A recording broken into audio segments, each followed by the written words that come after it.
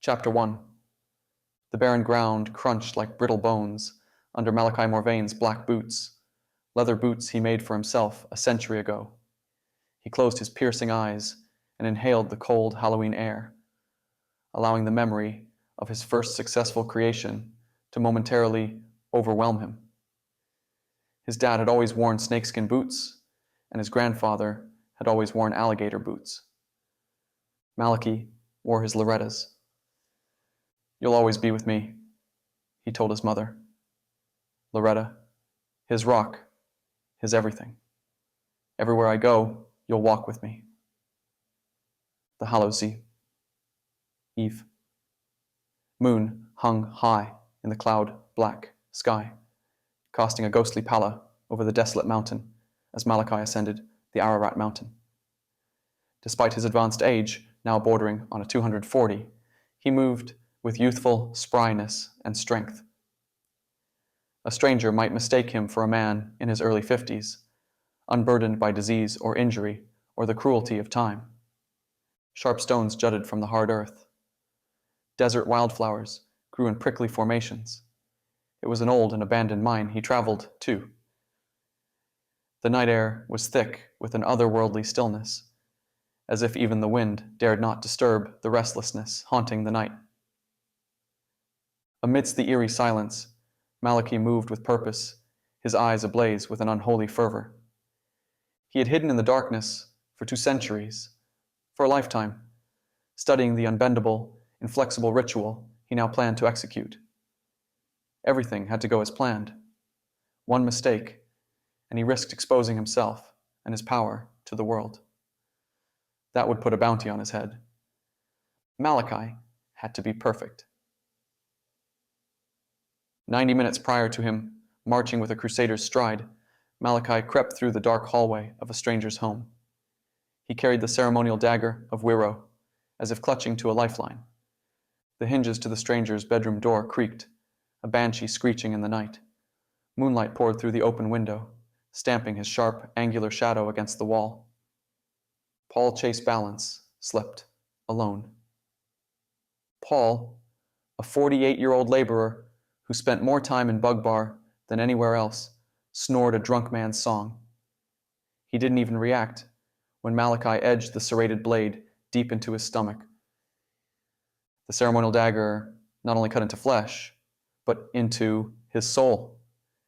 It prevented Paul's spirit from departing to the afterlife, and allowed Malachi to have influence and control over it. The Necromancer willed Paul's spirit into a small cage shaped like a glass phylactery. The magical properties of the cage trapped the soul and prevented it from phasing through the prison or teleporting out. Malachi had used the ceremonial dagger and the soul cage many times before, practicing his ritual to pinpoint perfection. However, on Hallows Eve, with Paul's spurt as his captive, Malachi planned to begin the 23-day ritual. It was the first step in a long, dangerous journey. As a disciple of Wiro and Thanatos, of all the gods and goddesses of death, the Necromancer accepted the risks of his task.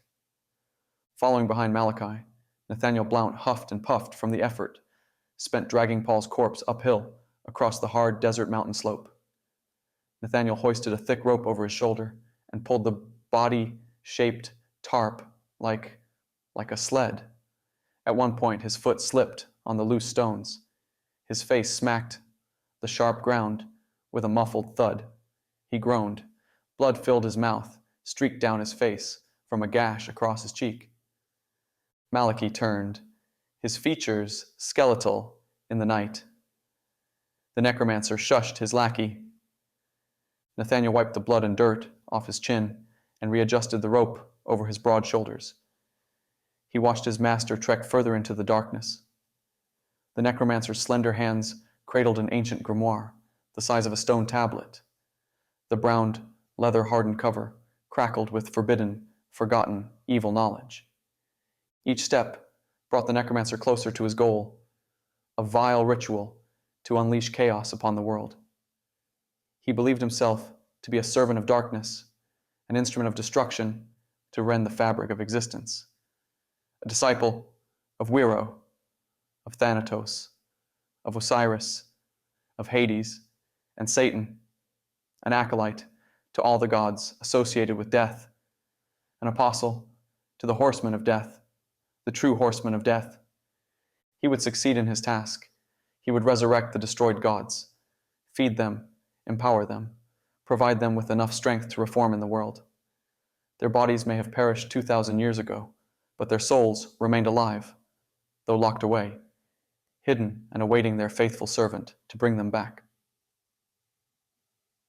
Malachi reached for the barred entrance to the mine. Thick steel bars filled with rebar and cement crossed the portal, disallowing access into the shaft. The necromancer reached out his hand and grabbed the frigid metal. At first, nothing happened. Then, after a few seconds, the steel became frail. It crumbled like sand spilling between his fingers. Before entering, he demanded Nathaniel to wait outside. An hour passed before the necromancer returned, beckoning Nathaniel to join him. Runic symbols adorned the stone walls, inside the mine shaft, leading deep into the mountain. The sigils pulsated with a sickly green glow. Nathaniel, dragging Paul's corpse behind him, staggering inside the prepared the area, an enormous cavern covered in a shallow layer of water. On the altar, Malachi said, his voice the embodiment of necromantic evil. He raised a skeletal hand and pointed a long, hooked finger. Nathaniel stared at the 3-foot-high altar in the center of the shaft, softly illuminated by the green sigils all around. Malachi meant for Nathaniel to hoist the 250-pound corpse onto the altar. "Sir, if I may voice my opinion."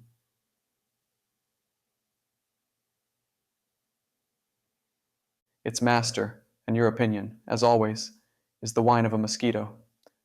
It's an annoyance at worst. At its best, it's the warning of a pest. Nathaniel chewed on what remained of his upper lip, pinning his mouth shut. He glanced behind him, downward at the immense hulk of flesh wrapped in tarp. "Yes, sir." "Master." "Yes, master." Without another word, the lackey dragged the corpse to the altar and leaned it against the stones. He shimmied the body until it lay flat on the altar. Once he had it situated, Nathaniel removed the tarp from the corpse's pallid face, allowing the blue material to fall down the altar like a skirt. Then he stepped aside. Malachi opened the grimoire. A sinister hissing, like echoing whispers, came from within the book. Glowing incantations, written in a language long lost to mortals, appeared on the brittle, human skin pages. The necromancer read the passages, chanting, his voice a haunting melody that resonated with corrupted power. As he read, he shuffled around the naked corpse. When Malachi uttered the last incantation, the ground trembled. Wisps of sickly green energy coalesced around him, pouring from the rune-inscribed walls and floor, swirling like a malevolent storm. Malachi turned to Nathaniel, with wild anticipation glowing in his eager eyes. "Give me the jar." A manic grin splashed across his gaunt face. Nathaniel gulped a shot of fear as terrible realization dawned him. Sir. Master, I mean." He scratched his brow line and frowned. "I don't have the jar." A cancerous, depleting sensation overwhelmed Nathaniel as Malachi focused all his dark attention on him. "You don't have the jar?" "I carried Paul, so I figured you grabbed the jar." "Why would I grab the jar?" Malachi abandoned his necromantic accent for his natural, nasally whine. His pale face burned a bright red, visible even in the green-tinted light. "I carried the grimoire. I dragged a 250-pound corpse up a mountain." Nathaniel covered his mouth as soon as the words escaped, as soon as they erupted from his lips. "I'm sorry." His voice was muffled behind his massive palms. "At 6'6" and over 300 pounds, Nathaniel could bear the grunt work.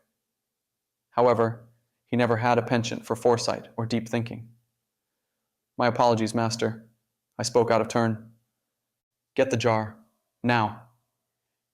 Without bothering to argue, to point out they had parked the truck down the mountain a hike, Nathaniel turned tail and returned to their vehicle. When he returned to the cavern 30 minutes later, he found Malachi sitting on the stone floor, his back against the stone wall, his face illuminated by his cell phone's white glow. Cellular service was non-existent within the Ararat mountain, but Malachi didn't need cellular service to play Tetris. The Necromancer, upon Nathaniel's clunky, out-of-breath arrival, clicked off the screen and stuffed the device back into the folds of his dark robes. He stood. "Here's the jar," Nathaniel said, light-headed and out of breath from the sprint. Malachi snatched the jar without a word of thanks. The hem of his robe sashayed back and forth as he ambled to the altar. Without wasting another second, he repeated the ritual. The green runes glowed phosphorescent, skinning over their faces in a sickly display. Malachi loomed over the corpse and muttered the incantations.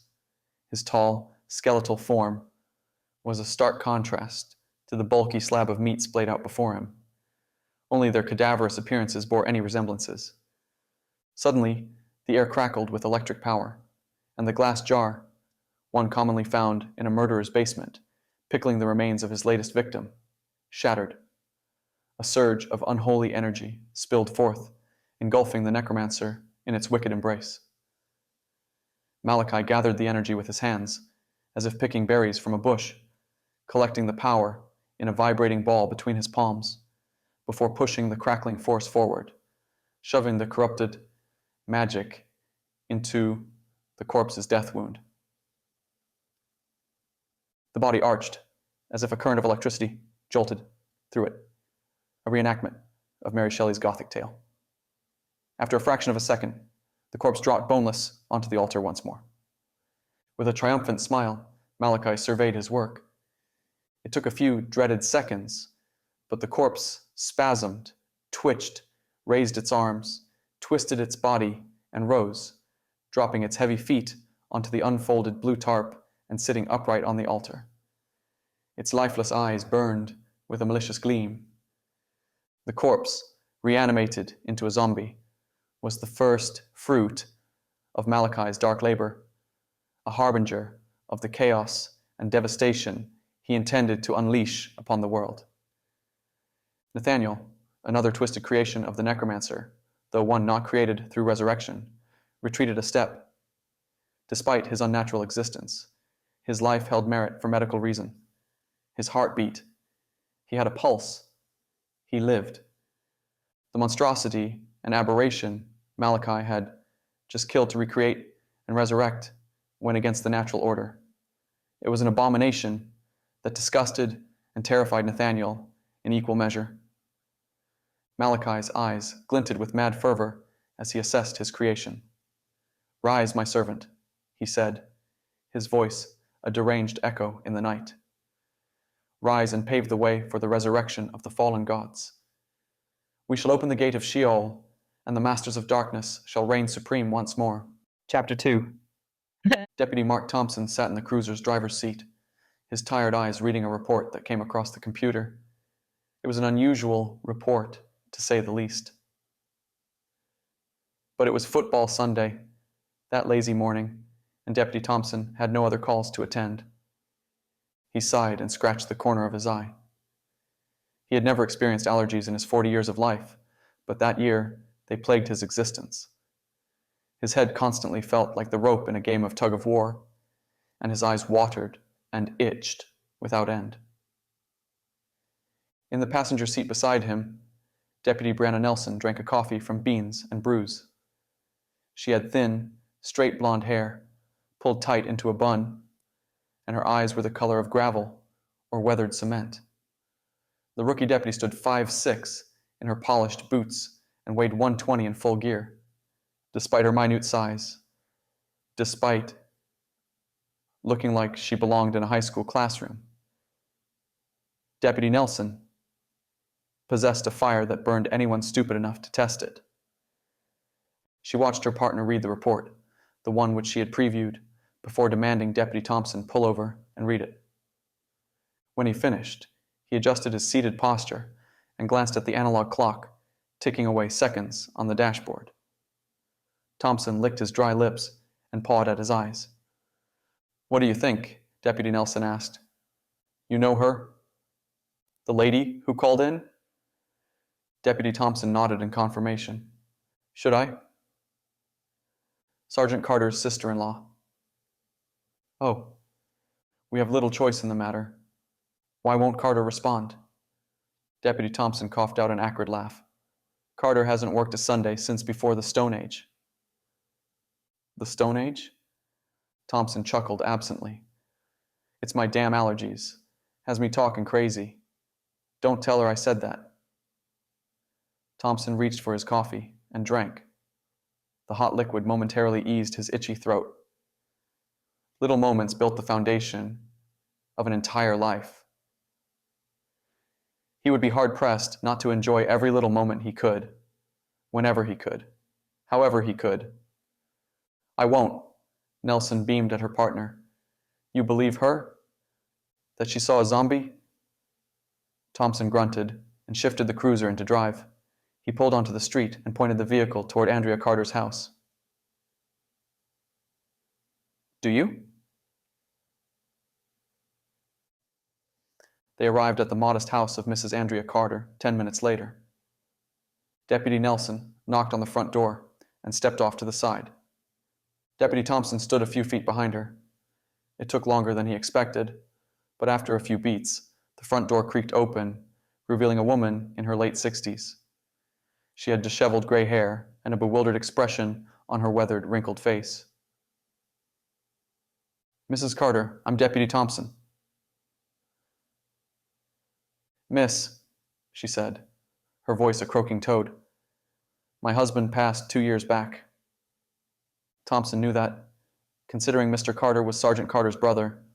He even remembered the day the sergeant broke the news. "I'm sorry for your loss," Thompson said. "I'm not." He couldn't speak without complaining about something. Drank a lot, too, and the whiskey made him angry. So I had an angry, complaining drunk for a husband. My days are a lot quieter now, more peaceful. Thompson removed his Stetson, ran his fingers through his tangle of dark gray hair, and placed the cowboy hat back on his head. "Well, anyway, this is my partner, Deputy Nelson." He gestured to the young lady standing a foot in front of him.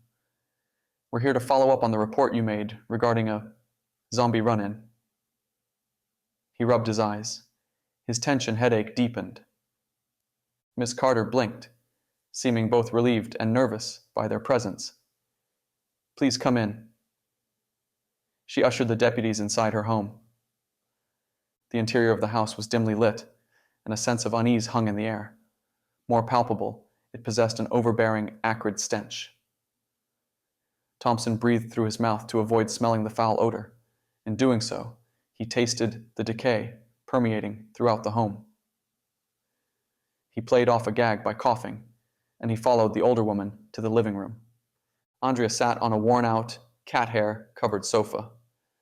Nelson remained standing, leaning her left shoulder against the wall and crossing her arms over her chest. Thompson sat across from Miss Carter, wringing his hands, wondering how his recent sensitivities might respond to the abundance of dander in the room. "All right, Mrs. Carter. My apologies." Thompson's gaze fell to the woman's wrinkled hands, watched her absent-mindedly play with the wedding band she still wore. "Ms. Carter, could you please describe what you witnessed? Take your time and tell me everything that you remember." Thompson leaned forward, playing the role of interested, though he felt mostly disgusted and impatient to leave the stee.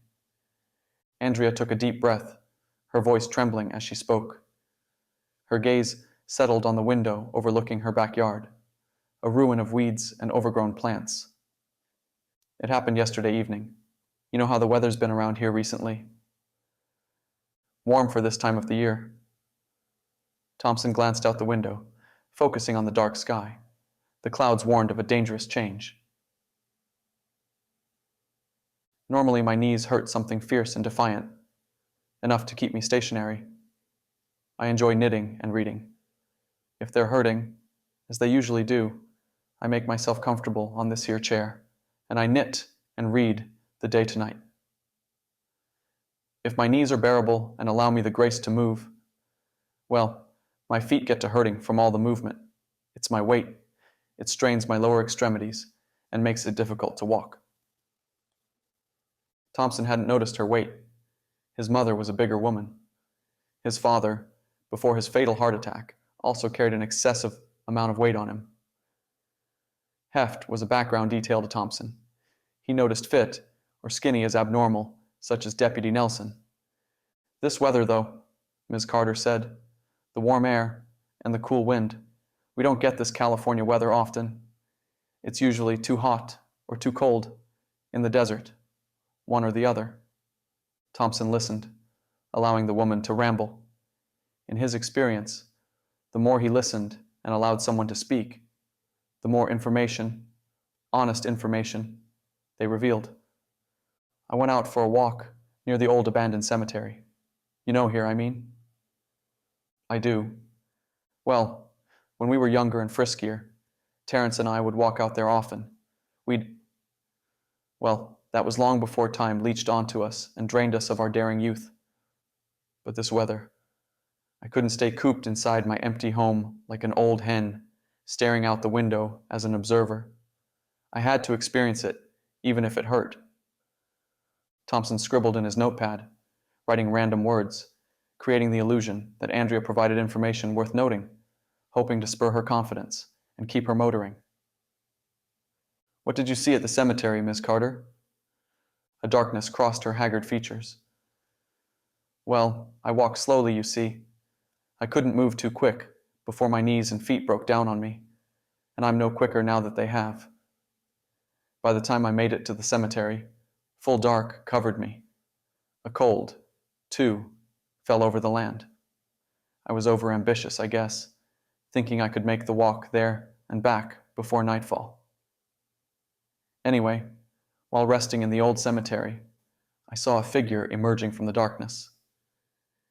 Thompson scratched the corner of his eye with the butt of his pen. A figure?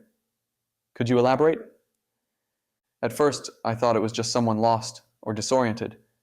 This town gets its fair share of strange tourists. You'd have to be strange to visit here. She chuckled, the sound contagious and bright. Stranger still, I guess, to live here.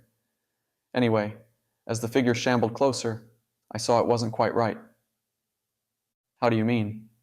The way it wore its skin. A chill sprinted down Thompson's spine. We had an open casket for Terence's funeral. Did you attend, Deputy? No. Well, you ever see a dead body up close? I have. Someone you loved? Thompson glanced at his notepad, at the dozens of Abigail Spencer names he had scribbled over the college-ruled lines. Yes, ma'am. I saw my husband's corpse up close. That figure in the cemetery, it was like that. Like something inanimate come to life. Its skin was gray, and its eyes were lifeless, like empty voids. Andrea's voice quivered with a mix of fear and disbelief. Her gaze remained fixed out the window. Male or female? Thompson asked, laboring to push the question off of his tongue. Male. He was naked as the day God made him. Age? Maybe 50. I couldn't tell, though. Size? Big. Not fat. Though he was a little chubby, but tall and bulky. Like he worked construction his entire life before dying. It's a small town, Miss Carter. You didn't recognize him. Not like that, naked and gray and choking on his saliva. Paul Balance went missing a couple of weeks ago. Male, early 50s, big, laborer his entire life. You know Paul, right? Not well. I've seen him around town, though. Was it him, you think? Well, if he's dead and missing, it could have been Paul. Thompson furrowed his brow, trying to chew over the information. It was impossible for him to swallow. He or it, or whatever, had stiff, jerky movements, as if he had forgotten how to walk. Andrea paused, visibly shaken, before continuing her account. As he came closer to where I sat, I saw his face, or what remained of it. Remained of it? It had partially decayed, and was nothing more than exposed bone and rotting flesh, and patches of beard. What did you do? Andrea burst into a wild display of honking laughter. What do you think I did, Deputy? You think I spoke to him? Fought him? Deputy Thompson, I stood and I ran. The pain in my feet and knees went the way of the dodo bird at that moment. Fear is the best painkiller, is it not? I ran, and the zombie's moans chased after me, filling the air unlike anything I ever heard before. The zombie's moans? Thompson asked, unable to help himself. You think you saw a zombie? I don't know what it was, but it wasn't a living, God-fearing human. I know that. How do you know that? There was something unnatural and sinister about that creature. Thompson scratched his clean-shaven chin, struggling to buy into the woman's delusion. Ms. Carter, you're sure it wasn't someone, perhaps, playing a prank? Or someone high and out of their right mind? Andrea shook her head. I swear it was real. Its appearance, it was inhuman. And the way it moved. I've never seen anyone move like that. Not ever. It was like watching a nightmare come to life. Thompson sighed and flipped his notepad shut, realizing Miss Carter believed with all her heart she saw a zombie. Thank you for answering my questions. I'll investigate the matter further. In the meantime, I advise you to report any other suspicious activity immediately. Don't wait until the next morning. As the deputy rose from the sofa, he extended a reassuring hand towards Andrea. She clasped it. Leaving Miss Carter's house, Deputy Thompson stepped into the warm sunlight, deep in thought. His itchy eyes and tension headache had momentarily vanquished. The incident seemed far-fetched, but there was an underlying unease lingering in his mind. What do you think? Deputy Nelson asked, after they both sat in the cruiser. Have you ever been to the Tonopah Cemetery?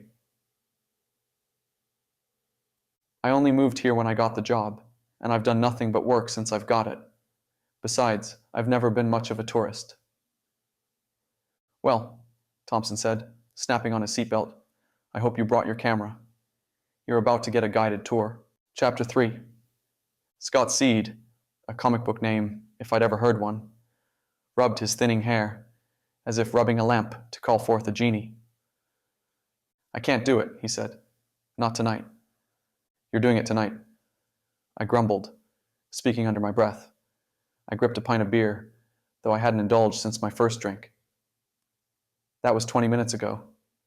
20 minutes of convincing Scott to approach the woman playing pool and tell her how he felt about, well, how he had felt about her. Scott died in a dirt bike accident 12 years ago. Apparently, he brought the woman in question to a house party. After shotgunning a six-pack of light beer in 10 minutes, a surefire way to impress her, he hopped on a dirt bike, ripped a wheelie down the country road, and ran the stop sign. Not a four-way stop either.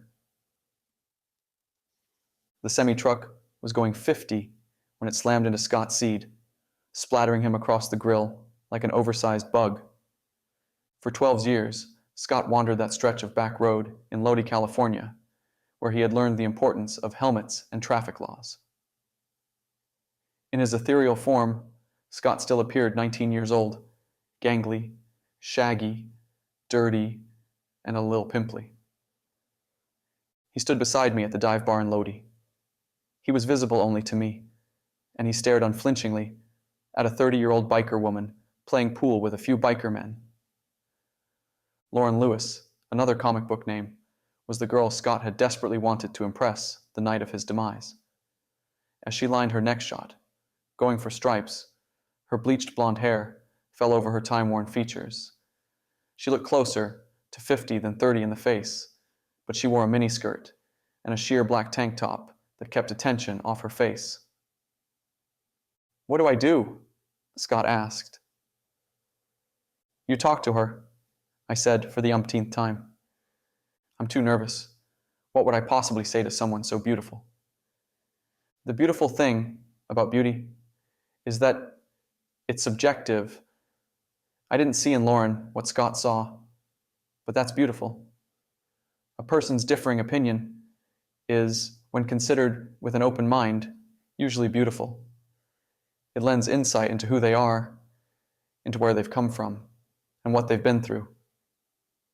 "Ask her on a date," I said, my voice rising. I lowered it again, not caring to draw attention to myself. "That's it. If she says yes, you've completed your unfinished task, and you move on from this world.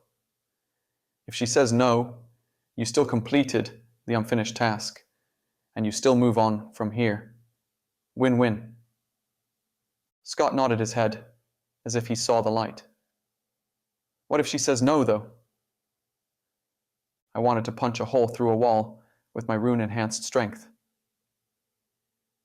"She probably will say no.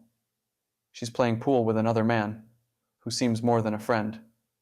That doesn't bode well for our chances at winning her over. You being dead, that doesn't bode well for us. Expect rejection, and let's rip this Band-Aid off." Scott shook his head back and forth, fear masking his face. "I can't do it. Can we try tomorrow or next week? I've been here 12 years, right? What's another month?" I employed a breathing technique I recently learned through October's weekly yoga class. Supposedly, if I breathed slowly, ever so slowly, through my nostrils and out of my mouth, from my belly, rather than my chest, it helped regulate surging emotions. Snipers used a similar technique before pulling the trigger. "You know what I do, right?" I asked once my anger settled into mere annoyance. "You're a psycho something." "A psychopomp," I said. "It's my job to guide spirits from this world into the afterlife." "Who's your employer?" Scott asked, a wry smirk twitching on the edge of his lips. "How much do you make? You get retirement? Benefits?" He snickered and slapped his hand against my back. It phased right through my body, coming out of my chest and sending an icy mist through my torso. "I help spirits who are stuck on Earth realize and accept their death, accept their fate, and move to whatever awaits them beyond this world." I reiterated why I sat on a grimy bar stool in a grimy bar, drinking stale beer instead of lounging in my reading nook, studying ancient grimoires. Spirits, such as yourself, often remain stuck because of an unfinished task. In your case, you never asked out the lovely lady shooting pool. So, that's what we're going to do. The man sitting on the bar stool beside me, I strategically sat at the end of the counter, so only one person might overhear me speaking to a spirit, turned his bust-sized shoulders toward me. He wore a blank expression on his tattoo-scarred face. "You talking to me?" "Talking to my friend here," I said, gesturing to Scott Seed, the spirit who no else could see or hear. He stood between me and the oversized man sitting beside me. "That some kind of joke?" Heat touched his nose, the tips of his ears. His eyes turned hard and cold, and his hands, which had rested in his lap, morphed into fists. My first instinct was to stand, get in his face, and challenge him. However, with great power and all that, my long-sleeved shirt covered magically empowered tattoos, runes inked over my body that enhanced my strength, dexterity, and constitution. I was essentially Captain America, infinitely more powerful than the strongest man alive. Without the runes covering my body, I would have swung on the man. With them, with my recent training at Project Phoenix's headquarters, I swallowed my pride and backed down, staring at my half-empty pint of warm beer. Long day, in a long week, in a long month, I said, not entirely lying to him, though I probably could have added in a long year too. You're talking to yourself then? Talking to my demons. The man chuckled, a deep-throated sound like gravel grinding together. I get that. He unclenched his fists and grabbed a shot glass filled with whiskey. Cheers. I raised my beer and saluted him. He turned around, returning to his private bubble and life. I stared at the shelves of alcohol across from me, at the mirror behind the shelves, at the strange man reflected in the mirror. Not Scott, either. I could see the spirits of the dead, but I couldn't catch their reflections. I was the stranger in the mirror. Winnie Love, the man who had empowered me with tattoos, had also fitted me with a glamour, a magical disguise to prevent anyone I might have known in my past life from recognizing me. To the world, I had died a few weeks ago. It wouldn't fit my brand for someone to notice Doryan Samuel Miller alive and well. My thick, dark beard had vanished to smooth skin, thanks to the glamour. My 6'3" muscular physique had narrowed, becoming skinnier, thanks to the glamour. Doryan, Scott said, we'll never win her over with how you look. I shook my head, clearing the cobwebs from my mind, and I spoke in a guttural, muffled voice. It doesn't matter how I look. It doesn't matter how she responds. The only thing that matters is you asking her out, completing your unfinished business. That's it. You said it yourself. She's with another guy. And what if he punches you? You were quick enough to put your tail between your legs when Samson there barked. He nodded at the man beside us. Don't worry about me. Scott stared at me with wide, hurt eyes. You just want me gone, don't you? You're over me. I polished off the beer I had nursed for the last 30 minutes. I've known you for 48 hours. It's my job to take you to the great beyond. So, enough stalling. I half stood from the stool. What if I'm headed downstairs? I exhaled a wave of annoyance and settled back into my seat, rubbing my temples. Scott meant hell. What if he, after leaving this world, went to hell? What if his continued existence meant eternal torture? I didn't know what happened in the afterlife. Once a spirit left Earth, as far as I knew, they couldn't return to tell the tale of what awaited beyond the veil. There's no way to know until you know, I said. That's not advice. You lived your life avoiding what mattered because you were afraid of getting hurt. Well, getting hurt isn't always bad. We grow and mature from pain. Scott nodded, considering what I said. Hell is an eternity of nothing but torture and pain. I'm about to become the smartest, most mature person ever to exist. I stood and headed toward the pool table, toward Lauren Lewis. If Scott wouldn't take the initiative, I would. Fortunately, the spirit followed me, mumbling beneath his breath, sounding worried and apprehensive. I stopped a few feet from where they played, acting like a spectator awaiting his turn at the table. How does this work? Scott asked. You possess me. How? Just walk into me. I'll relinquish control of my functioning to you as long as you're behaving, completing your unfinished task. That's it? That's it. I'm nervous, Scott said. Despite his nerves, the spirit stepped sideways, merging into me. An iciness spread throughout my body as two spirits shared one body. His memories and knowledge spilled into my mind. I relived his death, a beam of bright lights, a fraction before absolute darkness. His love for Lauren spilled into me, a child's love, a first love, a love that didn't fade even after a lifetime of loving and living. I moved to the passenger seat of myself, releasing the controls to my body. Scott reluctantly stepped forward, toward the pool table, toward Lauren Lewis. He cleared my throat, a tactic to draw attention. It worked. She looked at him, as did the 3 other men playing pool with her. Big men, built like bears, with stony faces and hard eyes. "Lauren," Scott said. She frowned and leaned on her cue stick. I know you?" The men fell into formation behind her, gripping their pool sticks, but they didn't speak for her. "You did once. We knew each other well." One man, the one in the center of the trio, the one who seemed more than friendly with Lauren, flinched at the statement. He wasn't the biggest of the group, but he looked the meanest by a long shot, like he wouldn't mind digging around in someone's stomach just to see if they ate his lunch.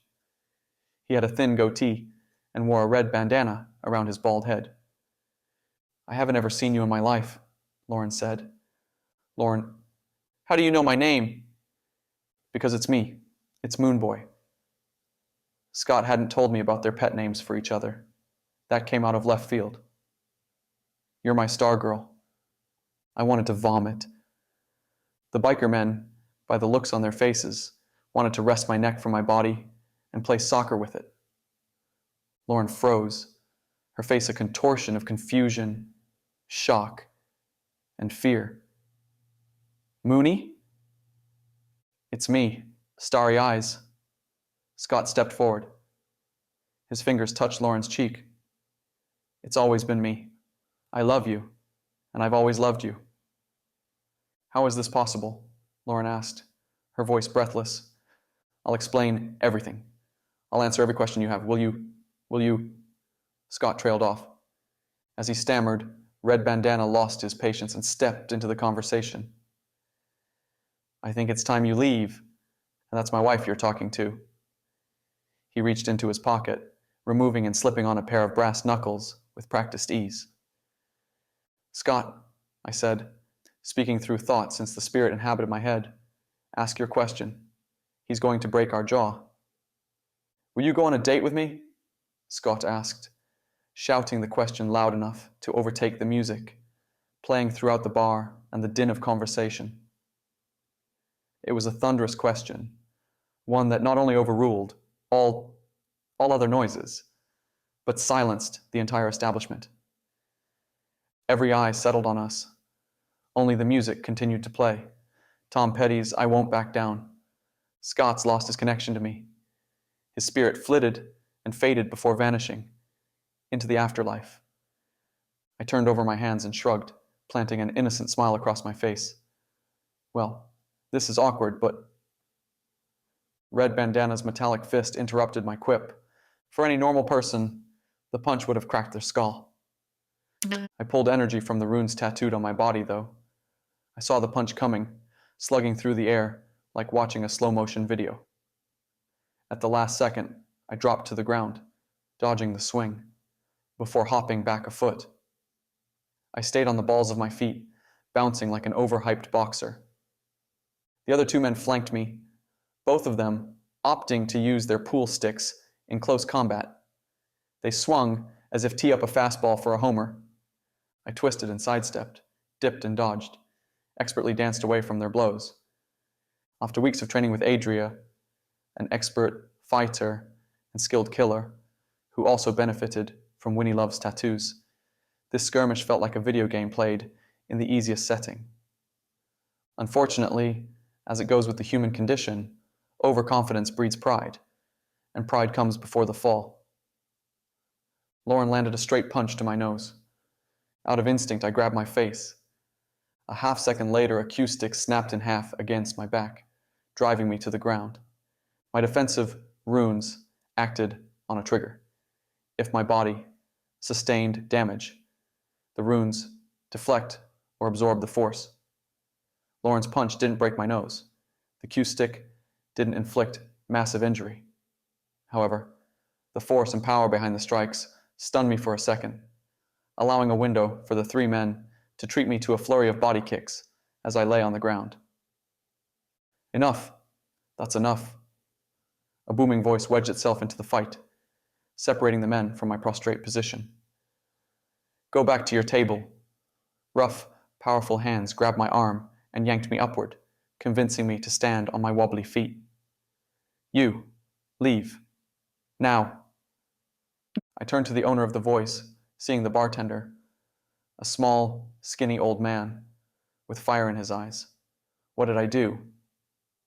Get out of my bar before I remember that I forgot something important in the back room. He glanced over at Lauren and her buddies. You understand me? I ripped my arm free of his vice-like grasp and stumbled to the door, performing a little to hide the fact their powerhouse kicks hadn't damaged me. When I reached the door, I couldn't help myself. I turned to them and shouted to Lauren, My stars, I'll be dreaming of you tonight. Chapter 4. Sunday belongs to God. Eric Haller had said. That first morning he caught me watching a football game. The Detroit Lions. I was cursed as a child being a fan of the team. The gods long ago died, though. Now it belongs to us, and we don't rest. Adria slashed at me with a blade, formed of crackling energy. I raised my arm, drawing from runic magic, and formed an instantaneous shield of pure force. The collision created a hissing sound and a flurry of colorful sparks. Greens and yellows and pinks rained like an electric storm. Adria continued her assault, wielding two sparkling daggers that appeared like intense, uncontrolled lightsabers. She slashed and stabbed, moving lightning quick. It took all my effort and focus to fuel my force shield and parry her blurry attacks. Riposting wasn't in the cards. I didn't have the speed or skill. I backpedaled, scrambling for an out, praying she made a mistake, hoping I could keep up long enough to not lose the fight. Thankfully, I had one advantage. Brigitte waded into battle, flanking Adria. Her hands, usually as small as a child's, had elongated into claws. Her face, usually soft and pretty, had become wolfish, literally. Her nose and mouth transformed into a snout and muzzle, complete with vicious fangs instead of teeth. Apart from a slight boost in strength and speed, Brigitte's lycanthropic transformation ended there.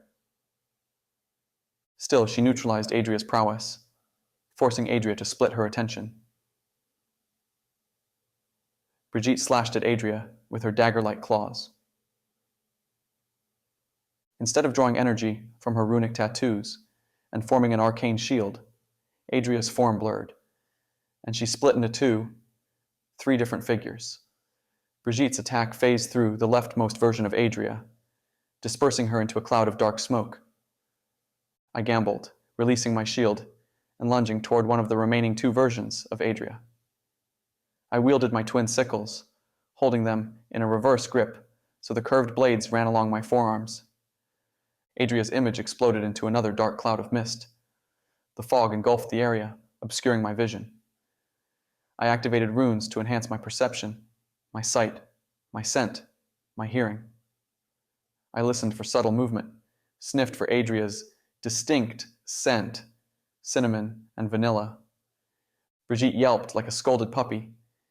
Instinctively, I faced the sudden noise. As soon as I shifted my stance, warm, vibrant energy pulsed against my throat. Checkmate, Adria said, her breath hot against my skin. I slumped, surrendering to her. She released me and spun me around. A wicked smile touched her green eyes. You're improving. Doesn't feel like it. I holstered my scythes. I even had Brigitte sneak up on you. Didn't matter. Well, you were blocking my assault. Legitimately. 2. For 3 seconds. 3 seconds is 3 times longer than most last. Against me. Adria glanced over her shoulder. The fog had all but cleared, lasting only a few dangerous seconds. Sitting on the ground and shifted back to her normal form, Brigitte rubbed the side of her head. A trickle of blood made its way down her pale cheek. You okay? Adria asked, I hit you a little harder than I intended. I'll be fine. Brigitte spoke in a short and gruff tone. She stood, slightly wobbly, probably a little dazed. Full werewolves have a litany of supernatural feats. They heal at an extraordinary rate, making them about impossible to kill, and they're exceptionally strong. Brigitte's lycanthropic abilities went about as far as her transformation. They were stunted, though she had, when in her half-wolf form, increased strength and speed.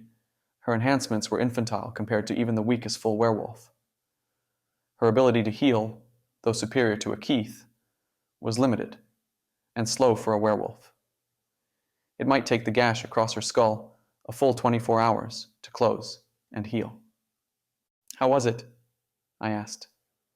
Yep. Half-werewolves also lacked control of their transformation, as opposed to their counterparts who could shift between forms at will. Brigitte always shifted under a full moon, when her inner beast was at its most potent, or during heightened emotional states. Part of the training she underwent was learning to transform when calm, and learning to remain human when stressed. Brigitte shrugged. Then she winced. Not great. I couldn't force myself to change until... well, not until Adria had you about beat. I should have joined earlier. We've only been at this 3 weeks. I chuckled beneath my breath. Adria has trained for 20 years. Her entire life, almost. We'll learn. You'll learn. I winked at Adria. Then you'll learn a lesson or two. Before she could make a sarcastic, demeaning response, a door opened, and Winnie Love stepped into the training space. He clapped while extending a bright smile across his face. Winston, Winnie Love, was Haller's right-hand man, his second in command. Love had the ability of empowerment. He could imbue objects or people with magic. To turbocharge his power, Love also knew a few words of angelical, the language of the angels. That was great, Love said. Ryan, how did the runes respond to you? Like a muscle, I said. I'm still thinking a little, though. Not quite reacting. It's slowing me down a half second. It'll come with time. Muscle memory happens after hours and hours of practice. You'll get there. Love turned a circle as he walked, looking over the training area, a gymnasium-sized room, painted completely white from floor to ceiling. Also, I'm slowly improving the minefield. That's what you landed on? Adria asked. The minefield? Was the danger zone 2 on the nose? I asked. 6 sets of blank eyes stared at me. Apparently no one caught my reference. The facility where the X-Men trained, I said. I mean, we already have Professor X, right? We have the Institute. Why not the danger zone?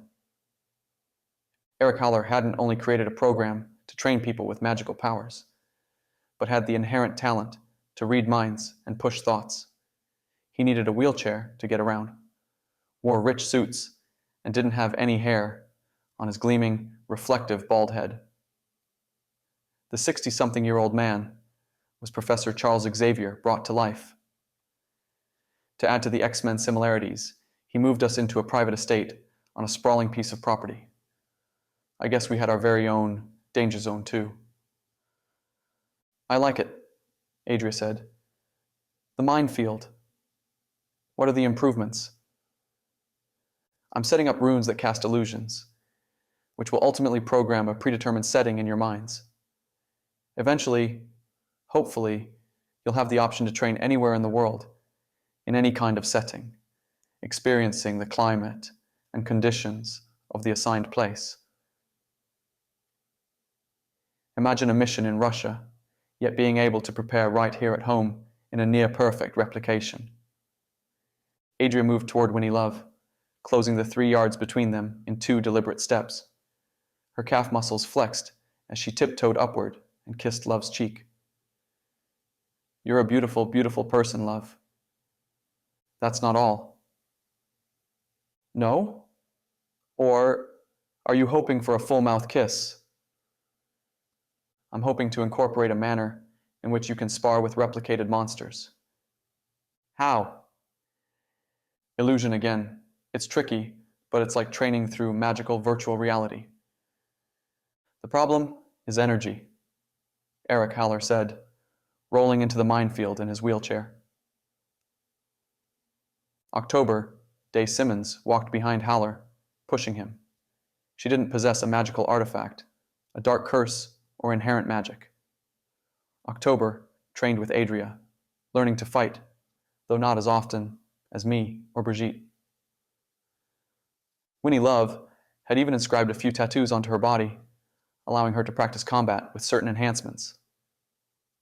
Mostly, October performed research, kept records, and acted as Haller's personal secretary.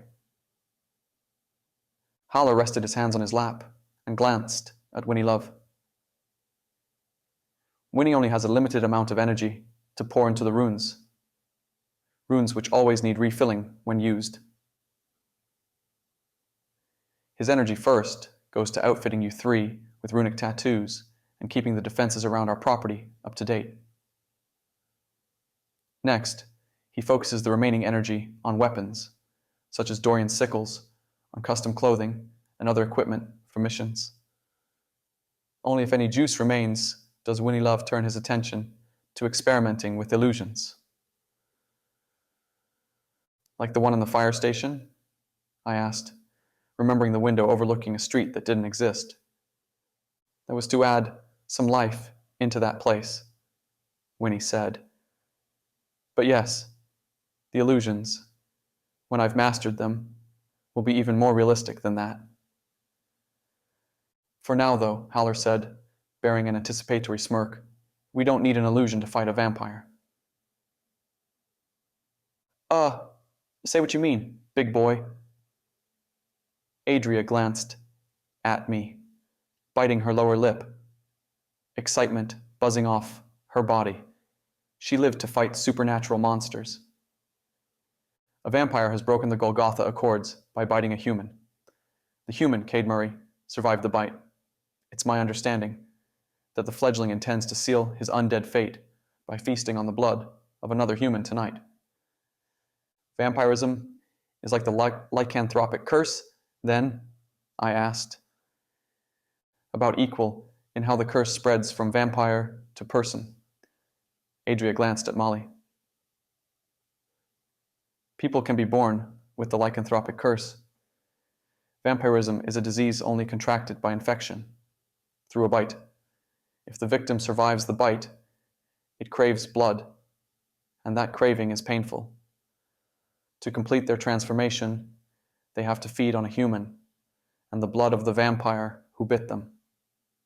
Adria smirked and shrugged, almost as if what she relayed was weightless. Some vampires will bite humans and abandon them. They're afraid hunters like us will kill them for breaking the Golgotha Accords. Their victims, unable to complete their transformation by drinking the sire vampire's blood, become what we like to call serial killers or mass murderers. The vampiric disease unhinges them, and they kill to satiate their unending bloodlust. I glanced at Haller, at Winnie Love, at Adria. That's true. Why wouldn't it be? Adria said. Because it sounds ridiculous. You're telling me Ted Bundy, John Wayne Gacy, they were, what did you call them, fledglings? Yeah. They were fledgling vampires, incapable of fully embracing the vampiric curse because they couldn't drink the blood of their sire vampire. How do you even know that? Remember Daniel Rodriguez, the dude I worked for after Herbert left me? Adria asked. Yeah. Let's just say he specialized in slaying vampires. I was his personal little Buffy. When do we head out? Brigitte asked. This evening, Haller said. Take off the rest of the afternoon to rest and prepare yourselves. Chapter 5. October averted her eyes from me as I barged into Hallow's office. She sat in a desk a few feet outside his door, and she must have figured she couldn't stop me because she didn't say a word. I stepped into Haller's office 30 minutes after he broke up our training session in the minefield. For 3 weeks, I had swallowed my concerns about Project Phoenix, particularly regarding Eric Haller. He was a telepath, a sorcerer, someone who used magic without formal training. I didn't know the extent of his ability, but he was strong enough to control, like a puppet master, at least 2 people pulling the strings to their every move. I had seen him do it. When I first joined Project Phoenix, I hadn't been shy with my trepidation regarding his abilities. I made it clear that if he ever used his telepathy on me, or on anyone within the organization, pushing thoughts or reading minds, there would be severe, possibly violent blowback. I signed up as a Reaper, knowing I would draw assignments to hunt werewolves and slay vampires. However, I still didn't fully trust Eric Haller. Haller glanced up from behind his desk. It was positioned near a picture window in the back of the room and overlooked the estate's side property, which hosted an apple orchard. A wall of bookshelves covered both sides of the office, stuffed with ancient-looking texts possessing the secrets of the hidden world. "Doryan," Haller said, without looking up from his work, "what do I owe this pleasure?" His voice held a note of impatience and annoyance, probably rooted in my intrusion. "Honestly, you terrify me, Haller." I tapped the side of my head with my knuckles. "I don't know if my thoughts are my own, if you're reading them. If your thoughts weren't your own, if I controlled them, do you think I would have you in here? Right now, wasting my time?" He cleared his throat. "Doryan, you must learn to trust. I know you spent your life bouncing from town to town, job to job, never having a family or any friends. Trust must come hard for you. I get where you're coming from. For me to have the ability to put thoughts in your head, to read your mind, that's the greatest breach of privacy imaginable. I understand your inherent mistrust of me." "Then help me trust you," I said. "Prove to me you're coming from a place of benevolence, that this organization actually means right." "How could I do that?" I grabbed a seat and plopped into it. "Tell me your story. Who was Eric Haller before Project Phoenix?" The old man scratched the gray scruff on his chin. Who was Eric Haller before Project Phoenix? Well, that's a complicated question. But I guess I was a broken man, shattered into a mess of pieces I never thought I could put together again. I don't think I have, not fully. It started, my breaking that is, 40 years ago.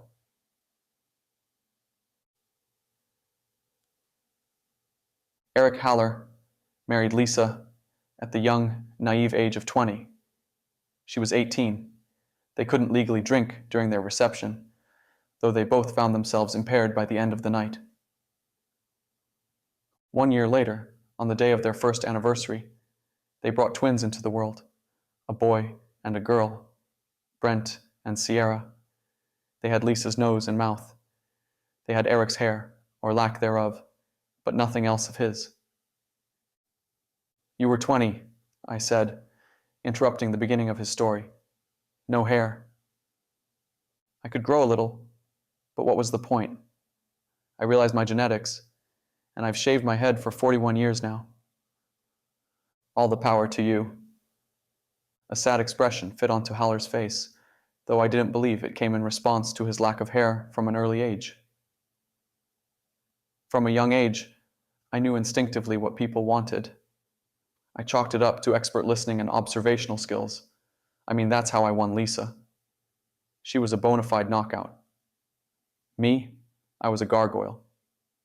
Yet, I summoned the courage to ask her on a date, and I knew exactly how to make her life better, how to peel back the layers and allow myself to peek behind the hood. I knew what made her tick. You didn't know about your telepathy then? No, but I knew I had a talent for communicating with people. So, I went on the path of psychology. It took Haller 8 years to finish the required hours, to get the degrees and certificates and licenses, to become a full-fledged psychologist. Even as a student, Haller made waves in the community. He joined a prestigious firm where he built a healthy client list. For 6 years, he listened to others, helped people realize and cope and deal with their conflicts and brokenness and confusion. For 15 years of marriage, Haller helped others, but never helped himself. After the twins entered his world, Haller's life turned upside down.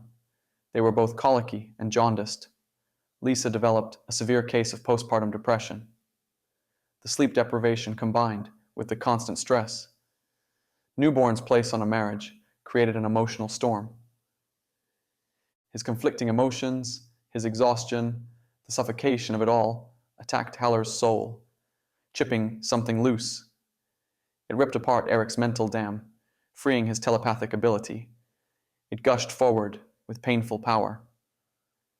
Not only could Eric sense the surface emotions and desires of others, but he could hear their thoughts as loud and as clear as someone speaking to him. And he couldn't turn the volume down. He couldn't drown them out. That's how he learned his young wife had an affair, that his children weren't his children. Haller paused in the retelling and brushed a single tear from his eye. I'm sorry, I gave everything to them, and it still hurts me knowing how it all shook out. How old were they when you learned? Not a year. Did you confront Lisa? He shook his head. I didn't want to. I feared what a conversation would cost me. Our marriage, my children. He blinked hard a few times and licked his lips. I know they weren't my biological children, but they were my babies. I was in the delivery room, watched them take their first breath, lost countless hours of sleep, rocking them, singing to them, feeding them. They were my babies, and Lisa, she was my wife. Despite it all, I still loved her despite her infidelity. An infidelity I have no proof of, Eric constantly reminded himself. He read her mind to glean that bit of truth, a laughable idea to cling to. People couldn't read minds. It was more believable that he lost his mind, that he displayed early signs of schizophrenia or a similar disorder, than having the ability to tap into others' thoughts. Instead of approaching her, Haller swept it beneath the proverbial rug. Yet, he continued to hear thoughts. He even tested a few of them, just to make sure he hadn't lost his mind. When he could no longer deny his strange ability, he became distant with Lisa, but he couldn't muster the courage to confront her. What if she asked how he found out? What if they separated? What if he lost the children? His existence became a tortuous, unbearable one. He had no control over the thoughts he overheard. Every person Haller passed on the street, he picked up on their surface thoughts. He knew what really weighed on his clients' minds. To combat the noise, Haller would lock himself in a room. He drank, drowning out the unwanted voices. When he showed up drunk to the office, not once, but twice, the firm, despite his reputation, had to let him go. Haller didn't care. He couldn't handle the constant chatter any longer. The drinking was enough to help him sleep, but it didn't suffocate the unwanted thoughts. Haller experimented with drugs. He did anything and everything short of suicide to silence the noise, but even that never-ending silence didn't seem like such a far-fetched thought. Haller stared at the mess of binders and reports scattered over his desk, having fallen silent for a moment. I didn't know what to say. His life, at least his life before he found a foothold on his ability, sounded like pure nightmare fuel. Whether he overheard depraved, depressive, demented thoughts, or ecstatic, excited, euphoric ones, he heard it all. He couldn't speak to someone without knowing what they thought of him at that moment. How would he concentrate? How did he keep his sanity? More than those questions, I wanted to know how he learned to control his ability. How long had it taken? What had he done? Could I apply those practices to myself? Learn to not only control, but advance in my ability? 19 years went by, he said after a few seconds. 19 years of swallowing what I had learned from a passing thought in my wife's mind, of raising children that weren't my biological children, of distancing myself from Lisa emotionally and physically. 19 years of alcohol abuse and drug abuse, of working as an esteemed psychologist to bouncing from practice to practice, losing my license, working odd jobs here and there just to pay rent and put food on the table. 19 years of shrinking, fading away as a husband and a father. Lisa asked for a divorce a week after our baby started college. Haller laughed in Lisa's face when she handed him the divorce papers. You're kidding me, right? Lisa grimaced. Pure pain painted across her pretty face. Pleading thoughts plodded through her mind, thoughts that begged for Haller not to make the request harder than need be. I'm not happy, she thought. I'm not happy, she said, her words echoing her thoughts, like speaking into a cell phone with feedback, hearing your voice twice. That's how it always worked, though. Thoughts, then words. An endless, infuriating feedback. Lisa pursed her lips, scrunched her face, blinked hard and long. Haller recognized the look. She fought back tears. She had practiced fighting tears for well over a decade now. I'm not in love with you. I'm not in love with you. I'm not in love with you. When she regained her composure, she said, I'm not in love with you anymore. How long has it been?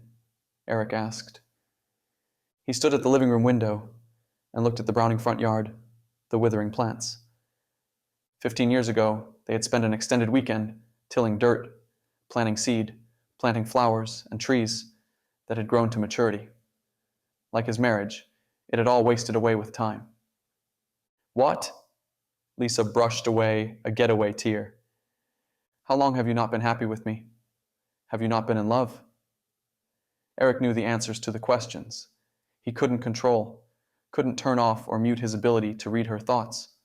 He constantly, in a never-ending stream, heard what she thought of him. Thoughts not of him, but of him. Of Roger. The affair with Roger died after Lisa learned of her pregnancy with the twins.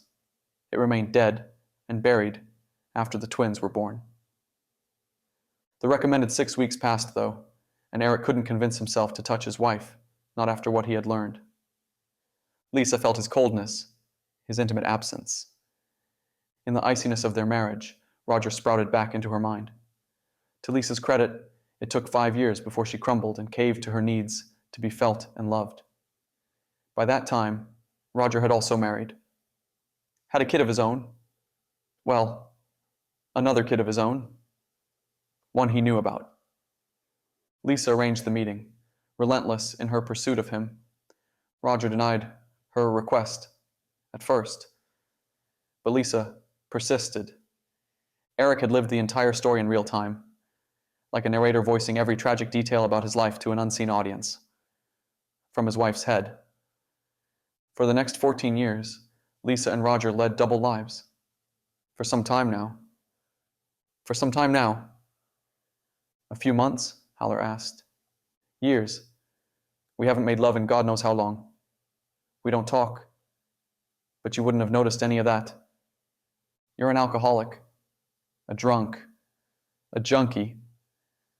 Haller couldn't help it. Maybe it was the alcohol. At 1 in the afternoon, he had already consumed enough vodka to make him dizzy. It could have been the weed or the cocaine. He doubted the substances influenced his reaction, though. Old-fashioned irony smacked him in the funny bone. Haller widened his eyes, and his face brightened, and he inhaled, before exploding into a breathless fit of laughter. "I wouldn't have noticed," he asked, his voice a whistly wheeze. He keeled over, holding his knees, wiping tears from his face. "I wouldn't have noticed? Did you even notice your kids left for college? You never said goodbye." "You mean Roger's kids?" "What? See, I damn well notice everything that goes on around here. I've noticed too much for 19 years.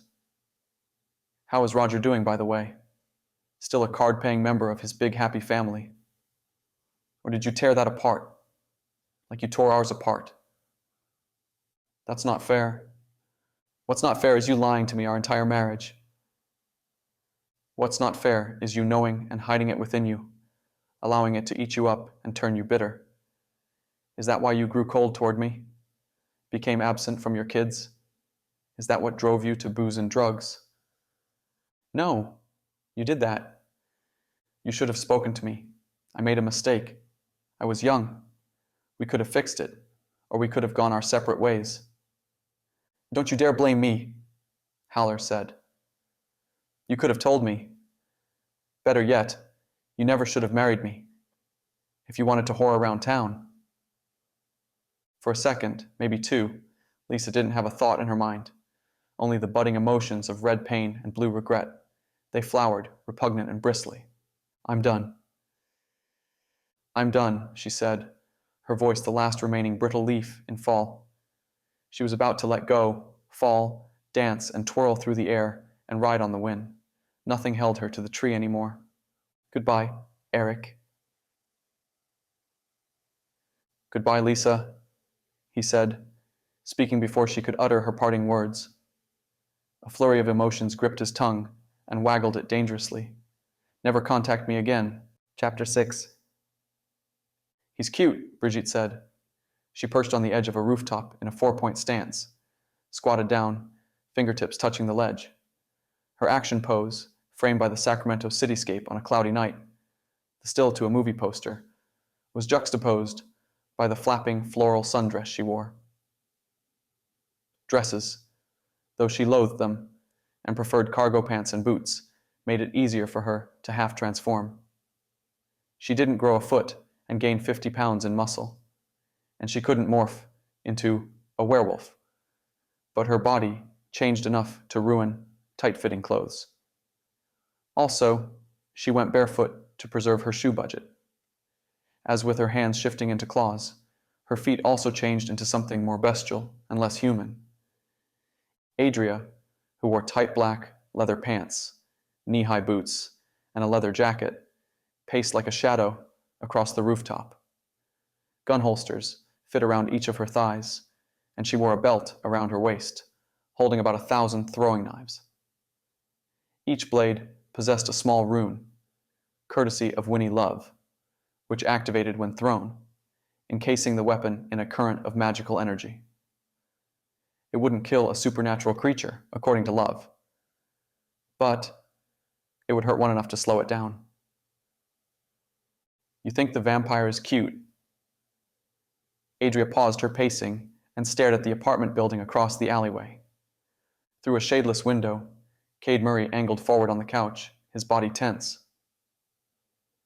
The pale glow of the television illuminated his strained form. From our vantage, we couldn't discern his face.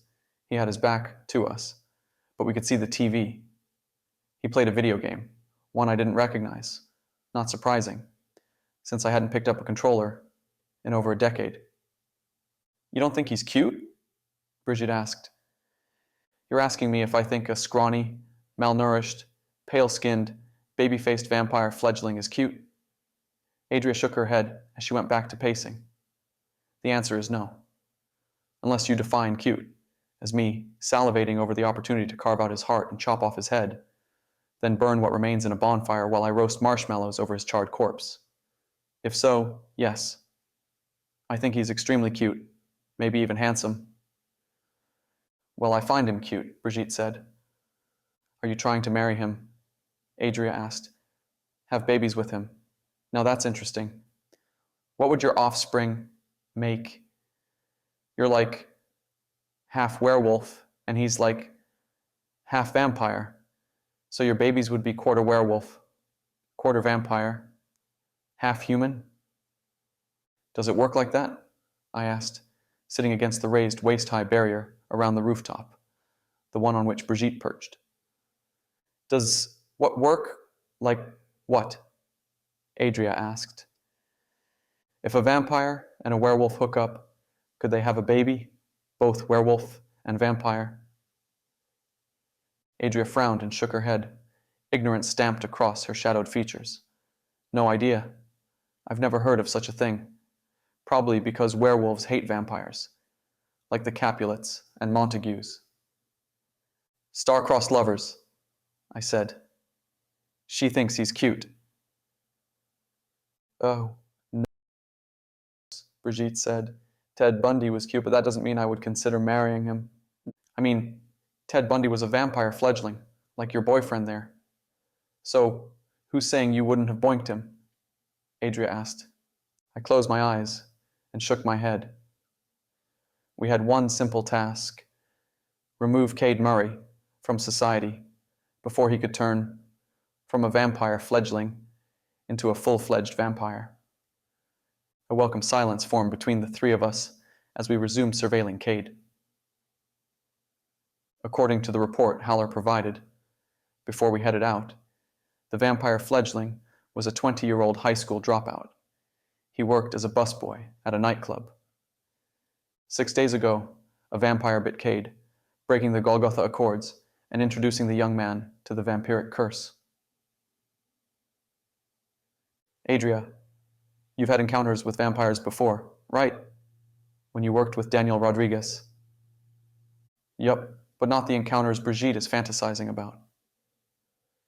He's just playing a video game. Has been for the past 10 minutes. We have to do this now. Give us a rundown of what we should expect, and let's rock and roll. Well, as I mentioned before, most of the myths, though based in fact, are misleading. Vampires are magical, to a degree. They use their magic to conceal their true identities, which are nasty, rotted, undead, and monstrous. Honestly, Brig, set your sights higher than a vampire. They legit look like a cross between a rabid bat and a decomposed corpse. Stay focused, I said. Adria cleared her throat. Their glamour protects them from sunshine, garlic, blah blah blah. If we can dispel their glamour, they lose their protection and concealment, and they're vulnerable. But we can't dispel it. Not unless you know how to reverse ancient spells and curses cast by fallen gods. Cade is only a fledgling, though. That means he hasn't consumed his master's blood or feasted on a human. Yet. So, I'm not too worried about his vampiric enhancements. He'll be stronger than a normal human, but no stronger than Brigitte. Perfect. Right now, he's alone and distracted, I said. Over the past 4 hours, Cade had the company of his full-fledged vampire with him.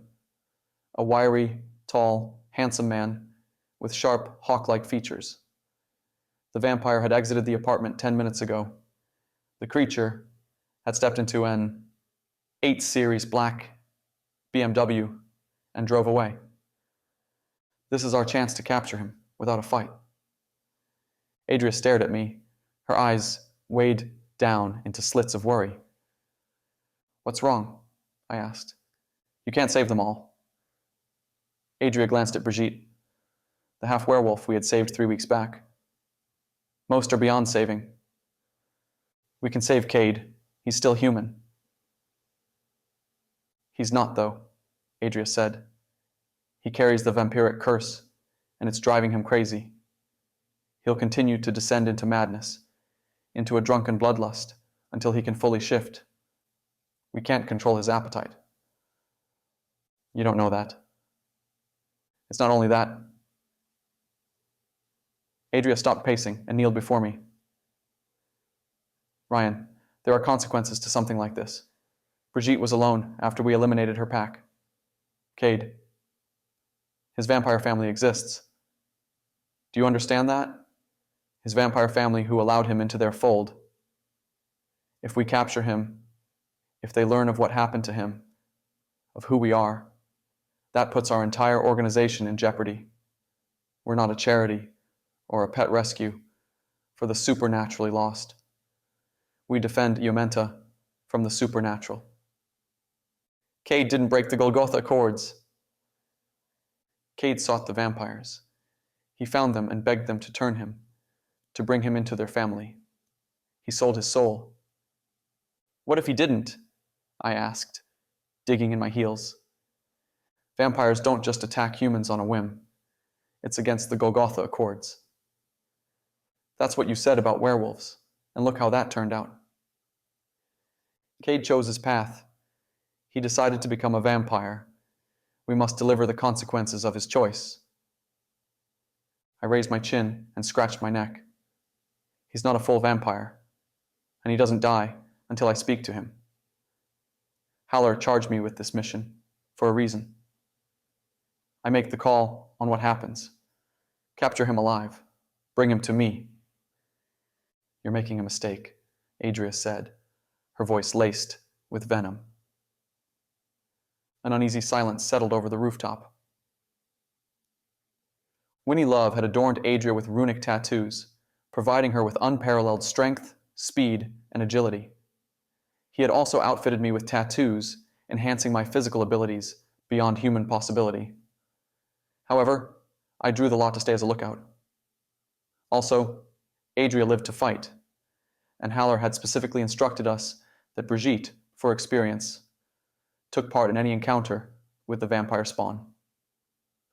I didn't mind hanging back, though. I enjoyed observing, watching for any unforeseen threats, or, if needed, acting as reinforcement to sway the battle in our direction. The tattoos provided me with eagle-like vision, enhancing my sight far beyond that of normal capabilities. Adria exhaled after a moment and faced Brigitte. You ready to kidnap your boyfriend? Without another word, the two women jumped off the 5-story rooftop. I stood to watch the spectacle.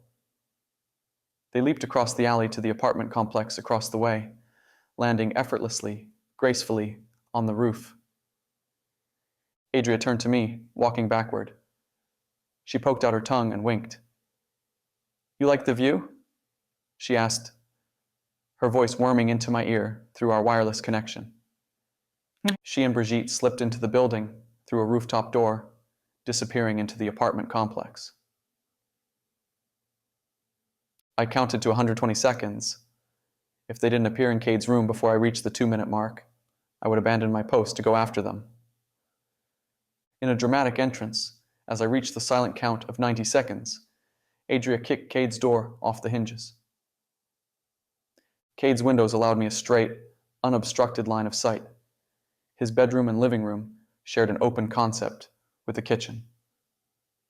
Still, from my vantage, I had blind spots. Adria knew them, and she would keep the encounter localized to my perception. Brigitte sprinted past Adria, her fingers stretched into sharp talons, her mouth distorted and malformed to accommodate a row of predatory teeth. A half-formed beast wearing a floral dress. Without hesitating, she dove across the living and speared Cade, her shoulder hitting him square in his chest, folding him in half, toppling the couch, and slamming him onto the floor. His video game controller flew across the room, crashing against the wall. It took a moment, but he writhed and resisted against Brigitte.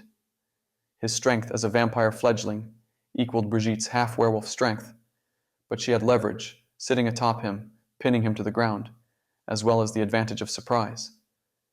Adria sauntered into the room, eliminating any hope Cade entertained of escaping. She reached forward and scratched Brigitte's head, like petting a dog. I gave her a shot of adrenaline. What? I asked. Adria walked up to the window overlooking the alley, and she stared at the roof where I watched them. Adrenaline. It prompted her into shifting without having to psyche herself up. Adria turned her back to the window and moved to the center of the living room, where a werewolf mounted a vampire. Well, Brig, you might get you wanted after all. Adria loomed over Cade and stared down at him, tilting her head with interest. She thinks you're cute. Did you see how she came at you? A little aggressive, in my opinion. A girl should play a little harder to get. Who are you?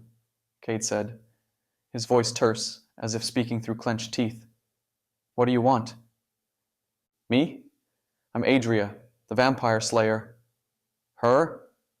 Adria nodded at Brigitte. The woman currently mounting you. Save a bat, ride a vampire, right? That's Brigitte. She's our resident werewolf. Cade bucked and thrashed before resigning to relax. He broke into heavy, desperate sobs. Do you hear yourself? Are you insane? She's not a werewolf. You're not a vampire slayer, because vampires don't exist. Werewolves don't exist. You've lost your mind. Doryan, are you catching any of this? Adria glanced at the window in my direction. Every word. What's the call? Do I bring out my wooden stakes? Switch me to speaker. Why? I want to talk to him. Adria sighed and shook her head. She settled to relieve her frustration by kicking Cade on the side of the head. As he groaned, she removed her cell phone from her front pocket, kneeled, and placed it beside his face. Say hi to Doryan. He's our bleeding heart. Doryan, Cade said, his voice frantic and muddled with terror. Please don't do this. I'm not a vampire. Please don't let them kill me. Cade Murray, I said, before pausing and allowing a stretch of silence to chip away at his nerves. I want to trust you. For that to happen, though, you need to show me some transparency. Answer my questions under the assumption that I know every answer already. You only get one strike. If you lie to me, Adria will take her one strike. That's corny, Adria said, and slightly confusing. Are we clear? I asked. Cade slid the side of his face up and down across the throw rug, nodding his consent. I need verbal confirmation. Yes, he said. Complete honesty. Did you contact a vampire family, or did they find you? They found me.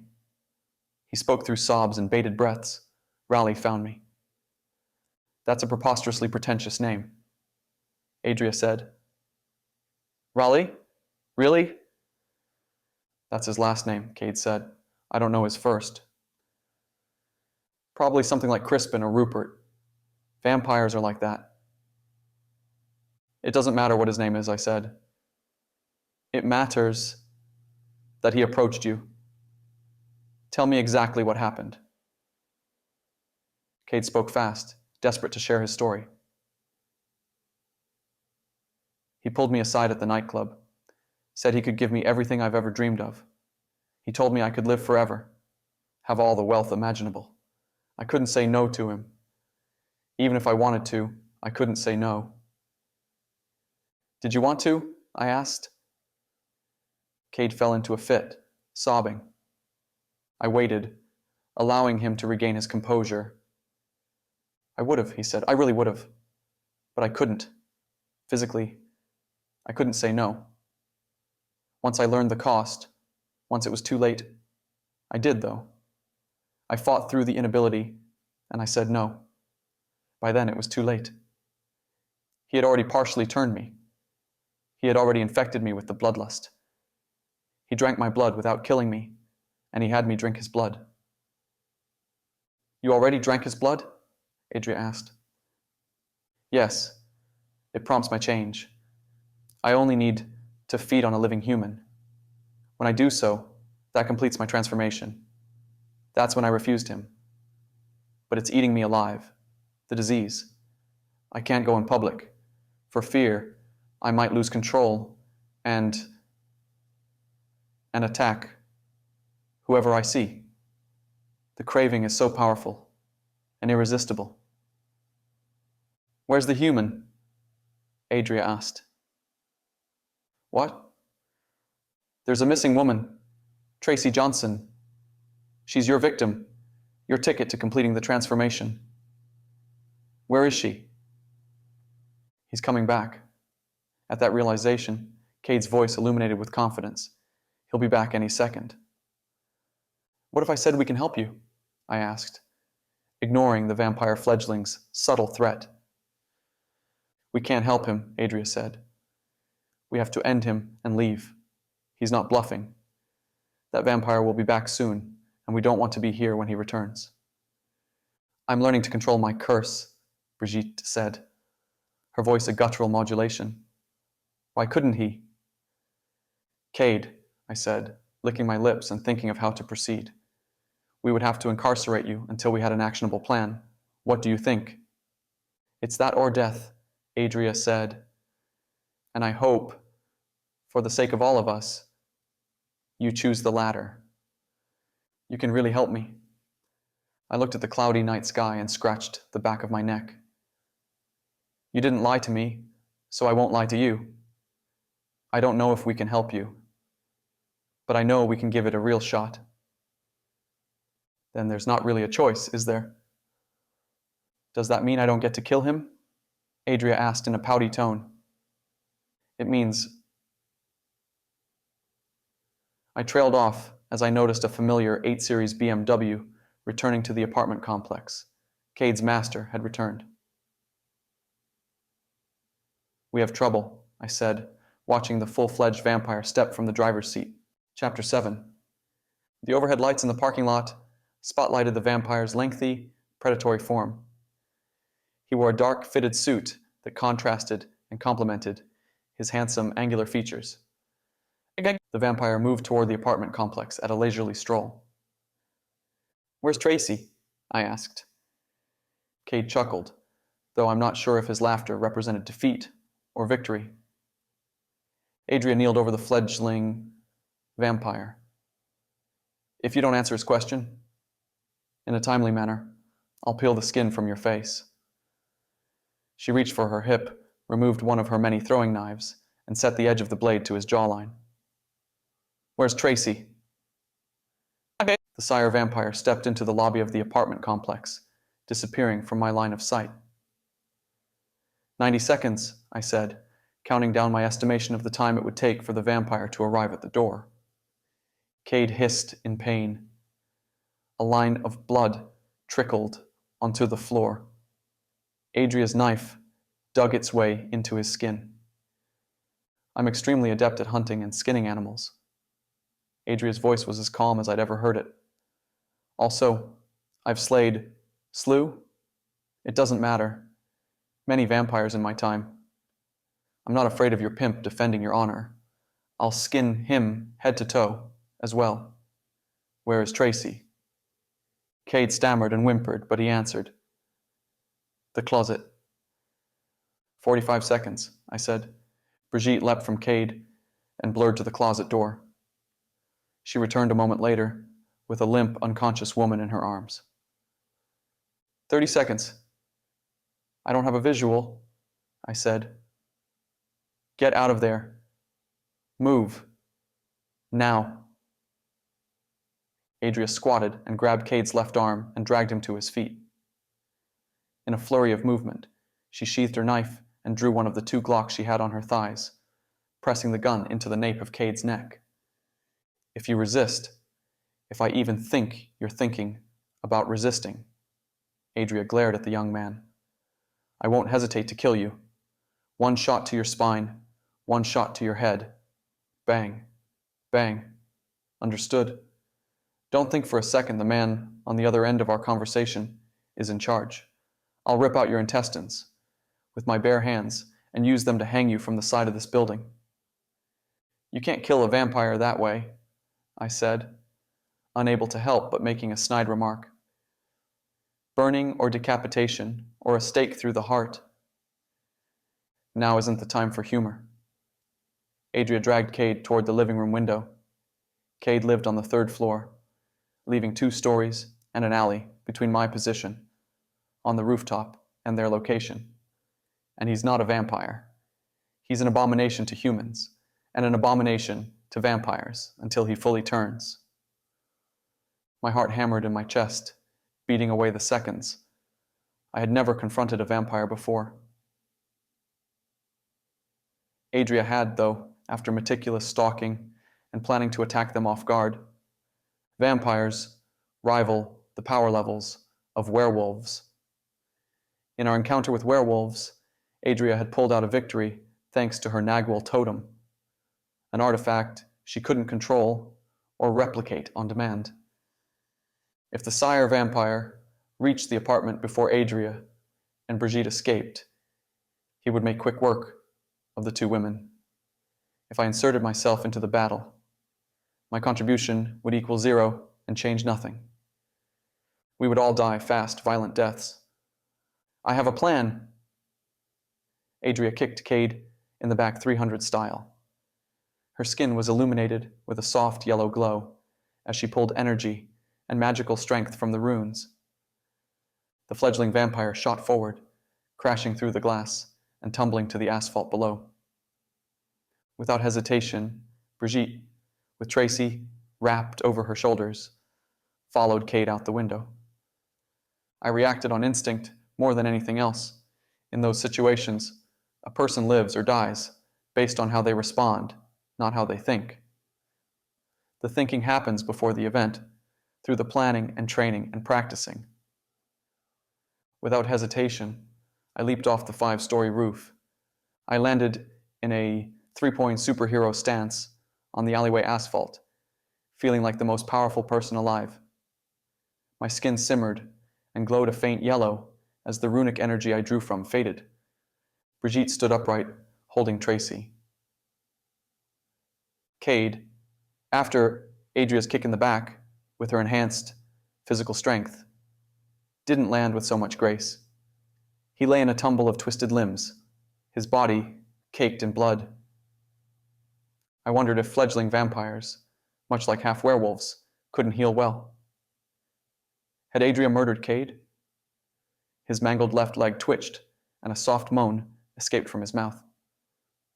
I ran to him, a gash cut from his temple to his jaw, spilling buckets of blood. His shoulder sat at a detached, loose angle. Despite his inability to heal at rapid rates, his monstrous nature must have prevented him from dying. Cade howled in pain when I lifted him off the ground. "We have to go," I said. "Stay quiet, or we'll die." "What about Adria?" Brigitte asked. I didn't slow down or stop to look up at the broken window to see if Adria followed us. She had dictated the course of action, and we couldn't let the time she bought for us to tick away. We had to load Cade into the car and drive back to the estate. "She'll be fine." I spoke the words aloud to convince myself more than anything.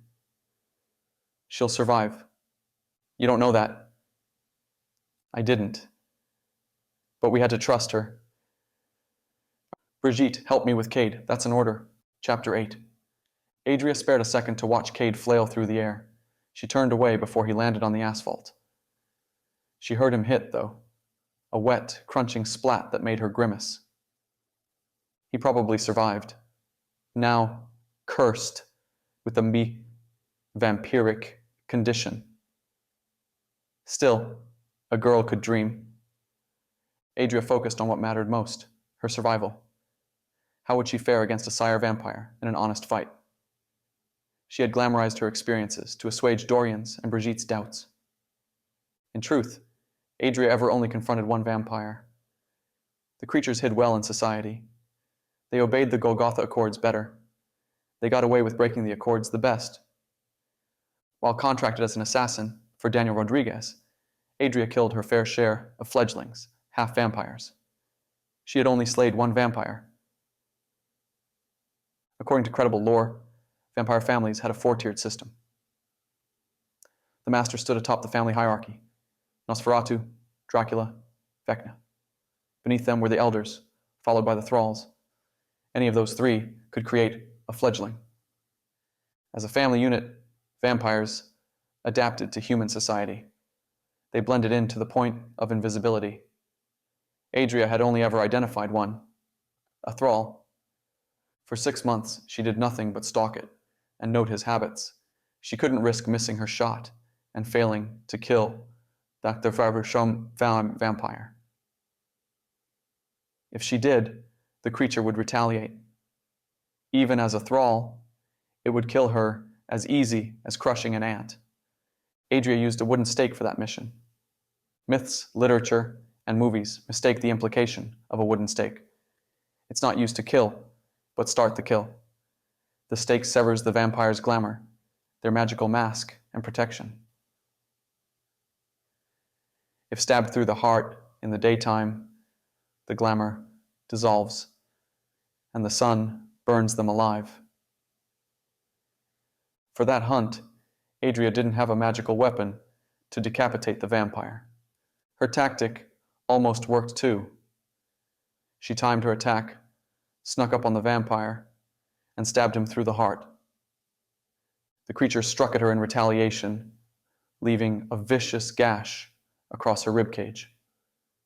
A small price to pay as she watched the corruption, the blight, smoke and flake into the summer breeze.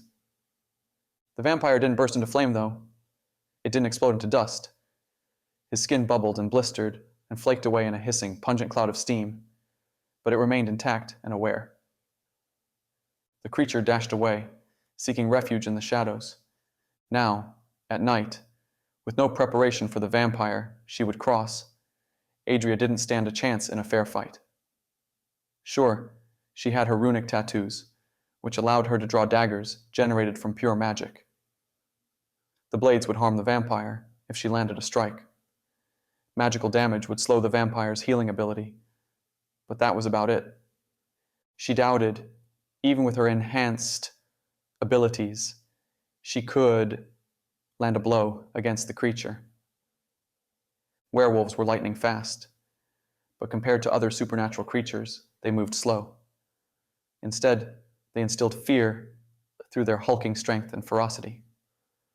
Vampires, though weaker than a werewolf, made werewolves appear sluggish. However she diced the scenario, Adria couldn't find a blueprint to defeating a vampire in a straight combat situation. That left her one course of action. Adria ran her fingers through her hair, messing it up. She kicked off her boots and pulled off her pants, snatched one of Cade's sweatshirts, and threw it on to cover her torso.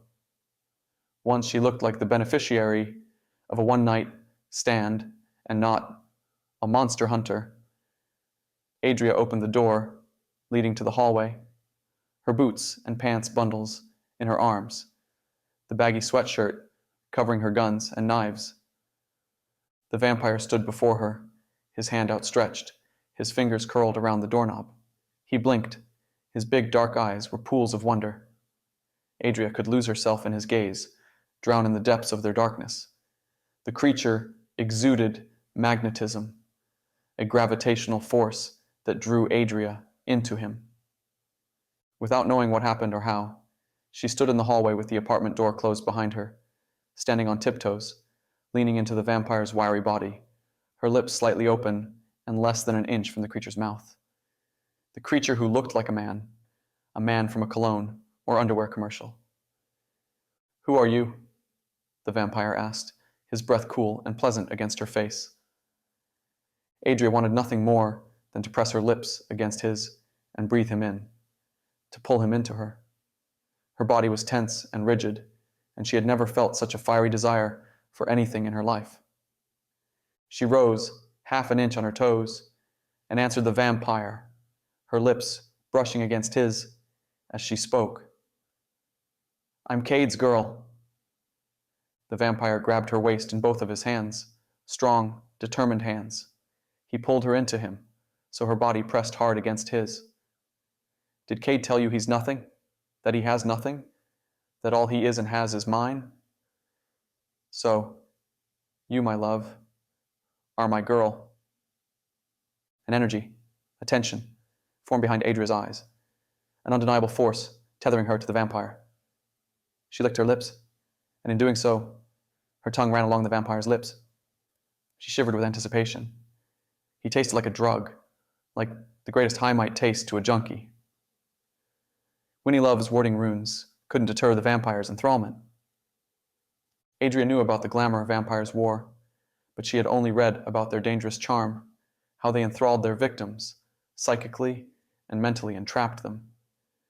She couldn't deny the captivation of it, like standing on the side of a cliff and feeling the unexplainable urge to jump.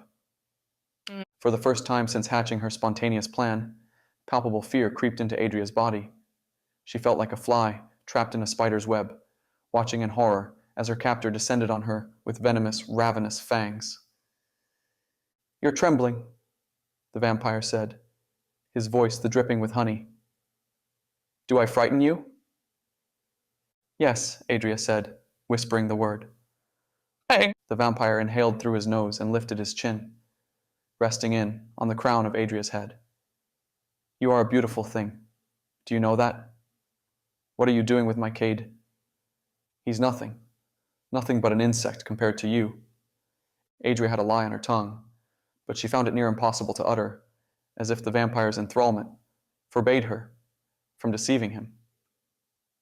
More, she didn't want to deceive him, to disappoint him. She craved to serve his every whim and desire. "He intrigues me." She forced out the words, settling for a half-truth. As a dirty worm intrigues a splendid bird, Adria had to dispel his sway over her. She had to break free of his mental grasp before telling him everything. And she would. She would tell him everything, from Herbert to Haller to Project Phoenix. Adria wanted to tell him too. That was the other, more terrifying difference that set vampires apart from werewolves. Werewolves were hornets, angry and hell-bent on protecting their territory. Vampires were like spiders, sitting in a hypnotizing web, one so imperceptible, their victims were helpless against entrapping themselves. Now, Adria had to untangle herself from the vampire's enthrallment, otherwise he would feast on her. No, she thought. He would bring her back into the apartment for Cade to feast on, and to finish his transformation. When the vampire noticed his spawn, missing, and the broken window, he wouldn't bother to feed on Adria's blood. He would collect all the information he could from her. Then he would rip out her throat and destroy Project Phoenix. "I have to go," Adria said, finding the courage to push away from the vampire. "Already? I'm expected somewhere. That's why I'm sneaking out of here while Cade sleeps." "Ah, another tryst." Adria slowly and steadily separated from the vampire. "Nothing like that? Then what's so pressing?" She disconnected from his body. A current of cold air rushed between them. She wanted, almost needed, to close the gap again, to jump back into his arms, but she rooted her feet and steeled her mind. The separation offered a window, a single chance of opportunity to make her escape. It didn't guarantee her escape, just allowed her a slight chance. Considering the situation, Adria had no other choice but to roll the dice of fate. She looped both of her hands around her lower back, slipping them into the folds of Cade's sweatshirt and touching her bare, tattooed skin. The runes burned like touching a candle's flame against her fingertips. She pulled the reserves of magic stored within the ink, forming twin daggers of solidified energy. Drawing further from the runes, she enhanced her speed and agility. Charged and armed, Adria lashed out. The materialized daggers hooked through the air and landed square, burrowing deep into the vampire's skull, the tips of the blades punching out each side of his head like horns. The enthrallment melted away from Adria as the vampire lost his hold on her mind. Adria didn't wait to see how he responded to the weapons lodged in his brain. She turned tail and sprinted to the stairwell, burning the remaining runic energy in her tattoos to propel her speed, to protect her body, as she leaped down the center of the stairwell. She landed hard, twisting an ankle at the ground level. She fought to ignore the pain and blitzed into the front lobby, out the front door, into the street. Rain drizzled over her. Adria didn't look back. She didn't dare look back. A Toyota RAV4 pulled halfway onto the sidewalk. The back door flew open. Brigitte sat in the back seat with Cade. Doryan sat behind the wheel. Adria dove into the vehicle. Before she could turn to close the door, August burned rubber as he peeled out and shot forward. Only then did Adria brave a quick glance over her shoulder. She saw nothing but an empty sidewalk. The empty image chilled her, terrifying her more than anything else she could imagine.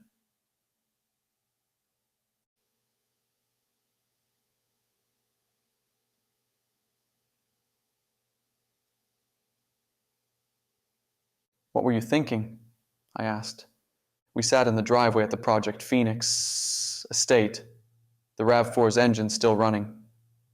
No one had said a word during the drive from Sacramento to Wilton. Anger flowed through me. I wanted to punch something, to break something, to scream at something. Mostly at Adria, but I remained quiet, grinding my teeth until my jaw ached, waiting until we reached the safety of the estate before lashing out. "I had to kill him," Adria said, her voice low, nearly inaudible beneath the pounding in my head. "You could have killed yourself and all of us." He broke the Golgotha Accords. Then we come back here, recuperate, and come up with a plan to defeat him. You don't go rogue and take on a vampire by yourself. Blisters formed on my palms from twisting the leather steering wheel with so much force. "You don't understand." "I understand perfectly well," I said. "If you didn't come out of there when you did, what did you think we'd do? Abandon you? Leave you to die?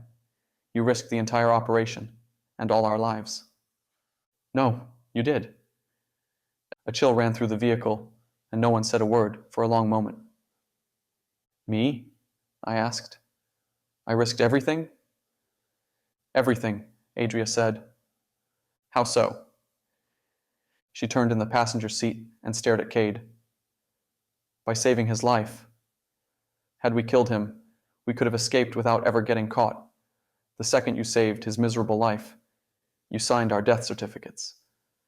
The monster has consumed his master's blood. Do you get that? They're linked by blood. Raleigh will come searching for him. What do we do when he knocks?" "The same thing we did when the werewolves knocked." Adria snickered and looked out the passenger window into the rainy night. "At best, you saved the life of a potential serial killer. At worst, you've doomed everything Haller built. You've doomed us all." She threw open the door, jumped out of the vehicle, and slammed the door behind her.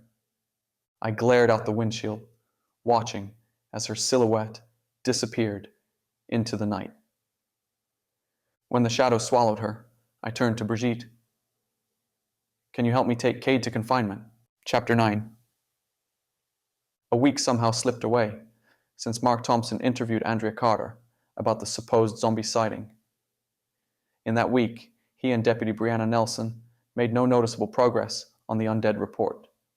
They had wandered around the abandoned cemetery that afternoon, searching for signs of disturbances, fresh footprints, vandalism, littering. As expected, not a single zombie encounter. The preceding days of the week came and went in an unusual, nothing of note manner. Thompson arrested Daryl Connor for stumbling around in public, as so drunk out he believed aliens had come from the ground, not the sky, and planned his flesh and his soul. Deputy Thompson tossed the old man in his second home, the drunk tank. Apart from that arrest, if one could call that an arrest, Deputy Thompson and Nelson patrolled the small, unincorporated town like an old dog might circle a front porch on on a slow, sunny afternoon. No one called, needing emergency help.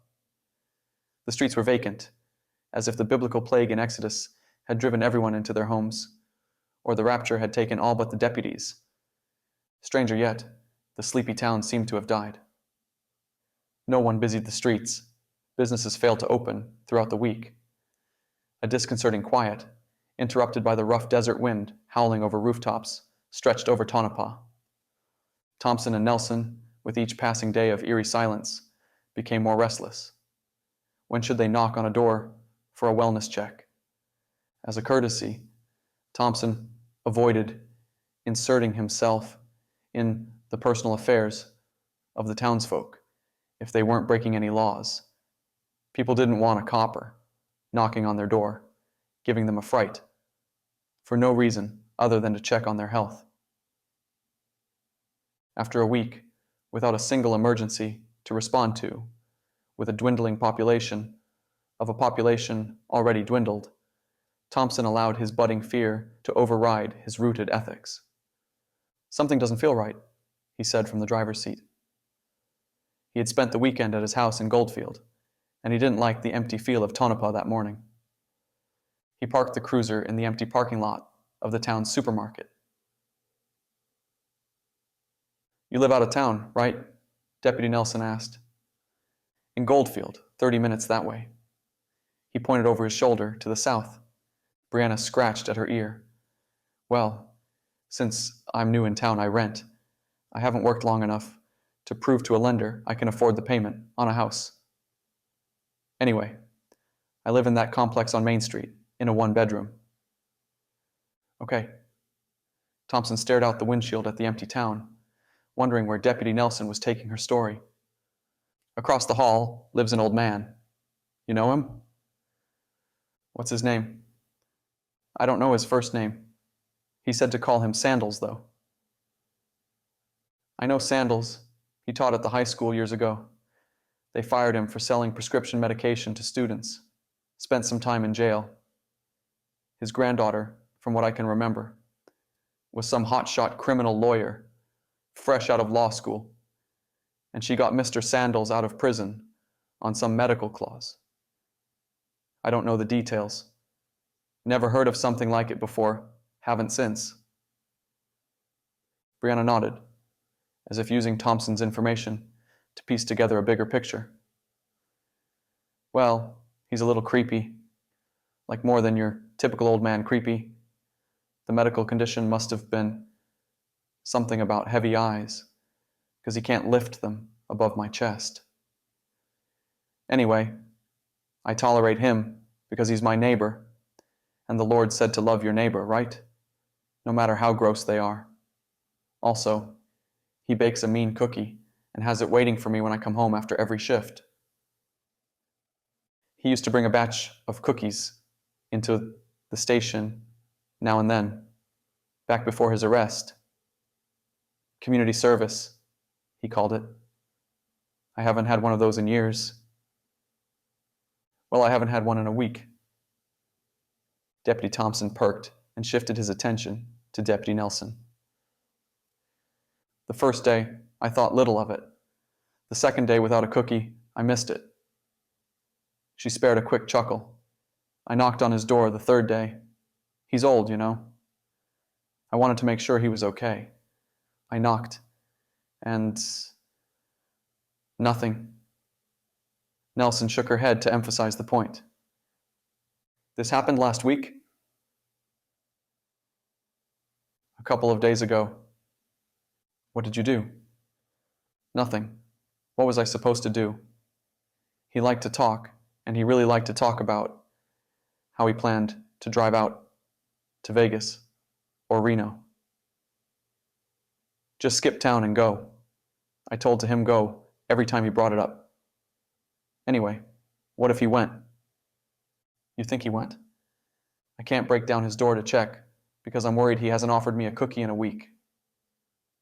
"Has anyone offered you anything in a week?" Thompson asked, the hint of a headache forming behind his eyes. The fall allergies still bullied his system, though the symptoms had eased. "Have you seen anyone in your apartment?" Sandals is usually the only one I see. He keeps strange hours, as do I, so we bump into each other after my shifts at night. Everyone else is inside eating dinner or watching evening television. Yeah, but you haven't seen anyone in your apartment in a week? Not a soul?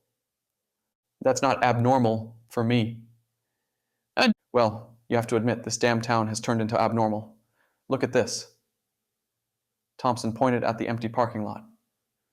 Sure, it's 6 in the morning, but shouldn't at least one vehicle be out here with us? Butchers get to work early. Kids stocking shelves for the day.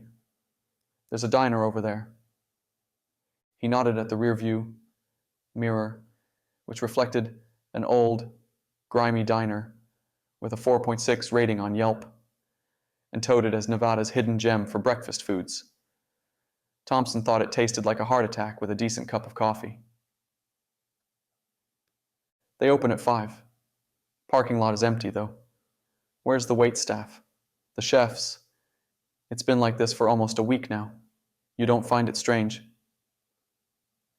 I haven't been here much longer than a month, Nelson said, twisting in the passenger seat to look out the rear window at the diner. Since I first stepped foot here, it seemed about as creepy as any ghost town. But businesses were open. We had calls to respond to. Sure. I guess I figured slow weeks were natural around here. Not this slow. What are you saying? Mark lifted his chin and scratched the scruff on his neck. Department policy demanded a clean shave. One so smooth he could run a credit card across his face and it wouldn't catch friction. Seeing that the sheriff's department staffed him, Nelson, an overnight deputy, and a dispatcher at Tonopah, and that the department offered little to no support, barring an incident worthy of state news, Thompson didn't have superiors checking on the status of his facial hair. Thompson didn't know what he was saying. Before he could admit his lack of direction, though, a truck, an old Ford, peeled into the parking lot from the street. The back tires burned across the asphalt as the vehicle righted itself. It drove straight toward the parked police car. Deputy Thompson watched the truck grow bigger, more menacing, out the passenger window. As came it closer, the Ford picked up speed. Mark, foregoing thought and embracing instinct, shifted the cruiser into drive. He always left the vehicle turned on, even when he stepped out. He kept the key fob in his pocket at all times, the key in the ignition in case he needed to respond to a call. Thompson stomped on the gas. The tires burned for a half second before shooting them forward, though not quick enough. The Ford, instead of smashing into the passenger door, bulldozed the rear of the car as Thompson sped up. The police cruiser spun like a nauseating roller coaster ride before flipping over and rolling twice, stopping with the roof resting on the asphalt. Deputy Thompson hadn't secured his seatbelt, not while they idled in the parking lot, drinking coffee and conversing. Neither had Deputy Nelson. Luckily, both of them had remained in the cab. That was the extent of their luck. Mark's face had slammed into the hard steering wheel, shattering his nose. His head had ricocheted off the driver's side window, cracking the glass and his skull. A heavy silence blanketed him, apart from a high-pitched ring in his ears. His neck screamed at him, bent, awkwardly, and supporting the bulk of his weight as he dangled upside down.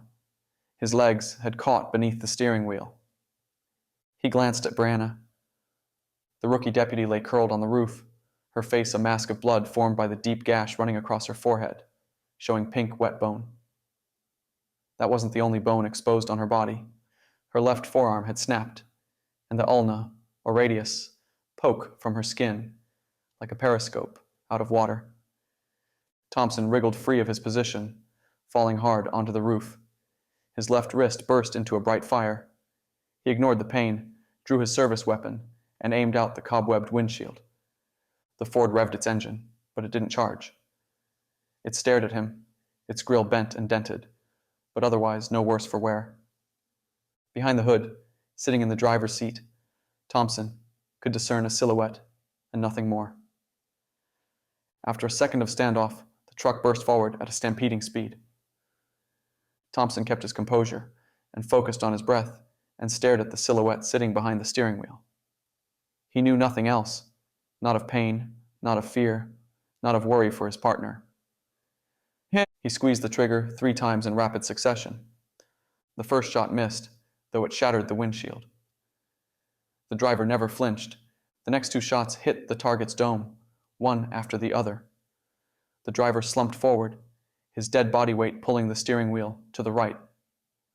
5 yards away from the capsized cruiser, the Ford veered at a sharp angle and slammed into the face of the supermarket building, burrowing into the exterior wall. The tires continued to smoke and whirl, but the truck remained lodged and unmoving. Without a second thought, Thompson grabbed the radio on his shoulder and barked into it. "Officer down!" He recited the codes to dispatch, and we waited for Maggie to jump on the line. He waited. After about 10 seconds, he repeated the codes, requesting for immediate help. That meant calling Jimmy, the overnight officer, calling him and waking him and dragging him back onto the job. When the radio remained silent, Thompson abandoned the futile task and focused on Brianna. He had to get her out of the car and stop her bleeding. Thompson opened the driver's door. Unlike in the movies, where the doors jam in such an accident, the cruiser opened without additional effort. Mark fell out of the car and scurried to the other side to throw open the passenger door. It stuck at first, but popped open when he put his full frantic strength into it. He stripped off his jacket and lay it across the ground, then retrieved Brianna, being careful with her head, and rested her on the makeshift pillow. Thompson snapped his fingers a few times, calming his surging nerves. Okay. He removed his shirt and ripped it into 4 strips. He used them to clean and bandage Brianna's head wound. A shoddy job, but one that would stick until emergency services arrived. Once Thompson tended to Brianna, he removed his cell phone with trembling, shaky hands and called the hospital. No answer. He called the fire department. Nothing. He called 911. No one picked up. A scuttling, shuffling sound scraped across the asphalt, along with the hacking, hawking sound of someone working their throat to spit, but never spitting. Thompson's body went stiff as he lifted his gaze. 30 yards away, flooding in from the street and the alley, surrounding him and Brianna's prone, helpless body, a horde of humanoid non-humans appeared. Zombies, he thought, because he had no other way to think of them. They were naked. Those that wore clothes, wore tattered socks or torn shirts or nothing but tarnished hats. They all possessed a grayish, jaundiced color, a strange color that reminded Mark of rotten meat and pus. Their combined stench slammed into him like a cloud, formed of the rankest odors. Yet, the worst, most terrible part, the detail that would harass his sleep and wake, was their eyes. Dead, empty eyes, colored an ill green. The multitude of them, seemingly a quarter population of the town, moved like the ocean current stretching deeper and deeper onto the beach. In his frenetic state, to help Brianna, Mark must not have noticed their arrival. But there they were, enclosing in on him and his partner. He glanced at Brianna, at her unconscious, prone body. He shifted his attention to the crowd of zombies, inching closer to him. To escape appeared impossible. To escape with Brianna seemed suicidal, yet he couldn't abandon her, and he couldn't die. The cruiser was upside down. He had 15 rounds in his service weapon. Would that be enough to thin the herd, to create a lane, to slip through their numbers? Doubtful. But what other options existed? What else could he do? He glanced at Brianna, saw her Glock 17. She had 18 rounds in her service weapon, boosting his overall numbers, if he stole her gun, to 33 rounds. The zombies killed another 5 yards. Deputy Thompson had to decide. Stay with Brianna, protect her, most likely die with her, or save himself. He dropped to the asphalt and loosed Brianna's service weapon from its holster. He shoved it in his holster, keeping his Glock in his hand. Mark waddled to the flipped cruiser and peered through the open door. His department-issued assault rifle remained racked between the front seats. He leaned across the passenger seat and grabbed the body of the gun, attempting to pry it from the vehicle. The doors hadn't jammed, but the gun had locked in place. It wouldn't budge, and Thompson didn't have the time to mess around with it. He backed out of the cruiser and returned to Brianna.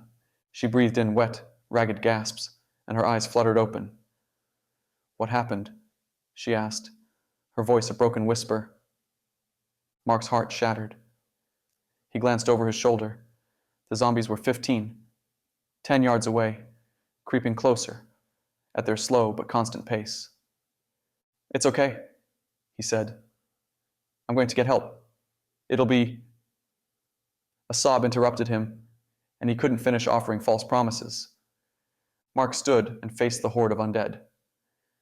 He drew Brianna's gun, now wielding both weapons, and he circled, searching for the thinnest section of the massive wave of dead, naked bodies.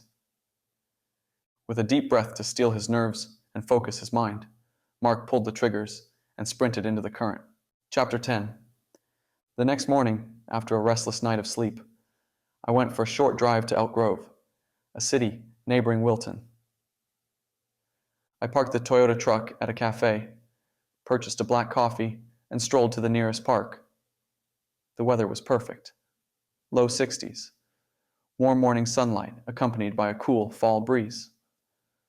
Once at the park, I pulled my hat further down my forehead and plopped on a weathered bench on the outskirts of the playground, concealed by the shadows of a dense thicket of trees. My mind shuffled over the events of the night before, of vampires and victims and narrow victory. We had captured Cade, brought him to the reinforced holding cells beneath the estate. Haller, along with October, spoke with Tracy, Cade's victim. I'm not sure how they handled the situation, but I trusted October to keep Haller in line, to not abuse his power of telepathy. I know when they finished speaking with her, October drove Tracy to a friend's house to stay and rest.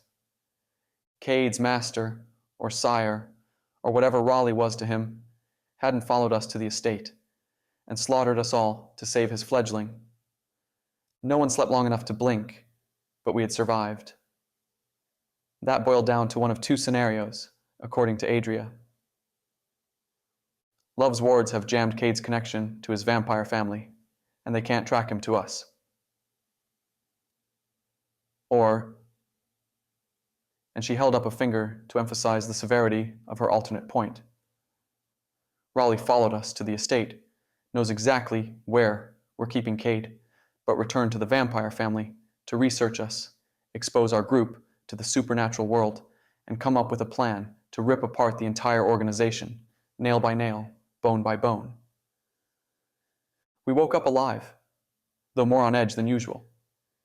If the second scenario proved true, the vampires would descend on the estate, similar to how the werewolves had descended on the hideout, and treat us like cattle led to the slaughter. According to Adria, werewolves were impulsive and driven by their bestial emotions. Vampires were intelligent and cruel. If they knew our location, they wouldn't attack until they knew with absolute certainty they could shred through our defenses. To clear my mind of vampires that morning, I opted for an escape. Not a random escape to the park, either, but one I had planned for over a week. I just hadn't built up the courage until that morning. With the vampire threat looming, figuring I might soon die for real, I braved the planned chance encounter. My gaze fixed on the colorful playground, the yellow monkey bars, and the red slide and the green swings. Laughter and playful shouts filled the crisp air. The scene set before me was heartwarming and heart-wrenching, a bittersweet reminder of a life I never had, a life now impossible to attain. I'm not regretful or complaining, but my heart ached. Vivian, a 4-year-old girl, danced across the playground. Her long golden hair caught the sunlight as she chased after Stephen, her stepfather, who looked nothing like her. Lennon, my ex-girlfriend from a dozen years ago, watched her daughter and her husband with a radiant smile, her eyes filled with joy. I'll be honest, it hurt deep in my soul to witness the happiness I couldn't ever share with them, the happiness I couldn't provide for them. It hurt to see another man living a life I couldn't lead. I thought of old sad country songs and chastised myself for feeling so distraught. I'm not a man to mope or complain, but accept my circumstances and make lemonade. Something about the possibility of my daughter being raised by a man I never met ate me alive, though. In the morning stillness, unable to drag myself out of the woe-is-me hole, I contemplated the choices that led to. At 18, Lennon attended an out-of-state college. I didn't have the option of college shuffled into my hand, considering my poor high school grades, attendance, and behavior. At an immature 18, I grew bitter and angry with Lennon. I broke off the relationship in an emotional rage and skipped town to explore the world. Fast forward 12 years to the now. I had worked an assortment of odd jobs, murdered a man for abusing his wife, faked my death, joined a secret organization who hunted mythical creatures, learned I had an inherent magical ability to speak to spirits of the dead, killed a pack of werewolves, and attended my funeral. During the past few weeks, as my new life settled into a strict routine, I spent my time training, reading ancient and lost literature, familiarizing myself with the supernatural world, exploring my magical abilities, and learning to fight. Doryan Samuel Miller had died, and a Reaper of Project Phoenix rose from the ashes. No, even if I could prove Vivian was my biological daughter, which wasn't a fact, just a hunch. Then what? I couldn't drag her into my new life, not with vampires scheming to dismantle our entire existence. Well, said a sudden sharp voice. I gasped and flinched, twisting around, my eyes wide with surprise. What are you doing? I asked, my heart pounding. Adria snickered, proud of herself for scaring me. I see you've taken up the noble pastime of lurking in the shadows and spying on unsuspecting families at the local park. How creepy. Her gaze flicked between me and the scene unfolding before us. After a second, she circled the bench and sat beside me. What are you doing here? I asked. Oh, just out and about, saving the world from supernatural threats. But let's focus on the more pressing and creepy matter at hand. You oozing total serial killer vibes. My face flushed with embarrassment, and I averted my gaze, unable to meet Adria's amused eyes. I watched an alternate reality of an impossible life play out. Stephen running away from Vivienne, who chased him and roared and pretended to be a monster. Lennon chuckled and recorded everything on her phone. I'm not spying, I said. I'm not sure you understand the meaning of spying. Allow me to educate you with an example. When you left the facility, I spied on you from a safe distance where you wouldn't notice me. And I followed you here, to this park, where I found you stalking that innocent, sweet family. Why did you follow me? Adria lowered her voice to a whisper. Because we captured a fledgling, and I feared for your safety. She faced the scene at the park. I didn't expect to find you pining over a lovely family of 3. Tell me, how do you plan on doing it? Doing what? Murdering them.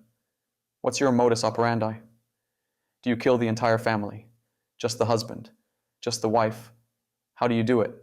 Strangulation? gun, knife. It's not like that. Adria covered her mouth and gasped with an actor's dose of sarcasm. The little girl, Doryan, that's too far. It's complicated. Does she remind you of a childhood crush who smashed your heart into smithereens? Now it's your lifelong goal to exact brutal justice on every little girl who looks like her. You're sadistic, Adria chuckled and wrapped her arm around my shoulder. If it's complicated, well, guess what? I love complicated. I sighed and went back and forth with the idea of telling her the truth. In the end, I figured speaking my brokenness to someone might help me accept the situation. Worst case scenario, Adria convinced me to stop wallowing in self-pity and move forward with my life. It's just a feeling, okay? There's no proof of anything. No proof of what? That's my ex-girlfriend over there, Lennon. You don't have any proof she's your ex-girlfriend. I don't get it. Was it like some kind of internet thing? I scratched the side of my neck. We broke up 12 years ago when she left for college. Is this like a sad country song story? Because if it is, well, I'm all for it. I love sad country songs. Adria broke into a miserable rendition of George Jones' He Stopped Loving Her Today. To shut her up, I cut her off. It's more than sad. It's S-A-D. It's spelled out sad. You're so dramatic. Capitalized too. Spill the tea, Mr. Mister. I need to know now. I watched the activity on the playground for a moment. The game had changed from monster chase to coffee shop. Vivian served imaginary lattes to Stephen beneath the slide. I think Vivian, the little girl, I think she's my daughter. Adria made a contemplative grunt and nodded her head. You understand how pregnancy works, right? If you haven't seen Lennon for 12 years, I'm not sure it's mathematically possible for Vivian. Who's what? 3? To be your kid. There was one night, 3 or 4 years ago. Doryan. Adria's playful demeanor softened. She turned to me with a pained expression. Stop right there. We ran into each other, grabbed some drinks, and... Hey. Adria's hand squeezed my arm, pinching off the retelling of my hazy recollection from that standalone night. It doesn't matter. Except it mattered because of a 4-year-old girl. It mattered the world to me. Doryan Samuel Miller died in Folsom Prison. Even if, on the far outside chance you're Vivian's father, you're dead. Why torture yourself with a possibility you can never prove? I know it's tough, but you can't dwell on what could have been. We have to make the best of where we are now, and you can't explode their lives by introducing yourself. You can't rip her life apart like that. She's that man's daughter, not yours. End of story. I sighed, knowing Adria was right. My gaze fixed on my maybe daughter and ex-girlfriend. It's tough, though. Adria's hand crawled into my hand. You're not alone. You're part of Project Phoenix. We're your family, like it or not. And we're here for you. I know. It's our job to protect the world. To do that, we have to sacrifice daily. That was the rule, the condition, before joining the organization. We lose everything. We give everything. I looked at Adria, my eyes filled with a mixture of fear and vulnerability. I know. The words rang hollow. Had I known about the possibility of my daughter, would I have sacrificed to join Project Phoenix? The point was moot. Lennon hadn't told me she was pregnant. She hadn't told me she gave birth. She never would have told me. So, I never would have known, if not for attending my funeral. Adria smiled, her voice warm with reassurance. If it helps, You're better looking than that guy. He's like an Abercrombie pretty boy, all chiseled jaw and lean muscles. You're more the rugged, not handsome, but handsome type. A wolf, right? I asked, a soft chuckle in my tone. Not a domesticated dog? Adria squeezed my hand, a friend comforting another friend and nothing more.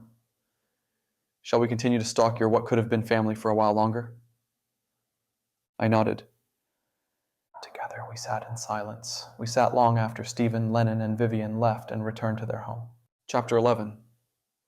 Eric Haller, a telepath and the mastermind behind the creation and formulation and recruitment of Project Phoenix, our very own Charles Xavier, had amassed a considerable fortune since his divorce 22 years back.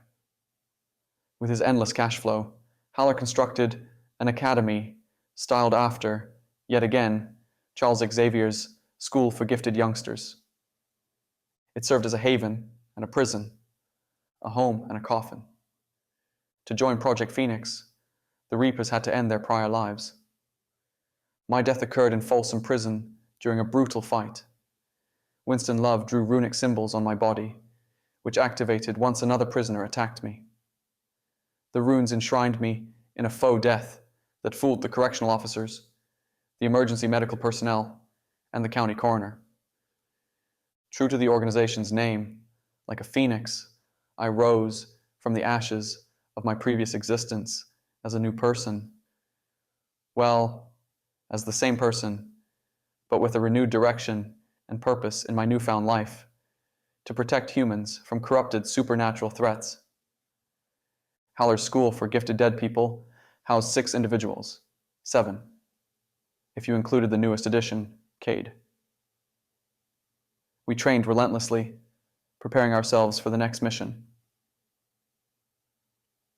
Haller had also commissioned a 3-story library, which housed ancient and lost literature. I spent a considerable amount of time on a sofa near a picture window, studying journals and accounts of others who had witnessed or practiced necromancy, my skilled area of magic. I could, for as long as I remember, see and speak to spirits of the dead. Recently, I learned the spirits could merge with my body and impart their knowledge, memories, and skills to me. Though that proved useful in a fight, I preferred to keep my autonomy. Instead of using the spirits to fit my needs, I sought them out, asked them why they lingered on Earth, and helped them move to the afterlife.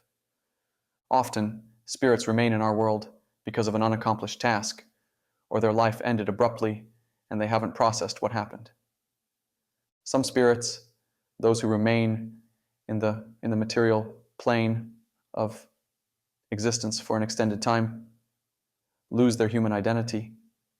They become corrupted, and they degrade into ghosts. And ghosts have the capability of appearing and interacting with the material world. That's why most ghost encounters involve a spectral entity from the 1800s. The corruption and ability to interact with the material world takes time. Anyway, as part of my training, and to do something purposeful with my time, I scoured cemeteries for lost spirits, and I helped them move forward into the next life. After leaving the park, I didn't return to Haller's estate. Instead, I found a cemetery. Adria accompanied me, as she often did on my personal side missions. Adria had dark raven hair and dark eyes, and she moved with a liquid grace, and the world seemed to move out of her way. A jaguar totem rested on a leather necklace she tucked into her shirt. A pure form of magic dwelled within the totem, the essence of Tezcatlipoca, the central deity in Aztec religion.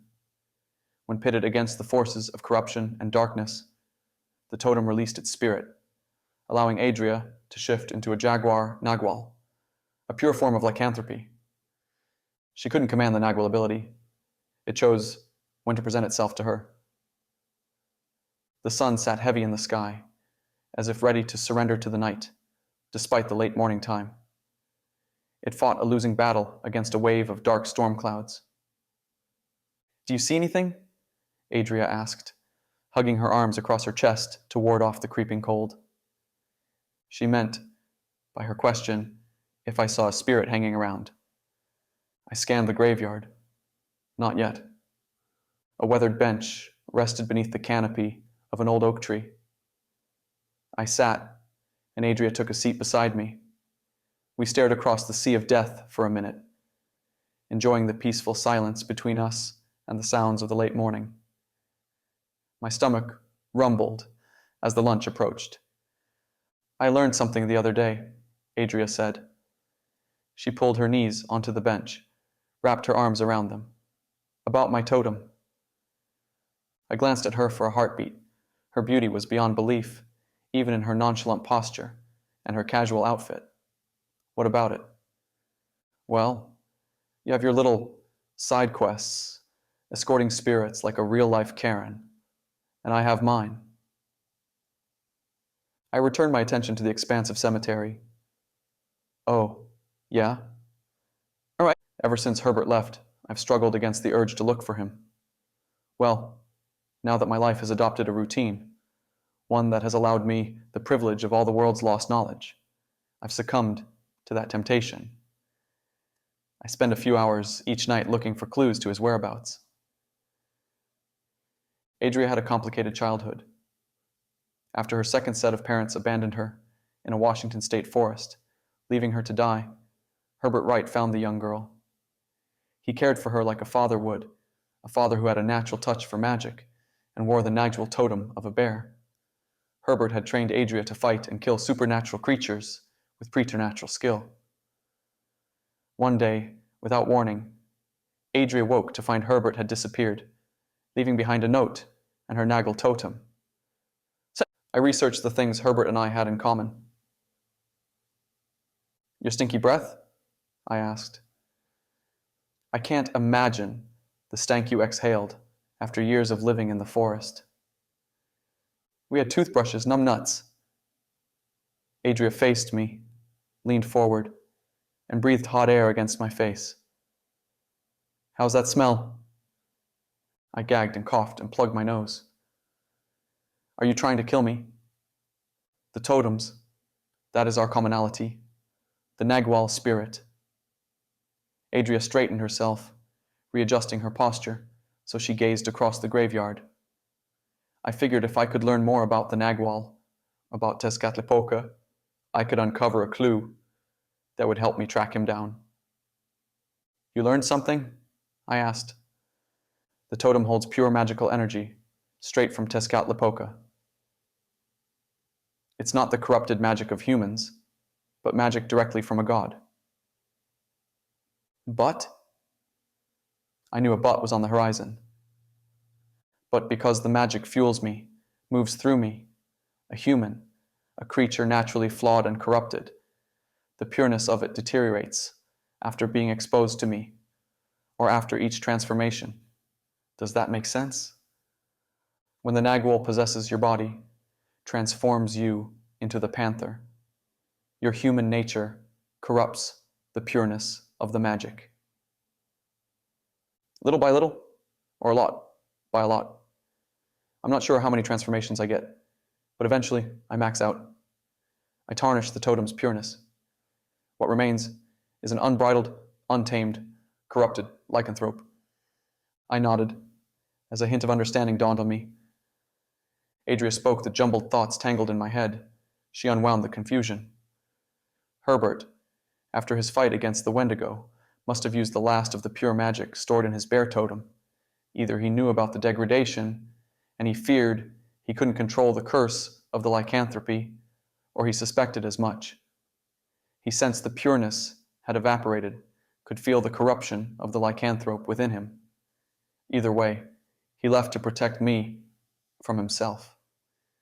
I considered her theory for a moment. More terribly, I considered her implication. Adria centered and focused her entire existence on eliminating corrupted, supernatural threats. If Herbert had contracted the lycanthropic curse, that meant Adria would have to kill him. To further the complication, if her totem lost its pure power, it would turn her into a lycanthrope. It didn't track, though. You're sure about all that? It's a theory, but a strong one, I think. I shook my head, not in agreement with her. Why would he leave you with a totem, then? Adria shrugged. Why chance you suffering the same fate as him? Why wouldn't he explain any of that in the letter he left you? When Adria didn't respond, I cut back in. Where did you read that information? An account written by an Aztec Teopixqui, a priest. I can't answer your other questions. I'm not sure why Herbert wouldn't, at least, warn me of the... I launched from the bench to my feet and raised my hand, pointing across the flat, grassy area. There. Adria leaned forward, remaining seated. If you're asking me to notice a spirit, I can't. Also, rude of you to interrupt me. I scratched the top of my head, keeping my attention on the spirit. They had a unique ability to fade in and out of the material plane. A lot of them spooked easily, too. I stepped a short, shuffled step forward. Herbert wouldn't place you in danger, I said, my back to Adria. Based on what you've told me of him, there's no way. He didn't know about the limited reserves of the pure magic. That's why he didn't warn you of the danger. Adria remained muted for a second, as I drew further away from her and nearer to the spirit. It's strange to think he didn't know something, she said. He knew more than Haller, and Haller can read minds. Besides, if he didn't know, why would he leave? I didn't know what to say, so I said nothing. Rather, I crept forward, another few yards.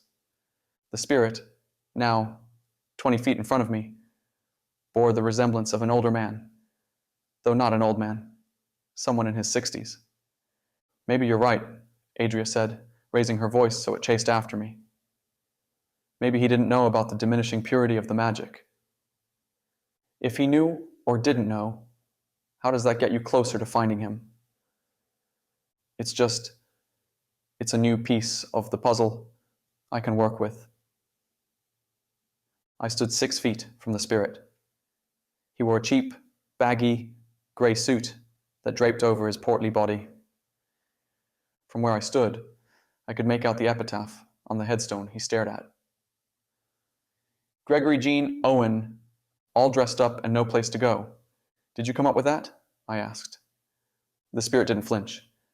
A common occurrence, considering living people couldn't see or speak to the dead. Why would the spectral entity think I spoke to him? Why respond to me? I cleared my throat. Greg, is it... That caught the spirit's attention. He lifted his chin from where it rested on his thick neck and turned to me, away from the headstone. I smiled and offered a half wave, raising my hand to my chest. Don't freak out. A strange sentiment to offer a spirit, considering the freaking out usually happened the other way around. However, over the past few weeks, I've had my fair share of spirits blip away from shock or fear or surprise of me, a living human speaking to them. Greg blubbered for a moment. You can see me? His high-pitched tone belied his generous stature. I can hear you too. I'm Doryan. How is that possible? I chuckled. Magic. Greg remained silent for a beat, then shook his head. I don't understand. It's my job to help you understand. See, you died. Yet, for whatever reason, your spirit remained on this plane of existence. It's my job to help you move forward. To where? I frowned, stumped by his question. Despite spending hours a day reading about the afterlife, death, and necromancy, I hadn't learned the answer to that complicated question. Where did we go after we died? To whatever is next. What's next? I considered how to answer him. Greg appeared frightened, probably by our meeting, but also by the unknown of what would happen if he departed the world he knew and had always known. A large chunk of the world's population believed in two afterlives, heaven and hell. It made sense for spirits who doubted their entry into heaven to fear leaving this plane to get tormented in hell, if that's what happened. According to some texts, powerful necromancers could pull spirits from the afterlife back into the world. They could speak to them, ask them questions about what lies beyond. My abilities didn't come near that level of power. I won't lie to you, I said, opting to divvy out brutal truth before uttering false hope. I don't know what's beyond this world. We can speculate and debate until I join you in death, but it won't change anything. You no longer belong here. I have the means to guide you into your next life. What if I don't want to go? I shrugged, knowing I couldn't force him to do anything. You remain here to roam the world alone, or with other spirits if you run into them. Eventually, though, you'll lose your identity. I glanced at the epitaph bearing his name. You'll forget Gregory Jean Owen. You'll lose your memories from life, and you'll fade, becoming a confused and scared ghost without purpose. He laughed, as if I had landed a hilarious joke. I'm already a confused and scared ghost without purpose. I mean, what can I do now? Create a support group for the dead? I reread the epitaph. All dressed up and no place to go. Corruption and negativity will rule your existence. You'll become mean, angry, vengeful, and violent as you lash out at the living for having the one thing you don't. Life. Greg went for a few moments without responding. I allowed him time to reflect and contemplate before speaking. How did you die? Heart attack, he said, his voice miles and worlds away from where we stood. How do you know? Greg lifted his eyes and stared at me. Left arm went numb. Chest hurt, like a... How did you know you died? I watched the surgeons operating on a slab of meat. I stood beside them, stared into my sliced open body, and saw my non-beating heart. Shocked and numb, I slipped into a terrifying darkness. Next thing I knew, I stood in the kitchen of my house. My younger brother sat at the dining room table with a lawyer, discussing funeral arrangements and my will. I returned my attention to the headstone. Your brother came up with that? Inside joke between us. Gregory rubbed his ethereal face.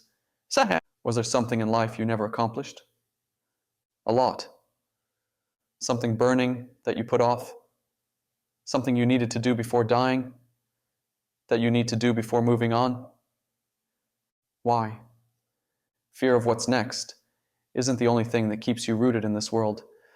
An unfinished task, a terrible regret, a powerful bond that you can't shake even after death. Those will keep you from moving forward.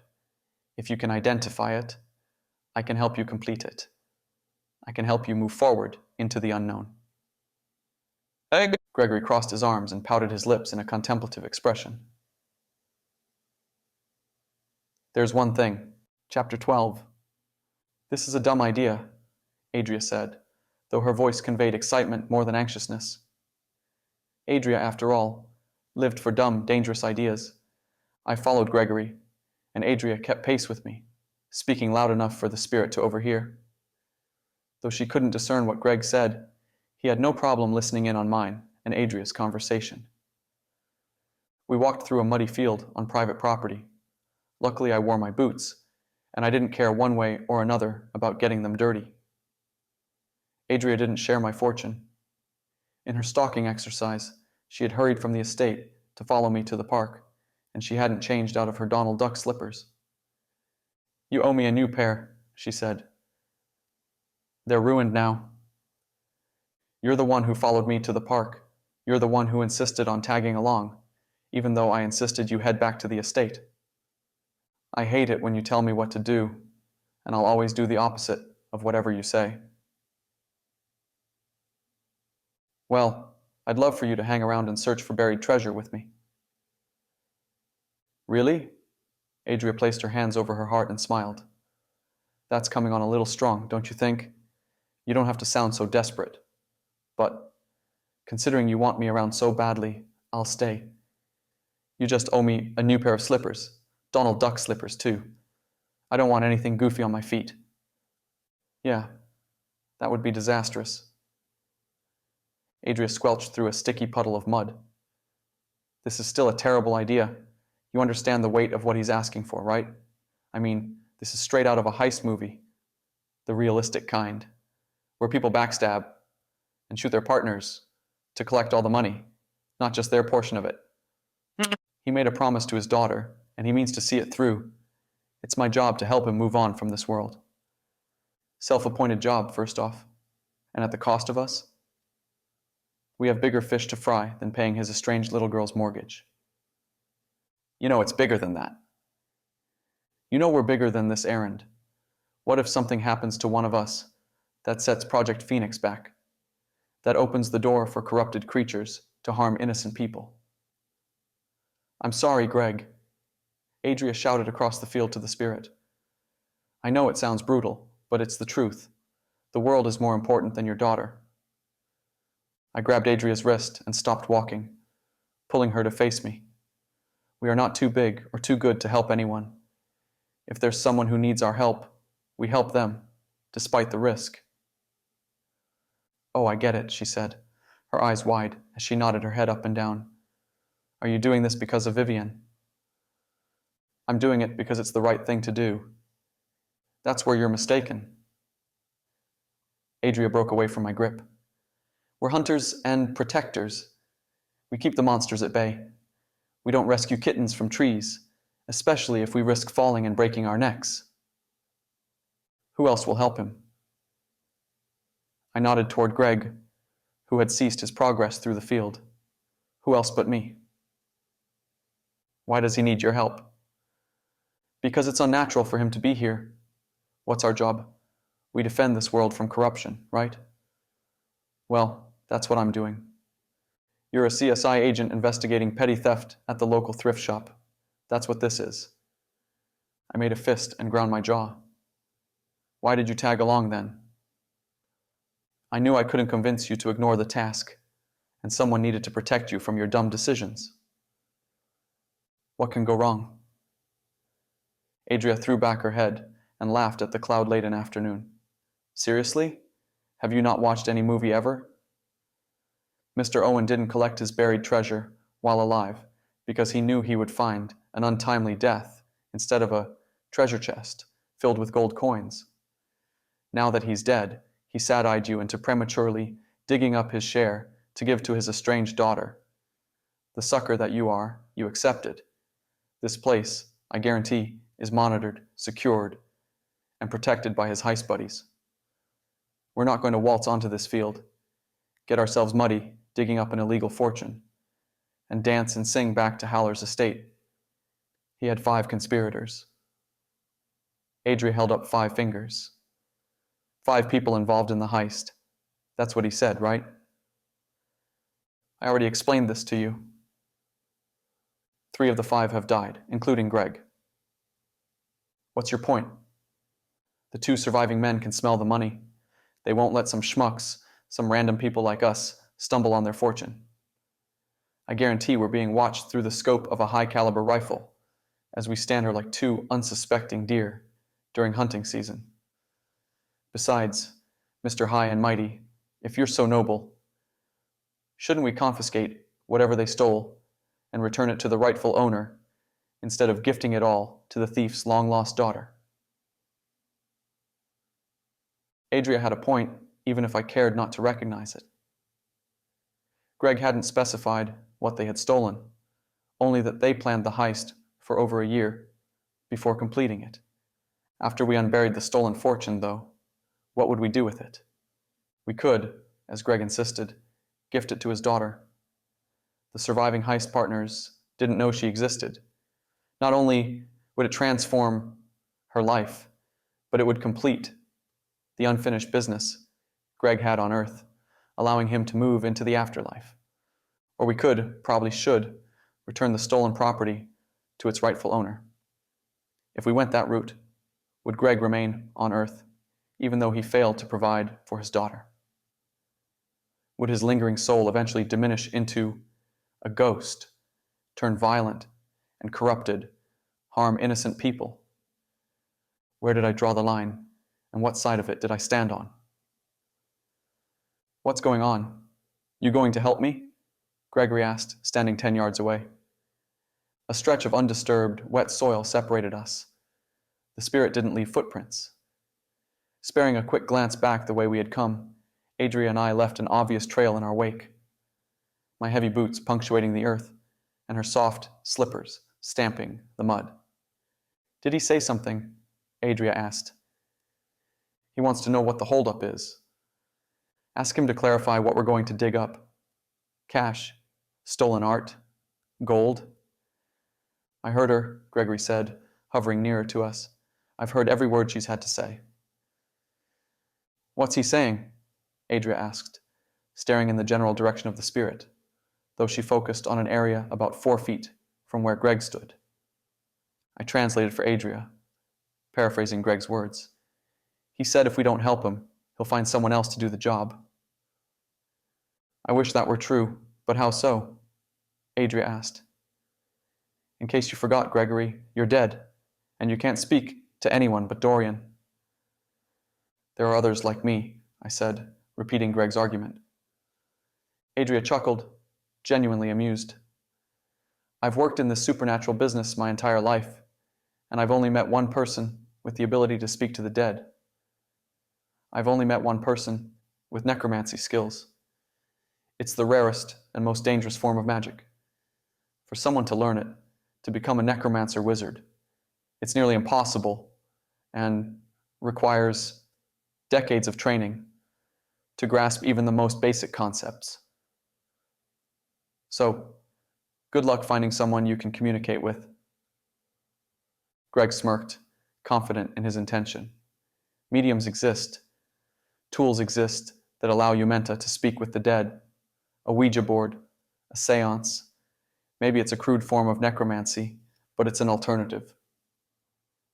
I relayed his words verbatim to Adria as they struck a discordant chord within me. She chewed on her cheeks for a moment. He used that word, or you did? My eyes shifted to Gregory. How does he know Umenta? Adria asked. Umenta was the word used by some folks in the supernatural community to refer to normal, non-magical humans. It wasn't a common word. Any random person knew. A large percentage of people privy to magic and monsters didn't know the meaning of the word. Greg chuckled and grinned. I guess we all have our secrets. What do you want us to dig up for you? I asked, finding myself creeping nearer to Adria's side of the debate. I didn't like Greg's sudden knowledge of supernatural affairs. It's you, or it's someone else? Greg said. What is it? I asked. If we dig it up, you don't have any power over what we do with it. You can't interact with material objects. There's no point keeping this a secret. I can keep it a secret to watch you squirm, he said, his grin deepening into something malicious. What's he saying? Adria asked. Greg burst into gregarious, boisterous laughter. I'm only kidding, of course. Apparently, my dark sense of humor didn't die. His laughter faded into a hiccuping fit of chuckles. It's a crate filled with treasure, not of this world. I relayed his claim to Adria. What's he mean by that? Not of this world? I asked. What do you mean? Greg picked his nose, pulled his finger away, and inspected it with a disconcerting frown. Nothing. Greg. Books with languages that don't exist or never have existed. Artifacts not from any known culture, current or extinct. How do you know that? I asked. We showed photographs to explain. experts. Heard their conclusions are not from our known world. That's what every one of them said. It wasn't too hard to read in between the lines. Our known world. Does that mean an unknown world existed? Exists. I shared what he said with Adria. As she contemplated our next step, my phone vibrated in my pocket. I removed it and glanced at the screen.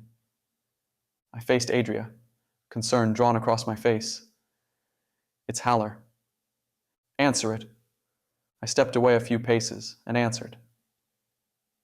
You with Adria? Haller asked, his voice exhausted to the point of being ragged. Yeah. I need you both at the estate, in my office, 1 hour ago. Click. Haller ended the call. I slipped my phone into my pocket and regarded Adria. He wants to meet with us now. About? I shook my head and frowned. No idea. What do we do with him? Adria pointed at a space of field, though I knew she meant Greg, who stood a few yards off her extended finger. Should we leave him here? I went back and forth in my mind, struggling with what to do. In the end, not only did I want to dig up and work through the treasure, not of our world, but I wanted to show it to Haller and hear his thoughts on the haul. What did you plan on doing with the items in the crate? I asked the spirit. Wait until we had credible answers about what we had stolen, or wait until we discovered a civilization outside of our world. Again, I still didn't understand how they learned about the crate, how they had stolen it, or why they buried it for so many years. What purpose did it serve beneath the ground?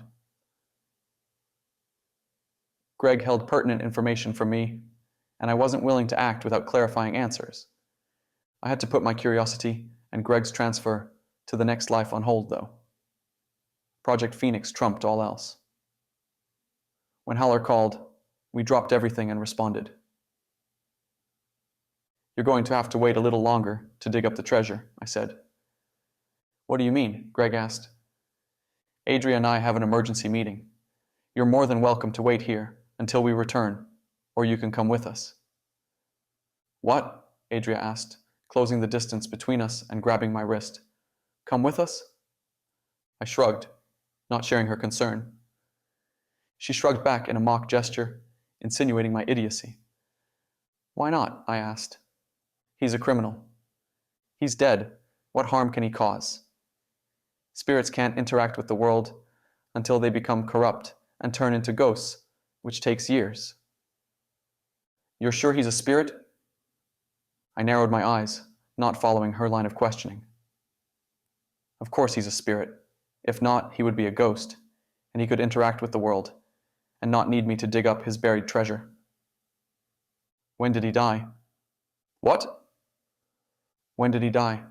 Adria asked. Didn't it say on his headstone? I closed my eyes and visualized the headstone, but I didn't recall any dates determining the date of birth or date of death. I'm not sure. So, he could have died 50 years ago, right? That's enough time for his spirit to corrupt and turn into a ghost, right? Wasn't Amanda a 40-year-old spirit? She interacted, albeit limitedly, with our world. Why would he need me then? I don't know, okay? Adria threw up her arms. I'm just not convinced we should invite him into our top-secret, highly secure estate. Maybe I'm jaded, but I don't trust him. I had social media, Greg said. My username was the Gene Hackman. Stupid, Adria said, mumbling her comment. People used to say I looked like the actor, and I had a knack for hacking into computer systems. So, yeah. Look me up. I wasn't an influencer, but I had a presence on Twitter, TikTok, and Facebook. I was a criminal once in my life, and only once. Apart from that, I'm guilty of being a terrible father and a worse husband. With a heavy sigh, I shared Greg's admission to Adria. She still didn't appear convinced, so I brought out the hammer and nailed my argument tight. Remember what Herbert told you all those years ago? A world part of Earth, but apart from Earth, exists as well. It's filled with hidden kingdoms, treasures, and creatures. They all existed, still exist, though they remain hidden from the Umenta. I repositioned myself, standing straighter, knowing I had her attention. Greg said that crate isn't of this world. What if it's of one of the worlds Herbert mentioned? What if not only leads us somewhere long ago lost, but leads us to Herbert? Adria crossed her arms and scowled, shaking her head. It's a bad idea. It's a bad idea to leave him here, to possibly lose him, and whatever he buried. Fine, but he stays in a containment cell until I vet every single post he ever made on social media, until I read his obituary, watch a recording of his funeral, and learn about the heist from an investigator's perspective. I glanced at Gregory. The spirit shrugged his acceptance of the terms.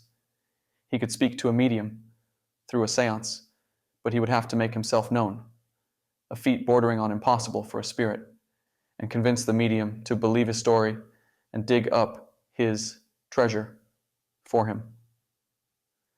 Why risk kicking me to the side, someone he could speak to whenever he wished? What would waiting a few extra days hurt?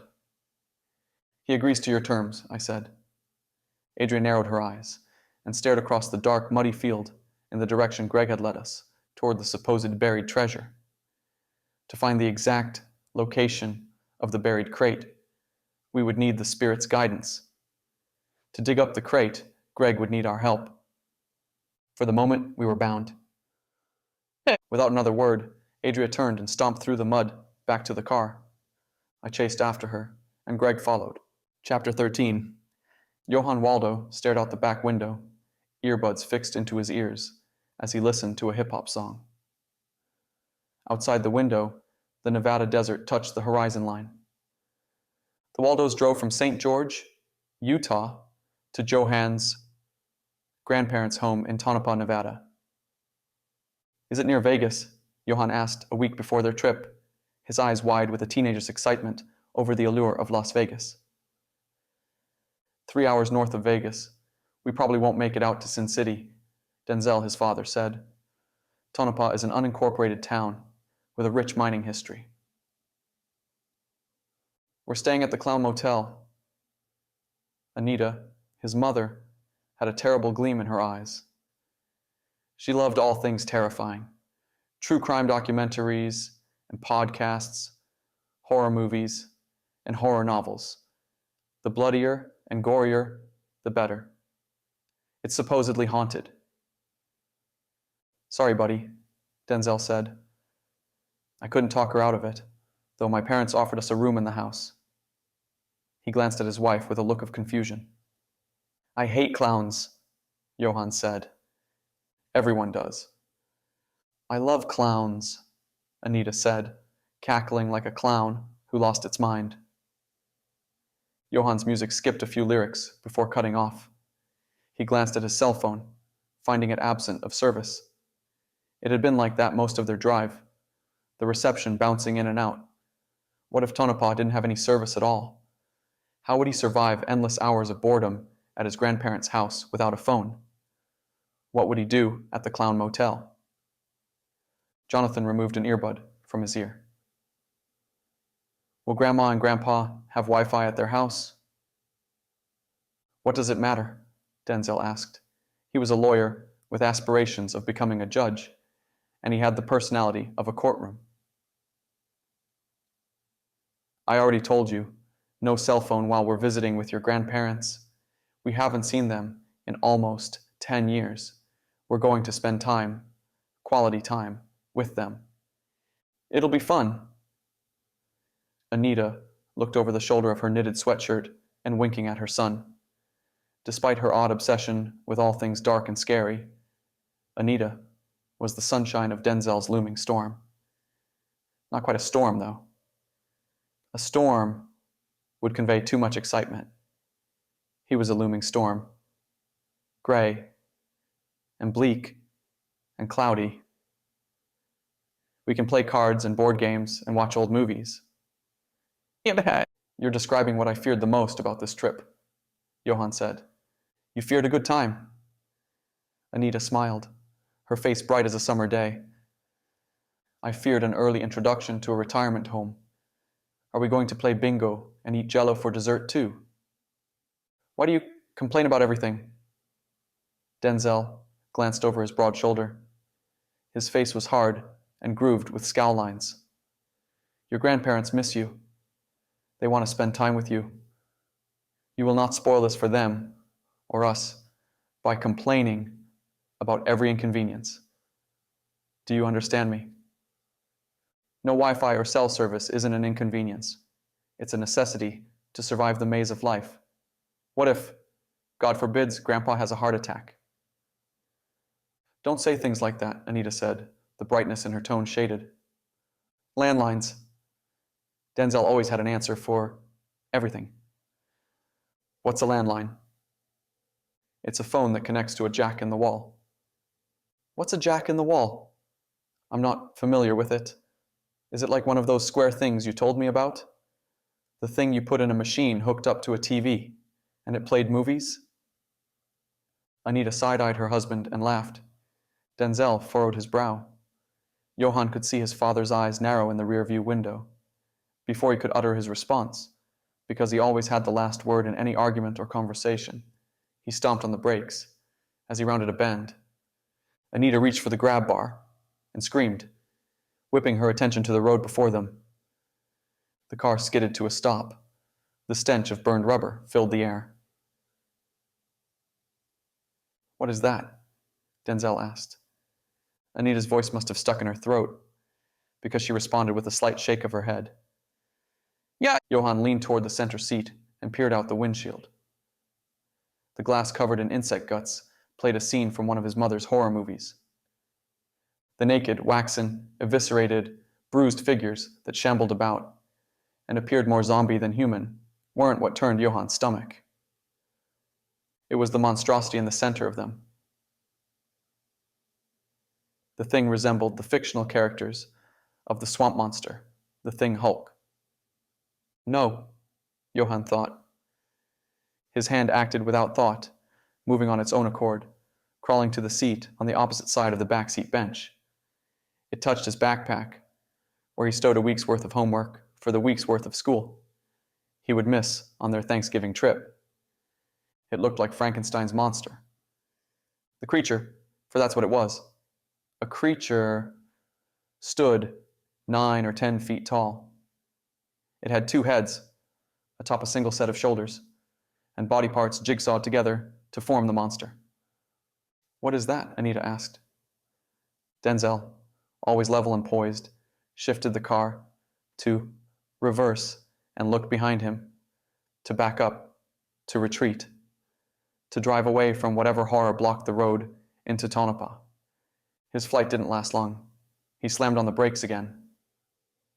Johann glanced over his shoulder through the rear window. 6 more zombie-like humanoids shuffled toward them, accompanied by another hulking monster, that one with a singular head, but 6 arms and 2 legs, like some human-born spider abomination, created for death. The 10 feet of reversal must have positioned the car in a narrow area of cellular service. Music blasted through the earbud in Johann's ear.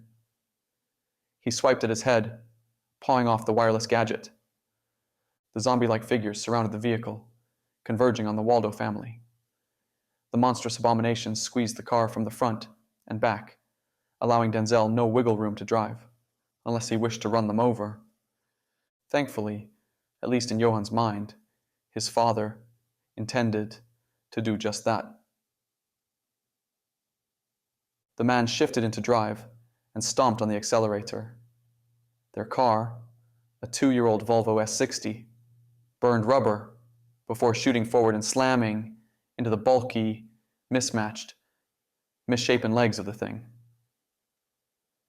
The car's grille and hood smashed like crushing an aluminum can. The hulking aberration didn't budge, as if it had rooted into the asphalt. Worst of all, the car's engine sputtered and died. Denzel worked the ignition, but the vehicle wouldn't fire. The zombies because Johann had no other word for the creatures, jumped on the car and banged on the windows, and smeared the leaking fluids of the dead across the glass. Inside the Volvo, no one spoke or screamed or breathed. The cryptic, heavy silence made the situation all the more terrifying and suffocating.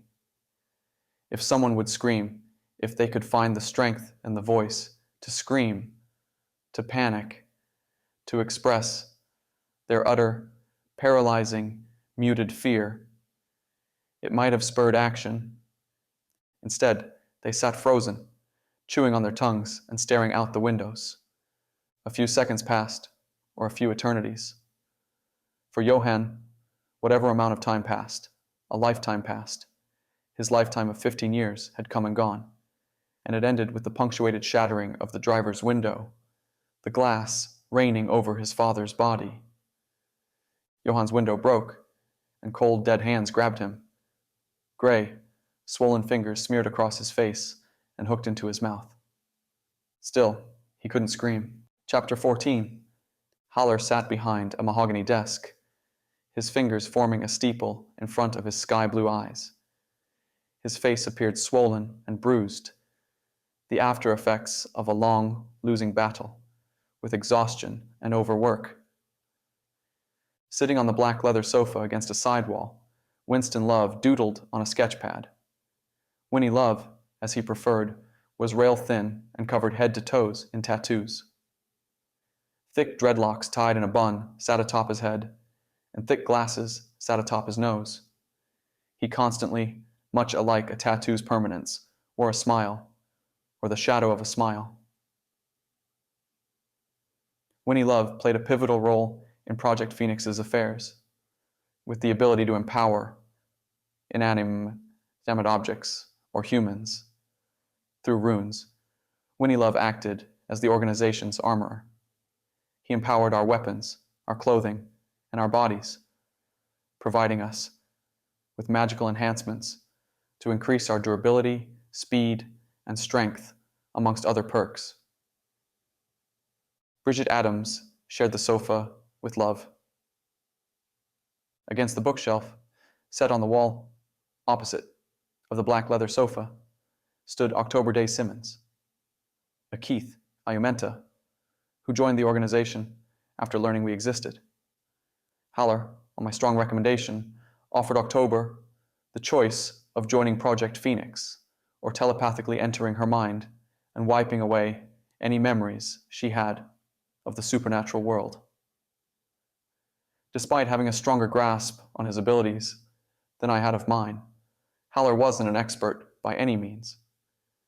If October allowed him to wipe her mind, a coin flip chance existed that he would wipe her entire mind of everything. She stayed with the organization. Adria and I, like two teenagers sitting in the principal's office, occupied chairs set before Haller's desk. Adria had said little about how she escaped the vampire last night, and I hadn't pushed the conversation. Maybe Haller would. Maybe that's why he called us into his office, to discuss Cade and the danger we had put the organization in.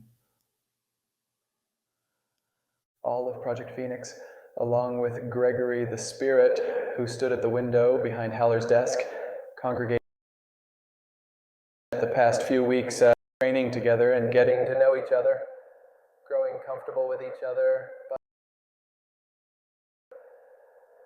Haller broke the thick silence. I'm sure you all know why I've gathered you here. Yeah. To discuss Doryan's inability to clean up after himself? Adria asked. We have a system. Heck, we have a chart that details our system, and our routine and schedule. Doryan does dishes every third day. Well, he's supposed to. He's supposed to make his bed every day and put away his laundry. You assigned him in Love with the chore of taking out the trash. Guess what? I've taken his turn at dishes every time since moving into the estate. Love always takes out the trash. My hands rested in my lap. I turned them over so my palms faced the ceiling in a confused gesture. You know perfectly well that's false.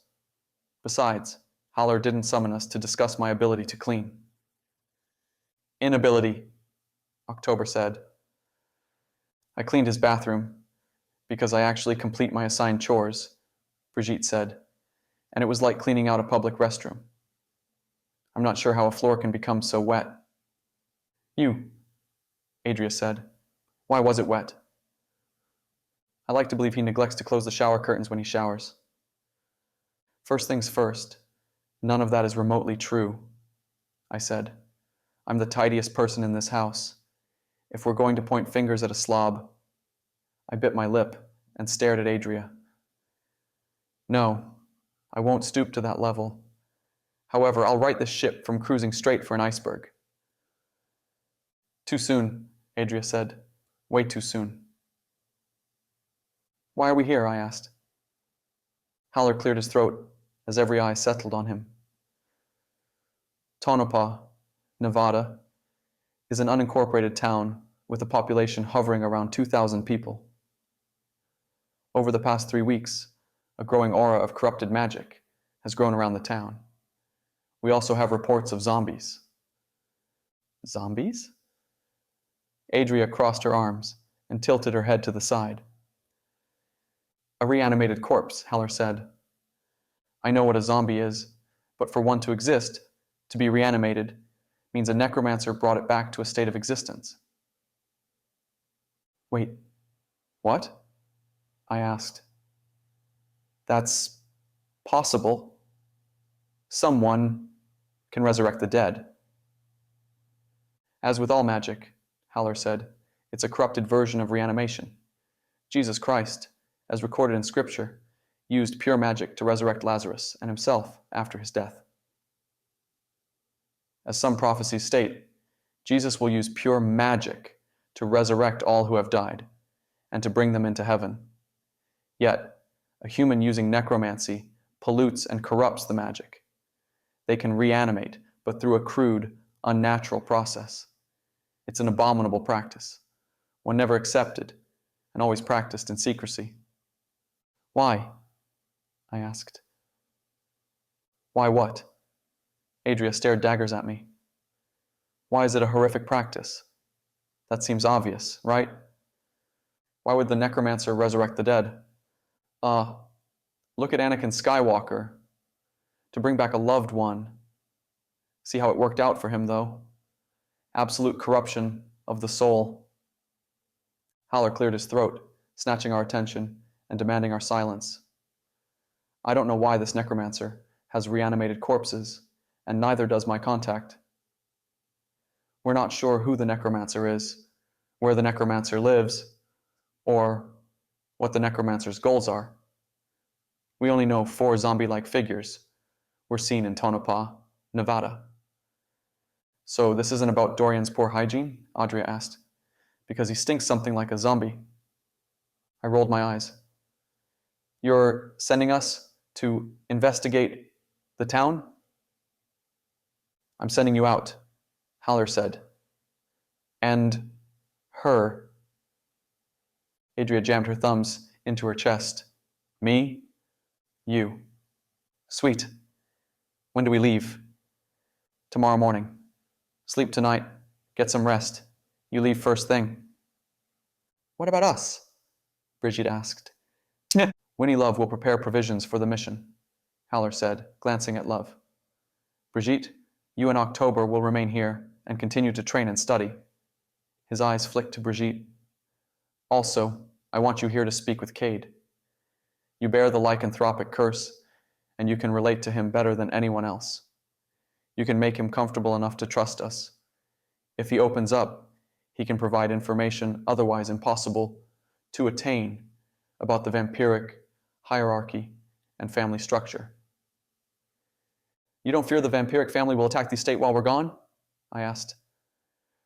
I don't base my decisions out of fear. If a necromancer has compromised an entire town, it's our job to respond to that threat above anything else. Okay, so what do we do? I asked. We locate the necromancer. Then what? Capture him. Or her. Adria raised her eyebrows. ask questions and find a motivation. If he's working with someone, or she, we'll want to know who with so we can go after them. Necromancers are rare and often shunned from magical circles. If one exists and has become active, another, if not multiple, lurks in the shadows. We need to draw them out and eradicate whatever scheme they've hatched. Like forming an undead army? I asked, half joking at the possibility. Amongst other terrifying possibilities, Adria said. Like turning themselves into a revenant, aka an immortal, undead necromancer. Or, she trailed off and stared at Haller. Or, he said, picking up where she left off, reviving the fallen gods. Only with their power and knowledge can they break the seals holding back the armies of darkness and release the minions of evil back into the world. Most necromancers, shunned as they are, find solace in discipleship to the gods. It's often their goals to learn of rituals to resurrect them. Aren't the gods pure? I asked. They wield pure magic. That doesn't make them pure. Also, we must clarify gods, lowercase, are the offspring of fallen angels and mortal women. Some of them were righteous, and some were pure evil. Why would the necromancer want to resurrect them? To guarantee a spot in their army, find a place of acceptance, to watch the world burn to the ground. Haller paused and moved his jaw side to side. I don't know their reasoning, but I know this game is as old as time. If the necromancer has created zombies, he or she... Thank you, Adria said. Isn't far away from having enough power, especially through the means of a ritual, to reanimate a fallen god. The office fell silent. Only Winnie Love's pen, scratching over paper as he doodled, filled the quiet. After a few moments, I cleared my throat and wet my lips with my tongue. How do we beat a necromancer powerful enough to resurrect a fallen god? Haller stared at me without speaking. Adria found something interesting on the floor, and her attention focused on the hardwood. It was October who answered my question. We can't. Yet, Haller said, finding his voice, we have to. It's only impossible until it's done. Haller half chuckled and lowered his chin, so he faced his desktop. Now, you're going to meet a liaison and work through her, but there's something you should know about this woman. Story time? Adria asked, leaning forward with anticipation. Haller cracked a half smile and nodded. Once, not so long ago, I had nothing. Chapter 15. The live band. Nothing going. Never heard of them, Adria said, interrupting Haller's story before he could finish the first sentence. The man pinched his eyebrows together and made a contemplative noise from within his throat. They were a popular cover band in my day, like Boyce Avenue, but before YouTube, so they never achieved popularity outside of my town. You know Boyce Avenue? Adria leaned back in her chair, as if blown away. Do you like them? I have a soft spot for cover bands. The more you know a guy. I see you, Haller the Baller. What's your favorite cover of theirs? Haller half chuckled. What makes you beautiful? Originally by One Direction. I prefer Boyce Avenue's version. Anyway, please refrain from interruptions. Adria ran, an imaginary zipper across her lips. Haller nodded his appreciation. Nothing going. Played 2 loud covers of old country and classic rock songs. Despite the band's best efforts, they couldn't drown the natural din of the bar, the chairs scraping, billiard balls clanking, people doing their best to speak over the crescendoing music, to keep their conversation thread or order a drink. Eric Haller had grown accustomed to the rowdy noise in the years preceding and the months following his divorce. Perfect chaos blended into a ball of static. The buzzing noise vibrated at a frequency that resonated with him, that fit into his soul and beat in time with his heart. Mostly, it mixed and distorted the constant stream of voices invading his mind. The noise didn't drown the unwanted thoughts of others from creeping into his head, but it grabbed them and danced with them and blurred them, adding them to the cacophony of all else. Haller sat on a bar stool and stared at the backlit, murky mirror before him. He stared at the pathetic man halfway through his 6th pint of beer. An empty shot glass, his 3rd, stood upside down beside his current glass. Eric's eyes sat heavy in his hollow, pale face. "Want another, hun?" the bartender asked, a thick-set woman in her early 40s. She had a fresh crew cut, her hair a tricolor of pastel pink, blue, and yellow. Her eyes sang a lovely, subtle song. They weren't piercing or demanding, but gentle, an off shade of green that sometimes appeared brown, sometimes appeared blue, and always appeared hazel. "Another shot," Haller said, slightly slurring his request. The booze swam through his system. A heat flushed over his face, and his body swayed off-beat to the boisterous band. He set his chin on his shoulder, glancing behind himself to scan the Friday night crowd. His fingers manipulated his wedding ring, twisted it, tugged at it, pried it free, only to force it back over his knuckle. He hadn't spoken to Lisa outside of lawyers for 8 months. She refused to return his calls, or emails, or messages. Once, after Haller had left, north of 20 voicemails and twice as many rambling, drunken text messages, Roger Duffy, the infamous Roger Duffy, biological father of Eric's twins, called Haller from Lisa's phone. Apparently, he, like Lisa, had left his spouse. Love always finds a way. "You call again," Roger said, his voice adopting the scared aggressiveness of a man who has never fought, but knows he had a duty to perform. He trailed off for a beat. Just a second. A moment of hesitation. Through the phone line, Haller couldn't catch Roger's conflicted thoughts. But he didn't need magic to read the man's uncertain mind. "You'll do what?" "File for a restraining order." Haller blew a gust of forced laughter through the receiver. "I thought so. You'll do nothing because you are a little tiny nothing man." "What does that make you then?" Roger hung up the phone after the question. Haller still, months later, reflected on the question. What does that make you then?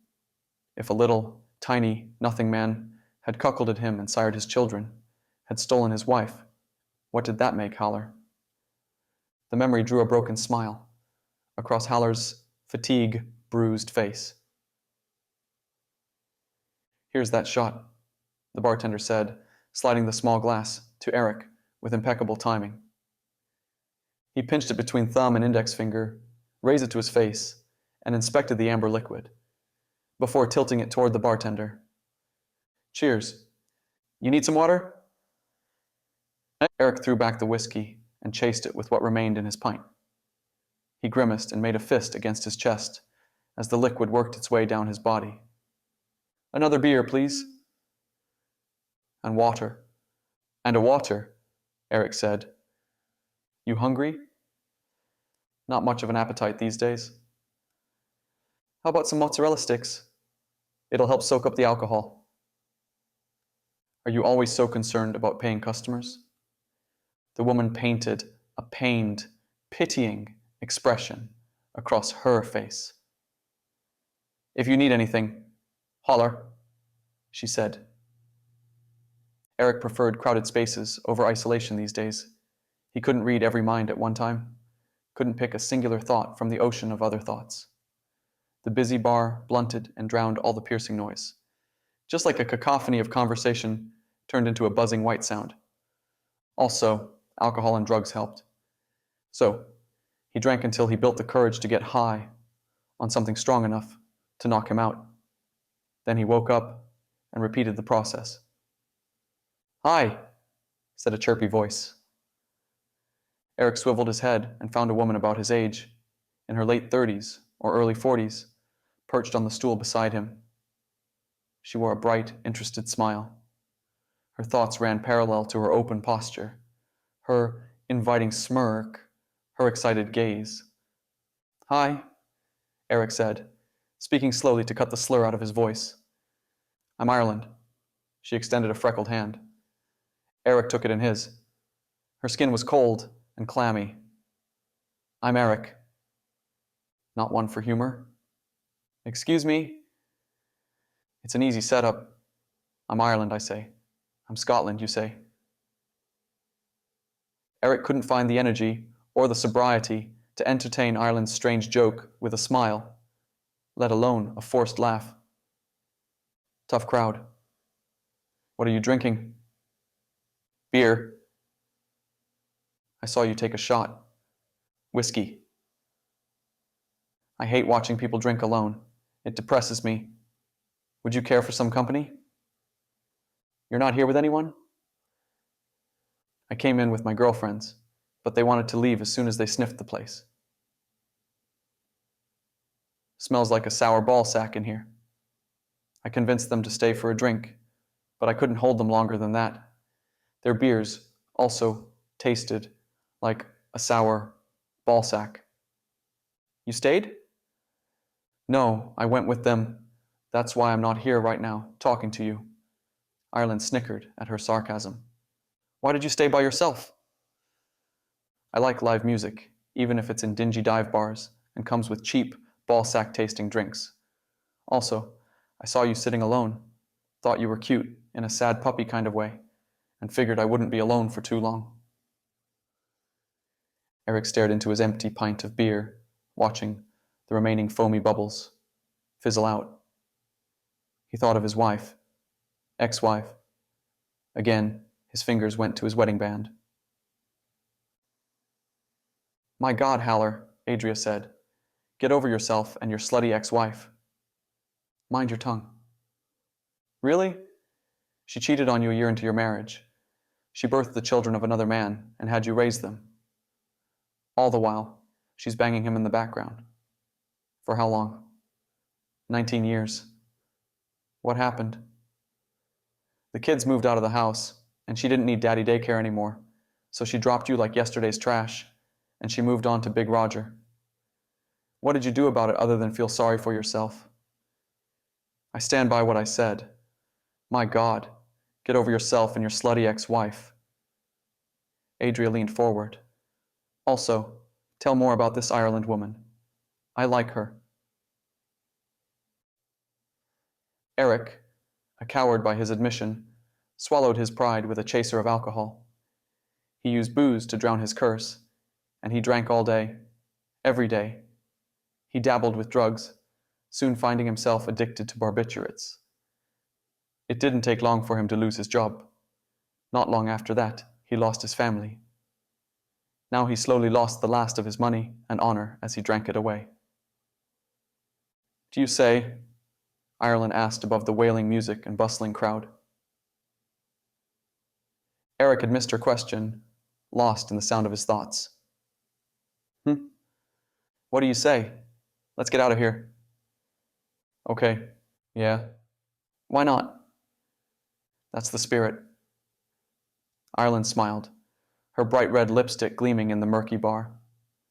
She leaned forward and kissed Eric on the cheek, walking her lips to his ear. Her fingers touched Eric's wedding ring. "Whatever she's doing, or not doing, you deserve better. No husband should find themselves alone in a bar." She hopped from the bar stool and pulled Eric's arm. "Let's go see what kind of trouble we can find." Eric stumbled beside Ireland. The night spun around him as the alcohol took flight. The lights of the world moved so fast they connected, leaving long tails and bright streaks across his vision. Ireland's soft hand fit perfectly into his, and she skipped ahead, dragging him behind her. They didn't speak, but laughed.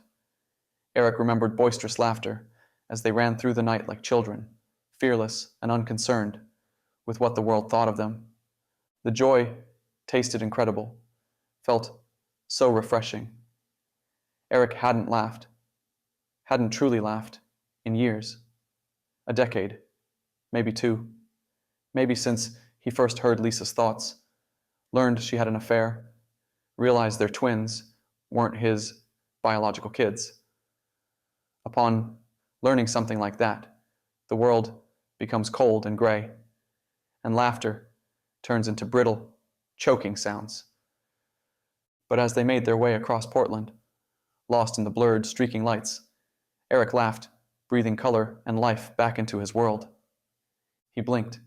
The next thing he knew, he and Ireland lay on damp grass and stared at the star-freckled sky. Everything had settled into a stationary pose. The half-moon stood still, low in the sky, and the stars twinkled and shined around it. Large pines towered above them, reaching for the stars, maybe poking pinpricks in the night, allowing the celestial light to pour into the world. Eric laughed again. "I'm so drunk," he said. "Where are we?" "Forest Park. That's 10 miles from the bar." He turned his head away from the heavens and stared at heaven. Eric couldn't help but smirk at the cheesy thought, but he wanted to tell her. The alcohol urged him to tell her. "You're beautiful.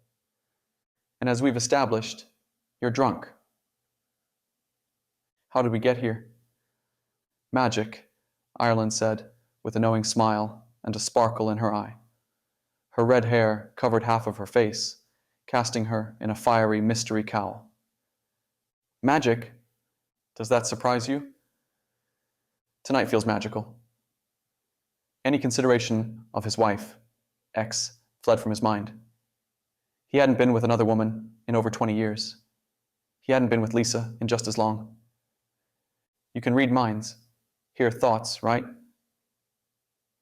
It took her asking for Eric to realize something odd. He couldn't read her mind, hear her thoughts. "Not yours," he said after a moment. He broke off with a sharp laugh. "It's incredible." Eric's dumbfounded state yo-yoed his emotions. He choked on a sob. When was the last time he had sat beside someone and experienced unadulterated silence? Like a constant buzzing or whining, thoughts always preyed into his mind, intrusive and unwanted. Not with Ireland. With her, he could only hear the night. Why can't I hear your thoughts?" "Magic," Ireland said again. "You're serious. You doubt me. It's hard to believe. Even though you read minds." Eric said nothing. How could he admit, despite knowing the intrusive thoughts were real, he preferred to believe he had gone crazy and heard voices? How much easier would that pill be to swallow than facing the other option, that he could read minds? "I can help you control it," Ireland said, turning to him, locking her eyes to his. Her hand grabbed his fingers and squeezed. "I can show you the extent of your ability, provide you with a path to change the world forever." "How?" Eric asked. Ireland flourished a revolver, as if from nowhere, as if drawing it from thin air. She placed the cold steel barrel against Eric's forehead. "You have to die first. Are you willing to die?" Eric turned his head to face the starry sky, the gun pressed into his temple as he changed position. He thought of Lisa, of his twins, Brent and Sierra. His kids were in college across the country, 18-year-old freshmen who never called. The booze and drugs had destroyed any meaningful relationship he wished to have with them. They didn't respect him, and they didn't care to forgive him for his absence as a father. Besides, if Eric was honest with himself, how many times had he considered pulling the trigger on his own? Maybe not an actual trigger, but overdosing, or taking a last bath, or sitting in a car and breathing its poison. What if the strange, beautiful woman was an angel, one sent to execute what he couldn't execute? Himself. What waited for him on the other side? Yes, he said. I'm willing to. Haller never heard the gun's report. The moonlight and the starlight went black, and the world slipped into oblivion. Chapter 16. Malachi Mervain stood at the mountain's summit and inhaled the sight of Tonopah. Now his town, it lay before him like a corpse resting on a coroner's table, unmoving, breathless. We have done something monumental here. Malachi spoke into the breeze. You have, Master, Nathaniel said. Your ambition has hatched this creature. I'm but a student completing an assignment, a servant carrying out his master's task. You're too humble in your achievement. Malachi's long, bony fingers touched Nathaniel's thick shoulder and squeezed. None of this is without you either, my faithful servant. I'm your vessel, your creation. I live to serve you, Master. Malachi breathed in the cold desert air. We're hours away now. Nathaniel swallowed a surge of trepidation. At midnight, Malachi would complete the ritual, which began with the first zombie the Necromancer created. That zombie, Patient Zero, could spread the infection killing the person, trapping their soul in the corpse, linking them to Malachi, their new master. Patient Zero moved through the town and killed. Those 2 killed 2 more. Those 4 killed 4 more. It took 9 probes into the town to wipe out a quarter of the population. Malachi, with the help of his undead army, captured and imprisoned the rest of the small town, holding them to feed to Wiro. The process was threefold. First, killing the person and capturing the soul gave Malachi mastery over the reanimated zombies. Second, the method allowed Malachi to find anyone inherent to magic. He hadn't learned of anyone in Tonopah. A magic-based soul would better nourish the fallen god Malachi meant to resurrect, which led into the third step of the ritual. Malachi would sacrifice himself, a magic user, because a god needed a magic-based body to possess. To guarantee his success, he would sacrifice all 2,000 residents at midnight. Their souls would provide Wiro with enough power to emerge from his prison and merge with Malachi's body. That night, once the ritual finished, Nathaniel would look after Wiro for 42 days, a number representing a new beginning. 42 held significant importance in the affairs of resurrecting the fallen gods and inciting the end of the world. Are you ready? Malachi shifted his attention from Tonopah and faced Nathaniel, faced his abominable creation, his pet. You have the most important role. Will you see it through? Nathaniel stared at Tonopah, at the dead town, at the representation of 2,000 people about to die to release an imprisoned god. They had no choice but to obey the malevolent whims of a deranged necromancer. Nathaniel had played a pivotal role in their demise, and he would play a pivotal role in the preceding apocalypse. As the sentiment went, he had gone too far to right his wrongs. I'm ready, Nathaniel said. Malachi grunted in approval. Collect the living, situate them where they belong, then return to me. I want you, my servant. The necromancer touched Nathaniel's scarred face to incite the summoning. Chapter 17. Adria and I woke up early. Allow me to rephrase. I woke up early, ate a quick breakfast, had a cup of coffee, and loaded my luggage into the RAV4. When 5 in the morning struck, and Adria hadn't made her appearance, I grew impatient and spam dialed her phone until she answered. What? Sleep burdened her voice. I'm leaving in 50 minutes. I hung up the phone, not caring to hear her grumble a complaint. To my surprise, not 10 minutes later, she zombie walked into the kitchen. She had a rat's nest for hair, and she wore thin, baggy pajamas, no slippers. Despite her tattered, half-asleep appearance, her celestial beauty boasted of something supernatural. I don't necessarily enjoy hammering that point home, constantly pointing out her external attractiveness. Physical beauty is such a fleeting and shallow indicator of who a person is, skin deep, if you will. I prefer to focus on the depth and complication of an individual, rather than debase them to a visual caricature. However, as with everything in life, there's always a, however, Adria's beauty transcended conventions. It was otherworldly, beyond explanation, like observing an astrological phenomenon. Her beauty was intertwined with everything about her, and impossible to overlook. She had a backpack slung over her shoulder. When she saw me, she slipped out of it and tossed it to me. I need coffee. What am I doing with this? I asked. Load it up. I'm not a bellhop. And I didn't ask for a wake-up call. It seems we're testing our flexibility this morning. I rolled my eyes hard enough to spin myself around. The momentum carried me into the garage. I set her backpack in the RAV4's back seat and returned to the kitchen to make sure Adria remained focused on leaving the estate. She balanced a paper plate with a microwaved cinnamon roll in one hand, an energy drink in the other. That's everything, I asked. No other luggage? Is it because I'm a girl? You think I overpack? It's because we need to leave, and I need to load everything into the car. Do you have anything else? Nope, I got all I need in that bag.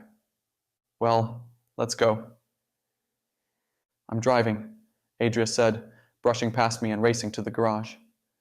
She went straight to the driver's side, setting the energy drink on the roof to open the door. I get car sick when other people drive. You made that up. I stood at the hood of the RAV4, debating with myself if I wanted to make this a fight. Yeah, if I let you drive through the mountains on the California-Nevada border, you'll have to pull over so I can yak all over the side of the road. You don't want that. Neither do I. So let's avoid the dilemma entirely. I drive. An exaggerated, aggressive yawn filled the garage. I shifted my attention to the door. Adria jumped into the driver's seat, her arm snaking from the door and snatching her drink off the roof. In her rushed effort, though, the cinnamon roll teetered and flipped off the paper plate, falling headfirst to the cement. She leaned from the car, scooped up her breakfast, and continued eating the sugary, buttery goop. Winnie Love stood framed in the door, leading from the garage into the house. He smiled. Good morning, you two. I'm feeling blessed I don't have to tolerate the trip with your constant squabbling. Nice word, Adria said, around a mouthful of cinnamon roll. And good morning. I'm feeling blessed and thankful for the treats you provided. Winnie Love grunted amusement. Throughout the past few weeks, he had inked runic tattoos on Adria's and my skin. Each rune provided us with offensive enhancements and natural defenses. They activated on triggers that Love determined. An external trigger set off the defensive wards. Offensive runes activated from an internal command. Love also provided me with twin sickles, both of their handles, and crescent blades, adorned with runic symbols, providing the weapons with a magical edge to overcome a monster's resistance to normal attacks.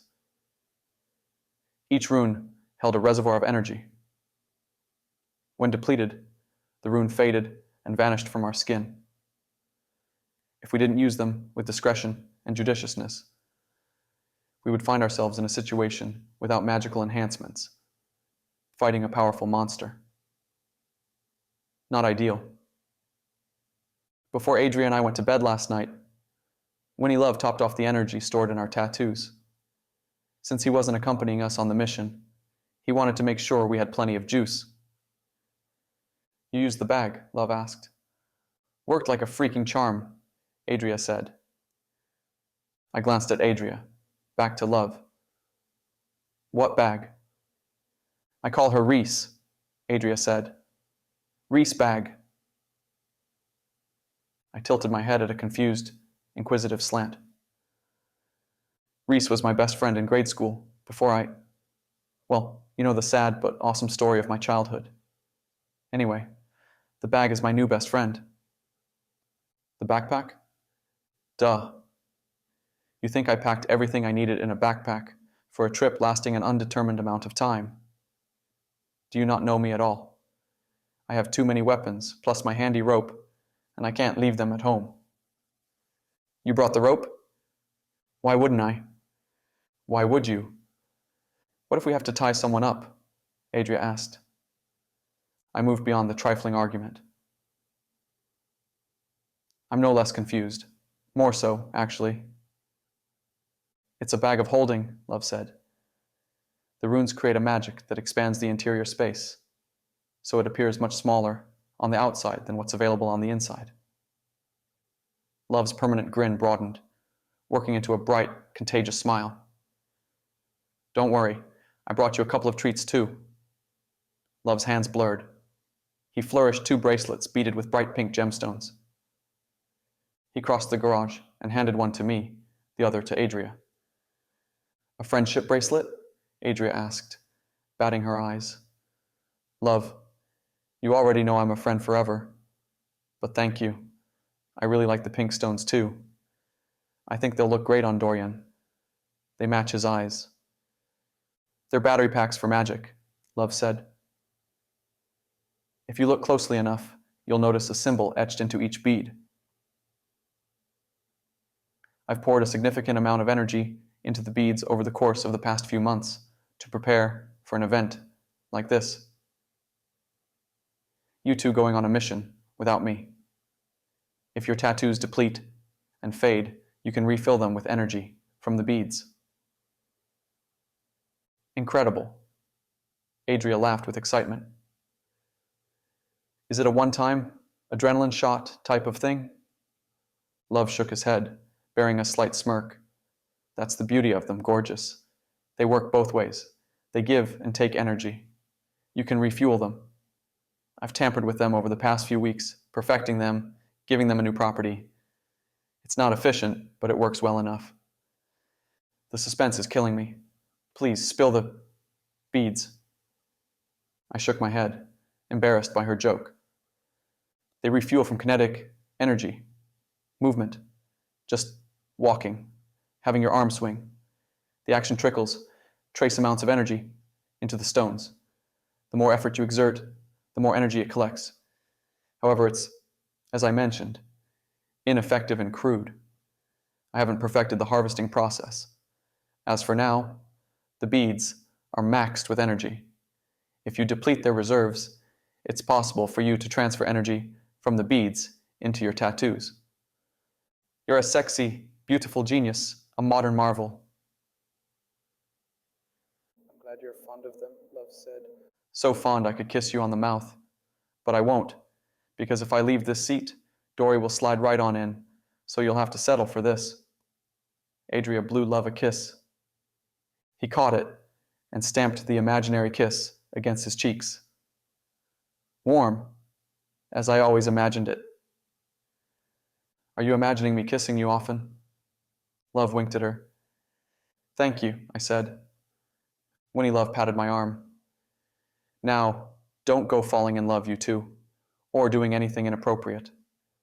You're going to be alone in the middle of the desert, with no adult supervision.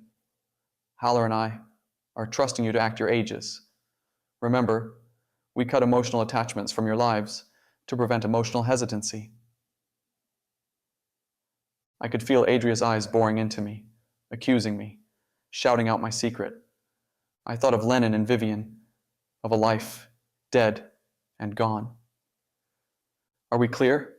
Winnie Love asked. Nothing to compromise our purpose. Scout's honor, Adria said, crossing her heart. Question, though. The answer is no. For a guy who smiles the day away, you're sometimes not very much fun. Gregory phased through the RAV4's closed backseat door. The spirit remained quiet, stoic, as he observed the disorganization of our conversation. Doryan, Love asked. You have my word. Nothing inappropriate. Winnie Love nodded. Good, because I trust your word. What's that mean? Adria asked. Exactly what I said. Stay safe. Remember your training. Report to October every 8 hours. Blah, blah, blah. Adria mimed her hand to resemble a blabbering mouth. We got it, Dad. We'll behave. Remember, you're meeting Ireland Earp in Keystone, Nevada, Winnie Love said. You ever meet her? I asked. Once. Winnie Love slapped the RAV4's hood. Good luck. I think you might need it. What about my question? How do we find her? Adria asked. Winnie Love chuckled, turned, and walked back to the door, leading into the mansion. Don't worry too much about that. Chapter 18. It should have taken 6 hours to drive to Keystone, Nevada. With Adria driving, it took closer to 8 hours. To her credit, she didn't drive slow. The opposite, actually. When on the road, driving, making progress toward our destination, she flirted with speeds well above an arrest for reckless driving. She, ran into the issue of not staying on the highway. Adria acted like a puppy, distracted by every minor discomfort, particularly her bottomless appetite. She insisted we stop to buy a coffee. Not Starbucks either. I'm not like anti the system, but I prefer, if possible, to support local business. Sometimes I truly believed she said whatever first dropped from her mind to her mouth, whether she believed it. I had personally witnessed her drink at Starbucks at least a dozen times since our move into the estate. I made a pot of coffee when I woke up, I said, stepping into the inevitable argument, because I didn't want to make an unnecessary stop. We were on a mission, destination, 6 hours away. We weren't children, meaning we could power through whatever hunger pangs we felt. Except, I guess, we couldn't. I didn't have any of your coffee. You had an energy drink. It was that new, supposedly healthy energy drink October recommended. It didn't do the trick. If I'm going to drive, I need coffee. I'll drive, I said. You wouldn't stop. I wouldn't. I would get carsick. Would you? You think I'm making it up? Yes, I said. Even if you're not, you can sleep. No motion sickness. No need for caffeine. Despite my best efforts, Adria stopped at a cafe 20 minutes from the estate. The line went out the door, and the establishment had 2 employees working, one making coffee, one taking orders. Thankfully, Adria ordered black coffee. We waited 10 minutes instead of 30. She stopped in Folsom, a city 20 minutes east of Sacramento, for another Starbucks. I didn't bother to bring up her support for small business. What would it accomplish? Adria must have sensed my swallowed frustration as we waited 15 minutes in the drive-through lane. I can have 1 cup of black coffee before I crave something a little sweeter. In Placerville, Adria pulled off the highway and into the parking lot of a diner. I have to use the restroom. Also, I'm hungry and want some breakfast. Didn't you eat a cinnamon roll? That's an appetizer. Adria turned off the car and glared at me. Besides, why are you trying to monitor my eating habits? That's a little toxic, don't you think? No, it's time efficient, because we need to be on the road, heading to our destination, which is still 5 hours away. Have you ever watched a movie with me? She kept talking before I had the chance to answer. I can't make it through a romantic comedy, a 90-minute movie, without using the bathroom or grabbing a snack. You really thought I could last 6 hours driving to Keystone? I looked up this Keystone too. It's a ghost town. Do you know what that means? No coffee, no food, no booze.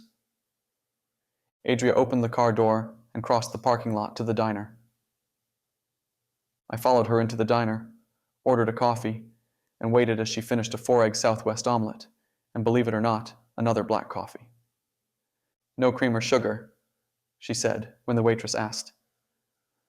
I waited for her to leave the car keys unattended, but she was vigilant. After we paid for the coffee and food, I asked if I could drive. She snorted derisively and climbed into the driver's seat. After another 45 minutes on the road, Adria exited the highway and pulled into a gas station. She and I had left the estate with a full tank of gas. Unless we had a fuel leak, we didn't need more gas. Why are we stopping now? I have to take a leak. So we had a leak of sorts. Strange, I said, spreading on the sarcasm thick. Do you think the 4th coffee overextended your bladder? Or maybe your insistence, like a child who doesn't yet know how her body works, not to use the restroom before we left the diner. Adria sighed and rolled her eyes. First, I prefer it when you're silent and mysterious. Second, Haller can get away with acting like my dad. And Winnie Love can pass for my older brother. But I don't take advice from Harry know-it-alls. It's not advice, it's general rudimentary knowledge. On road trips, you use the bathroom before getting in the car, whether you have to use the bathroom. That's universal common sense.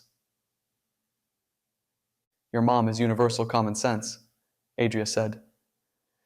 I ran my hands through my thick hair and sighed with frustration. And Winnie Love worried about us having a fling. Adria leaned back against the seat and pursed her lips. You can't feel the sexual tension between us. I want to jump your bones right here and now. She winked before opening the door and stepping out. She scurried around the car and hurried into the gas station. You going to drive now? Greg asked from the back seat. My heart leaped out of chest. The spirit hadn't said a word since we left the estate, and I had forgotten he accompanied us on the journey. I answered when my nerves settled. No. Why not? It's not worth the fight or the argument. Adria returned a few minutes later with an armful of soda, candy, and chips. She climbed behind the wheel, ripped open a bag of Skittles with her teeth, and continued driving. Believe it or not, we didn't stop again. Chapter 19. Adria turned off Highway 95 and drove a mile deeper into the rural, isolated desert. Structures appeared on the near horizon, rotted teeth in a hillbilly's uninsured mouth. The dilapidated buildings, constructed of faded and rotted lumber from 100 years ago, stood slum and aged on the side of a single dirt street overgrown with weeds. This is what they mean by one-horse town, Adria said, slowing her speed to a mere crawl, to a pace that didn't kick up dust behind us. We trawled the single street of the ghost town, admiring the old, still-standing buildings of the abandoned town. When we reached the end of the quarter-long thoroughfare, Adria pulled over, parking at random and cutting the engine to the RAV4. I'm starving, and I think we should find some grub. I skipped my gaze from building to building, searching for somewhere to eat. The place before us, according to the rusted orange paint, written in hand-sprawled letters 3 feet tall, was the Corral Saloon. Plywood covered the windows, and someone had nailed a row of 2x4 forms across the front door. How does a cheeseburger sound to you? Adria asked. I want some fries, or onion rings, and a pickle, too. Maybe an appetizer of mozzarella sticks. I glanced at her figure, 5'8", maybe 130 pounds in combat gear. Lean, toned, and fit. Most people hate you, huh? I have an enemy or two, Adria said with a glint of pride in her eyes. What about wanting a burger? And fries makes you think people hate me. Not just the cheeseburgers, but the cinnamon rolls, omelets, Skittles. You never stop eating. Well, nothing is going to stop this girl from her next meal. Luckily, I was blessed with incredible genetics. Thank you, parents who sold me for their next mind-numbing high. She kissed her fingers and pointed at the ceiling, as if pointing at heaven. Did you ever learn what happened to them? I asked. Sure did. Adria opened her door and stepped into the bleak afternoon. I followed suit, stepping out the passenger side and stretching away the tightness in my legs. Winnie Love said Ireland Earp would find us. So, what do? Stand around and wait? Adria clicked her tongue. Grab some food. A cheeseburger, fries, onion rings, mozzarella sticks. Remember? Don't forget the pickles. I wouldn't ever. One problem, I said. Where's the food? Oh, ye of little faith. Adria sashayed to the saloon's boarded-over front door, grabbed a 2x4, and pried off a form. It snapped off with little apparent effort. Adria tossed it to the side and repeated the action. Once she had all 6 barring pieces of lumber torn away, she shouldered open the door and stepped into the musky, acrid, dust-filled dark space. I tagged after her.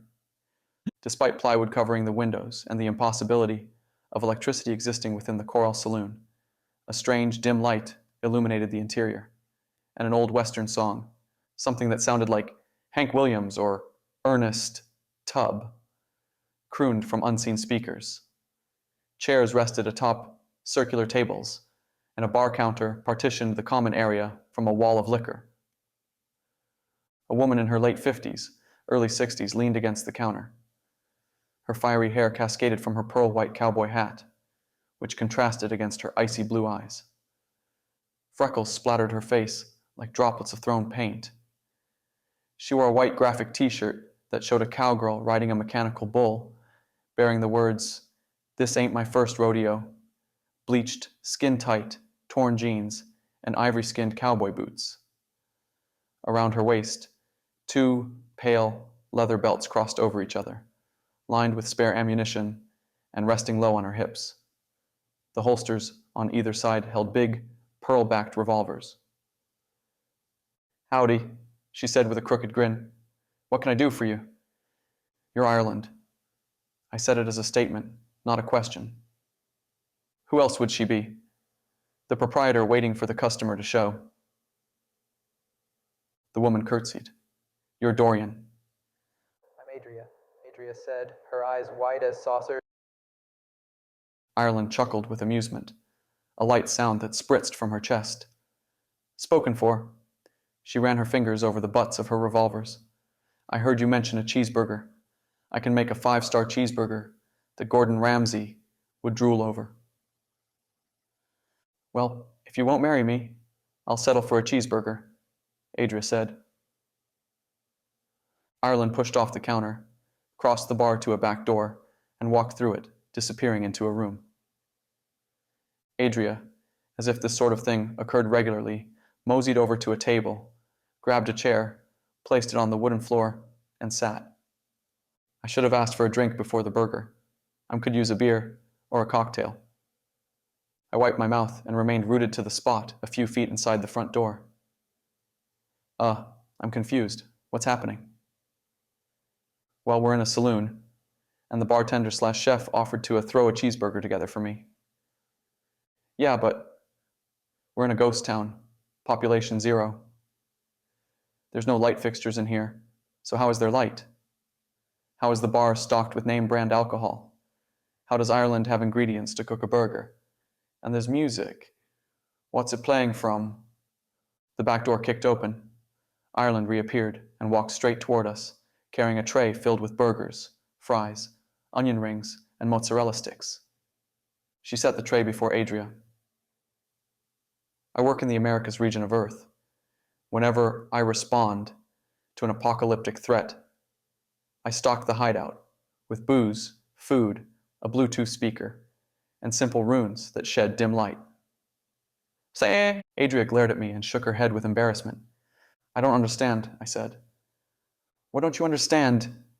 Adria asked. What is she? I'm a woman, Ireland said, her voice souring. No, I mean, you're not part of Project Phoenix, but you're assigned the what? The American region. What's that mean? And you have hideouts, and we're reporting to you. Why? Who are you? It doesn't matter who I am, not to you at least. If I'm working with you, under me, Ireland said. I need to know who you are, know if I can trust you. Ireland removed a chair from the table, placed it on the ground, removed another chair, and settled onto it. She tapped on the empty seat beside her. Sit, Doryan. I've sat enough today. Then have your friend sit, the woman said, not looking at Adria, but at Gregory. I'm sure he doesn't feel the pains of standing like we do, but habits die hard even in death. I swallowed surprise. Could Ireland see Greg? How? Did she possess necromancy abilities? Greg didn't need my nudging. The spirit settled in beside Ireland. A crooked smirk cut across his face. So, Adria said, breaking the brief silence, you and Howler? Eric? Ireland played her tongue over her full lips and lifted the corners of her mouth. I liberated him. I also broke him, like a wild horse. Kinky, Adria said, biting into her meal. But we're not here to discuss my past affairs with your mentor.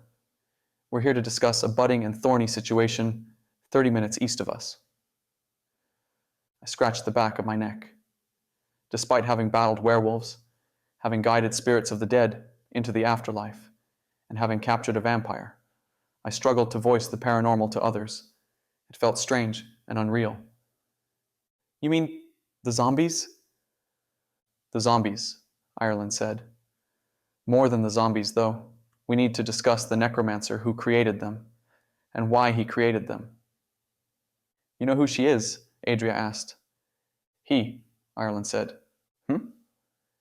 You said she, Ireland said. He's a he. Ireland shrugged. More than likely. I massaged the edges of my eyes.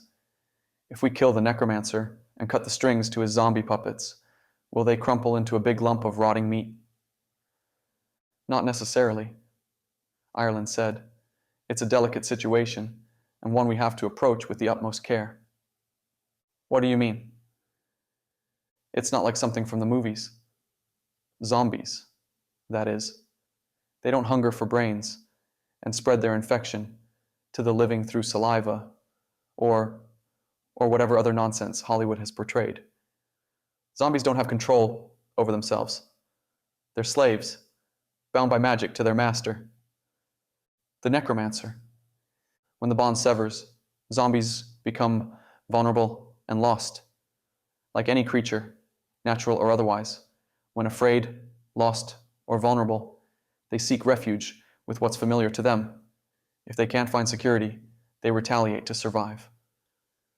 For a necromancer to reanimate the dead, to have power and influence over a soul, they need to imprison it. The necromancer fuses the spirit to the corpse.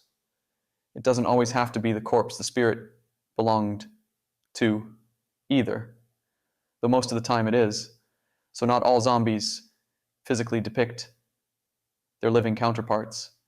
The corpses are merely vessels for the spirits to drive so they can interact with the world. Greg moved uncomfortably in his chair. It's my belief, Ireland continued, the necromancer has slaughtered a portion of the town of Tonopah through ritualistic murder.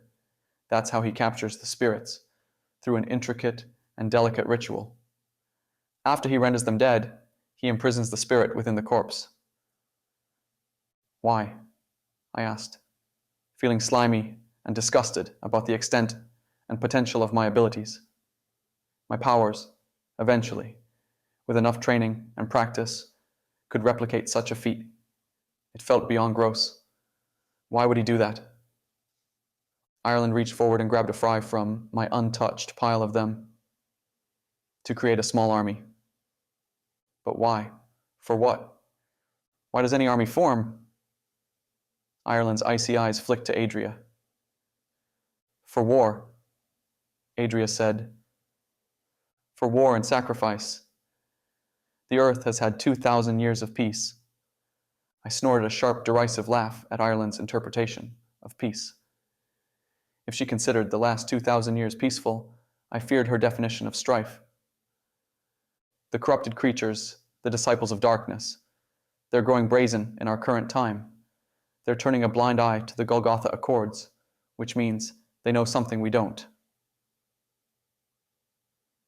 Forgotten words clambered through my mind, spoken by Jules Marshall, the alpha werewolf.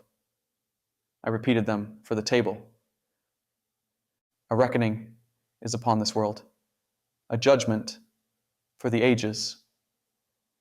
What? A frigidness emanated from Ireland's piercing eyes.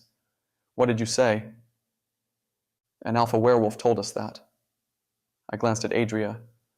She said we've lost the war, and it hasn't even begun.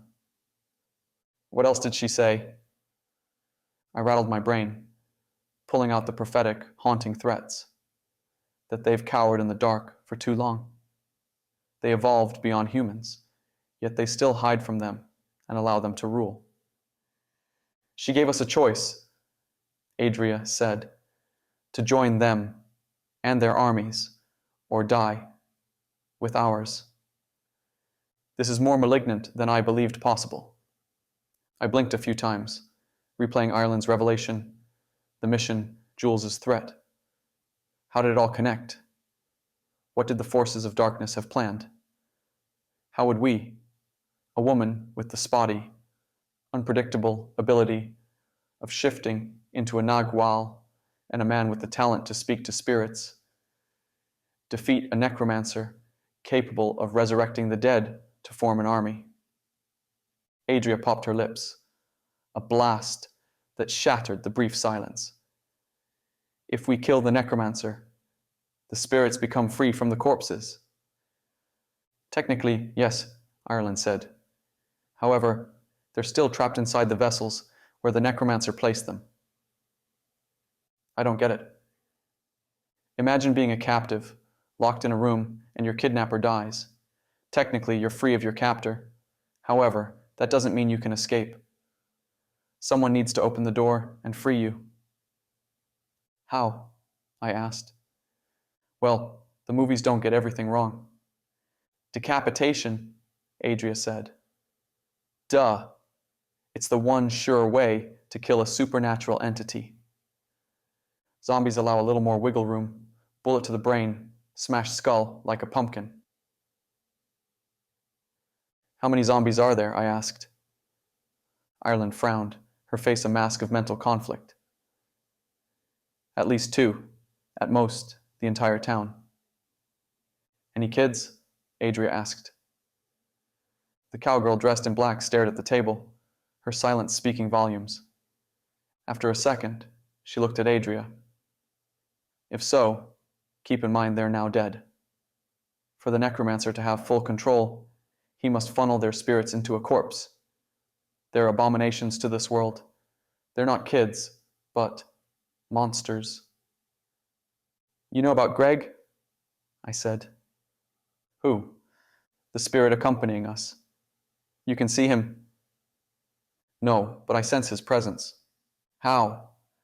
I have years and years of experience with corruption. People like me can become sensitive to the unnatural, even if we can't see what's hiding in plain sight. We feel a cold spot in a room, smell something acrid or musty, see a figure, not there, from the corner of our eye.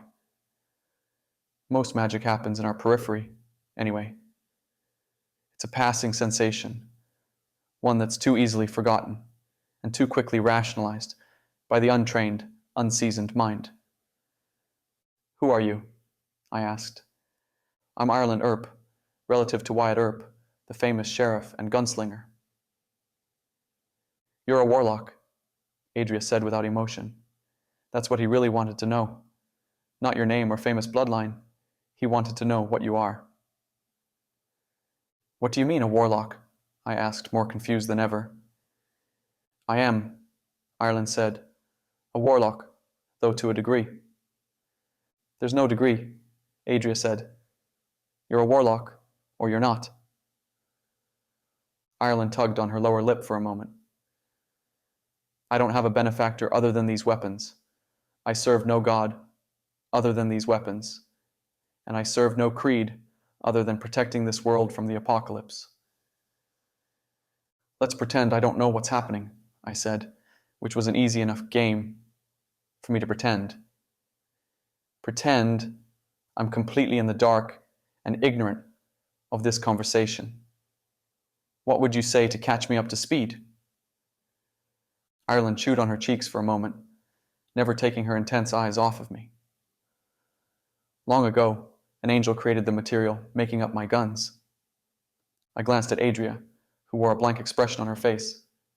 They're artifacts?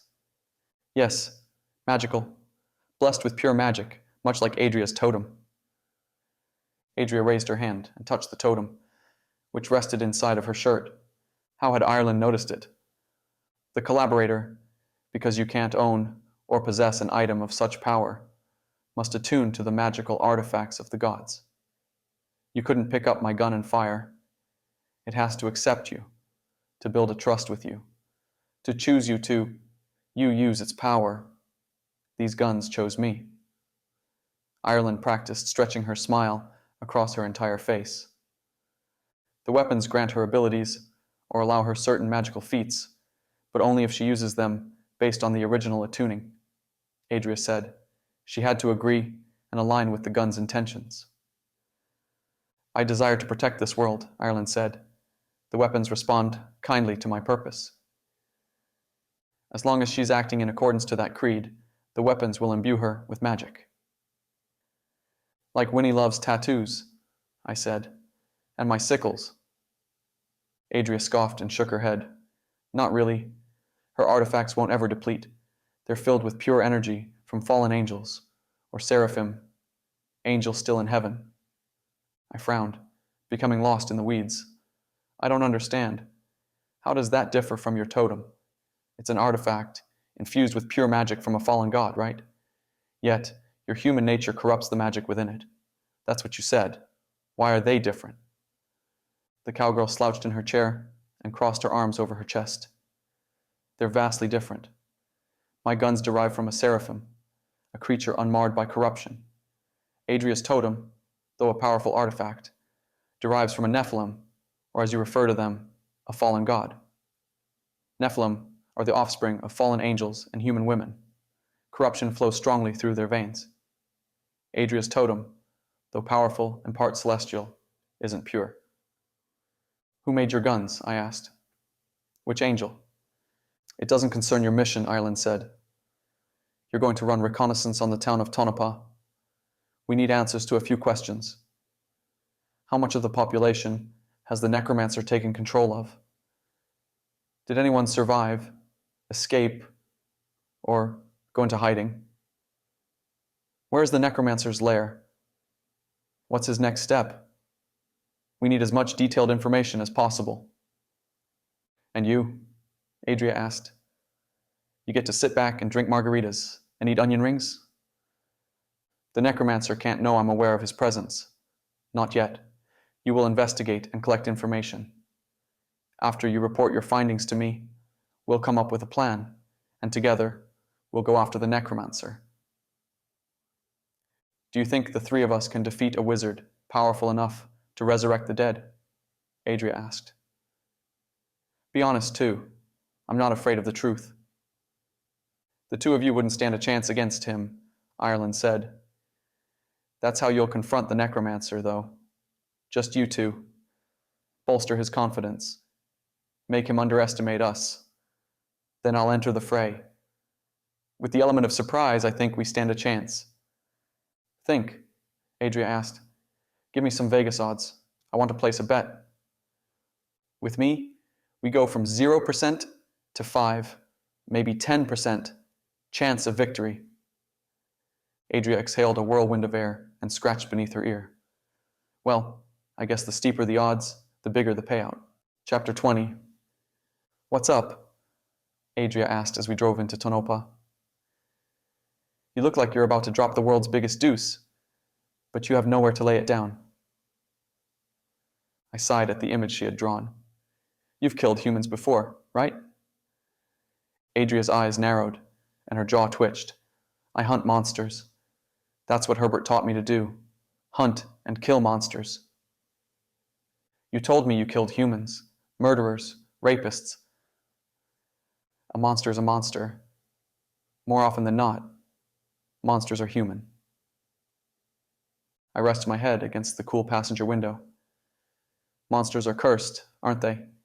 They bear the lycanthropic curse, or the vampiric curse, or they're corrupted by dark magic, twisted into something no longer human, right? Sure. Well, humans are still humans. Humans are the ones who corrupt magic. We're inherently evil. Adria and I had trekked down that trail of disagreement many times before, and it always ended with neither of us budging. She believed a person's past predicted their future. I believed in rehabilitation and change. Humans are monsters, Adria said. I eyed her, though the temperature on the RAV4's dashboard showed 38 degrees outside. A simmering heat radiated from her. She boiled with anger. Your parents? I asked. What happened to them? Why do you care? I'm curious. Which set of them? Either. I tracked them down about 3 years ago, not long after I returned to civilized society. Which set of them? I asked. Both. And? Adria's jaw clenched and unclenched. Both sets have kids. Kids they're raising and pouring love into. As much love as they know how to give, at least. So, sure, you're right. People change. Or they can change. Does that excuse or dismiss their past crimes? Does that make it okay they both abandoned me for the sake of an easier life? Are they suddenly amazing people because they now have kids they're willing to keep? I couldn't imagine what Adria felt, seeing her parents raising children, knowing they had sold her and abandoned her. I'm sorry. There's a lot you don't know about me, Ryan. Adria peeled her attention from the road and stared at me, her gaze hard and resolute. I'm here now. Tell me so I know. You don't want to know. I nodded doggedly. I do. All right, sure. Adria shrugged and chuckled, though the laugh bore no joy or amusement. Why not? Here's one digestible example. Are you sitting down for this? And I'm buckled. Henry Lucas Simpson stalked young, college-aged women on college campuses across America. He kidnapped them, used them, and discarded them like tissue paper. Police had a sketch and a profile, and they had their suspect. However, they lacked any hard evidence, and legal red tape prevented them from doing anything but sitting on their hands until he killed again and hopefully screwed up. I ran my tongue over the sharp edge of my teeth as we arrived at the end of the dead town of Tonopah. Adria parked the RAV4 in the middle of the road. I stared out the windshield at nothing in particular, seeing nothing at all. Maybe a barren tree swaying in the piercing breeze. Maybe litter skittering across the asphalt, like a modern-day tumbleweed. You murdered him? A beat passed, and I spoke before she could confirm, though I knew her answer. I'm not here to pass judgment. I've murdered too. That's why I'm here, a part of Project Phoenix. I've rolled the incident around in my head, played it out to see if I would have done it differently. I wouldn't have. It's different, Adria said. If you are going to know the truth, you should know the entire truth. I'm listening. Sure, we both killed, but we're not the same. What do you mean? You murdered October's husband in a misguided state of mind, torn between protecting an innocent woman and guiding a spirit to the afterlife. Murdering that man was the only means for you to help those two women. And that's who you are. You help others in need, no matter the cost to yourself. Adria turned her head and peered out the driver's side window. In the fading light of day, I caught her reflection off the glass. I killed to serve myself. You killed Henry Lucas Simpson to help yourself, not to save his future victims. He would have killed again, sure, but he knew law enforcement was onto him. What if he would have cooled down, maybe for years, to avoid capture? What if he had no future victims? Did Adria regret her crimes? Was she embarrassed by them? Not once had she struck me as a person who wallowed in her decisions and actions, but someone who learned from her experiences and moved forward stronger and better. Never had she struck me as someone who hesitated to speak, either. So why was she waffling now? "Rip off the Band-Aid," I said. "You can tell me." Adria ran a hand through her raven black hair and turned to me, her dark green eyes pools of mystery. I hunted him, and not only him. I hunted all of them. 12 men, all preying on society, all somehow untouchable by law enforcement. Not enough evidence. Tried and found innocent. Technical or investigative errors. They were monsters impervious to consequence, immune to harm. I set out to exact justice. She inhaled deeply and slowly exhaled, brushing a strand of loose hair off her face and cracking her neck. "Have you ever seen Dexter?" "Some of it here and there," I said. "You know the premise?" "You played the role of Dexter." To not mince words or make excuses, I'm a serial killer. I premeditated, expertly planned, and executed my murders with expert precision. My crimes didn't go unnoticed. Daniel Rodriguez caught wind of me, and he tracked me down. He discerned my identity, though I left nothing at any crime scene ever. I was a phantom, yet Rodriguez found me, and he hired me as an assassin, hitman, contract killer, whatever you want to call it. While working for him, getting paid a ludicrous amount of money, I murdered dozens of people. I didn't say a word in response.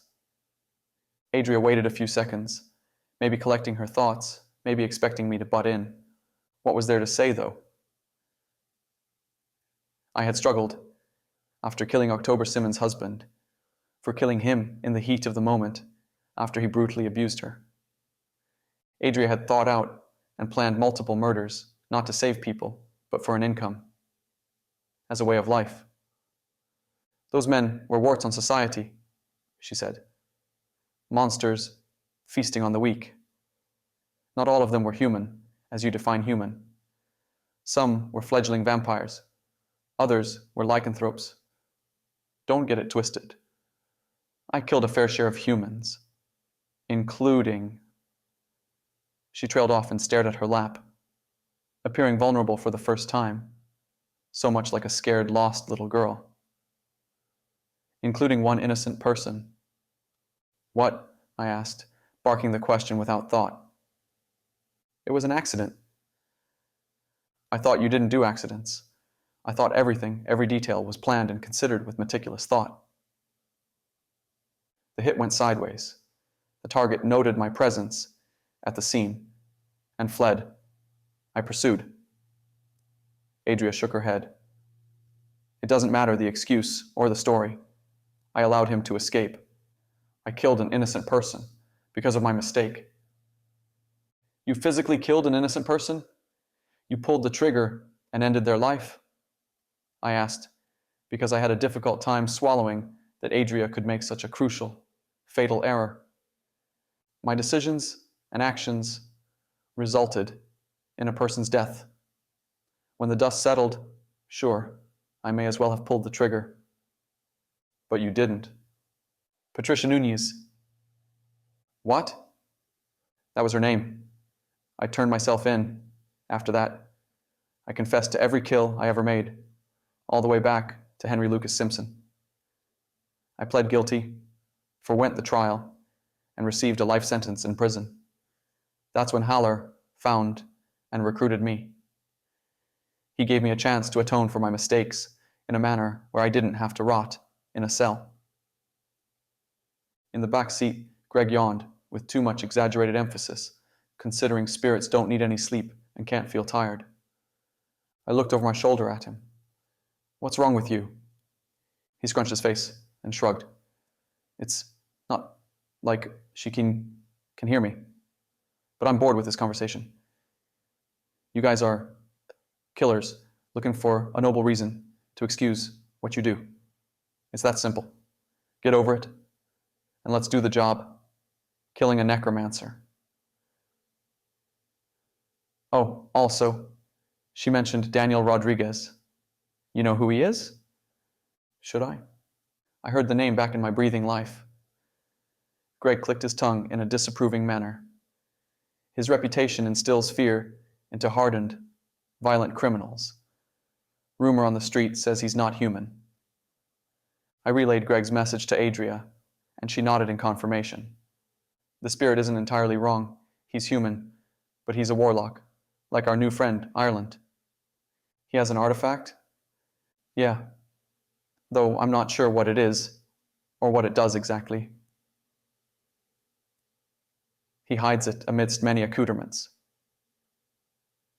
What do you mean? He wears a ring on all his fingers, wears 3 necklaces, a bracelet on each wrist, cufflinks, and a tie clip. He walks with a cane and wears glasses. Apart from those, his artifact could be any of those things, or none of them. I considered the details. You don't know what it is, or what it does for him? No. I massaged the back of my neck. Greg had a point, though. We need to redirect our focus to the necromancer. Where do we start? Do we knock on random doors and ask random people if they've noticed anything strange? I think we speak to the local police, if they're around and alive. Adria's eyes scanned the cloudy horizon. It doesn't seem like too much of anything hangs around here anymore. Chapter 21. A splitting headache sawed through Deputy Thompson's skull. He opened his eyes, and a flash of piercing light forced them shut again. Chittering and gurgling sounded around him. He recognized the sounds from earlier, the sounds the zombie-like creatures made as they surrounded him and his rookie partner. What had happened to Nelson? What had happened to Thompson? The last he remembered, before absolute darkness, was charging into the mass of undead creatures. The department issued handguns recoiling as he fired one after the other into the horde. Then, nothing. Had they overwhelmed him? Had they eaten his guts, turned him into one of them? A bone-deep fear paralyzed the old deputy, and he refused to open his eyes and observe the reality tormenting his thoughts. What if he was a zombie? Common sense told him that was impossible. Not only because zombies didn't exist, they did, though. He had seen them with his 2 eyes, but because zombies wouldn't have coherent thoughts. Would they? Would they recall their survival effort? Would they feel fear of changing into a reanimated corpse? Would they feel pain, the splitting pain of an overgrown headache bursting through a far too small skull? Thompson didn't know how to answer any of those questions. Did anyone? But he assumed no, at least based on his limited knowledge from television and movies. And that was, if they offered anything bordering on the truth. Zombies were mindless monsters, driven by nothing but hunger. Mark felt hungry, but no more than any other day around lunchtime. And he felt mindless, but he credited that to the pain swelling behind his eyes and expanding outward, threatening to burst free. That left 2 alternate, equally impossible scenarios. He had escaped the mass of undead, but lost his memory of what had preceded. Or they had overwhelmed and captured him. Neither of those answers seemed likely. Wouldn't he remember escaping, fleeing, hiding? Or if they had captured him, well, that made even less sense. Why capture him? How would they have the intelligence the strategy, the wherewithal to execute such a task. A dreaded thought, rather a truth, crossed Thompson's hazy mind. He wouldn't learn the answer until he opened his eyes, a feat he desperately wished to avoid. Not only to prevent his head from cleaving in half, but so he didn't have to cement the terrible truth of the matter. He was a zombie, a living consciousness, stuck inside his dead, now rotting, reanimated body. Either way, he had to face the music. Thompson inhaled deeply. Did zombies breathe? And exhaled, fluttering open his eyelids. The room appeared blurry at first, but the vague images took shape and root in his mind. He lay on the floor in the precinct beside his desk. A prone figure rested beside him. Mark lifted his head an inch off the ground for a more advantageous look. Deputy Brianna Nelson. Her chest moved up and down in a slow, shallow rhythm. Was she alive? How? How was he alive? Thompson turned his head to the other side, enduring the wave of nausea that accompanied the painful effort. 3 more figures sat beside him, their backs resting against the vertical surface of Nelson's desk. A middle-aged man and woman, and a teenage boy. They wore matching masks of fear and defeat, their eyes wide and glazed and staring straight ahead. Deputy Thompson followed their gaze from where he lay. 3 monsters formed from the most demented nightmare stood sentinel before the prisoners, along with a handful of zombies. The hulking monsters were constructed, or so it appeared, from a collection of corpses stitched together to form a crude rendering of a human. They stood 10 feet tall and had to weigh close to 400 pounds of pure dead flesh. One of them had 2 heads, another had 6 arms, and when Thompson observed 6 arms, he observed 6 limbs rendered from dozens of smaller arms. "What are they?" he asked, breathing out the words in a low rasp and confirming a terrible and wonderful truth. Zombies, at least to his observance, couldn't form words. Thompson's simple utterance proved he still lived, that the zombies hadn't infected him. It was a wonderful truth, because it meant he remained alive for the time being. A terrible truth, because it meant he had to remain alive, had to escape, had to save the other prisoners, and doing so meant engaging with the grotesque creatures standing before him. "Zombies," said a small voice. It belonged to the kid. "What are the other things?" Thompson asked. "Bigger zombies." The deputy nodded, unable to argue the point, though he didn't think they were just zombies. They were more than that. Either way, it didn't matter. He had to find the courage and the strength to form a plan and escape, something that included freeing the 4 other captives. He rolled onto his back and sat up. His head surfed a tidal wave before crashing against a stony cliffside. Thompson squeezed his eyes shut and weathered the dizzying pain.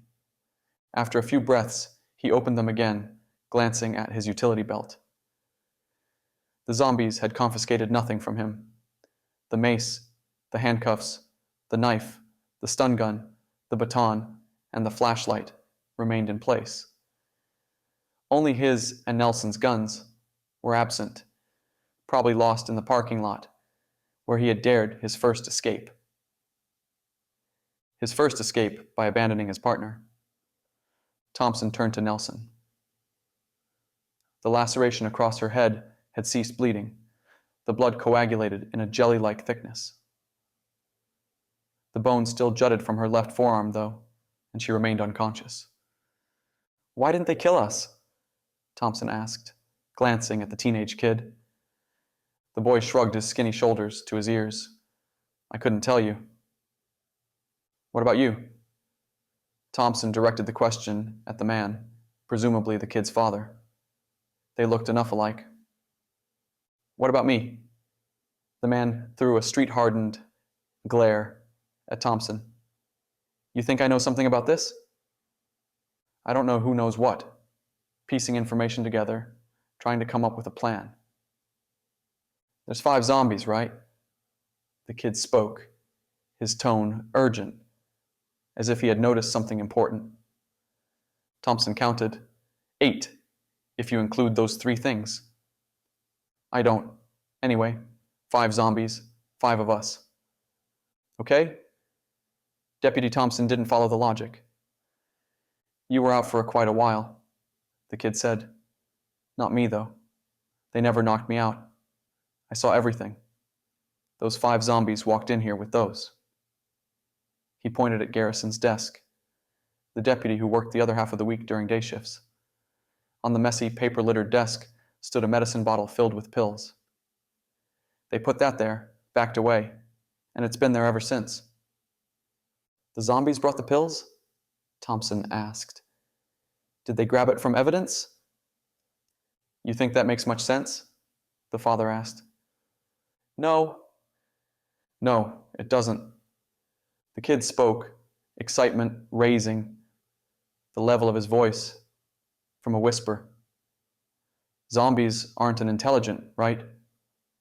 At least, as we commonly understand them, they wouldn't carefully set pills on a desk and stand around and wait.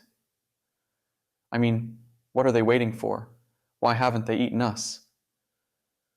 The mother, who also shared features with her son, hadn't spoken a word. As her son mentioned them as dinner, she shuddered and gasped. Nay! Deputy Thompson thought the situation more confusing by the second, with each emerging detail, and the agonizing war in his head worked against his problem-solving skills. I'm Mark, by the way. Johann, the kid said. That's my dad, Denzel, and my mom, Anita. You're not from around here, are you? Visiting my parents, Denzel said. The Waldos? Thompson asked. Denzel snorted a derisive laugh and shook his head. One of those towns? They're the only black residents old enough to be grandparents. Or the only black residents in town. Thompson didn't bother to answer, embarrassed by the lack of diversity in the city. We can bicker all afternoon, or we can work together to get out of here alive. Maybe we find your parents and save them too. Well, what do you propose? Denzel asked. We don't have weapons. We're outnumbered. Hell, we don't know what we're up against. I'm all ears if you have a plan, but I'm not doing anything to further endanger my family. Right now, we're alive, and it seems those things mean to keep us alive. Until they don't, Thompson said. You know that? In his gut and with all his instinct, he knew that. My plan, Denzel said with a straight, hard tone, not meant to be moved or swayed, is to not overreact and make a mistake.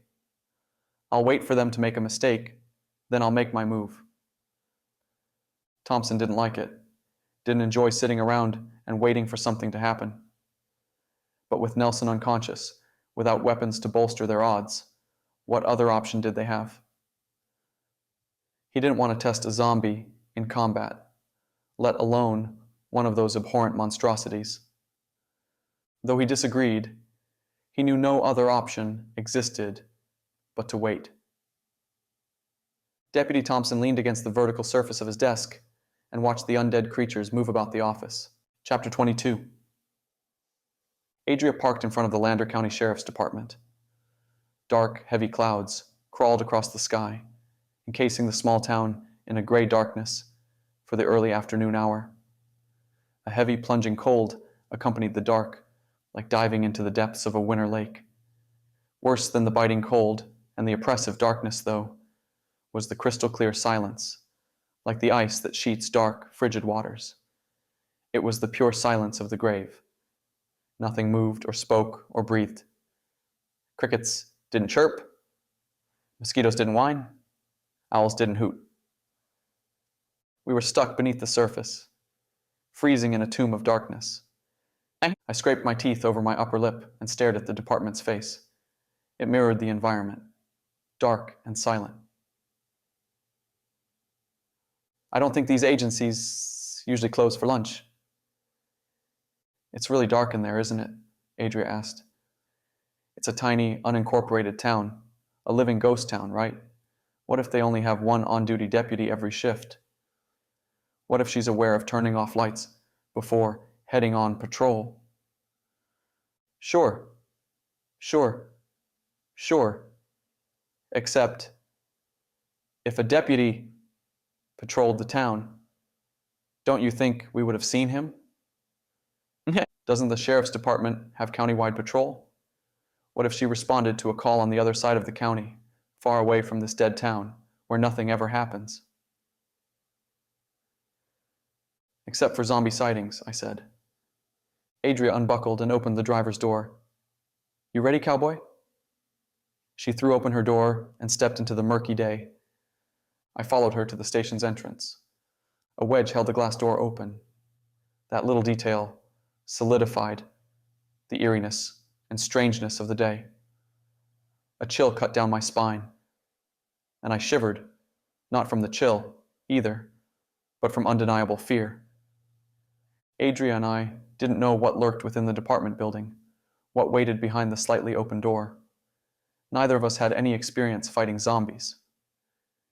If we had stumbled upon the Necromancer's lair, the sheriff's department would most likely double as our tomb. I shot my arm across the door to the frame, barring Adria from pushing it open and creeping into the dark building. Wait, I said. I faced Gregory, who stood beside me. You can see in the dark, right? No. I'm pretty sure you can. No, I won't go in there alone, the spirit said, retreating a few steps. Why? No one. I swallowed the rest of my sentence. We weren't dealing with werewolves or vampires. We had to stop a necromancer, a person with the same skill set, albeit far more advanced, than my magical abilities. Even if the necromancer wasn't inside the station, zombies could be, and they were nothing more than vessels for spirits of the dead. And spirits of the dead could not only see, but interact with other spirits. That meant zombies might be able to see, attack, and kill Gregory, ending his existence. Not his life, but his existence. Did he go in? Adria asked. He's refusing, and for a solid reason. I shared my suspicions with Adria. She ballooned her cheeks with air and held her breath for a second before exhaling. I don't like this. Not at all. I don't enjoy going into a situation blind with limited information. What else is there to do? Wait until someone arrives who we can speak to. I don't know. Anything but barge into a dark building, inviting us inside. I thought you were all about the smoke. When I'm prepared, sure. But I'm not about fighting. I'm about killing quickly and efficiently. That means I know the landscape. I know the players. That means I control the environment. And I have all the surprises hidden up my sleeve. I don't like this. Not at all. I've never been the smartest person in a room, I said. Goes without saying. But I've always outworked and outlasted anyone beside me. I'm naturally competitive and athletic too. You combine those traits. Well, though I enjoy fighting, few people enjoy fighting me. I also prefer hitting my opposition first. That often means stepping blindly into a situation, closing my eyes, and swinging. When have you fought? Adria asked, contorting her face with a look of disbelief and shock. Like, professionally? I ignored her question for the moment, not caring to waste any more time crouching before the entrance. Adria and I had to secure intel to save whatever life remained in the town, and we wouldn't do that, sitting around and waiting for something to appear. We had to take initiative, or so I believed. Then again, in perilous, pressing situations, I wasn't the man to sit around and wait for the dust to settle. I was usually the man kicking up dust. With a quick wink, I removed my arm from the doorframe and charged in front of Adria, bursting into the dark station. Before I could draw on my vision-enhancing runes to see in the dark, the lights flashed on. Chapter 23. 16 corpses with unblinking, glowing eyes that burned a menacing green light, snarled and hissed at me. Each of them appeared in varying states of decomposition.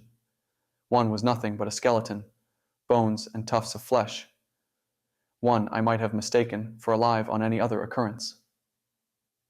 The others clicked and snapped at me, their states somewhere in the middle of the spectrum, all rancid and sour and rotten. They huddled together in the middle of the waiting room, an expecting party waiting in the dark for their chance to yell surprise as the birthday boy walked through the door. When I passed into the department's reception area, where a clerk would note civilian complaints, concerns, or questions, their attention tractor beamed onto me. My eyes locked on the center zombie. She had dull glowing green eyes that seeped a thick liquid as if she constantly cried. Her dark ragged hair hung over her face like Golem's wispy locks, and her skin wasn't any more pleasant than the corrupted hobbit's. My first instinct was to turn tail, sprint to the RAV-4, and leave of the dead town. Reflex stepped me back half a stride, preparing for the speedy retreat. That's when a scream cut through the station. It carried from deep within the department, behind the wall of the reception area. The scream carried a few notes: terror, pain, life. Whoever yelled, they had done so with the voice of a living person. I forced myself to step forward toward the undead, unnatural creatures, and I reached for the sickles sheathed on my hips, holding them in a reverse grip so the crescent blades ran parallel to my forearms. Ryan. Adria's voice trickled from outside the department. I think you're going the wrong way. There's someone alive in there, I said, speaking through clenched teeth. I'm not leaving them. Adria may have rebutted. In fact, I'm sure she did. I didn't hear her, though. Blood pooled in my head, thumped in my ears. I released a war cry, and adrenaline buzzed through my body. I had become a berserker ravenous for blood. One sickle slashed into a skull with a wet split, like chopping soggy wood or hacking at mud. I kicked the zombie in its stomach, separating the blade from soft flesh and bone. The zombie's dull green eyes faded, and the creature toppled boneless to the floor. The spirit inhabiting the corpse peeled away from the body and stared at me with wide, terrified, confused eyes. It belonged to that of a heavy-set woman in her late 60s. Right then, I realized something vastly important. I knew it, well, Ireland mentioned it, but the gravity of it had meant nothing until that moment. Not only was I operating to save lives of any survivors, but I needed to save the spirits from their unnatural captivity. They were entrapped, held against their will, forced to act outside of their intentions by a dark, malevolent force they couldn't combat. It was my job to free them. Every single one of them. I wheeled around, punching a blade into the bottom of a zombie's chin, cleaving through its face and out the top of its skull. In the same motion, with my other hand, I slashed downward, decapitating another zombie. A fiery pain furrowed across my back. I roared and spun around in time to duck a zombie clawing at me. Its skeletal fingers just missed from scraping across my face. Another zombie grabbed me from behind in a bear hug, squeezing my arms to my body. I crunched up my legs and kicked forward, connecting with the zombie in front of me, the one clawing at me, like a feral cat. The creature staggered back a few steps, tangling with 3 other zombies. They tripped and fell like bowling pins. My kicking force created enough momentum to push the zombie hugging me backward. It stumbled and fell, losing its grip around my body. I rolled away, re-established my grasp on the sickles, and scampered into a corner. Maybe not the wisest tactical decision, but with a horde of zombies surrounding me, I preferred to see them coming, rather than having them grab me from behind again. 5 of them formed a half circle and staggered toward me. The remaining 7 or 8 zombies shuffled in the opposite direction, toward Adria as she entered the reception area. "Sorry I'm late," she said, yelling across the room. "I had to go back and grab this from my backpack." To punctuate her declaration with an exclamation point, a thunderous blast reported, followed by the gory explosion of a zombie's skull. The shotgun caught the attention of the zombies converging on me. They stalled, turning to face the newest threat. I took advantage of their distracted state. I activated a current of energy. From a rune in the weapons, fire engulfed the blades. I slashed forward, incinerating the back of a zombie's head. For a surreal moment, the skeletal creature resembled Ghost Rider. Adria pulled the trigger again. I uppercut another zombie, and the sickle blade drew a neat, deep vertical line across its face. I hacked and slashed, ducked and dodged, fighting my way through the dwindling mass of undead. Adria blasted her way into the room until only one zombie remained, the recent corpse of another old lady. She had white bobbed hair that sat neatly above her well-preserved face. Granny Zombie snarled at us, chomping her teeth against the air. Adria butted the shotgun against her shoulder and leaned into the weapon, ready to turn the dead woman into a pulp. "Wait," I said. "Wait for what?" "They're intelligent. By your standards. They're not mindless, is what I'm saying." "They're puppets, Ryan. That's as mindless as something gets. They're controlled against their will." I stepped forward, putting myself between Adria's barrel and the zombie woman. "Don't kill her. Just give me a second." Trusting Adria would heed my suggestion, I ran to the door behind the reception counter and barreled into the next room, into the area where the pained scream had come from. It was windowless and pitch black beyond the door. I pulled more energy from the tattooed runes, enhancing my vision to see through the darkness. My breath caught as my eyes adjusted. 3 creatures stood like pillars before a cluster of 5 prisoners, living prisoners.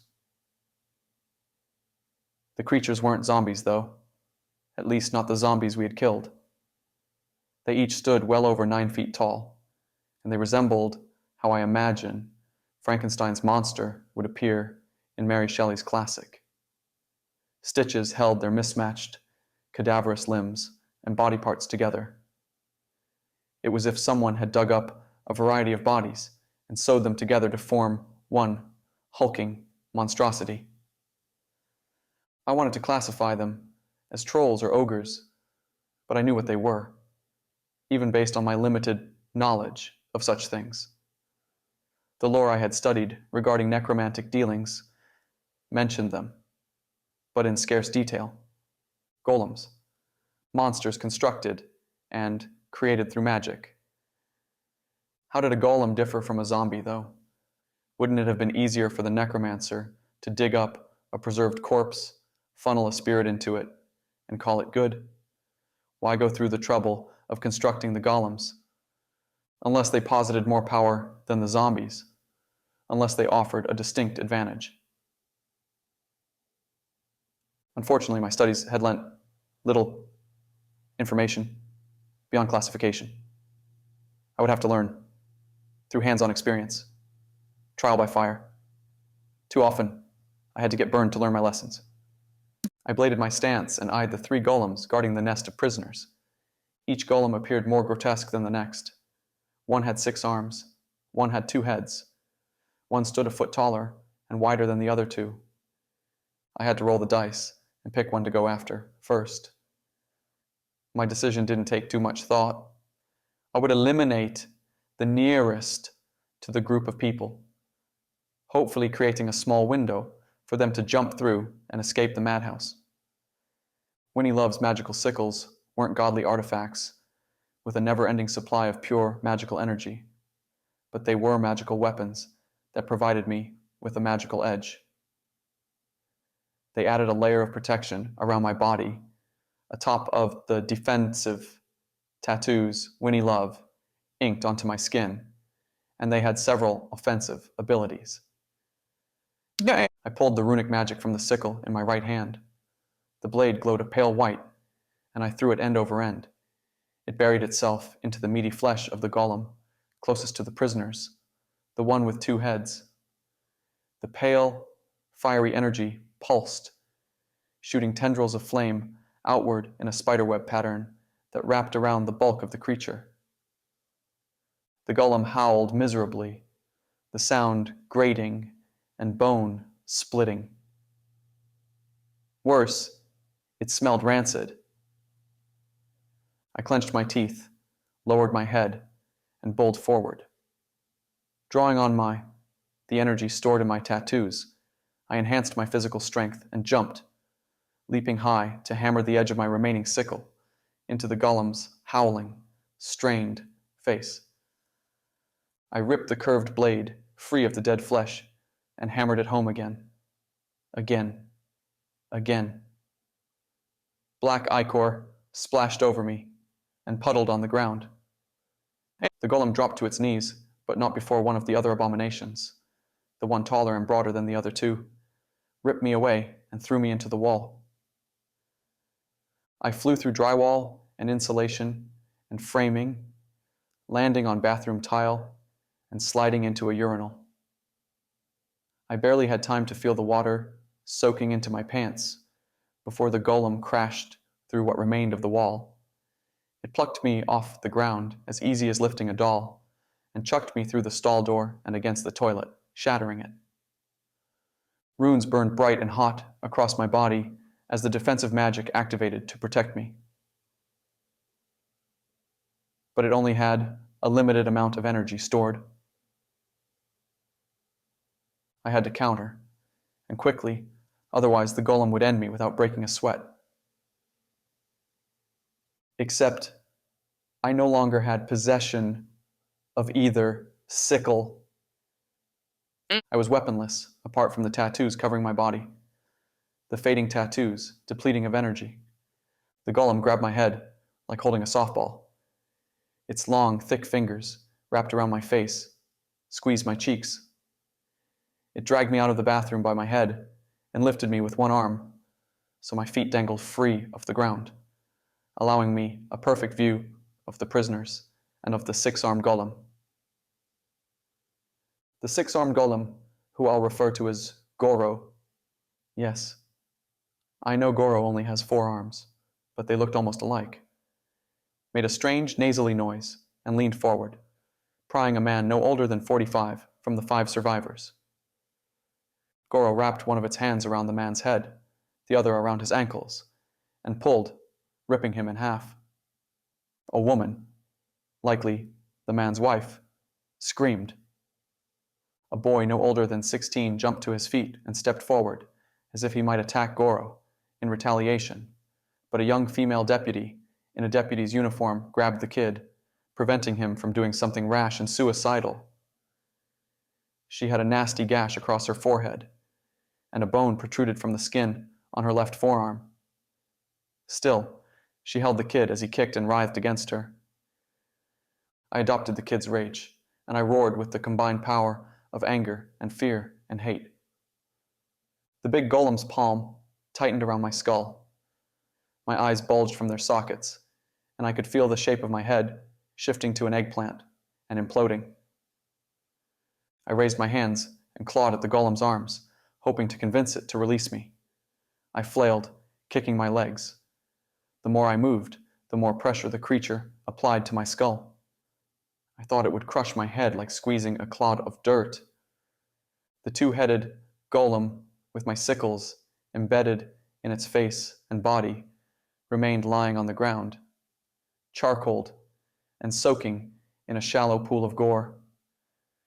The 6-armed golem reached for another victim, the supposed mother of the teenage boy. Before Goro's thick, dead fingers could clamp onto her, a man in a deputy's uniform who had a determined look etched across his hard face shoved her aside. Goro grabbed the older deputy. As the creature fixed its grip to tear the man in half, a shotgun blast dug a funnel through the top of the golem's head. A second shot removed the right side of its face. Adria pumped the shotgun and fired, catching Goro on the right side of the face again, evaporating it. The golem's head looked like a cookie with a few bites taken out of it. With the left side of its mouth, Goro smirked at Adria. Then, the deputy went the way of the previous victim. Adria screamed, a banshee piercing the night with her terrible voice. I couldn't see her, not with the golem gripping my skull and squeezing, but I heard her. The golem holding me flinched, and its grip lessened a fraction. I burned all the remaining magical energy stored in my tattoos to enhance my strength and pry the golem's fingers off my face. Even with the golem distracted by Adria, even with all the magical energy enhancing my physical strength, I struggled to break free. After a doom-filled moment where I thought escape wasn't possible, I bent 2 rigid fingers back and fell hard to the ground. I landed on the legs of the deputy the golem had torn in half, and I twisted my ankle. The pain didn't register, not with my adrenaline pumping. I hobbled to the fallen, 2-headed golem and removed my sickles from its immense body. I turned to confront Goro, who had half a face. With my physical capabilities enhanced, I dashed forward. Again, I reversed gripped the sickle. When I struck the golem, I did so in sweeping punches, a hook that sliced deep into its dead skin, an uppercut that drew a bloodless line over what remained of its face. From the corner of my eye, when I dared to spare a second, I glanced at Adria. She danced with the giant golem, moving like a graceful predator, powerful and lithe and deadly. She had formed the magical daggers from the tattoos on her back. The golem bled from 5 different puncture wounds, including 24 incisions to its face. Apparently, golems and zombies possessed one major difference. Only the zombies had a vulnerability when attacking the head. I switched my attention to the golem lying still on the ground. Had I killed it? How? It looked more put together than the one that ate 3 shotgun blasts and absorbed a litany of sickle slashes from me. I didn't have time to figure out the riddle, though. The half-faced golem recovered and attacked me. I dipped and dodged and dove, rolling under and away from it. Then it hit me, literally and figuratively. Literally. The golem rotated at its hips, like a robot spinning at the waist without moving its legs. The flesh twisted and adapted to its new position.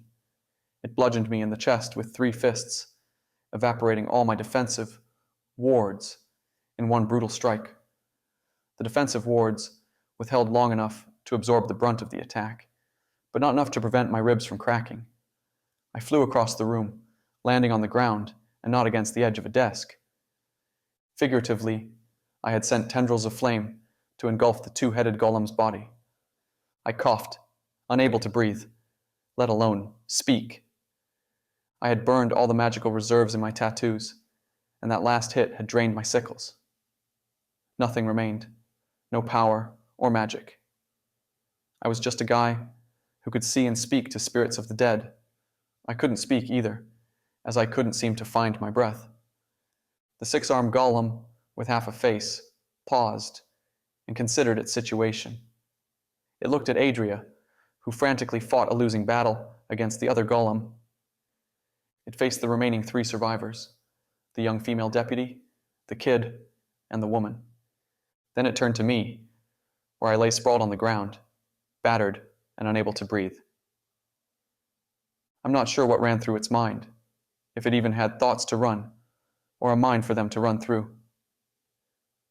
Whatever happened, Goro, when it locked its eyes on me, kept its attention on me. It took a slow, deliberate step toward me, followed by another.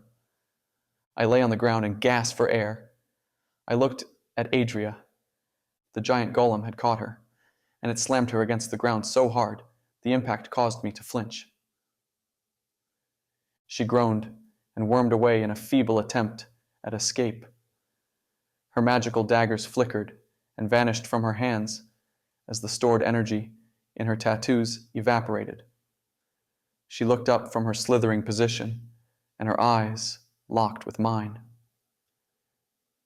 Her hand touched the jaguar totem dangling from her neck, but nothing happened.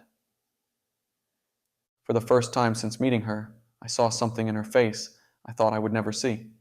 Defeat. Chapter 24. Johann stared into his father's unblinking eyes, which stared right back at him. He had no breath in his lungs, no beat in his heart, no blood in his veins. But questions ran across his head like a freight train.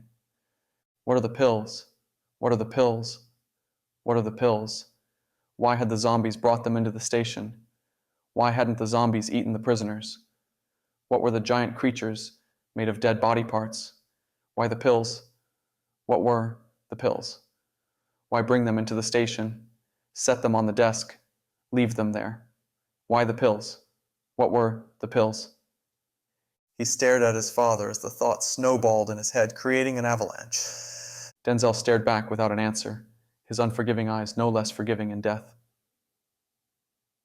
Around Johann, the impossible scene of a strange man and woman, both somehow wielding magic, fighting the giant undead creatures played out. Despite the stranger's impossible abilities, the six-armed monster and the giant creature controlled the battle.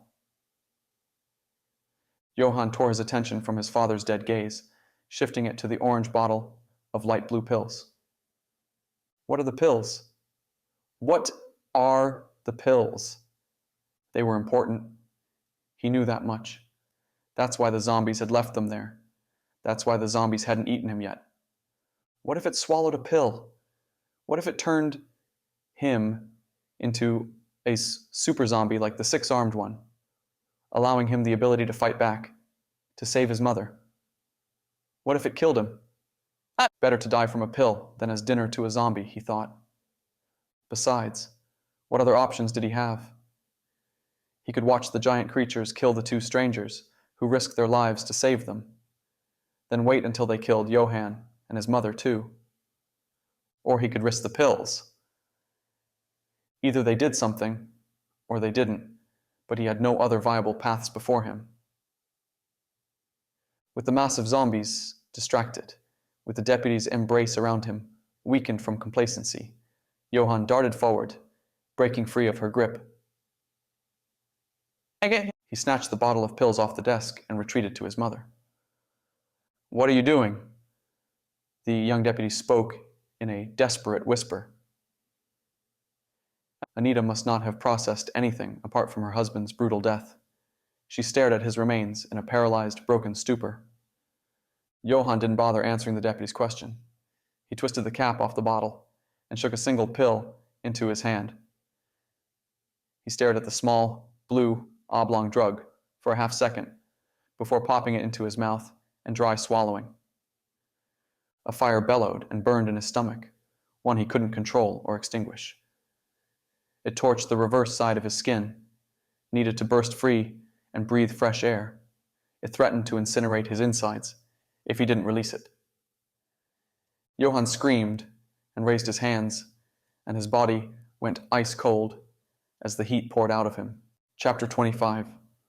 I closed my eyes and accepted my fate. If a monster formed from a myriad of cadaverous parts meant to kill me in a gruesome, miserable fashion, I didn't care to watch it happen. I would rather close my eyes and imagine myself somewhere else. Vivian's innocent, light giggle and bright smile bled into my mind. She ran through a field of wildflowers on a sunny, cool morning. Lennon chased her, caught her, brought her to the soft earth, where she rolled, and tickled our daughter. They broke apart and lay on their backs, staring at the blue sky. I sat on a weathered bench and watched them until I couldn't watch them anymore. I stood and I stepped forward toward my ex-girlfriend and my daughter, to a life I could have had If I hadn't run away. In the distance, the smell of old, rancid meat burning filled the air.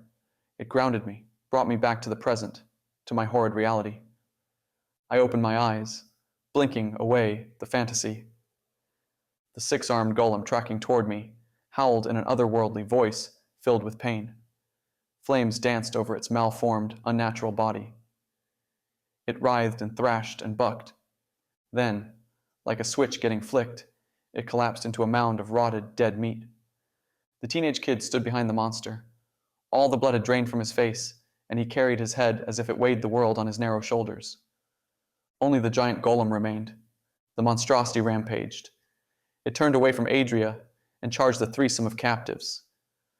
Like moving through thick sludge, the teenage boy faced the golem. His face strained, and a torrent of fire, like a flamethrower, rushed out of his palm and engulfed the golem. Adrenaline cascaded through my body, numbing the aches and pains that tormented me. I hopped to my feet and blitzed between the golem caught in the inferno and the kid. Instinctively, I drew from my reserves, and I somehow found a trace of energy.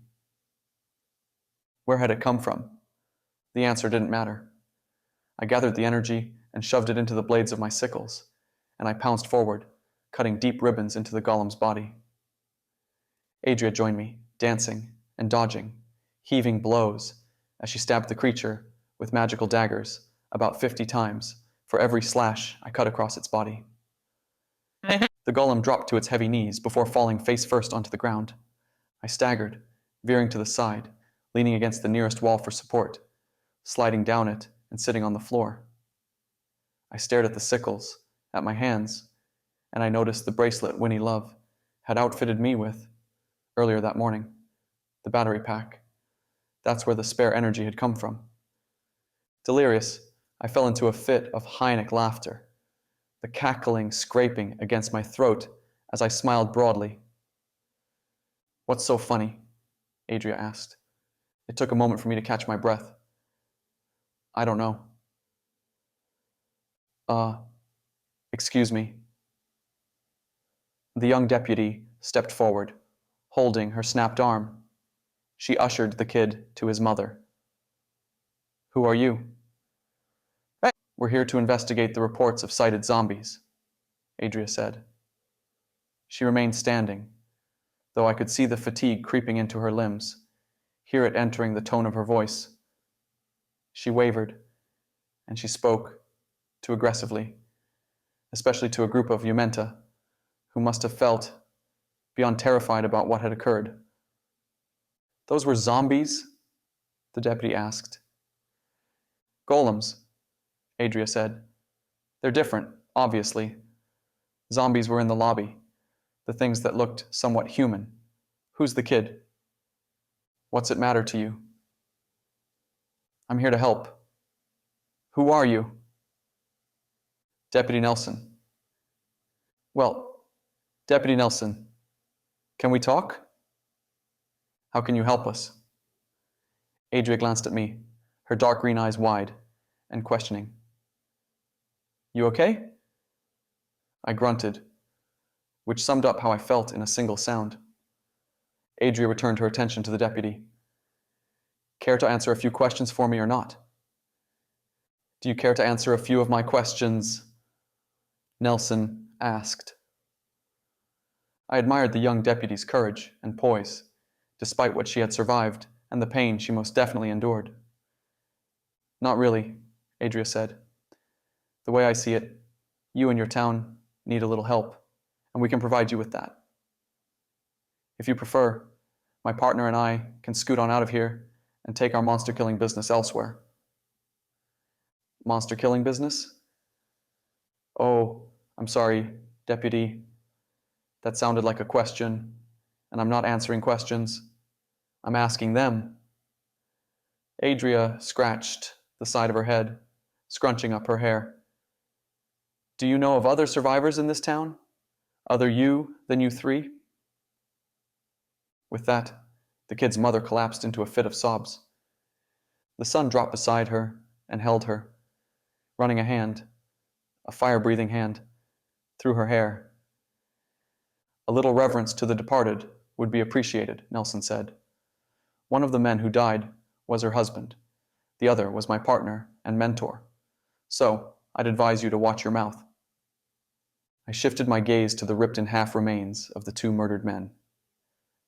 A heavy, molten weight burned my insides. We had failed to save their lives. If I had connected the dots sooner, realized the golem's weakness sooner, we could have saved them. As I stared at what remained of them, internally battling with myself, their spirits appeared. The man sprinted to his son and went to hold him, but his arms passed through the boy's body. The veteran officer stood in place and stared in horror at the surrounding scene, at the woman who sobbed, the woman he had sacrificed his life to save. Sensitivity isn't part of the job training, Adria said. We're not here to walk on eggshells around people's feelings. We're here to save lives. Are there more survivors that you know of? Deputy Nelson licked her bloody lips and pawed at her swollen eyes. I don't think so. You don't think so? I'm not sure. Aren't you assigned to protect this town, to keep its citizens safe? How do you not know? Adria asked, digging into the deputy. I dragged myself to my feet and interjected. Adria had a way with words, but usually not the right way with them. Deputy Nelson, I'm Doryan. She's Adria. This might be hard to believe, but we protect people from supernatural threats, such as zombies and golems.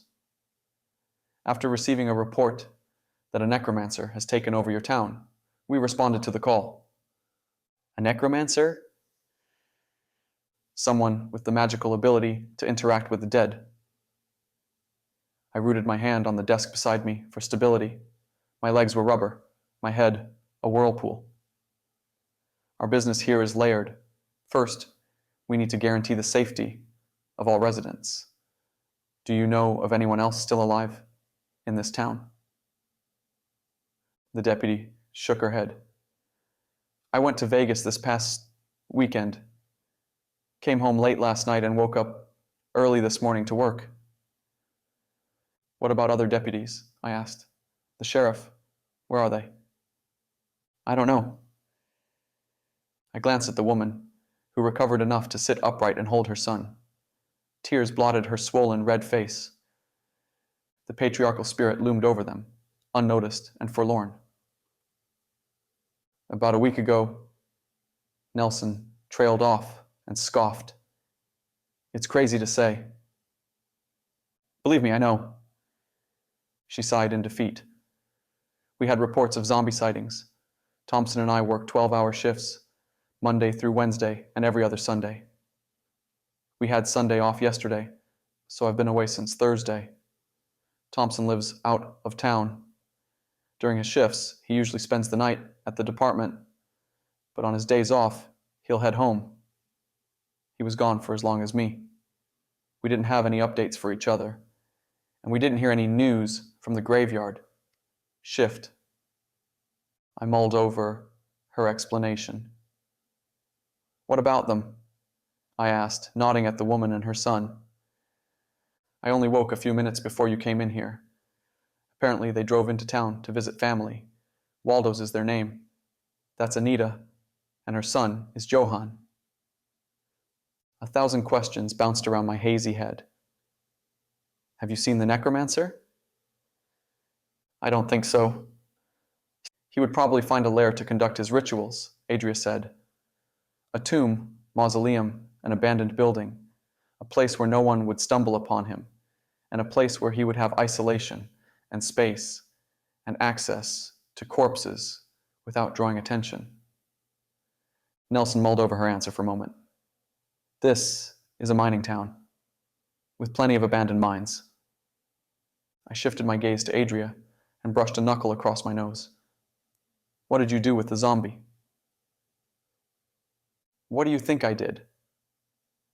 I hope you didn't kill it. You think I would? Without a doubt. Yeah, of little faith. I tied up that nasty thing and put Gregory in charge. I narrowed my eyes with confusion. How did you communicate with Greg? I shouted an order really loud and hoped he heard. He can hear me, right? I sighed and shook my head. Thank you for not killing our prisoner. We need to speak to her and see what she knows about the Necromancer. What about us? Nelson asked. I'm not leaving this town and abandoning the people. Let's not pretend there's anything left to protect here, Adria said. I'd recommend you move departments and wear the badge for another county, one with more of a heartbeat, while you still have a heartbeat. I'm not leaving. It's your funeral then. Adria stepped forward and kneeled beside the boy. Kid, what happened back there? What did you do? He closed his eyes and shook his head, before reaching into the pocket of his jacket and removing a bottle of pills. What are these? Adria asked, snatching the bottle from him. I took one, and it hurt, like fire inside my stomach. I pushed it free of me, and it escaped. It escaped through my hands. Adria clicked her tongue and tapped her leg. Have you taken these before? No. You knew what they would do? I thought they would turn me into a zombie giant, like one of those. He glanced at a golem. I thought it would let me fight back. But it allowed you to shoot fire out of your hands. Johann nodded and averted his gaze to the ground. Huh? Adria said. Ryan, we have a lot to discuss. First, I said, I'm going to speak with the zombie, figure out that side of the puzzle. When I have the information I need, we'll reconvene. Stay here. Before Adria could argue, I stumbled to the lobby. As I walked, I thought of the kid. Had the pill activated latent magical abilities? What did that make him? A sorcerer? A warlock imbued with power? In my brief stint with Project Phoenix, I had never heard of such an occurrence. Based on Adria's reaction, she hadn't either. So, what did we do? Enroll him into Project Phoenix? Magic wielded by humans was corrupt, and it corrupted the user, especially children. Herbert had refused to teach Adria to cast spells until she turned 30 years old, an age she still hadn't attained. Even at 30, he would have taught her in a controlled environment, where he curated the lessons, where he decided what she learned. That's how wizards learned magic. Intense study and hard work, until the pupil learned to recognize and manipulate the arcane energies moving through the world. Sorcerers, though, those who inherently possessed magic, who could use it without training, posed an incredible threat to society. Most sorcerers, and thanks to hundreds and thousands of years of separation from pure magic, had insubstantial abilities, enough juice to give them a foot up in the world, but not hurt anyone. Though I guess that's up for debate. Project Manhattan, a group of sorcerers, introduced the nuclear bomb to the world. Those extreme scenarios were outliers, though. Most sorcerers are professional athletes, musicians, entrepreneurs, and doctors, highly successful people who don't know they use trace amounts of magic to help secure their success. Yet, 99% of sorcerers present a risk to society based on their influence, which could be dangerous, but not overtly, explosively so. The remaining 1% can access magic, now diluted and extinct. They can create armies of the dead, can manipulate the elements of nature, can read and influence minds. Project Phoenix swore to protect the Amenta from those people. Was Johann Waldo, the young boy who shot fire from his palms. A sorcerer? Before Adria and I figured out how to proceed with the kid, we had to collect information about the Necromancer. We had to complete our assigned task. I stood within reach of the monster, dressed as an old woman, and I stared into her glowing green eyes as she hissed and snarled at me. "Can you hear me?" I asked, not speaking to the fleshy costume, but to whatever spirit inhabited her body and wore her skin. At first, nothing beyond her snarling and hissing answered me. Then a guttural voice, one foreign to the old woman's body, spoke from deep within her throat. "Who are you?" Greg stood off to the side, with his pudgy arms crossed over his barrel chest. The other spirits, liberated from their zombie flesh, had dissipated, either to the next life or the strange purgatory they inhabit, when they blip from the material plane, but haven't moved into the afterlife. "I'm the man who's going to help you," I said. "For me to do that, though, I need you to answer me honestly. Who am I speaking to?" The zombie snickered, a chortling, hiccuping, grating sound that worked from the zombie's chest into its throat and out of her mouth, like coughing out shards of glass. "I am Malachi Morvain, disciple to Wiro, servant to all the gods of death." "Hi, Malachi. I'm Doryan, the man who's going to stop you from whatever you're doing." "You can't stop me. You're too late. The ritual has begun. Everyone in the town belongs to me. The gods of destruction and death will rise and cast their shadows over this world once more." I pinched my chin and rubbed my beard with my thumb and index finger. The universal posture of deep thought. That's interesting, considering the gods are dead. A distorted, modulated laugh burned out of the zombie's mouth. "You know so little. It's one of my strong areas. Fallen angels, gods, demons, fairies, whatever name you wish to give them, they're immortal. They don't die. They were defeated and banished, but not destroyed." I didn't mean to ask, to show my ignorance, but the question bounced off my tongue without control. "What do you mean, not destroyed?" The green glow in the zombie's face dimmed and darkened, and the corpse, now abandoned by its puppeteer, dropped to the ground. I chewed on my knuckles, rerunning the conversation through my mind. The ritual had begun, and we couldn't stop it. The ritual that would restore the gods of destruction and death, the gods that never died because immortal beings couldn't be killed. I crossed the lobby and entered the office space. Adria remained where I'd left her, squared off against the deputy who stood before the woman and her kid. "We have to leave right now," I said.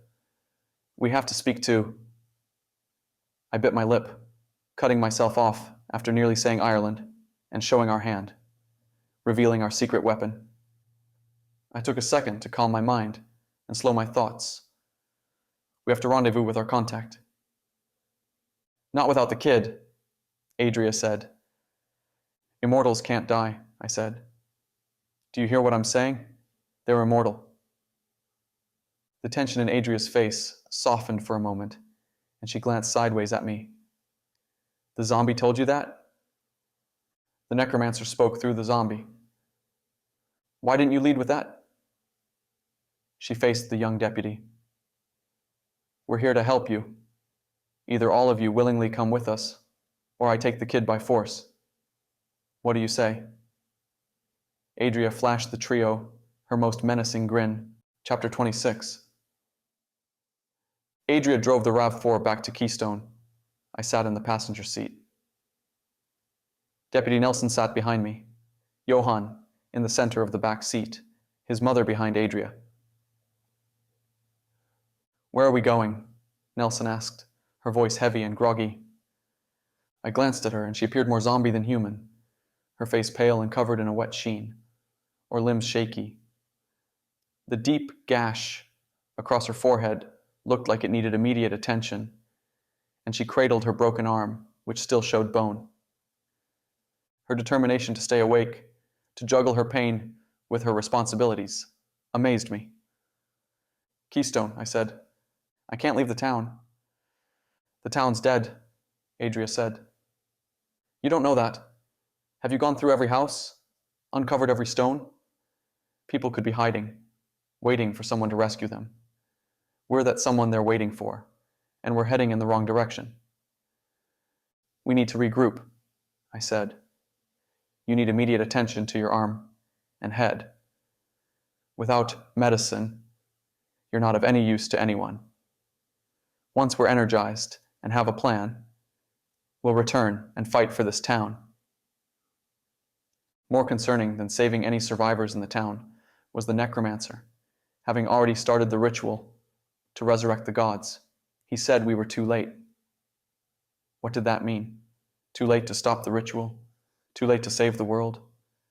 We had to meet with Ireland, form a plan, and return to Tonopah. I shuddered, realizing I hadn't asked the most important question during my conversation with Malachi. He had begun the ritual, but when would it finish?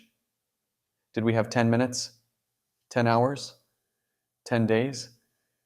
I doubt he would have shared the truth, but I hadn't even asked. You two? What? Nelson asked in a ragged voice. You travel from town to town and fight against... What? Monsters? Like you're a modern-day Van Helsing? More or less, I said. Nelson chuckled in disbelief. What about the kid? Why are you so adamant about taking him with you? He used magic, I said. Someone, especially a kid, capable of magic, can become dangerous, if not deadly. What about you? You used magic. Runic magic. I closed my eyes and exhaled, knowing Nelson didn't know what runic magic meant. I peeked over my shoulder at Johann. He sat in the middle seat beside his mother, resting his head on her shoulder, his eyes closed. I'm not sure if the kid slept or feigned sleep. Anita stared out the window with a distant, listless gaze. I can't wrap my head around it, Nelson said. I know what I saw, what we all collectively witnessed. But it doesn't matter. Doesn't it seem more likely we're all going crazy, suffering a shared delusion, than accepting zombies have invaded Tonopah? I struggle with the idea too, I said, and I can speak to the dead. Do you believe in God? Adria asked. Me? Nelson asked. No, the spirit squeezed onto the floorboard at your feet. It wasn't a terrible guess by Adria. Gregory straddled the center console, so one foot rested in the back seat and the other propped up on the cup holder. I'm a Christian, Nelson said. Okay, well, how's that any different? Adria asked. God is a supernatural entity, right? One who uses magic to create and destroy? There are angels and demons in the Bible, giants and Leviathan, witches and seers and miracle workers. You believe all that, right? For a moment, Nelson held her tongue. It's different. How so? I don't know, but it is. This is the Bible come to life. All the stories you've read, they're not parables. They're true, not only from the Bible either. Fairy tales, myths, legends. They're all rooted in terrible, horrific truth. So, what do we do? Not we, I said. Adria and I. It's my town. I'll die with it. If that's what it asks of me. That's a ridiculous sword to fall on, considering your town has already died. Adria said, there's nothing left to defend. Leave the professionals to the world protecting. What about me? Johann asked, his voice soft, a notch above a whisper. How can I help? You don't, I said. My dad is dead. I'm going to help, whether I join you or go on my own. The kid was a visitor in my town, Nelson said. Maybe it's not my job to save the world, but it's my job to protect him. We'll discuss this when we arrive in Keystone. Adria said, closing the door on the conversation. I sank into the passenger seat, allowing my stiff, broken body to melt into the leather. My sickles no longer had energy. Neither did the tattoos on my body. After depleting the spare reserves within the bracelet, I would have to spend time pouring juice into the beads, then transferring the energy into my tattoos and sickles. It would be a long, exhausting process, and I doubted we had the time to spare before the ritual completed and Maliki revived the destroyed gods. Oh, Shai! Before Adria could finish expressing shock, an oncoming car swerved from the other lane into our lane. Adria yanked on the steering wheel. Last I saw on the speedometer, she drove 80 miles per hour on the deserted desert highway.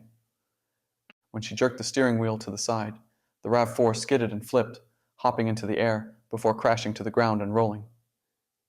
It happened fast. The next thing I knew, I sat upside down, still buckled to my seat. Blood gathered on the tip of my nose and dripped downward onto the roof. The acrid, chilly desert wind invaded the overturned vehicle through broken windows. I panted, forcing myself to breathe. As my body calmed and my mind cleared, I glanced to the side. Adria dangled upside down too, her hair reaching for the crumpled, broken sunroof. Blood trickled from her body, her neck, her face, pooling below her. I couldn't discern the source of her injury, but she wheezed in raspy, wet breaths. Throat, laceration, pierced lung. I turned my body to assess the passengers in the back seat. My shoulder exploded with white-hot pain. Contorting my other arm, I pressed the release on my seatbelt, but it wouldn't disengage. Adria, I said, you with me? Where's it hurt? Everywhere. Can you unbuckle?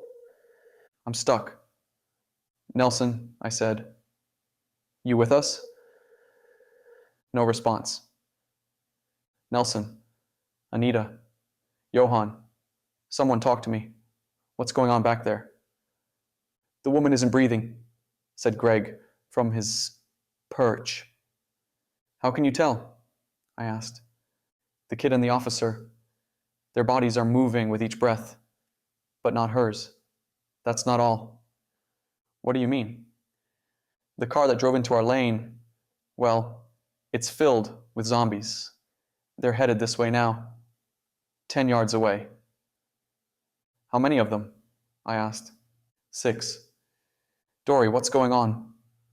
Adria asked, in a wiry tone. I ignored her for the moment. Greg, you need to listen to me. If you want me to dig up that treasure, you need me alive, and you're the only one who can save me. How? You're going to phase into my body and take possession of me, like the spirits possessing the corpses. What do you mean? You're going to possess me. Do it now. Now. Okay. The sensation was intrusive and uncomfortable, cold, like someone removed my skull and poured freezing water down my spine. Bursts of Gregory's memories and knowledge flashed through my mind. I saw through his recollection the treasure, amulets and pottery, and texts foreign to our world. His daughter, now in her 40s with a kid of her own, filed through my head. I knew, though I had no prior experience or skills, how to prepare a bouillabaisse. I even knew what that was. Apparently, Gregory, in his life, had worked a steady career as a private chef, though culinary expertise wouldn't help me escape the car. Spirits came equipped with a unique trick. They could teleport. Not only did I receive Gregory's experiences and knowledge, but I adopted his spirit talent, an ability he hadn't learned about yet. Luckily, our temporary bonding went both ways. He absorbed my experiences and memories. Our minds melded into one, and he essentially acted on my thoughts. Without me having to explain anything, we exploded into a cloud of 1 billion particles and reformed outside the RAV-4, free from the seatbelt and the metal tin can. The zombies shuffled toward us like animated shadows. They fanned out, encircling the RAV-4. I teleported to the driver's window, reaching in and attempting to unbuckle Adria. The release wouldn't depress and unlatch her, though. "Adria, they're on us," I said. "What do we do?" "Go," she said. "What?" "Hurry, all right? I'm not sure how long I can convince them to keep me alive. Grab the kid and go, now. You'll save me. I know you will." I turned to look behind me. A zombie stood 3 yards away. I cursed under my breath and hopped to my feet, knowing I couldn't help in any way other than to escape the scene and gather reinforcements. "I'll be back for you." "You better be." The zombie lunged for me. I dispersed into a cloud of 1 trillion particles and reformed 2 feet away before the shattered back window. The zombie crashed into the side panel of the RAV-4, buying me about 3 seconds. I reached through the broken glass without caution, scraping my arm on a jagged shard as I grabbed Johann's shoulder. Together, we dematerialized and reformed a few dozen yards away from the vehicle, then again further down the highway, as we headed toward Keystone and Ireland Earp. Chapter 27. Before the accident, Adria had driven to the edge of Tonopah. Gregory, Johann, and I had 15 miles to Keystone. Amanda Robbins, a spirit who had lingered in our world for 45 years, who had become a near ghost or a corrupted spirit, who had practiced with her teleportation ability, could transport me 100 yards. When we teleported with more than one person, the distance halved. Gregory, a fresh spirit who had never teleported before, transported Johann and me 20 yards. When we reformed after the first teleportation, the RAV-4 remained in clear sight. The zombies dragged Adria, Anita, and Nelson out of the windows. Johann gasped and hacked when we reappeared. He clutched to me to keep himself steady. On reflex, I stepped toward the zombies. I moved to fight the undead creatures and save the women from their fates. Gregory teleported again. For me, the teleportation happened instantaneously. One moment, we stood in a certain location. I blinked, and we stood 20 yards west of that previous spot. In the snapshot's interim passage, I existed in a state of mist, or so it seemed. I'm not sure if I'm explaining it clearly, but I'm also not sure I can. My body dispersed. I could feel it, at least for a fraction of a second, separating into a zillion atoms, only to reform at the top of that same second. I'm unsure of the laws governing the science or magic behind teleportation, apart from knowing it happened instantaneously and through a burst of energy, because magic always equals energy. After an umpteen amount of teleportation jumps, Gregory's distance suffered. The 20 yards we crossed dwindled to 15, 10, 5 yards. After so many jumps, Gregory separated from my body, dispossessing me. He appeared transparent, like the depiction of spirits in media. I could see through his form. Usually, when I noted a spirit or ghost, they looked human, tangible and substantial. Not Gregory after his miles of teleporting Johann and me. Johann gagged, craned his head forward, and retched onto the gray, weather-beaten asphalt. "What's going on?" I asked, facing Gregory. "I feel," he said, his voice a distant echo, "like I'm slipping away, like I'm disappearing. That's the best I can explain it." "We need you to teleport us." He shook his head. "I can't.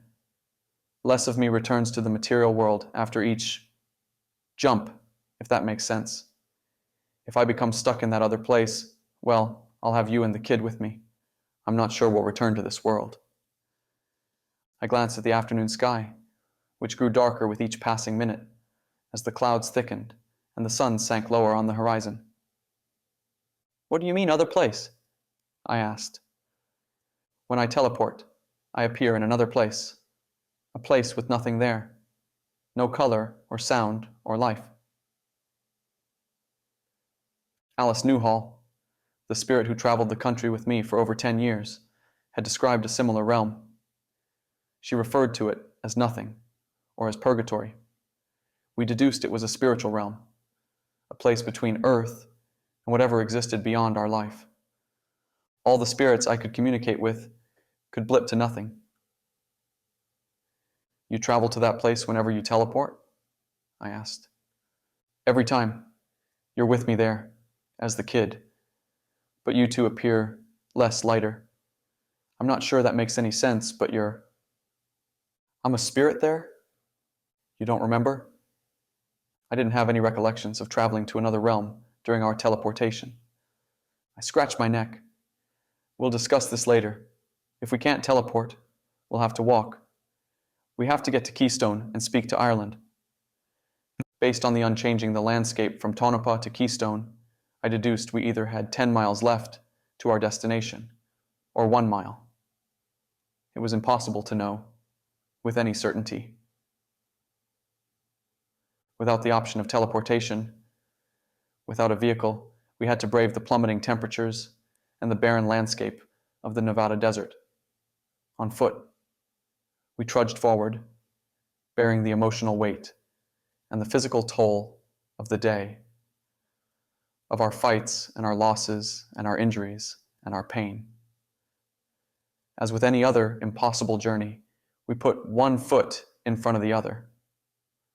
We walked with a deliberate, jaw-clenched, and determined pace, moving as fast as our fatigued legs allowed. Luck shined on us. The off-ramp leading to Keystone appeared a half-mile from where Gregory gave up his services. Once off the highway, Keystone was only a mile away. We're almost there. I nudged Johann's shoulder. The kid dragged his feet beside me.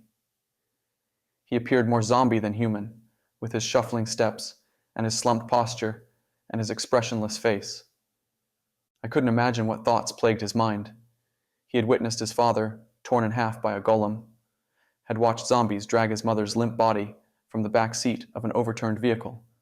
The kid had used magic. What had that done to him? Had it depleted his energy, wrecked his mind, corrupted his nature? Despite his morose demeanor, when I mentioned we were almost there, he brightened, his posture lifted, and his stride lengthened. The knowledge of arriving in Keystone within the next 20 minutes inspired me. A trickle of newfound energy worked into my body. As we entered the abandoned mining town of Keystone, the dark clouds veiling the sun popped, and a trickle of water leaked to the dry, cracked, sun-beat ground. Along with the wet came an icy wind. I shifted gears, turning my brisk walk into a light jog. I didn't care to add sopping wet to my list of ailments. When I reached the Coral Saloon, I pushed the door open and held it for Johann. He tumbled into the warm establishment, and I followed. Inside, a fire burned in an old stone fireplace. The flames provided a flickering light that danced along with the shadows. Hank Williams Sr. sang about outlaw women at low volume. The place smelled like stale cigarette smoke and dusty wood. Johann collapsed onto the chair Adria had lifted off the table earlier. He leaned over the table, resting his head on his arms. Gregory slumped against the closed front door, closing eyes close as nodding off to sleep. I went to the bar counter. Ireland. My voice rose loud enough to reach the dark corners of the abandoned saloon and invade rooms behind closed doors. After I counted 10 slow seconds, I called her again. Ireland appeared from the same door she had disappeared through earlier to prepare Adria's burger and fries and onion rings. The woman wore shades of white. White boots, bleached jeans, white shirt, white hat, and pearl revolvers resting in white leather holsters strapped to white ammunition belts crossed over her waist. Her red hair flamed over her shoulders like a fiery waterfall, contrasting against the ashy attire. Her trained eyes regarded me before shifting to Johann. "Who's the kid?" I swiped my dry tongue across my cracked lips. "We have more pressing matters to discuss than the kid." "Like why Adria isn't with you?" I stared ravenously at the bottles of liquor standing on the back shelf. My hands trembled from fatigue, from dehydration, from hunger.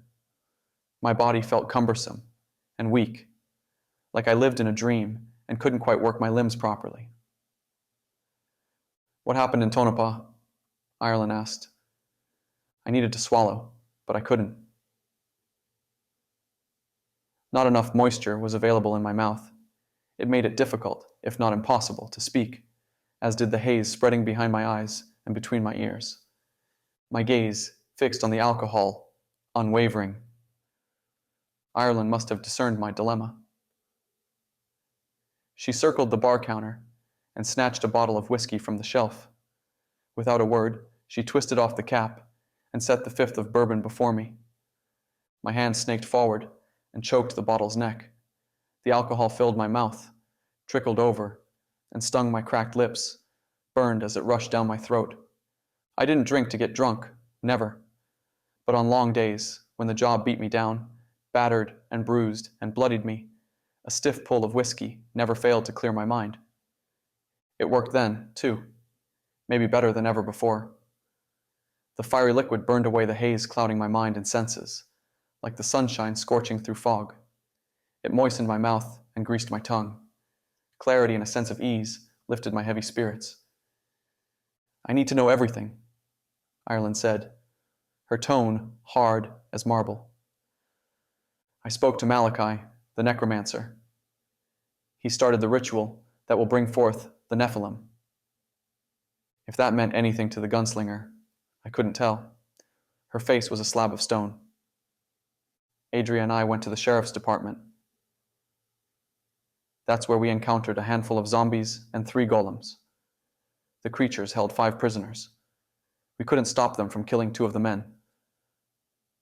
I glanced over my shoulder at Johann. We cleared the department of all threats with the kids' help, and we saved the remaining 3 survivors. I paused, allowing Ireland a chance to cut in. She said nothing. As we drove out of town, a car full of zombies drove into our lane. The RAV4 flipped. I was stuck upside down in my seat, as was Adria. I closed my eyes and exhaled, pained by the fresh memory. Johann and I escaped, but I watched the zombies pull Adria and the other 2 women out of the vehicle. Ireland snatched the whiskey off the bar top and pulled a healthy amount from the bottle. When she finished, she wiped her mouth. "Huh? Huh?" I asked. "Huh. What does that mean?" "I don't know yet." "How do you not know?" Ireland stared off to the side at a random spot on the wall, and she clicked her tongue.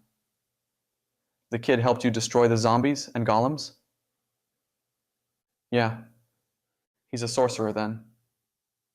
"I don't know." "How long has he been able to cast spells?" "Today, I guess." "You guess?" Ireland asked. "He said the zombies brought in a bottle of pills. When they didn't administer the pills to the prisoners, he figured they consumed the drug to become a golem, or something like that. Whatever he thought, he figured if he took a pill, he could help us fight. So he did, and it allowed him to access magical energy." "Oh," Ireland said. "Oh, sorry. Oh." I grew impatient with her monosyllabic grunts. "Do you know what's happening?" "I have an idea." "Do you care to share?" "You said the zombies and golems stood guard over 5 prisoners?" "Yes." I almost ripped my hair out of my head. Ireland exhaled. "Well, necromancers have existed in the past, and they've existed with enough power to reanimate corpses and create undead armies and blah blah blah. See, necromancy is a learned art, or a wizard's branch of magic, at least powerful necromancy. Some people have the inherent ability, such as yourself, and they're able to pull off minor feats anyone can debunk. Few necromancers have reached a level at which they could revive a nephilim. Nice word, by the way. Haller introduced you to the history of the world already. You're still a little green in this business. Considering our situation, I think he was wise to. Well, ritualistic spells like resurrections require time, focus, energy, and material. A necromancer can hone their focus and find the time, but I've never heard of one with enough energy or material to complete a ritual summoning a Nephilim. Okay, I said, not sure if I followed her explanation or not. Malachi has the material then? You said the pill granted the kid with magical abilities? That's what he thought. I glanced at Johann, who kept his head buried in his arms. Well, think of it this way, Ireland said. What if the necromancer has created an army of undead, including golems, not to fight a war, but to hold living prisoners captive? What if, I asked, definitely not following her thought, what if he has commanded his prison guards, if you will, to administer a pill to each living person at a certain time, granting them magical abilities? Why would a prison guard give a gun to a prisoner? Why would the necromancer allow his prisoners access to magic? To kill them. I blinked a few times. She had lost me entirely. Ah, Ireland said, I forgot to mention.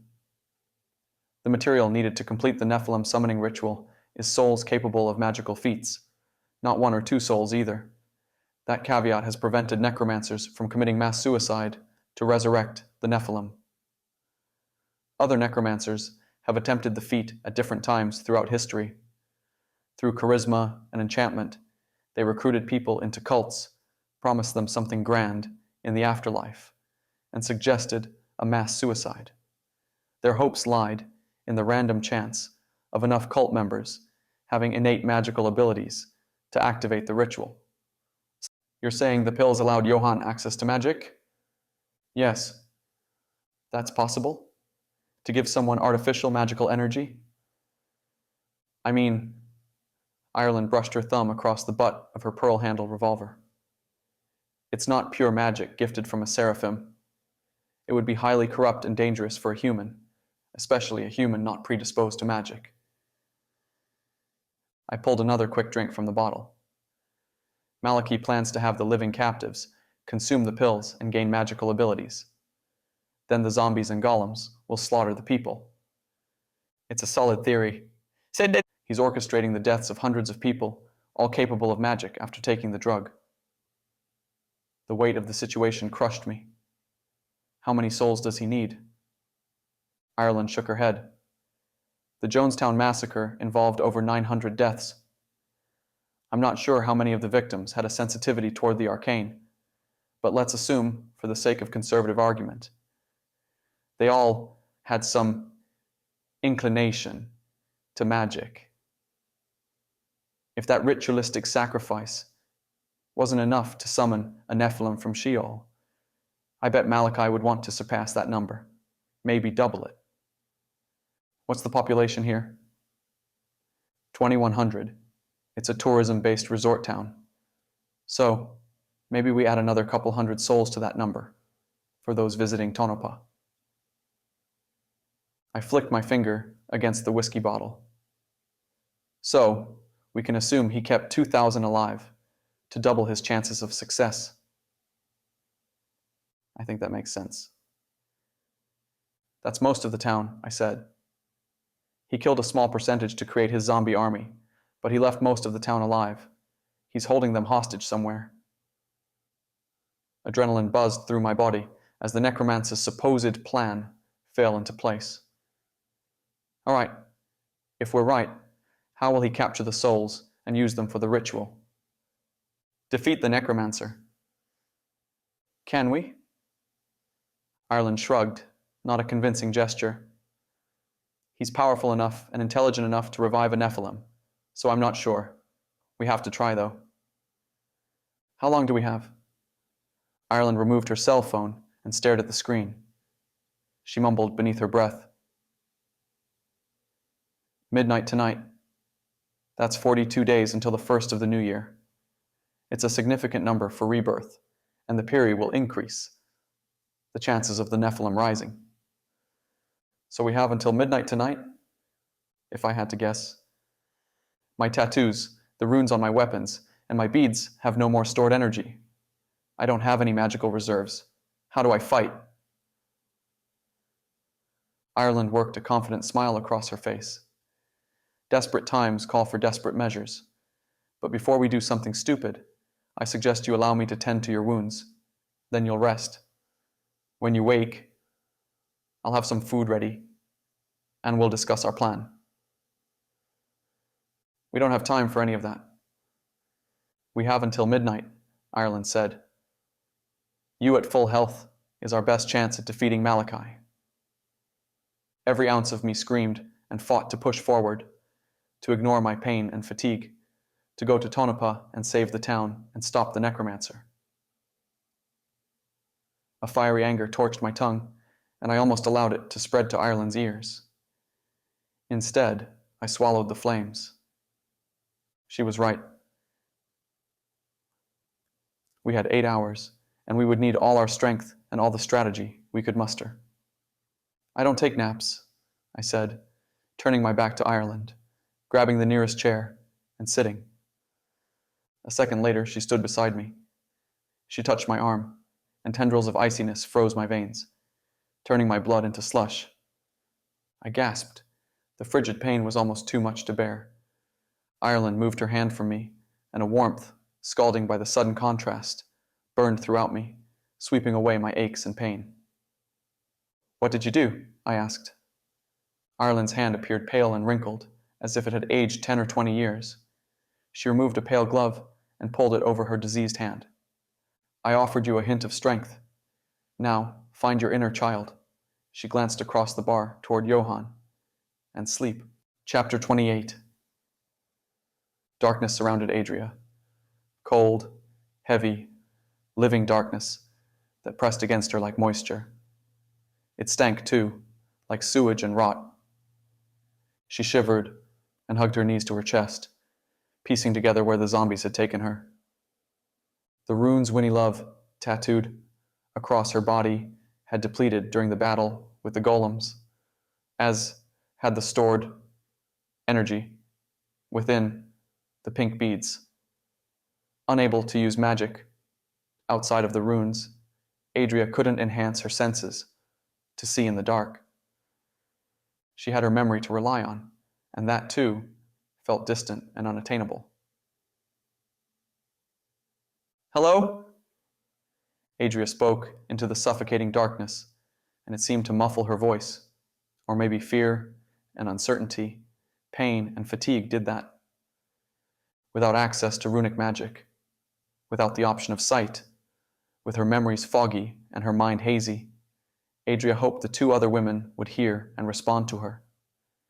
Maybe, with a combined effort, they could figure something out to help them survive their inevitable doom. Neither Nelson nor Anita answered. Did they occupy the same space as Adria? If she crawled around, would she eventually feel her way to them? Would she find something worse? Sitting pat seemed like the most rational decision, though it didn't seem like the most helpful one. To escape, she would have to move. But she couldn't. What had happened to the two other women? Had they survived the accident? Did they succumb to a worse fate? Or maybe a more forgiving one? What happened to Doryan? Had he escaped? Adria struggled to remember. The harder and deeper she thought, the greater the grinding, scraping pain in her head. She recalled, with little effort, lying upside down, buckled and stuck in the seat. Doryan spoke to her, his pace and tone frantic. What had he said? Had Adria responded? If so, what had she said? She closed her eyes against the darkness, fought through the mind-numbing pain, as she tried to remember the accident. She had reached the edge of Tonopah. A crude sign placed on scaffolding at the edge of the road read, "Thank you for visiting Tonopah." When another car merged into her lane head-on, Adria swerved with too much reactionary force, and the RAV4 flipped. After coming to an upside-down stop, Adria's memory became the bottom of a bottle from a long night of binge drinking. Adria opened her eyes. It didn't make a difference. The darkness remained the same, with her eyes open or closed.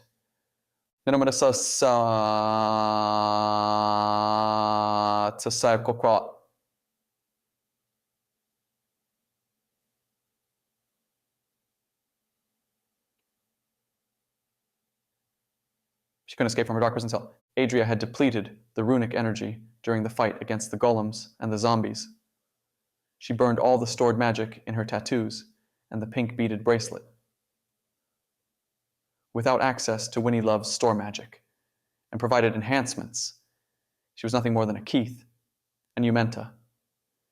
Without Winnie Love's provisions, how would she escape, fight a collection of zombies or a golem, defeat the Necromancer?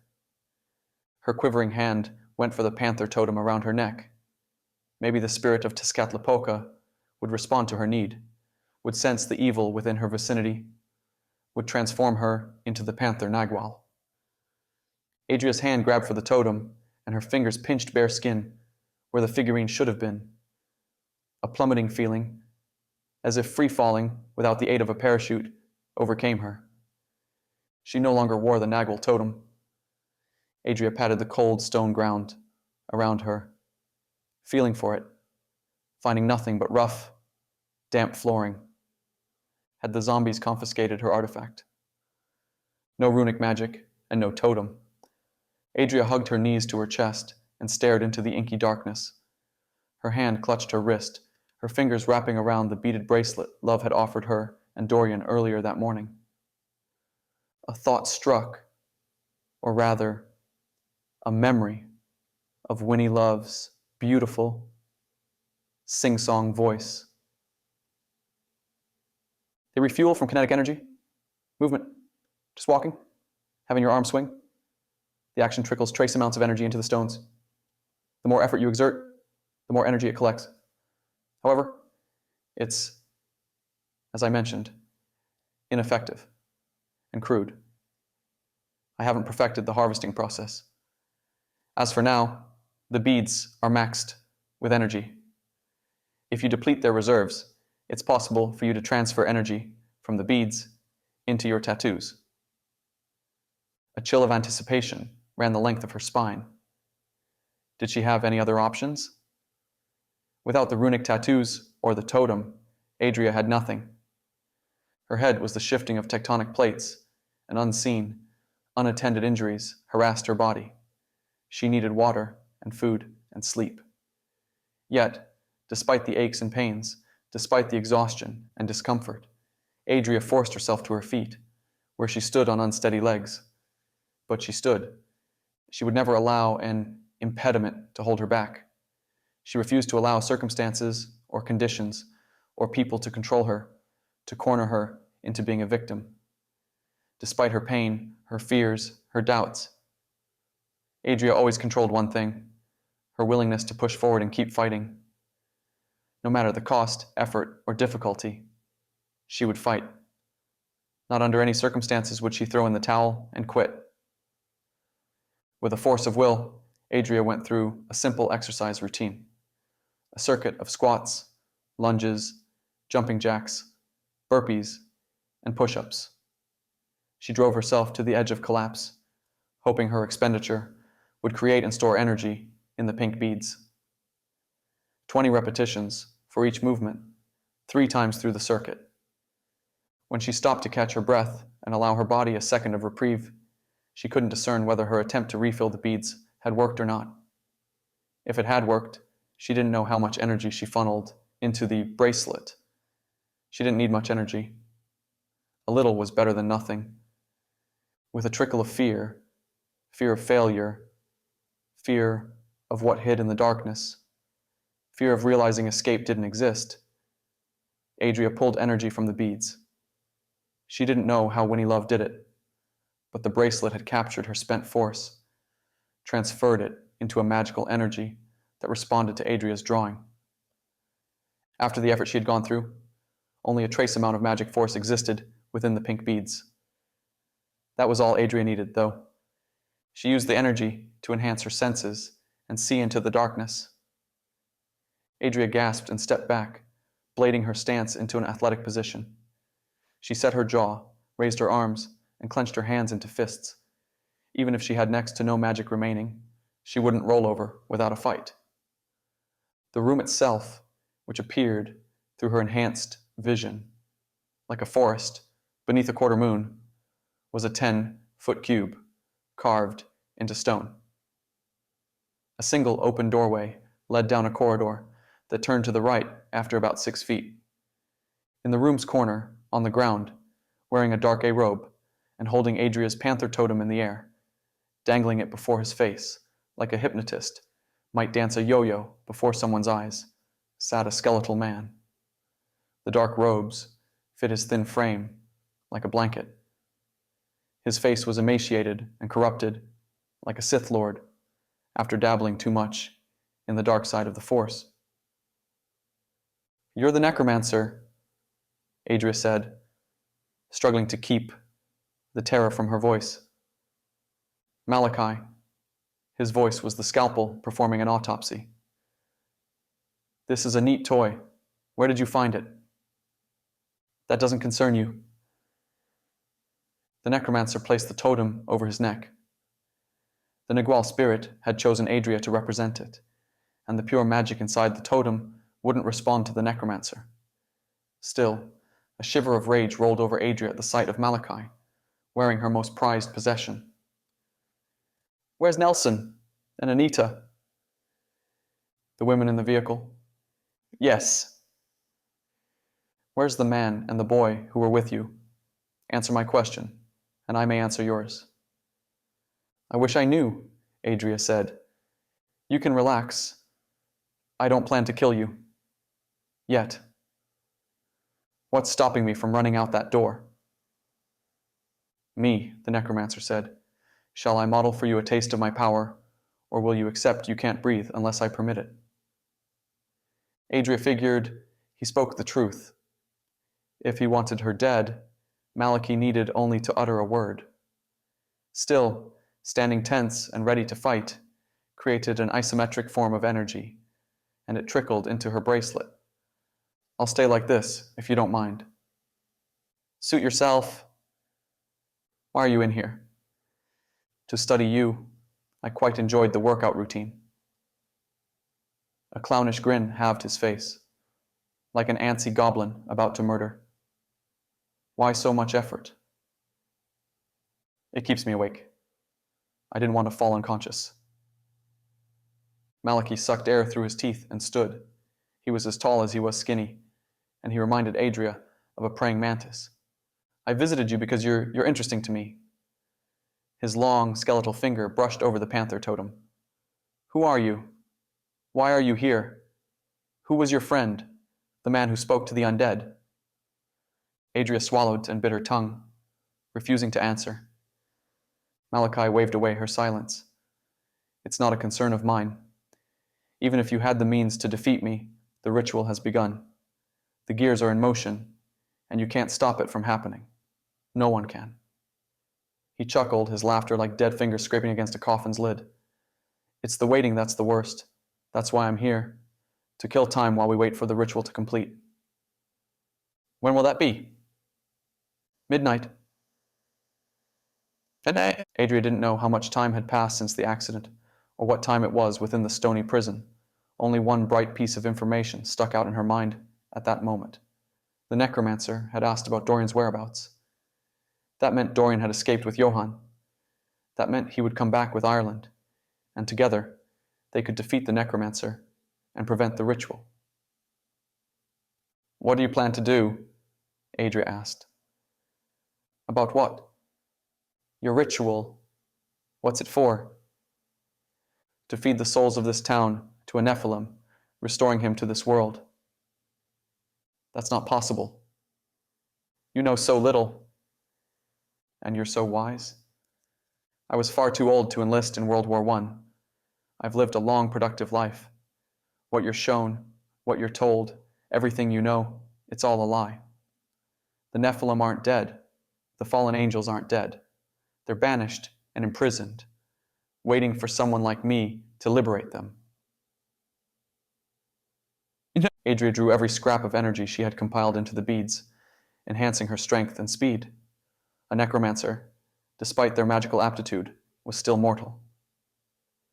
If she could land one well-placed strike, she could incapacitate, if not kill, him. She burst forward, covering the 7 feet separating him from her in a blink, and she struck for his throat. Malachi's eyes turned into an inky void, filled with dread and nightmares. They fixed on Adria as she dashed toward him, as her hand chopped downward to his neck. As the blade of her hand came within a few inches of collapsing his esophagus, an oppressive sensation overwhelmed and drowned her. Adria tripped over her leaden feet and fell face first to the ground. Once more, darkness crept into her vision, and she knew nothing but the darkness. Chapter 29. 13 short years ago, at the fearless age of 10, Brianna Nelson went on a camping trip with her family and close family friends. They drove 5 hours from Las Vegas to Yosemite. They went camping every summer, but usually at sites closer to home: Boulder Beach, Red Rock Canyon, Echo Bay. That year, though, Brianna's parents wanted something different. The Careys already had a trip planned to Yosemite. When they invited the Nelsons to join, Linda and Steve, Brianna's parents, couldn't say no. Brianna had 2 older brothers. Peter was 5 years older than her, and Preston was 3 years older. The Careys had 1 boy, James, an obese, asthmatic only child of 14, as mean as a bent, rusted nail waiting for an unsuspecting foot. None of the Nelson children liked James, but Steve and Linda liked to drink with Rick and Sandy. The boys, all 3 of them, were as wild and crazy as boys that age can get. They lived for exploration, adventure, and getting in trouble, especially James. Despite their inventive and energetic spirits, the boys suffered a common trait amongst young boys, one often hidden, one they often overcompensate for.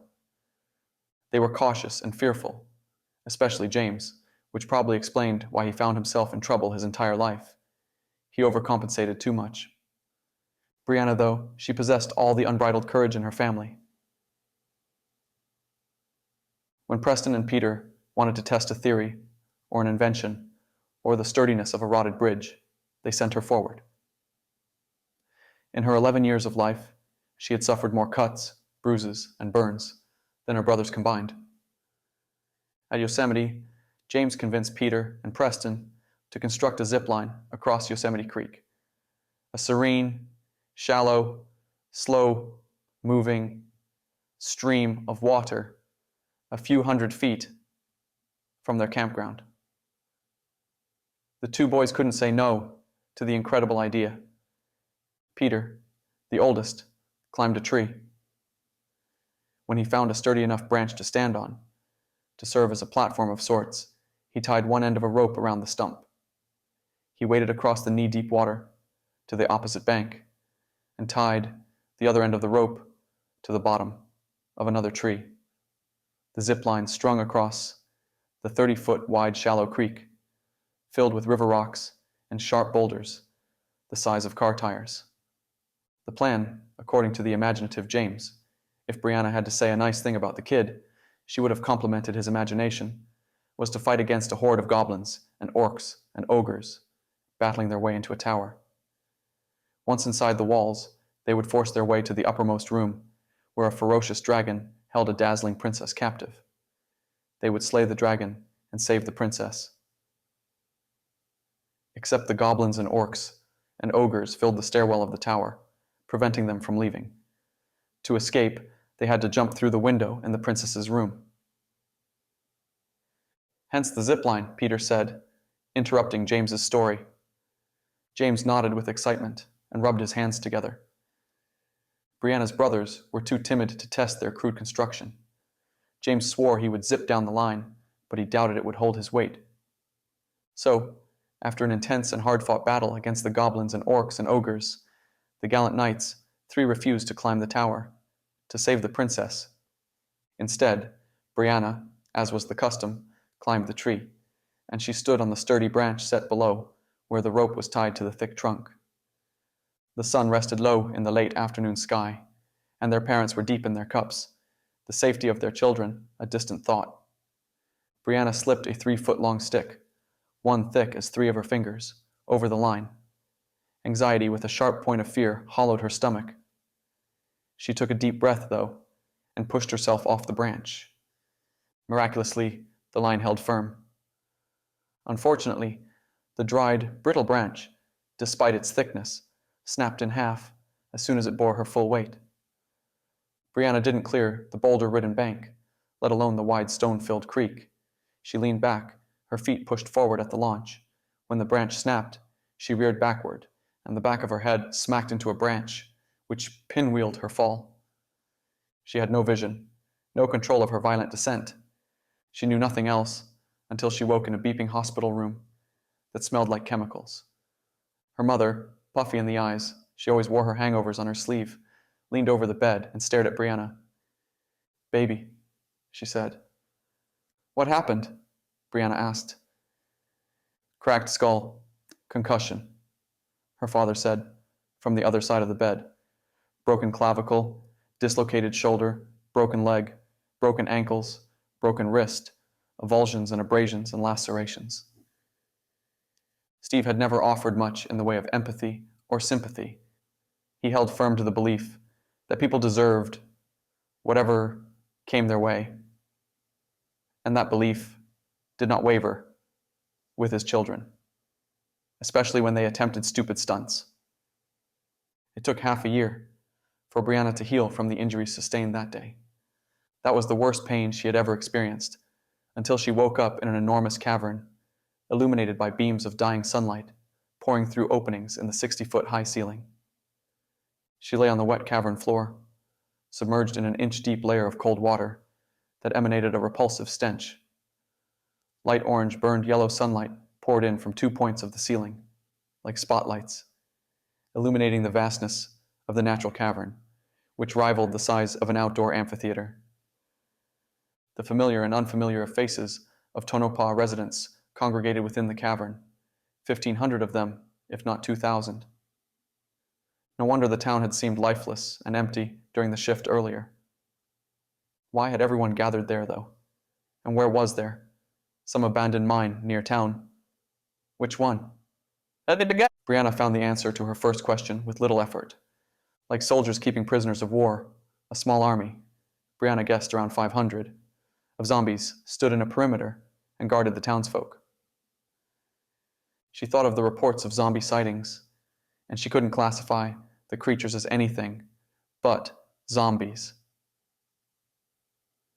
They appeared dead, their flesh pallid or bloated, their bodies in various states of decomposition. Intermixed with the zombies were 4 dozen creatures that towered 8, 9, and 10 feet tall. Those creatures were inhuman, though formed from the corpses of humans, and they appeared in a different but grotesque manner. Some had multiple heads. Some had too many arms. A couple of them had too many legs, and they appeared like monstrous spiders formed of human flesh. One of them resembled a pile of refuse, a massive heap with something resembling a face in the middle of its unformed body. It slunk across the ground like some kind of nightmarish snail. The low light and deep shadows in the cavern made everything more nightmarish and exaggerated. To further complicate Brianna's trust in her senses, the immense pain that dwarfed the recovery from her childhood fall, though maybe that was recency bias, crippled her perception. Where was she? How had she gotten there? The last thing Deputy Nelson remembered with absolute clarity was lying on the asphalt of the grocery store parking lot. Deputy Thompson's frantic face mooned over her. She remembered he appeared afraid, rather terrified, and she wanted to ask what happened, but she couldn't speak. Why couldn't she speak? Then he disappeared from view, and she couldn't move her head to see where he ran off to. The next memory to appear in her mind, like still images in a grainy slideshow, happened in the precinct. A few strangers huddled around her, all of them frightened. She couldn't piece any of it together, though. Everything appeared as stained or blurry, incomprehensible, indiscernible. Brianna turned to the person nearest to her, a woman in her 40s who appeared shell-shocked. She had wide eyes, and she murmured beneath her breath. Nelson couldn't make out much of what the woman said, but she repeated two names, Johan and Denzel. Brianna went to touch the woman's shoulder. When she stretched out her arm, it exploded with nauseating pain. She looked down and went woozy. The bone stuck from her left forearm. Seeing the injury exasperated the pain beyond anything she believed possible. Yet Brianna gritted her teeth, and with her right hand, she gently touched the woman's shoulder to ease the fright. As Deputy Nelson expected, the woman gasped. "It's okay," Brianna said, speaking around the grating, shredding pain that pulsed through her body. "Deputy Nelson," the woman said, "you're okay. We know each other. You were there in the precinct. You saved my son, Johan, from the golem." Brianna couldn't remember doing any such thing. How had she saved anyone with the debilitating agony cascading through her existence? She shook her head. "I'm sorry, but I don't remember. What's your name?" "Anita. Anita, you can call me Brianna." "Do know where we are, Deputy." "Brianna?" I was hoping you would have that answer. She looked at the sea of people. Townsfolk gathered as families, friends and strangers. They held and consoled each other. Children whimpered, and adults schemed, and the ill-tempered stampeded and shouted. No one attempted to escape, though. Brianna stood, her legs like jelly. She planted her palm against the stone wall and held herself steady. She peered around the cavern as best she could, searching for a way out, apart from the vents in the ceiling. One large enough to accommodate the massive, what had Anita called them, golems. "They have my son," Anita said, her tense fingers clutching to Brianna's weak legs. "Who does?" "The zombies. They have him." "How do you know?" "Where else would he be? Why would they separate us? Why would they take him?" "Maybe he escaped." Brianna sounded less than convincing. "Deputy, please save my son. I can't lose him. I can't lose my baby boy." During training and the probationary period, the superior officers often advised the young officers to never, under any circumstance, promise anything to anyone. Tell them you'll do your best to help, that you're exhausting every lead.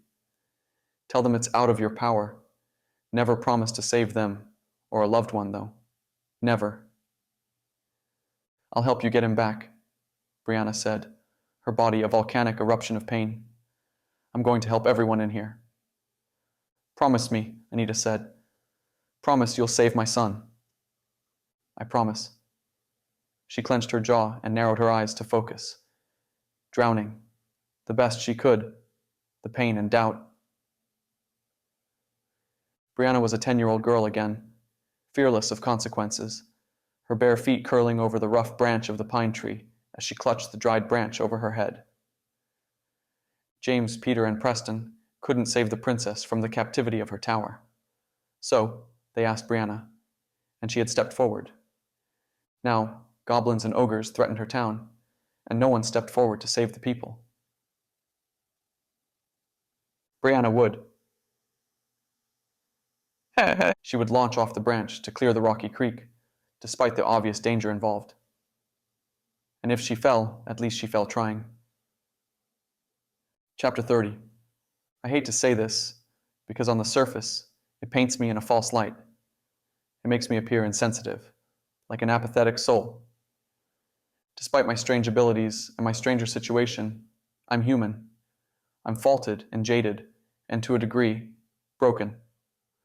Though my action might build me as someone who doesn't care enough, I hope it also exposes my innate humanness. I failed to stay awake. I crashed and burned into a deep, dead sleep, without a second thought to anything. After Ireland led me into the back room, she gestured at a green military-style cot, one easy to set up and break down and transport. A hospital outfit of thin sheets and blankets dressed the cot. My humble and temporary abode, Ireland said with a tired grin. You can crash here, and I'll wake you up in a couple of hours. We can't advance until I have a solid plan and collected a few needed resources. So, sleep until I wake you, then we'll head out for the night. I thanked her with a primitive grunt. When she exited the room, closing the door behind her, I dragged my feet across the wood floor and sat on the edge of the cot. Ireland advised me to sleep until she woke me. As I settled onto the cot, that idea was comical. How would sleep ever find me with everything going on? On the off chance it did, how would it hold me under its influence? Fear crippled me, worry plagued my every thought, and the two in tandem would never allow me a second of peace. With a family of vampires threatening the safety of Haller's estate, with Adria captured by a horde of zombies, with the fate of Tonopah and the world dependent on me, I doubted anyone in their right, rational mind could find rest. So I believed. The human body works with the human mind to a limit. When it reaches that limit, it doesn't much care what the mind thinks. The body can handle so much of a beating before it surrenders, ignoring the rampaging thoughts and the incessant worrying. I fell onto the cot, my hands interlaced behind my head, and I stared at a wood plank ceiling. I believed I would stare at the ceiling for an hour, allowing my thoughts to run wild as they fretted over and complicated the situation. Not a whisper crossed through my mind. As soon as my head touched the cot's firm fabric, I no longer knew anything. I didn't wake naturally. Something or someone shook my shoulders and whispered in my ear, "It's time to get up." I blinked, fighting against the urge to return to the land of the living. I hadn't dreamed, and the heavy, weighted darkness of sleep had sprinted by, making it feel as if I hadn't slept at all, as if an anesthesiologist put me under for a surgery. I woke up groggy. For a moment I considered rolling my back to Ireland, pulling the blankets over my face, and returning to a sleep so deep, nothing, not even dreams, existed. Instead, in my sudden wakefulness, the weight of the world slammed into me, reminded me of my impossible responsibilities. With an amazing effort, I sat up. I rubbed my eyes, stretched my neck, and succumbed to an impressive yawn. How long? A little over 2 hours, Ireland said. That's all we could afford. I nodded with understanding and ripped the blankets off of my body. How's the kid doing? He's still sleeping at the table. If I slept in that position for that long, I wouldn't be able to move my neck for a month. Ireland snickered, her ability to find a laugh against the bleak task we found ourselves up against sliced away some of my worry and fear. I'm going to let him sleep as long as he wants, even if that means we leave him here. I'll write a nice, comforting note in case he wakes up to us having abandoned him. We can't leave him here. We can, and we probably will. He's a kid who slows us down at best, gets us killed, which causes the end of the world, at worst. Besides, he's safe here. Maybe he's a little scared all by himself, but he'll survive. I sighed, hating it, but knowing Ireland was right. He probably won't wake up anyway. Using magic, especially for the first time, especially as such a crude form, especially for someone as young as the kid. Johann, I said. He has a name. The kid, or Johann, whatever you want to call him. Bandying spells with no training is fatally exhausting. He's lucky he didn't die. So, we'll let him sleep as long as his body requires rest, and we'll leave a note in case he wakes up. Where's Gregory? Who? The spirit. Oh, Ireland said, shrugging. Don't know. I thought you could sense him. I can. He showed up with you and Johann, right? I felt his presence enter the saloon. The woman poked out her lower lip and shook her head. Not here anymore. Where would he go? Why would he leave? I thought. Gregory couldn't communicate with anyone but me, and he relied on me to dig up his treasure and help escort his spirit into the next life. It was another chore on the ever-growing to-do list, but a low-priority chore. The thought of a high-priority task transitioned my thoughts and concerns to Adria, and they shifted to Project Phoenix. I cursed under my breath as I patted my pockets in search of my cell phone. Could you give me a moment? I asked, sliding my phone from my front pocket. Ireland didn't rebut or question.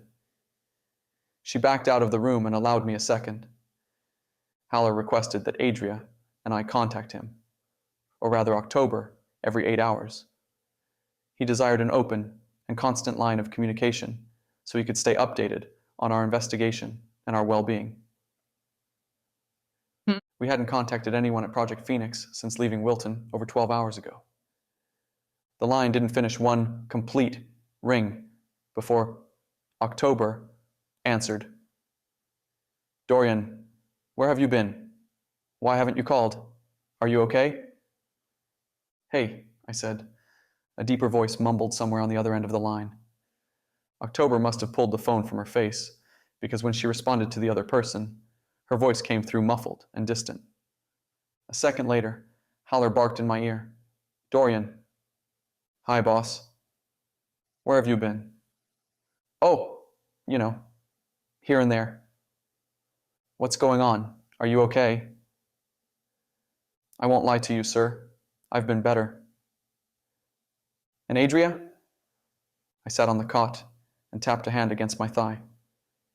Yeah, well, she's not doing so great. A moment of considerable silence ensued.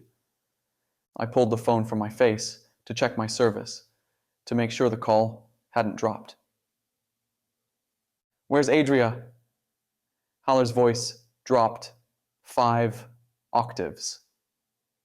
How did I answer his question? Tell him I had no clue whether Adria was alive or held prisoner, or murdered, or worst of all, turned into a zombie? How did I tell the leader of Project Phoenix we had failed our mission on an apocalyptic level? That we arrived to the investigation unprepared for the threat? She's not currently with me, I said, staring at a random spot on the floor and not diverting my attention from it. What do you mean? The Necromancer captured her. I barely escaped to return to Ireland. We're currently devising a plan to defeat the Necromancer, save Adria, and save the town of Tonopah. What's the extent of the damage to Tonopah? How many casualties? We know nothing conclusive, other than it's likely severe. Zombies and golems have taken control of the town. I've also gathered credible evidence, suggesting the Necromancer plans to use Tonopah as an altar to resurrect a Nephilim. A tempestuous silence stormed for some time. I'm not sure I breathed during Haller's ruminating, but held my breath and waited for him to provide a detailed and ingenious plan that would fix everything. You're with Ireland now?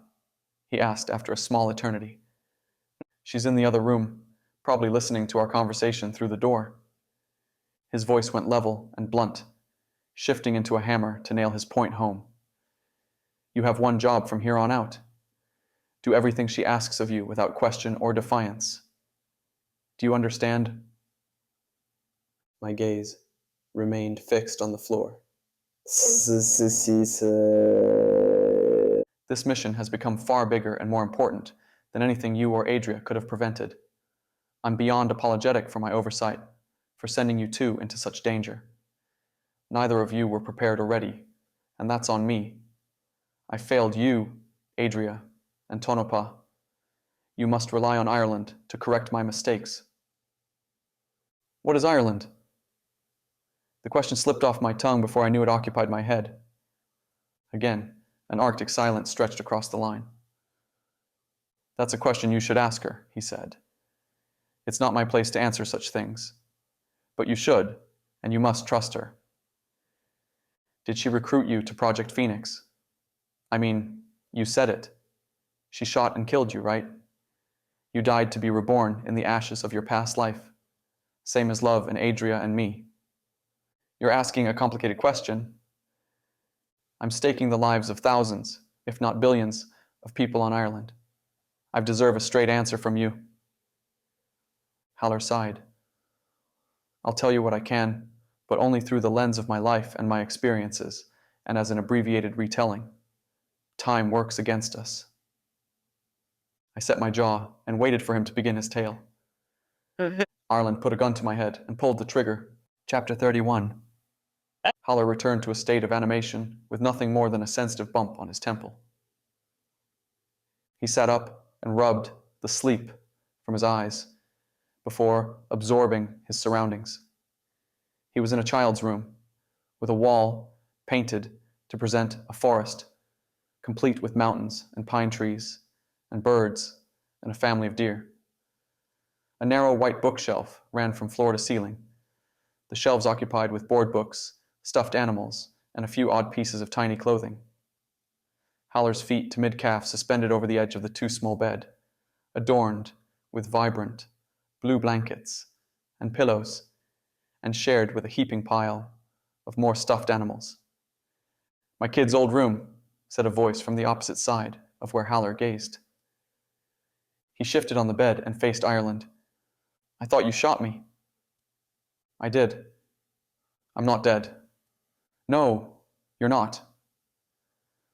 Haller touched the side of his head where the bullet should have burrowed into his brain and turned the gray matter into Swiss cheese. Barely a bump.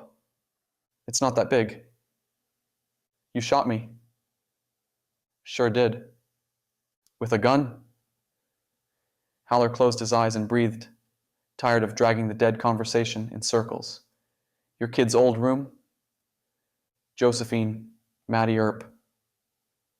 A playful smile danced across Ireland's face. We, my husband and I, really like the name. It's pretty. It's a combination of two of Wyatt, Earp's wives' names. The third was Urilla. We didn't find that one as pretty. I didn't know you were married, Haller said, a flush of guilt crashing through him. There's a lot you don't know about me. Rest assured, though, you didn't spend the night with a married woman. Neither did you spend the night with me. I kept you extremely clothed, and in an entirely different bedroom, on a separate floor of the house. Divorced? Haller asked, thinking of his recent marital status. Deceased, the both of them. Her eyes darted around the room. I'm sorry. A long time ago. Still, I can't imagine the pain of it. A broken grin lifted the edges of Ireland's mouth. It's still, to me, unfathomable. The best I can do, as much as I don't want to, is live my life for them. By shooting random men who you meet at the bar? You're not so random, Mr. Haller. No.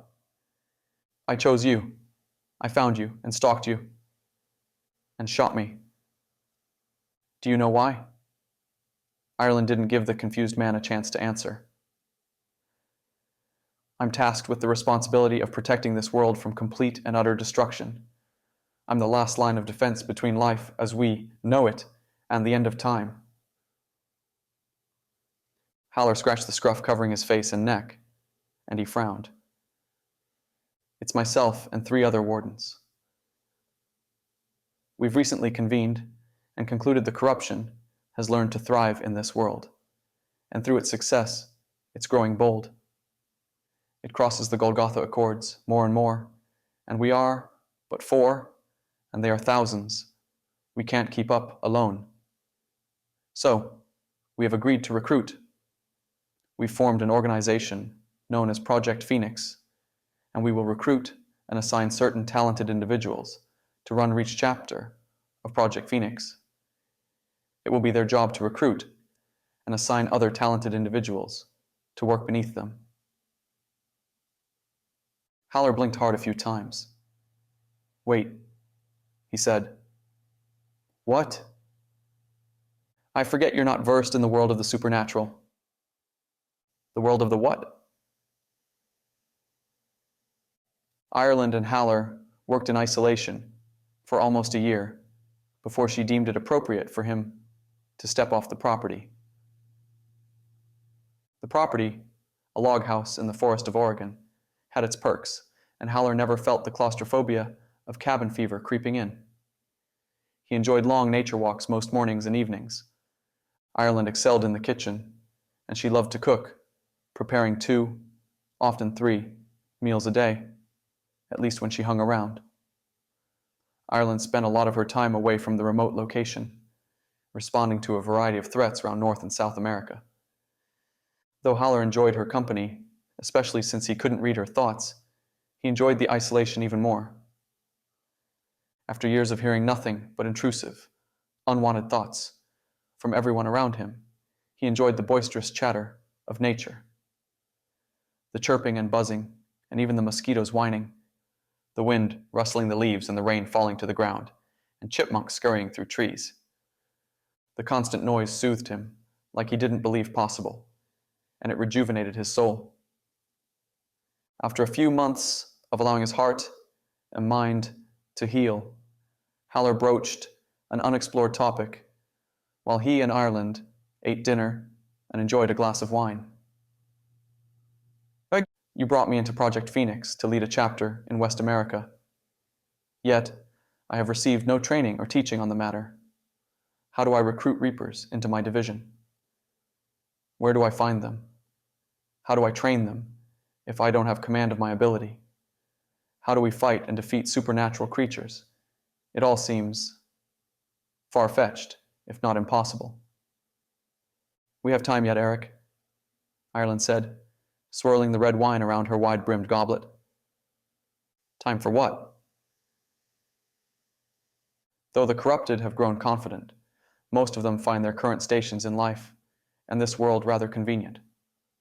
Of course, corruption is a disease. Over time, those who test the limits of their freedom will entice others to join them. It won't happen overnight until it does. "How long do we have?" Ireland sipped and shrugged. "A year, 20, 50. I couldn't tell you. What I know with certainty is that we won't rush you into this position as a defender. It will take work for us to get it right. You must learn thousands of years' worth of hidden, forgotten knowledge, most of which we have gained through guesswork. It's not proven as legit.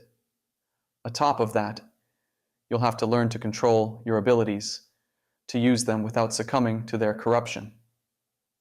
Their corruption. All magic comes from the abominable procreations between human women and fallen angels, which created the Nephilim, creatures who humans have considered gods for ages. The Nephilim further bred with humans, thus further diluting the pure magic of fallen angels, further corrupting it. It's not meant for us to wield. When we use it, the power darkens our souls and corrupts us. So, we use it sparingly, only with noble intentions. Otherwise, we risk allowing it to destroy us. If you can't control it, if you can't resist its temptation, it will corrupt you. Sounds like all my favorite novels. Haller finished his wine. Ireland played with a smile, though she settled with a grimace. "When you're ready, we'll begin your training." "I'm ready." 6 years caught fire and burned away, drifting into time like smoke. Haller pored over ancient literature, fictional, anecdotal, mythological. He pieced together the best he could with what he had, along with Ireland's expert guidance, the timeline and history of Earth, starting from the rebel angels expelled from heaven to Jesus' death on the cross to the current state of the world. In those 6 years, Haller not only studied the mystical and supernatural world, but he learned to control, and he explored, and he challenged his telepathy. Ireland tested his command in rural, population-scarce communities. At first, when he returned to civilization, the invading thoughts were thunderous between his ears, inside his head, nearly driving him mad. Ireland touched his arm and soothed his emotions and urged him to calm his mind. Haller heeded her advice, and the voices belonging to the thoughts of others silenced. He implemented his training. Ireland had allowed him to touch on her thoughts during their exercises, by focusing on an individual and invading that person's mind. Not only could he hear the thoughts of others, but he could push thoughts into the heads of others. It's an exceptionally dangerous ability, Ireland said, one that won't just harm you, but your victim. Unless you're using it for a noble cause, a cause built on the foundation of mercy, justice, and love, never push a thought into someone's mind. Why would I? Have you never heard of Lord Acton? Ah, Haller said, catching Ireland's reference. Power tends to corrupt. Please, don't beat a dead cliché. But it's the truth. Use your magic for anything other than defending this world, and it will destroy you. Another year passed before she entrusted Haller with his first assignment. He was to gather intel on an ongoing murder investigation in New York. A serial killer haunted the city. Most serial killers, mass murderers, and cult leaders come from corrupted souls, those deranged by the influence of magic. Haller was to live in New York and find the elusive, enigmatic killer by touching upon the thoughts of strangers around the city. His job required him to walk around and read minds, and involved luck more than anything. Haller lived in Queens for a year. During that time, he built the foundation of his wealth. While walking around, reaching into the minds of others, listening to their most private thoughts, he stumbled into the financial district. That same night, he created a stock portfolio, and he invested in all the right things. He funneled every dollar to his name into those accounts, and he cheated his way into monetary royalty. When it happened in Central Park. He meandered, enjoying the street performances. A garbled thought passed through his open mind. Haller froze in place, holding an ice cream cone to his mouth without indulging. He glanced at random strangers, piercing each of their minds, hoping to tap into that garbled feedback. He had received an image, a bloody corpse in a dark room, which appeared like the police photographs Ireland had forwarded him. It took a moment, but Haller zeroed in on the mind responsible for the image. An old lady in her 80s, if not her 90s, stood in the shadows of the park, almost invisible, her minuscule form emaciated and frail and hunched. Haller's ice cream melted against his hand in the late summer heat as he stared across the walkway at the woman. She watched a young woman in her early 20s laughing and playing with a young man of a similar age. A hungry gleam lived in her eyes that didn't fit quite right in her sunken face. Haller couldn't explain the oddness of her eyes, but he knew with absolute certainty they didn't belong to that woman. A shoulder-racking chill raced down his spine. He tossed his ice cream cone in the nearest trash can and circled nearer to the old woman. Ireland had equipped him with an old Nokia cell phone, and he slithered it free from his pocket and dialed her number. "Howdy," she said. "I have her." "Her? Who?" "The killer." "She's a she?" "An old lady, late 80s, if I had to give you an age." "You don't? Well, that's our killer." "You're sure?" 60%. That's not I prefer better odds. Most of the time, thoughts come to me like a voice, as words, almost like my organic thoughts. When I read her mind, I saw an image, a replica of the crime scene. An old lady? Yes. So she saw a picture, and it freaked her out, made an impression, and the image stuck with her. That proves nothing. It had texture, Haller said. What do you mean? Like a memory does, scent and sound and touch along with the visuals. I not only saw a scene from a picture only law enforcement would have access to, but I lived a memory. An old lady? Like late 80s? Ireland asked. What do I do? Nothing.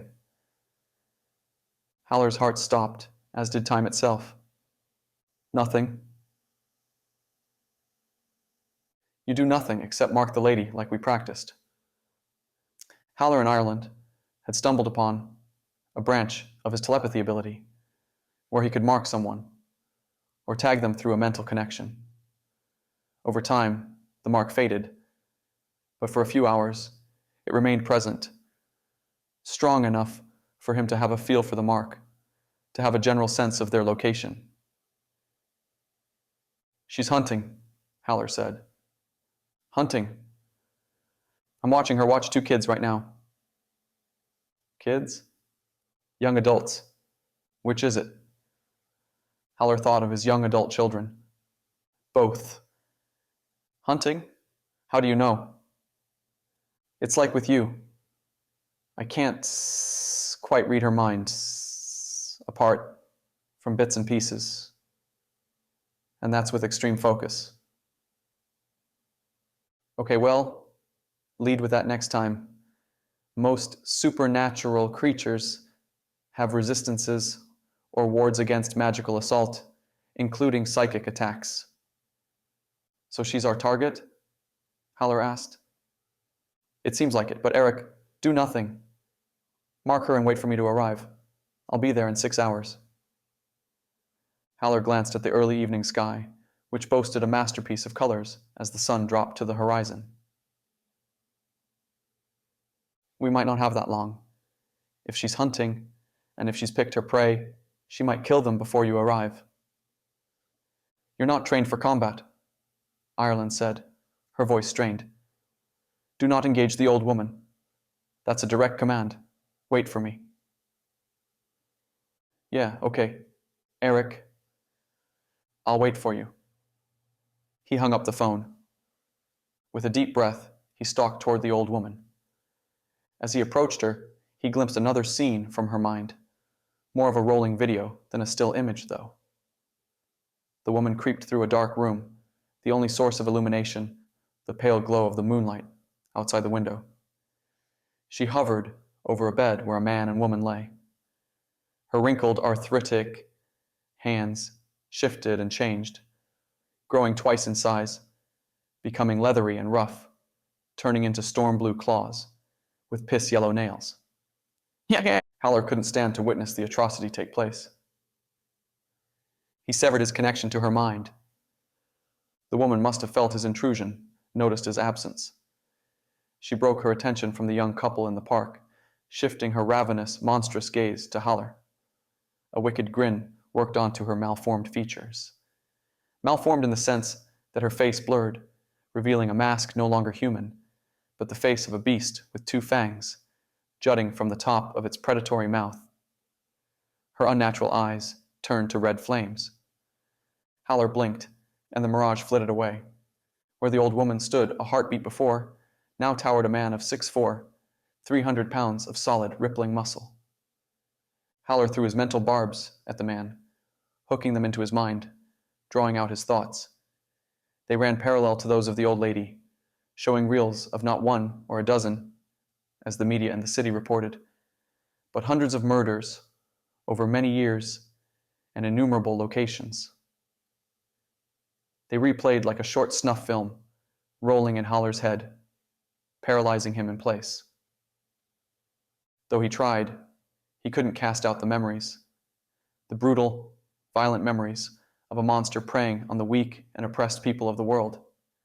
The old woman, monster, behemoth man, ambled toward Haller, a terrible gleam in its dark eyes. Haller couldn't move. The recollections held him like cement, anchoring his feet.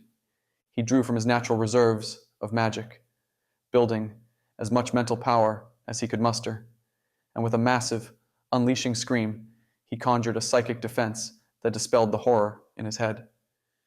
The amount of spent magic came from within him, not from energy stored in runes. Haller collapsed to the ground in a boneless bundle. The creature loomed over him, blurry as it whirled in ever-decreasing circles, until only a face appeared in Haller's tunneling vision. Then, after another second, Haller knew nothing but the sweet release of darkness. Chapter 32. I waited a moment for Haller to continue, but he must have run out of words. The story created more questions than it provided answers, though it had served its purpose by providing the one answer I sought. Why should I trust Ireland? She and 3 other wardens had created Project Phoenix, had assigned Haller the Western American branch of the organization. If I trusted Haller's intentions, that meant I had to trust Ireland, for she had created the vision of the organization. Why did it allow you to live? I asked, saying something to snap the extended silence. I don't know. I never saw the creature again. What was it? A vampire? Haller had mentioned the 2 fangs from its bestial face. Maybe a kind of vampire, but also maybe a kind of lycanthrope. Maybe something greater. I'm not sure. I know my telepathy had no damaging impact on the creature, though my overexertion had severe and lasting damaging to me. I thought of Haller's paralysis from his waist down. The exertion could have killed me, Haller said. Instead, it left me in a wheelchair. How or why I lived, I may never know. Ireland found me in a hospital bed. A decent soul must have called an ambulance, had me rushed to the emergency room. I don't know. Ireland doesn't know what attacked you. She has her theories, but they're moot. The supernatural world is rife with monsters who have overlapping tendencies and appearances and abilities. It's impossible to say, and even if we could say, with any level of certainty, what attacked me, it wouldn't matter. The thing went with the wind, left New York City. We had other assignments, and we focused on helping where we could. When did you go on your own?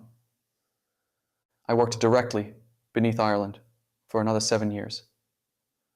On my 55th birthday, she assigned me the Western United States, in part because I had grown up and lived in Oregon my entire life. I was familiar with most of the region. I purchased the land in Wilton and commissioned the construction of the estate. That's when I went in search of my first reaper. Winnie Love. Found him the same way I found the creature in New York. I walked the streets of Sacramento, hoping to stumble upon someone with an unexplainable secret weighing them down. The rest is established history. I've operated this branch of Project Phoenix for 6 years. We had our first assignment against the werewolves, though. You said you created Project Phoenix, I said, entertaining a seed of doubt. The survival of the world hung in the balance. I had to make sure I worked with the good guys. You didn't, though. Ireland and the 3 other wardens created it. She charged you with a region, but you didn't create the organization. Why lie to me about that?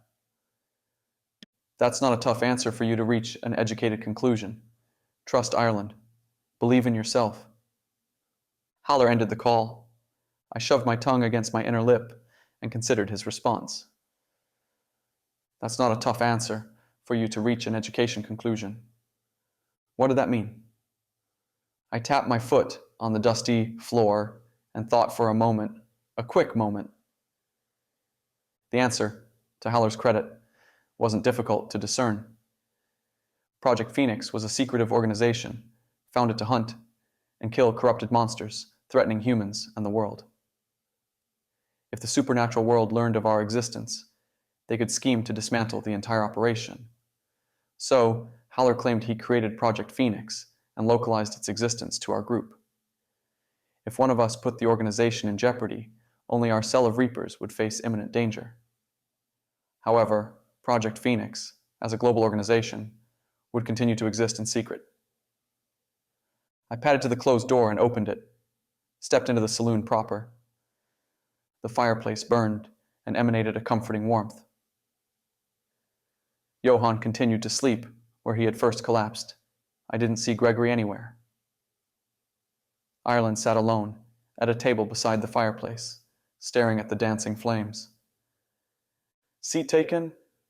I asked, grabbing the empty chair across from her. Ireland's bright eyes shifted from the fireplace and stared at me. She nodded once. "It's yours. How's Eric?" I sat and scooted away from the flames, preferring a cooler environment. I asked him about you. "Ah, you created Project Phoenix." "A group effort." "With the wardens?" "Aye." "He refused to tell what you are." "I'm a woman, an old one at that." "How old?" Ireland leaned closer to the fire and sighed. "I'll play the part of a genie. Instead of granting wishes, though, I'll answer 3 of your questions, with complete honesty and transparency. After that, we sneak into Tonopah and end this." I considered the 3 questions. I knew little about things supernatural, and a million questions constantly raced through my mind. What should I ask about her? Project Phoenix? My abilities? Ireland would offer answers about golems or zombies or necromancers or fallen angels, since they pertained to our mission. So I needed to broaden my scope. "You're a warden, one of 4 assigned to protecting the world from corruption." "Is that a question?" "How long have you been alive?"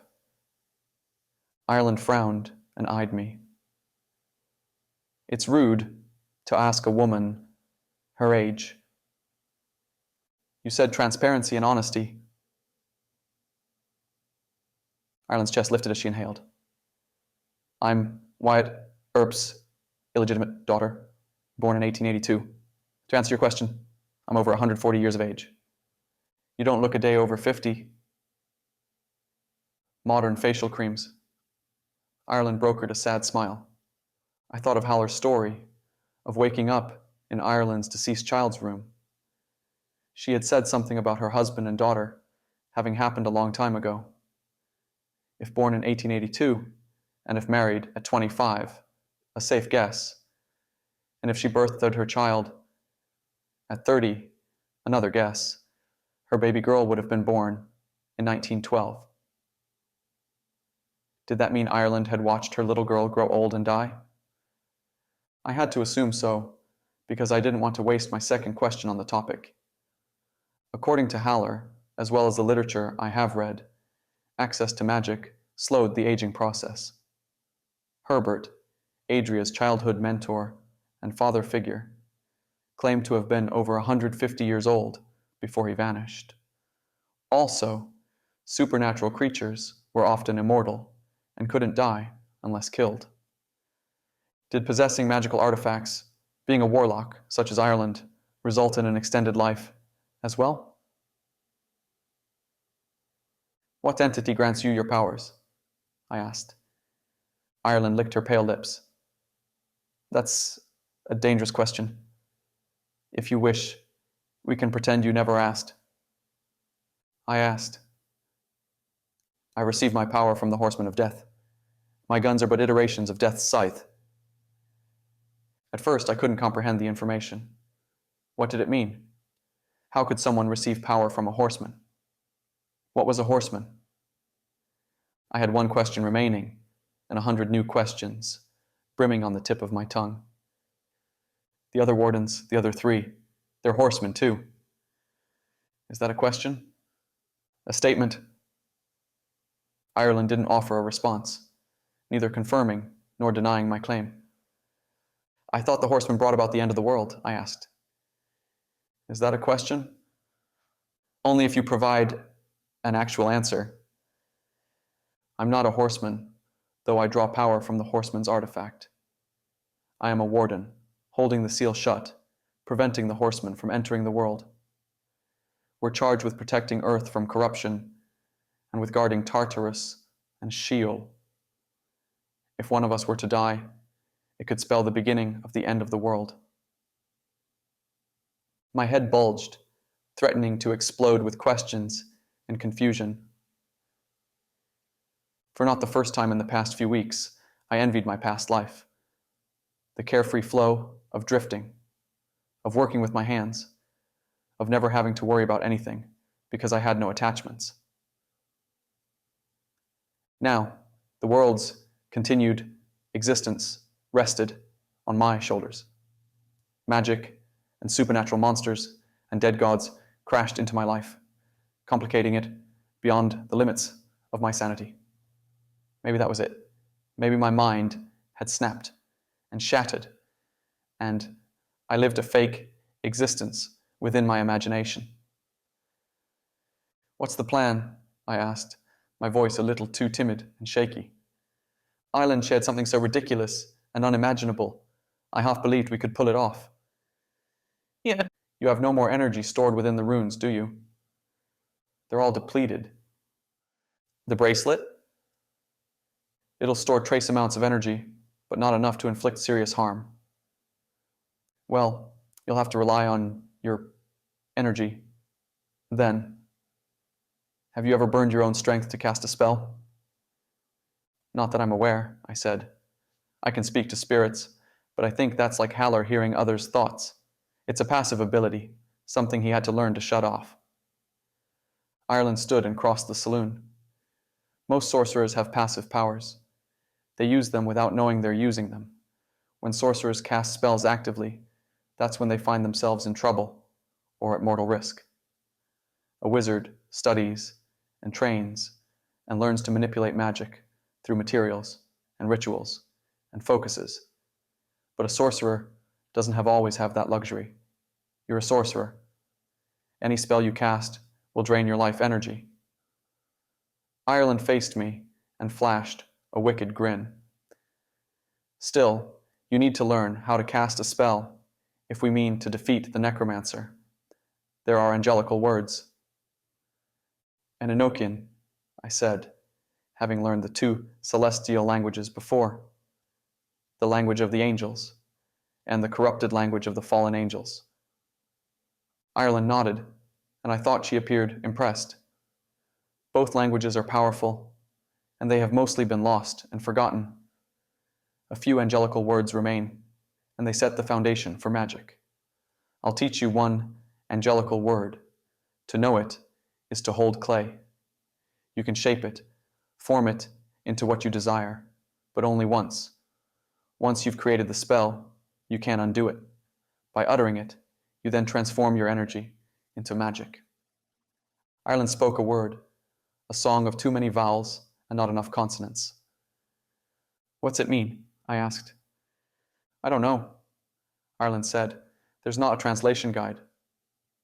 I thought about Winnie Love and how he used angelical script to create his runes. How did he do that if he didn't have a translation guide? I don't get it. The angelical or Enochian words activate your magic. When you utter the word, you can use it to draw your magic, to shape it. For you, that word will always mean that spell. For me, it means something else. The more words you know and can pronounce correctly, the more spells you can cast.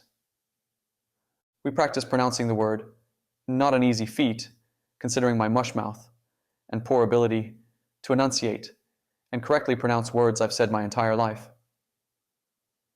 Yet Ireland was patient and rigid, and she taught me to speak the angelical word and with confidence and clarity. When I finally said the word without mistake, a violent tingling, almost like a vibration, shivered through my body. I chuckled, half excited, half afraid by the sensation. You felt the magic activate? Yeah, I said. When you speak the word again, use your will and your focus to shape that raw magic to your intent. Do nothing crazy, otherwise you'll kill yourself. Keep it small, but effective. Starting now, think about how you want to mold the spell, so when the time comes, you will know exactly what to do. Chapter 33. Ireland operated my dream vehicle, an ivory-white Harley-Davidson, a horseman riding on her pale steed. I laughed to myself as I hopped onto the back and looped my arms around her firm waist. She fixed a white helmet with a dark green visor over her head, one equipped with an internal headset. The spare helmet she offered me also had a headset. As she sped to Tonopah, I sparked a conversation. Questions still flashed through my mind, though they rooted in the rocky soil of our mission, rather than her personal life. You mind answering a few more questions? I'll answer as I determine if you need to know, Ireland said. Ask. I thought for a moment about where to begin, but settled on traveling, since that was our current affair. When I escaped the accident earlier, Gregory possessed my body. I grabbed Johann, and using the spirit's ability to teleport, we made it nearly to Keystone before he crapped out. Is there a question hidden in your recap? I've dealt with other spirits with the same ability. They possess my body and can teleport the both of us. My apologies, but I'm having a hard time discerning a question. How is it possible? I asked. How does it work for an immaterial spirit to transport a material body? What do you know about quantum mechanics? Less than I know about magic, I said. Whatever I know is whatever I learned from Ant-Man. Well, I'll paint this picture in broad strokes for you. Is that a nice of saying you'll dumb it down? You said that, not me. Ireland's sparking laugh trickled through the receiver.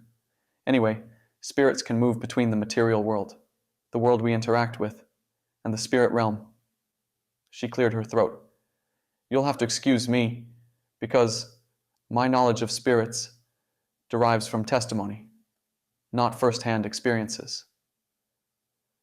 I knew of a spirit who called the spirit realm nothing, because nothing exists there. That aligns with what I've heard, except with ghosts. Do you know the difference between a ghost and a spirit? Ghosts are spirits who have remained in our world for too long, have become corrupted by their continued and unnatural existence here. They can interact with the material world, unlike spirits. See, you know more than I credited you with. Is that a compliment? An observation, Ireland said. Well, spirits and ghosts move between our world and the spirit realm at will. Understand that the spirit realm mirrors our world in a shadowy configuration, like silhouettes in a mist. You've seen it? Someone explained it to me that way. Someone who visited the spirit realm. Anyway, spirits, the fresh souls of those recently deceased, can't see the shadowed images of the material world. They see, as your source described, nothing. Ghosts, however, those who have anchored themselves to our material world, who can interact with it, can see the reflected shadow images. Their sight allows them to teleport, to move from place to place. Does that make sense? Not really. They can enter the spirit realm. While there, they see our world as shadowed silhouettes, and they use the shadows as maps to move from one location to another, so it appears as if they're teleporting. I forgot to mention, time doesn't exist in the spirit realm. That's why, when they reappear in the material world, it seems as if they teleported. I thought about that information.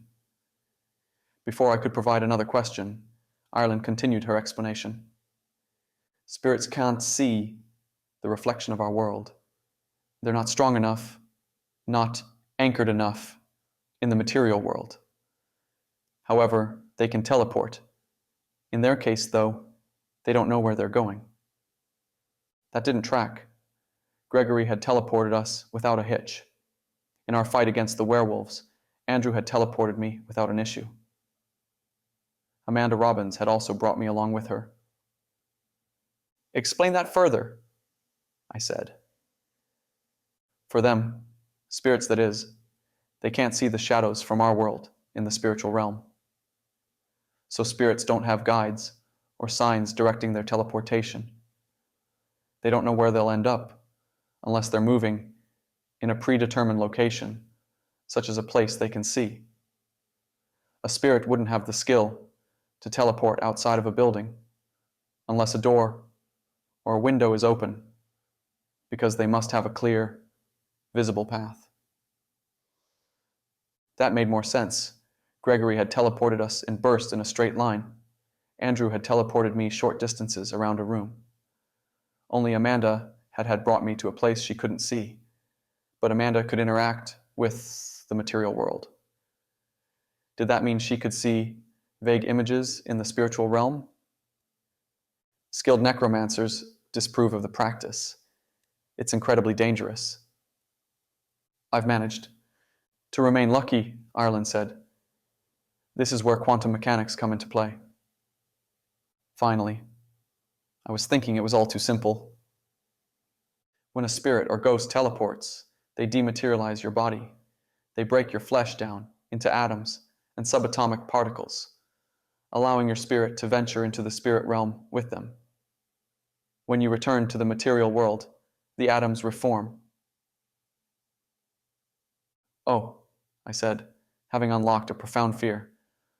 What if I opted to have a spirit possess me and teleport me, and I never reformed? Or I reformed as something resembling a golem more than my preferred appearance? Your spirit, though, doesn't belong in the spirit realm. It's merely a passenger, brought there unnaturally. Remember, magic is not natural to humans. Thus, whenever we cast a spell, we risk corruption.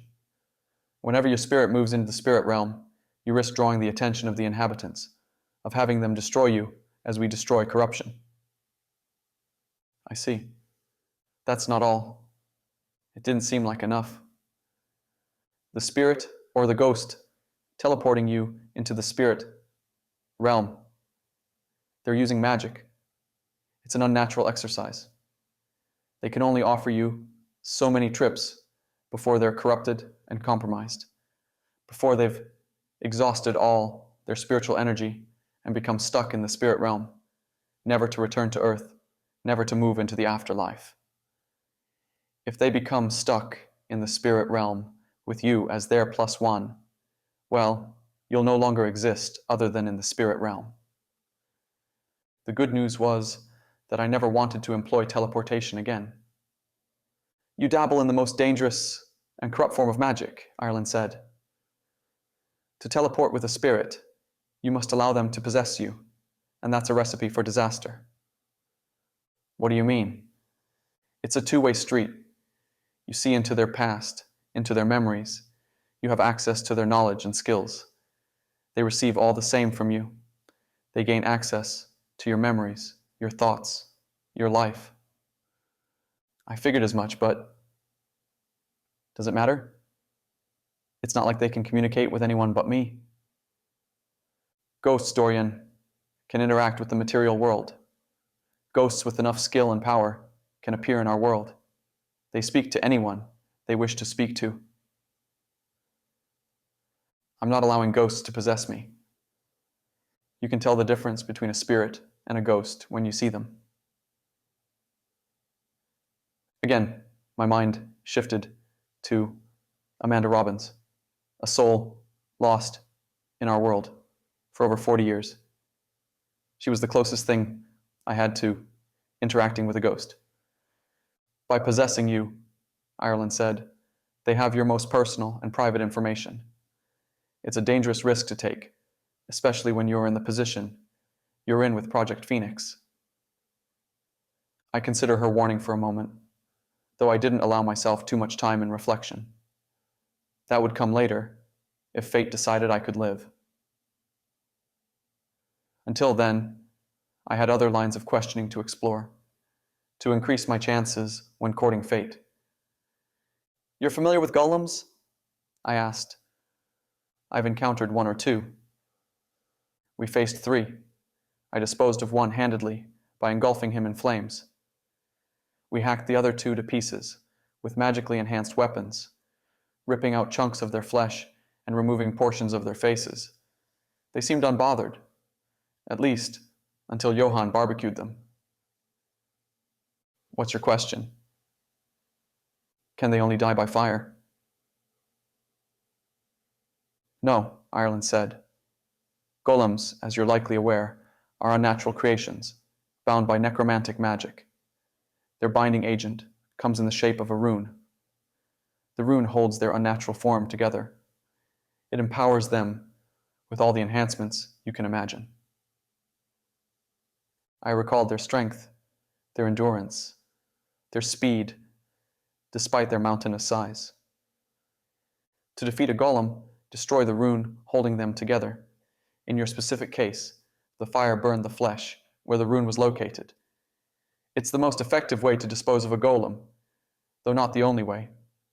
In short, remove the rune, destroy the golem. The town of Tonopah loomed in the distance, allowing me the possibility of one more question before we arrived. I spoke the first one that slipped into my mind. "My last question regards the Nephilim the Necromancer plans to summon." "Yeah, that's a subject better discussed over an entire day with a bottle of whiskey." I turned my head to the barren landscape flying past us. The questions came as intangible, barely formed thoughts in my head. I didn't understand the topic, which made it difficult to shape a question.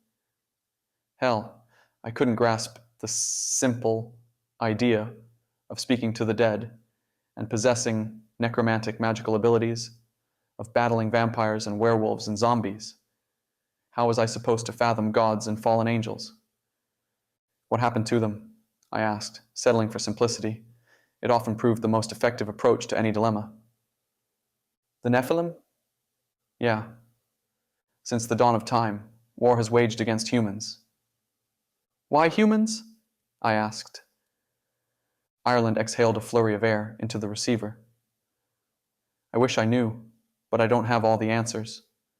I know that the flood, as portrayed in the Old Testament, and through a variety of other religions and cultures around the world, provided the first major victory against the corruption of evil. It imprisoned God's counterpart, the dragon, locking him deep below the sea in Tartarus. The second victory for humankind happened with the crucifixion of Jesus Christ. We may never know for certain, but some believe Jesus Christ was God incarnate, a manifestation of the most powerful form of power and magic concentrated in human flesh. They believe he sacrificed himself to imprison the fallen angels in Sheol and banish the Nephilim and other corrupted creatures from our world." "What corrupted creatures?" "The fallen angels, or demons. They, while free in this world, reproduced with human women, creating Nephilim.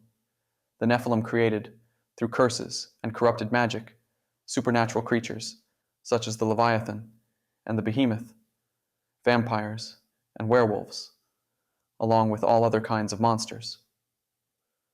The crucifixion acted like an atomic bomb within the supernatural world. It unleashed an explosion of righteousness, radiant magic that drove the masses of corruption away from our known world. Our known world. That made me think of Adria and Herbert, of the places in our world, but not of our world. The crucifixion separated the physical forms of the Nephilim and fallen angels from their spirits. Only their essences, their corrupt power, remains of them, waiting in Sheol for someone like Malachi to release them, to give them a body. As for the other creatures, The crucifixion banished them to the unknown parts of this world. How will Malachi summon a Nephilim? Human souls feed and empower the creatures of corruption. If his manufactured pill empowers each individual, and if he sacrifices a town full of magic-based humans, he will generate enough energy to feed a Nephilim and draw its presence into this world. To complete the ritual, he'll store the presence in a human body, nurture it for 42 days until the creature can rise in its new form. If he succeeds, Ireland chuckled, though the simple sound lacked any trace of humor, the creature will know the hidden location of Sheol. It will return to unlock the gates and open them and release its brothers and sisters into the world. They don't have physical form, though. They'll find their disciples and they'll take over their bodies, just as I suspect Malachi will sacrifice his body for whatever Nephilim he plans to resurrect. I held my breath deep in my lungs. The answers made everything feel more complicated and impossible. We had a plan, sure, but band-aids can't stop the bleeding of an amputation. Ireland cut off the engine on the outskirt of Tonopah. From the edge of town, under the veil of night, we hiked to Ararat Mountain. We had taken our first step to save the world. Chapter 34. Ireland assumed Malachi would conduct the ritual and sacrifice in a symbolic and powerful location.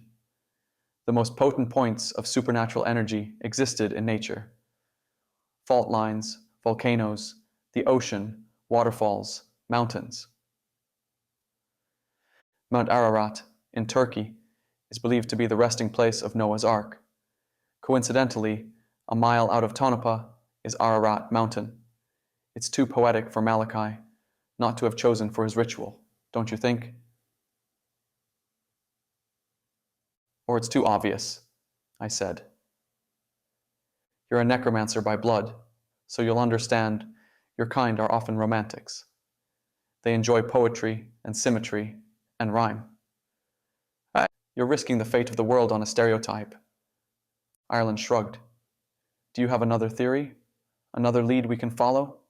Another place to explore? We ascended Ararat Mountain. When we arrived at a mining shaft entrance, I stared into the inky darkness that had a life of its own, that exhaled a damp, cold air into my face. It stank of rotted flesh and decay. This is a terrible idea, I said. Ireland's hands flirted with the ivory handles of her revolvers. Did the hike do anything for the energy in your bracelet? A trace amount of energy pooled in the beads. You know what that means, right? Ireland stepped forward into the mine shaft. I grabbed her arm with a firm grasp. The spell you taught me. What about it? I'll be okay. I mean, we only practiced in theory. If I cast it, I won't, end up like Haller. Or worse.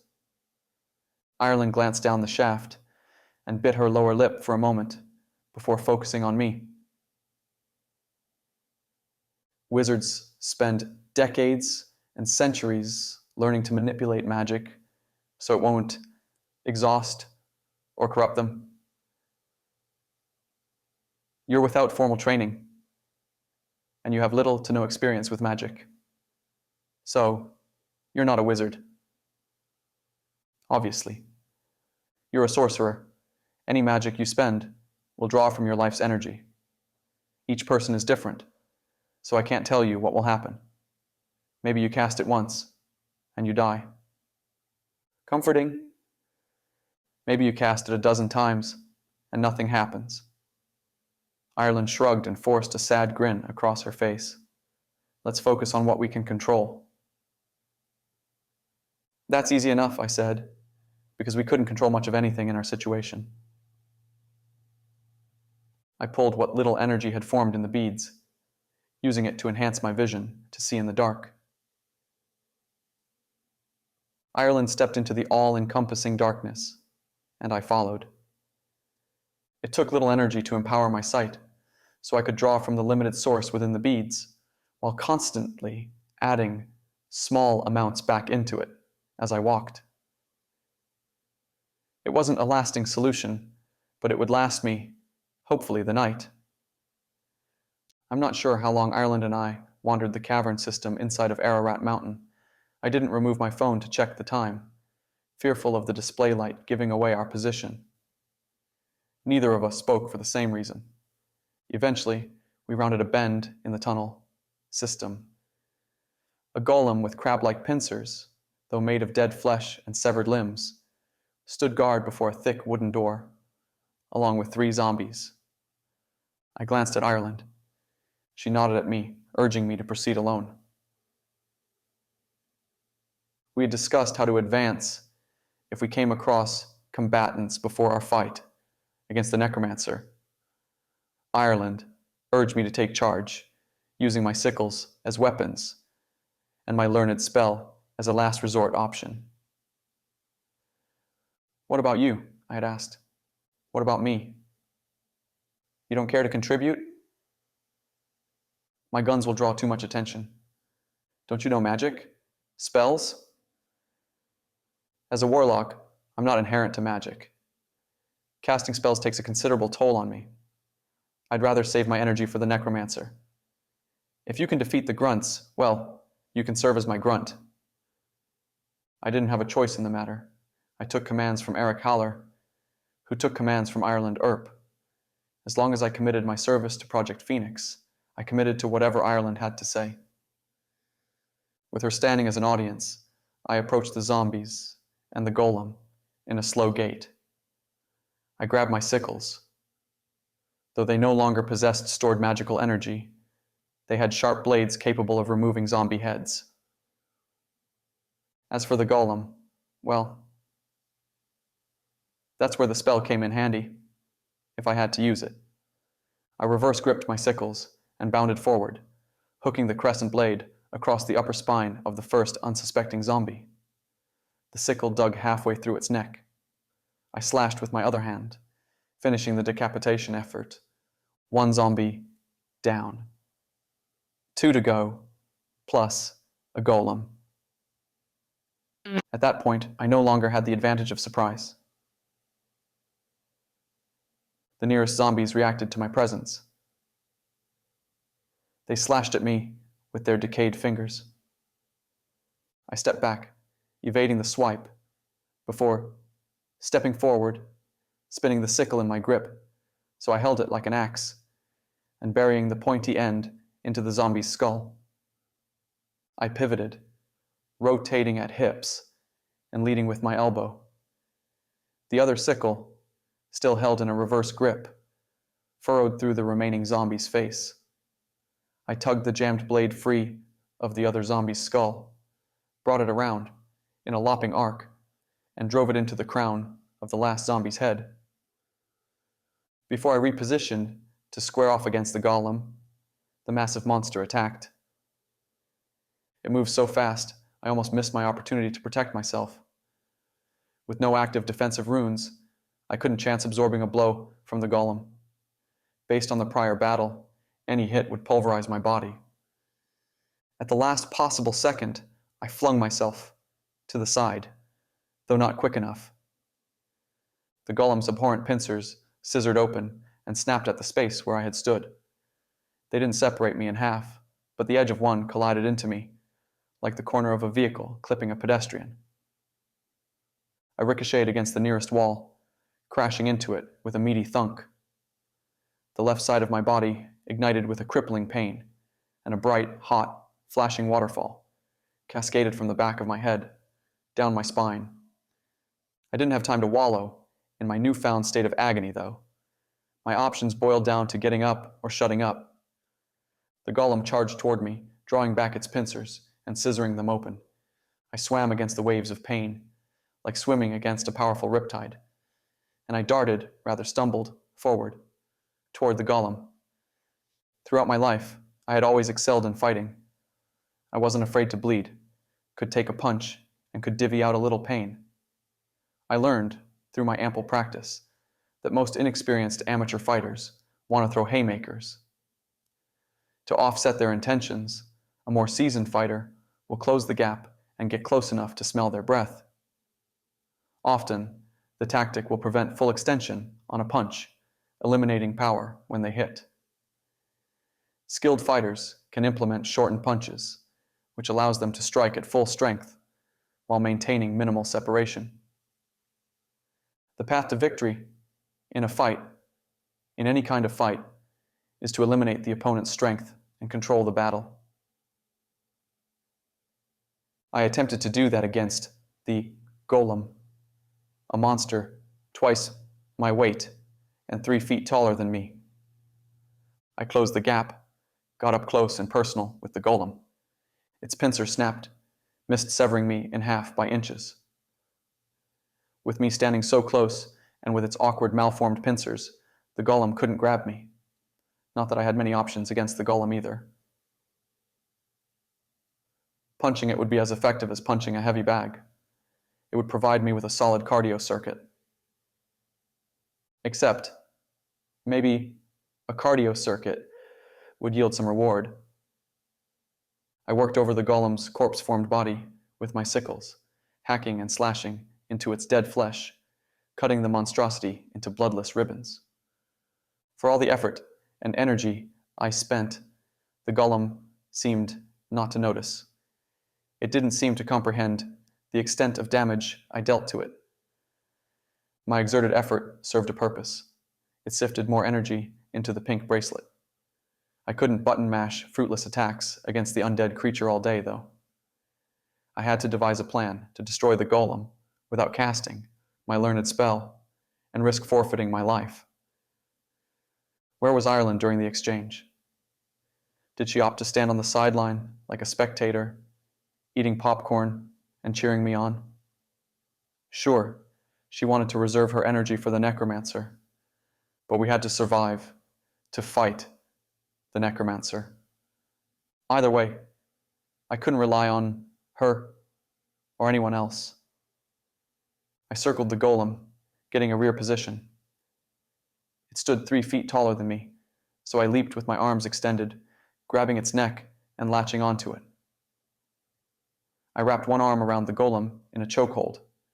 With my other arm, I went stab happy with my sickle, punching it into the side of its face, its shoulder, its skull, the back of its neck, its body, its arms, into every piece of flesh I could bury my sickle into, hoping, by chance, I would tear apart the rune that bound the creature. Of course, I had no such luck. Instead of defeating the golem, I angered it. The monster howled, its terrible voice echoing down the dark corridors of the mine. It backpedaled a few steps, driving me into the stone wall with its monumental force. My breath rushed from my body, as did any strength or power or leverage or any slight advantage had. My vice-like grip loosened from the golem's thick neck. I slid off its body and slumped onto the cold ground, a useless heap of bones and flesh. The golem faced me and raised its pincers, threatening, for the last time, to snap me in half. Desperate, not counting on Ireland to save my hide, I grabbed the golem's thick, cold ankle. It felt like wrapping my fingers around a dead fish, cold and wet. On a reactive impulse, I almost pulled my hand away from the corrupted flesh. Instead, I forced myself to squeeze tighter. When I grabbed the golem's ankle, I recited the angelical word, as I had practiced it. Energy drained from my being, like water through a hole in a boat. I was sinking into a sea of exhaustion. I pushed through the fatigue and shaped the magic I had activated with the angelical word. Instead of creating fire, a physical manifestation that left a visible and olfactory trail, I sapped. I drew out the energy and magic from the golem, hoping I removed the stored magic from the golem's rune. Unfortunately, I didn't have the expertise or knowledge to form a two-way road, and I couldn't transfer the drained energy into my bracelet or tattoos. The golem retreated a few steps, pulling away from my grip and bumping into the wall. I climbed to my feet, shaky on my legs, and I faced the abomination. It stared at me without expression, though I thought it seemed more emaciated than earlier. Already wearied and worn from casting the spell, I didn't care to cast it again, but the golem stood. It remained a threat, and I didn't know how to defeat the creature otherwise. I staggered toward it, ducking beneath a desperate swipe of a wayward pincer. I placed my hand on its soft chest and uttered the angelical word again. Energy gushed from me as I pulled it from the golem. It collapsed in on itself, falling apart and into a heap of flesh and bones and rancidity. I collapsed too, huffing and gasping for breath. The mine's corridor tilted and lurched around me. I couldn't remember experiencing such exhaustion, even after spending an entire day in the Arizona heat, breaking apart and digging hard-packed earth. Ireland appeared, touching her hand against my shoulder. You did good. The first casting is always the hardest, but the fatigue will subside, and your strength will return. She stepped away from me, toward the thick wooden door the undead had guarded. Now, shall we see what's behind door number 1? Knock yourself out, I said, my voice ragged and raw. Ireland wrapped her hand around the door handle and twisted it open. Without hesitation, she stepped into the dark room, leaving me alone in the hall. Well, not entirely alone. 3 spirits peeled free of the zombie flesh prisons. They stared at me with confused, terrified expressions. Doryan, Ireland's voice carried out of the room and into the corridor. You're going to want to see this. I waited a few more beats, allowing myself to catch my breath and regain a little strength. Wait here, I said to the spirits, hoping they would put off the afterlife for a few more minutes. I wanted to speak to them. First, I had to respond to Ireland's call. I limped through the door and into the room. Chapter 35. Ireland stood over a body resembling a corpse. It lay motionless on the ground. I feared what? Who I might discover lying at Ireland's feet. But I hobbled through the fear, stepping nearer to the body. Adria lay face down in the center of the stone floor, her arms outstretched, as if reaching for something she would never attain. I dropped to my knees, all too familiar with the sight and emotions of Adria dead before me. A few weeks ago, the pack of werewolves had all but killed her. Her panther totem saved her life, though. Would it work like that again? Would it cheat death for Adria? I rolled her over and moved her arm, bending it, forcing it to hold the panther totem as I had done the last time. I spoke her name over and over. When she didn't answer, I lowered my face beside her lips, hoping to feel warm breath against my skin. Air touched my cheek like a whisper, so faint I thought I imagined the sensation. The shallow breath touched my face again. I glanced at Ireland, who stood a few feet inside the room. She's alive, I said. Help her. The horseman rolled her eyes, as if agitated by my concern for Adria. She stepped forward and crouched, placing her pale, weathered fingers against Adria's skin. Ireland uttered beneath her breath. A second later, Adria gasped. Her eyes shot open. She burst upward, sitting and looking around the room with frantic, terrified eyes. I realized she had likely depleted the magic store in her runes and couldn't see in the heavy darkness of the room. Adria, I said, speaking calmly, hoping she would recognize my voice. It's me. Her unsettled gaze settled on me. For a beat, she said nothing. I drew my cell phone from my pocket and risked the exposure of the flashlight. The bright white light illuminated the small room. I placed the phone on the ground and severed my constant pull to enhance my sight. Why waste the reserves when I didn't need to? Doryan, Adria said, her voice cracked and raw. Did you stop him already? Not yet. We have to stop him. He's going to unleash unfathomable power, and darkness into the world. I know, I said. Do you know where we can find him? I woke up in here after the car accident. I don't know where here is. We're inside the mine shafts of Ararat Mountain. He's likely here somewhere, probably near the peak of the mountain, if not on the peak. Do you have a plan? Adria asked. He's powerful beyond anything I've ever experienced, and Herbert Wright trained me. We can't defeat him in straight combat. We have a game plan, Ireland said. It's flexible too, which would allow us to call audibles. We can defeat him then? I shook my head. We're taking what the defense gives us.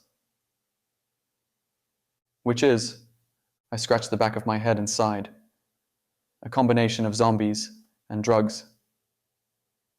Okay, Adria held the last syllable, drawing it out with an obvious note of speculation. Well, how do we find our way through the mines? How do we find the Necromancer, or the people of Tonopah? Simple, Ireland said. What do you mean, simple? Well, not entirely simple. Ireland removed a cell phone from her back pocket. But we know the people of Tonopah are right here. How do we know that? This is Johann's phone. He shares a location with his mom, who also shares her location with him. I combed my fingers through my hair. Seriously? You convinced me about the Noah's Ark nonsense when you knew from a shared location. Authority and knowledge is an illusion, propped up by confidence and the appearance of expertise. Ireland issued a sardonic grin. Location services showed Johann's mom was somewhere inside the mountain. I made the connection about the flood afterward. Most people believe Noah's Ark washed up on the Mount Ararat in Turkey. Where is she then? Adria asked. The mom? Ireland shook her head, no longer forcing the illusion of authority. No service inside the mine, but she's here somewhere, which likely means the rest of the missing townspeople are here. We need to find the Necromancer, Adria said. If we stop him, we stop the ritual, right? We need to save the townspeople to defeat the Necromancer. I stood and headed toward the door, out of the room, into the corridor, leaving Adria and Ireland in suspense. 2 of 3 spirits remained, as I had requested. The other spirit had vanished, either having blipped into the spirit realm or moved on to the afterlife. One spirit bore the resemblance of a middle-aged farmer who drank too much beer and ate too many biscuits and gravy. The other spirit, a young woman of 30, had a more demure appearance, like a woman who grew up and never left the church. I'm Doryan. I glanced at each of them. It's my job to help you move into the afterlife. A necromancer murdered you and trapped your souls in flesh to reanimate the corpse, effectively turning you into zombies. I won't ask you to stay on Earth. If you're being pulled into the afterlife, into whatever waits after this, don't resist. Allow yourselves the privilege and opportunity of the next adventure. The young female spoke, her voice like spilled honey. We were, as you said, imprisoned within our previous bodies. We spectated what happened, but we had no control of our actions. The Necromancer, I said, do you know where we can find him? They shook their heads. I swallowed a sour taste of fear and tried an alternate route. Do you know where we can find the townspeople? Yes, the man said, his voice an experiment on the damage smoking does to the lungs. I'll take you there. No, I said. The Necromancer can harm spirits. I didn't know the extent of Malachi's powers, if hurting a spirit was something a Necromancer could do, but I didn't want to take that risk. If he destroys your spirit, he ends your existence. Move onward. Tell me where they're at, then leave this world. Down as far as you can go, the man said. All of them. Every person who lived in or visited Tonopah. I wanted to ask how Maliki had kidnapped over 2,000 people and stored them inside the base of a mountain. Time worked against me, and learning his methods wasn't worth the wasted time. Is there a main shaft that will take me to the bottom of the mountain? Yes, but it leads to an entrance heavily guarded by golems and zombies. If you make it through them, you'll find the townsfolk. They're guarded by 500 zombies and 50 golems. If you plan to save them, you plan the impossible. They're at the base of the mountain? Follow this corridor until you reach the shaft with cart tracks in the center. Walk the tracks. They head deep into the mountain, and they'll take you to the cavern. Be careful, the woman said, her form fading. I blinked and she vanished. The man remained, though. You can't leave? I asked. Did something anchor him to the material world? Did he require my help to complete an unfinished task before he could forward? What's holding you back? I want to see the Necromancer dead, he said. He has my wife and my children in the cavern. I want to see them safe, and I want to see the Necromancer dead. I nodded, signaling my consent, letting him know I would help him. For a moment, I remained standing in the corridor, hyping myself for the next phase of the non-plan we had come up with. The man struck a harmonious chord when he said, If you plan to save them, you plan the impossible. I chuckled, despite everything. What else could I do? Cry? Impossible didn't scratch the surface. I had a first-level spell I could cast 1 or 2 more times before killing myself. Adria had no more energy stored in her runes, so that left Ireland to solo the Necromancer. Sure, she was a horseman, and sure, she had plenty of experience fighting monsters and sorcerers. But would her experience be enough? In the corridor, I entertained my doubts and fears. I didn't mind if the spirit witnessed my internal struggle. He couldn't share what he saw with anyone but me. After a minute of allowing the quick implosion, I pieced myself together, holding the fragments of my psyche with scotch tape. For the sake of Adria and Ireland, for Tonopah and the world, I donned the mask of confidence, pinching back my shoulders and setting my jaw with steel determination. What's your name? I asked. Marlin. All right, Marlin, I have an idea. Chapter 36. That is the stupidest, most idiotic, ingenious plan I've ever heard. Adria stared at me with a mixed expression of disbelief, shock, and pride. It will end with you getting yourself killed, though. Maybe. Maybe? There's no maybe about it.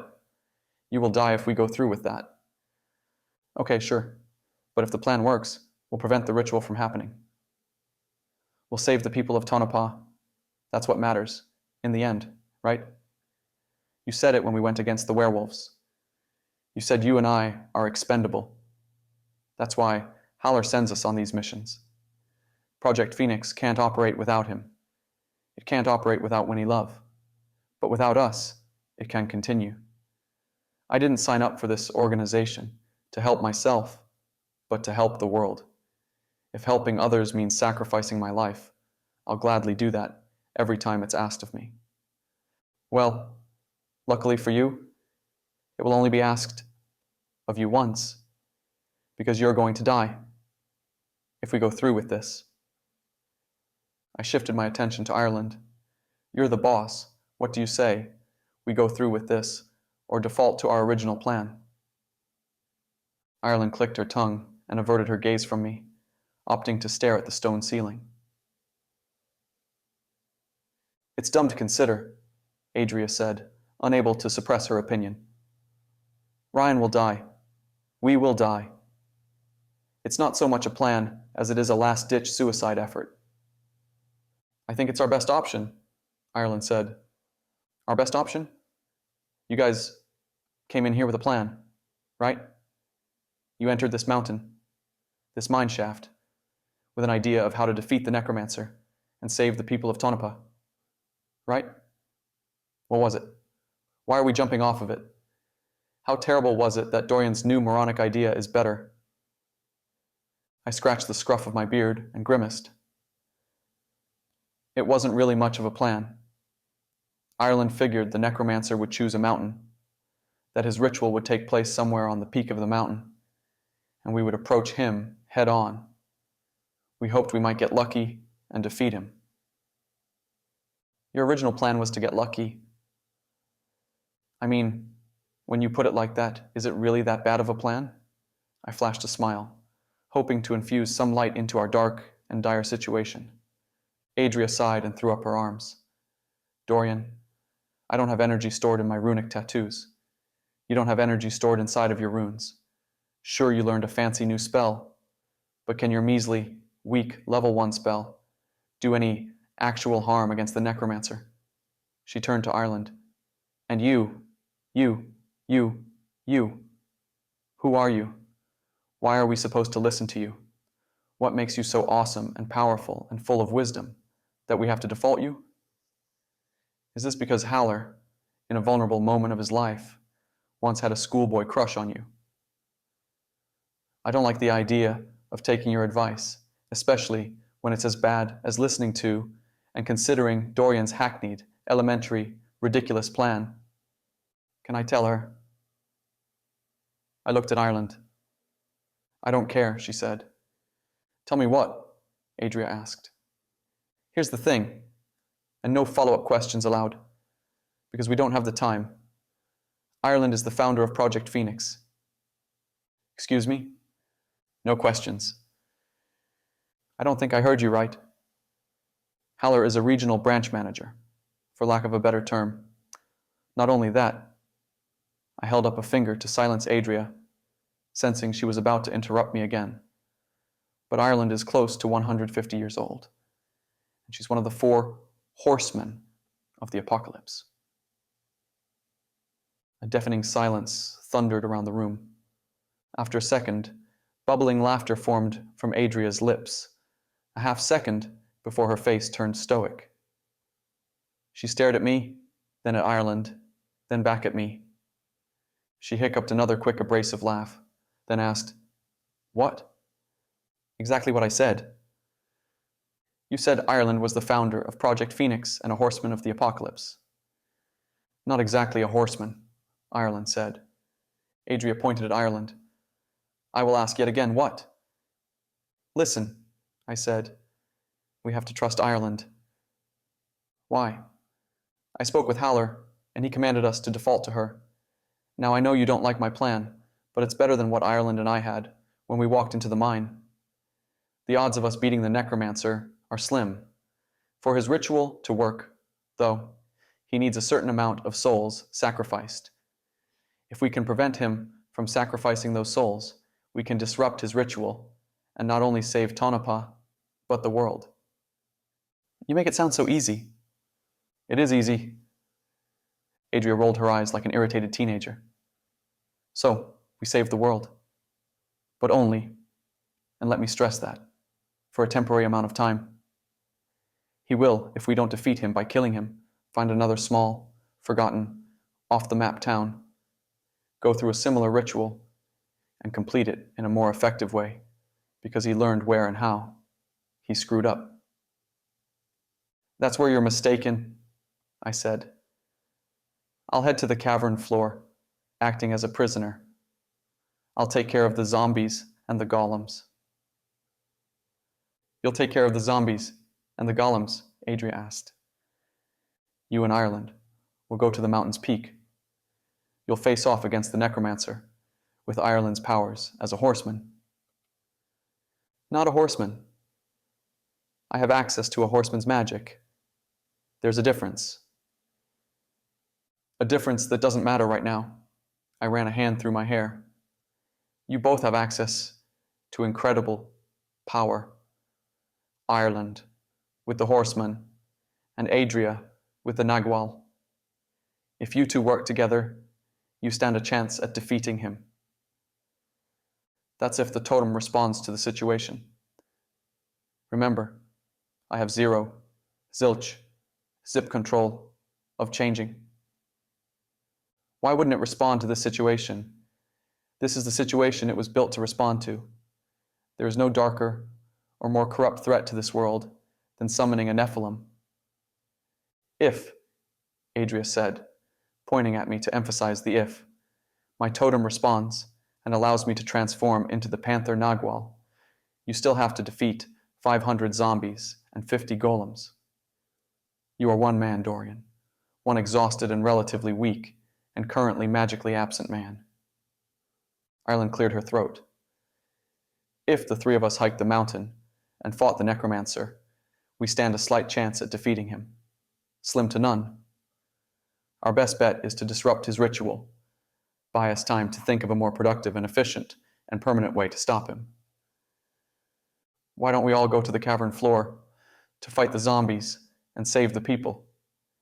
Adria crossed her arms over her chest. Because if Malachi senses anything amiss with his plan, I said, he'll respond to it. You and Ireland have to prevent him from responding. Distract him. This is the only way. Adria pulled her lips into her mouth and shook her head. She blinked hard. Fine, you win. But I have one more question, and I expect a clear and honest answer. Okay. They're already holding me as a prisoner. Wouldn't it make more sense for me to go to the cavern floor and fight the zombies and the golems while you and Ireland take on the Necromancer? I shook my head, emphasizing the fault of her idea. You're far more skilled at fighting than I am, and with your totem, you're more powerful. If I fought the Necromancer, I would have nothing to contribute to the battle. You understand the dangers and implications of what you are proposing to do? Ireland asked. Yes. I considered Ireland's warning earlier about teleporting spirits and allowing them to possess my body. I understand the risk. Adria shook her head with disappointment and irritation, but she said nothing more on the subject. Instead, she asked, "Where's Gregory?" I hadn't thought of my spirit companion for some time, and I didn't know. I told Adria as much. I haven't seen him since we returned to Keystone. I took a quick nap to replenish my energy. When I woke up, he was gone. Weird, Adria said, scratching the tip of her chin. I don't like that. Yeah, well, it is what it is. Once we're out of here, if we get out of here, we'll look for him. Until then, we have other things to consider and worry about. I mean, Adria said, I commanded Gregory to stay with that zombie in the police station. Do you remember that? I ordered him to stay with the zombie when I went to help you fight the golems. I remember. Malachi spoke to you through that zombie, right? Yeah, Malachi, a powerful necromancer. Necromancers have the unique ability to see and communicate with spirits of the dead. Gregory is a spirit of the dead. A terrible chill crashed down my spine, sending goosebumps and shivers through my entire body. Had Malachi spoken with Gregory through the zombie? Had he influenced the spirit to do his bidding? Had they bartered a deal involving the buried treasure? What had Gregory told the necromancer? More concerning, where was Gregory now? Considering he had possessed me, the spirit knew everything about our operation and my life. Project Phoenix, the estate's location, Ireland, our plan to stop the necromancer, and most frightening, he knew of Vivian. What had Gregory told Malachi? We don't have any other options, I said, gritting my teeth and swallowing back the surging fear. I'm going to the cavern floor. You two will meet the necromancer. We'll deal with Gregory afterward. If Gregory betrayed us, they know we're coming. Adria said. Ireland spoke in a gentle, poised tone. Nothing changes. A predicted storm doesn't stop because the weatherman forecasted it, and people hid in their homes. It comes with force and fury, and it rips apart everything in its violent, destructive path. We are the storm. We are here to destroy. Chapter 37. To have a chance at success, we had to overcome one specific and challenging complication. Marlin, the nice, accommodating spirit, unseen by anyone and everyone apart from me, agreed to arrest and treat me as his prisoner. He would lead me to the cavern. What could go wrong, right? Well, for something to have a shot at going wrong, we needed Marlin to become more communicative and visible to the world. The spirit, based on what Adria deemed my ingenious, I conveniently forgot to include the other adjectives she used. Plan would have to repossess and interact with his corpse, his literal corpse. The body appeared apart from a dented and punctured skull, where I worked it over with my sickle, a flesh-based replica of Marlin's spirit. I don't understand, Adria said. Though Adria had ample experience fighting supernatural monsters, she had limited exposure to first-hand magic. Herbert had showcased a few tricks in front of her, but he refused to provide any form of training, study, or explanation. I thought the Necromancer animated corpses with spirits and controlled them like puppets. How would a spirit have control over the corpse without the Necromancer? Am I missing something? Ireland, who had a lifetime or 3 of integrating herself with the study of all things magical and supernatural, took the lead and answered Adria's concern.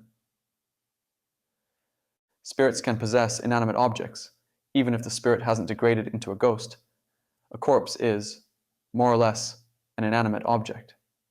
The Necromancer performed a ritual to infuse spirits into corpses, reanimating them and taking control. We can't replicate that spell, I said. Even if we could, I would kill myself casting it. So we can't force the spirit into its corpse. But, Ireland said, the spirit can possess its previous body. Only ghosts can animate a corpse enough to enliven it, to manipulate the limbs and the voice. But Marlin, I said, correcting Adria. Marlin isn't a ghost. How will he animate a corpse enough to shuffle around and grunt like a zombie? Spirits can't interact with material objects, right? That was the bazillion-dollar question. I didn't have an answer. Ireland chewed on her lower lip. I prefer runes, Adria said, and weapons, and fighting with my hands. Physical, tangible stuff. The more I learn of magic, the less I want anything to do with it. Adria chuckled to herself.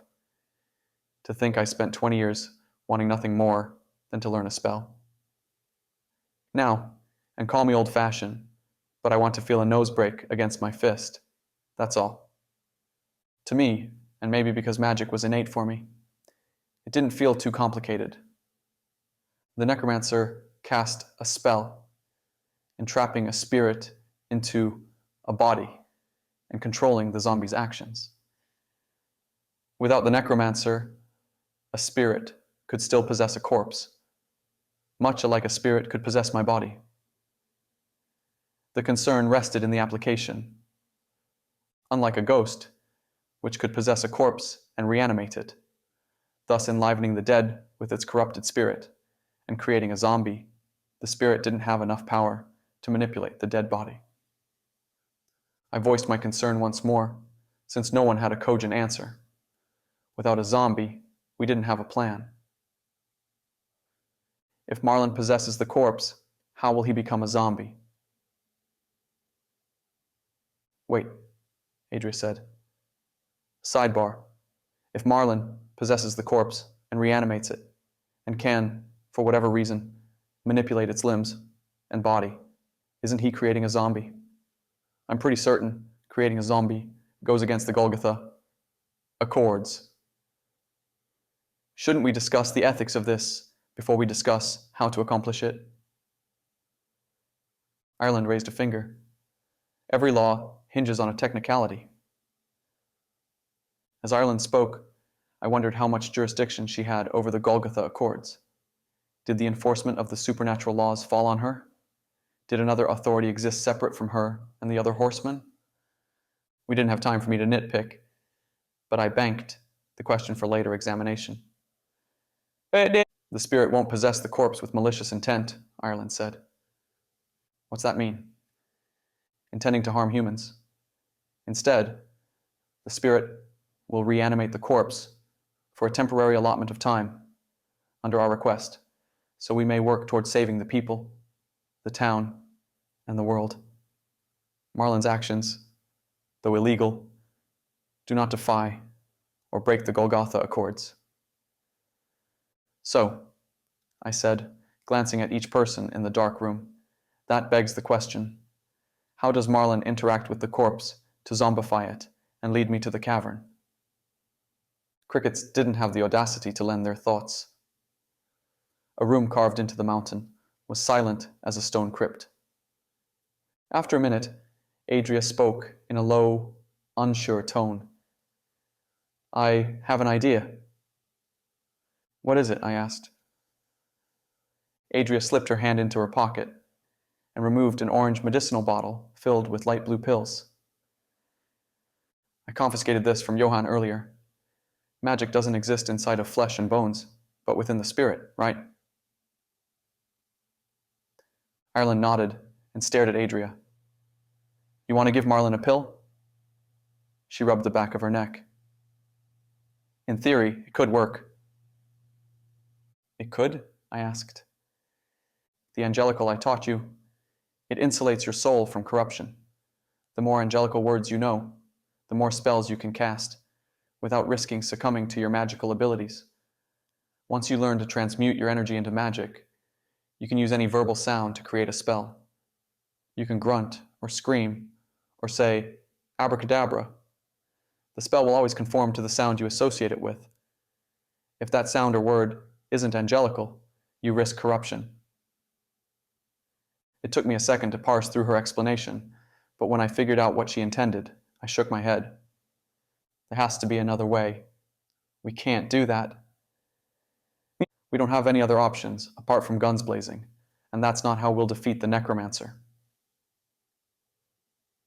It's his call then, I said, not ours, and he has to understand the full implication of his decision.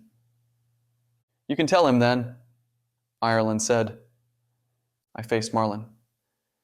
Spirits aren't corrupted enough to interact fully with the material world. Eventually, after remaining in this world for so long after death, their unnatural existence here turns them into ghosts, or corrupted spirits. Ghosts can interact with the material world.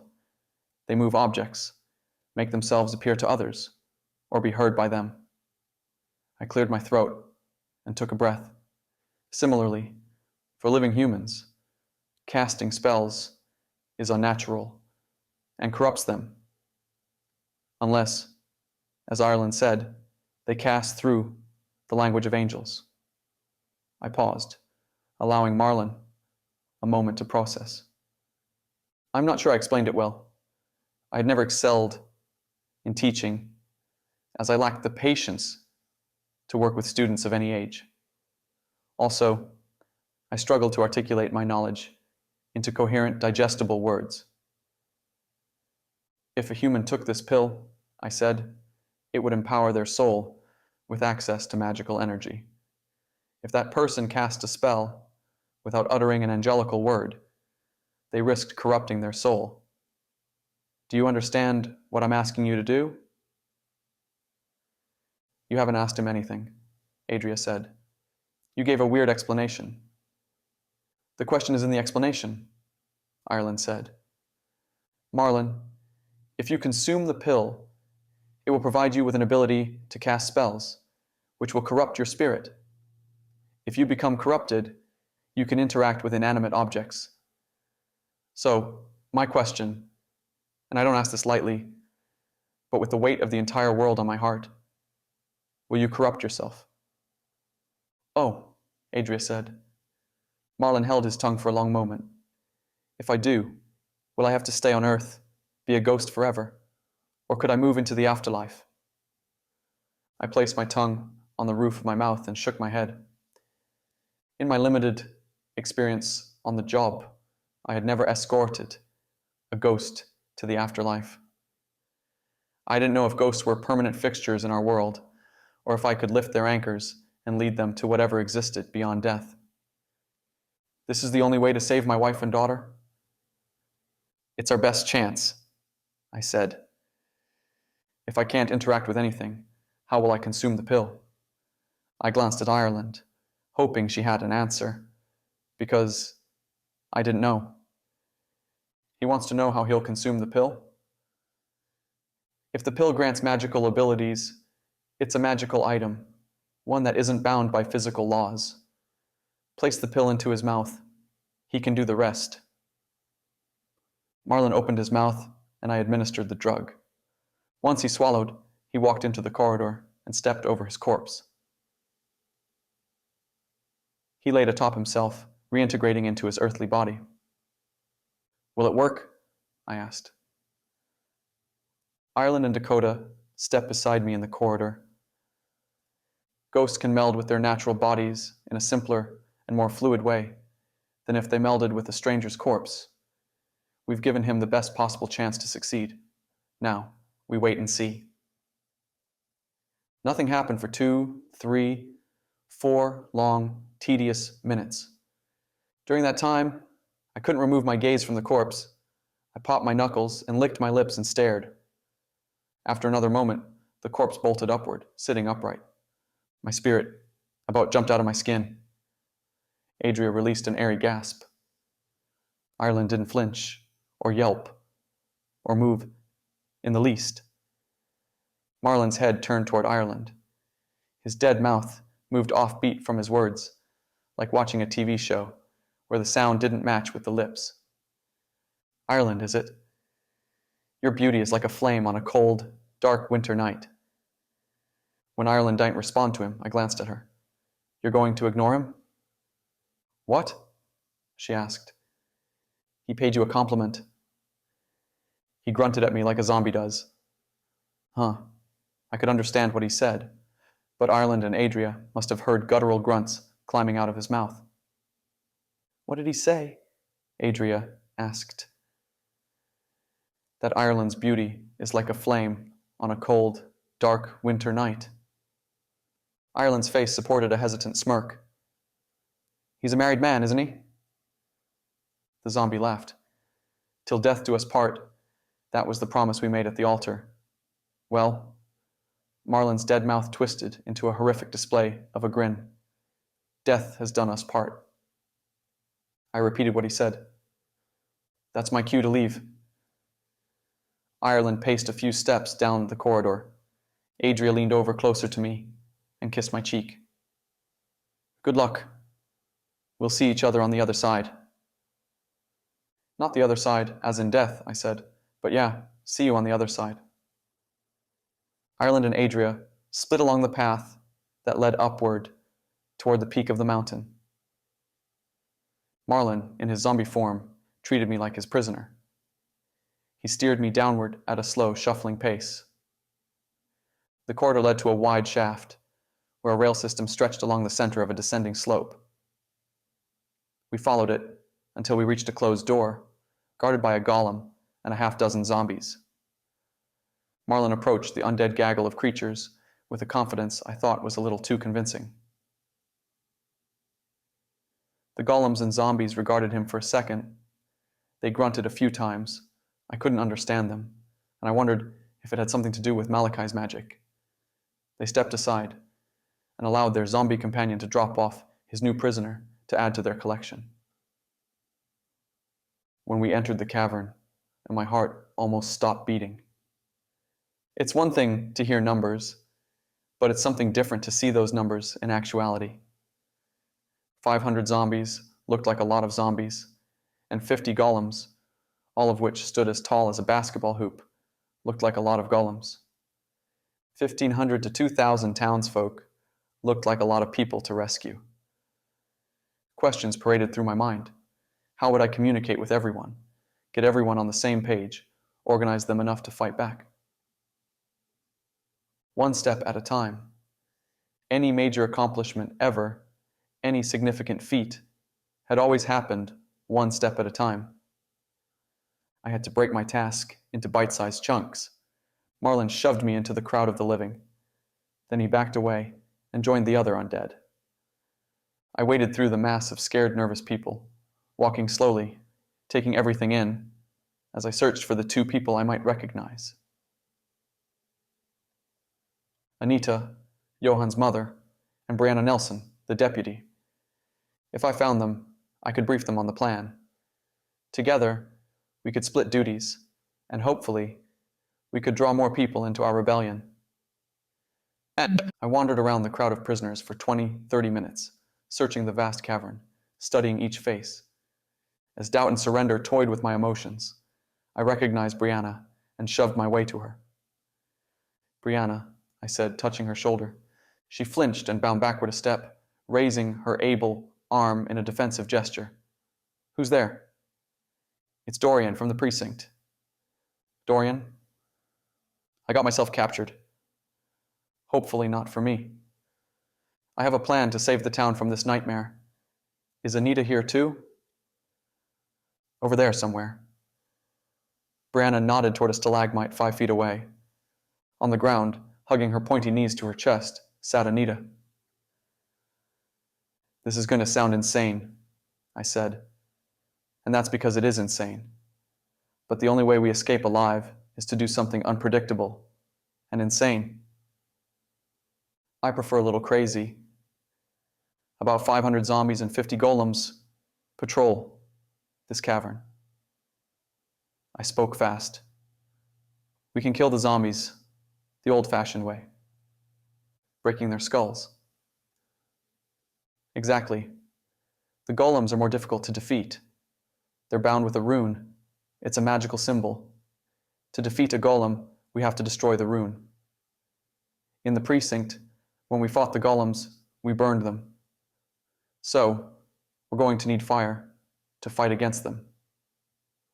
I took a deep breath.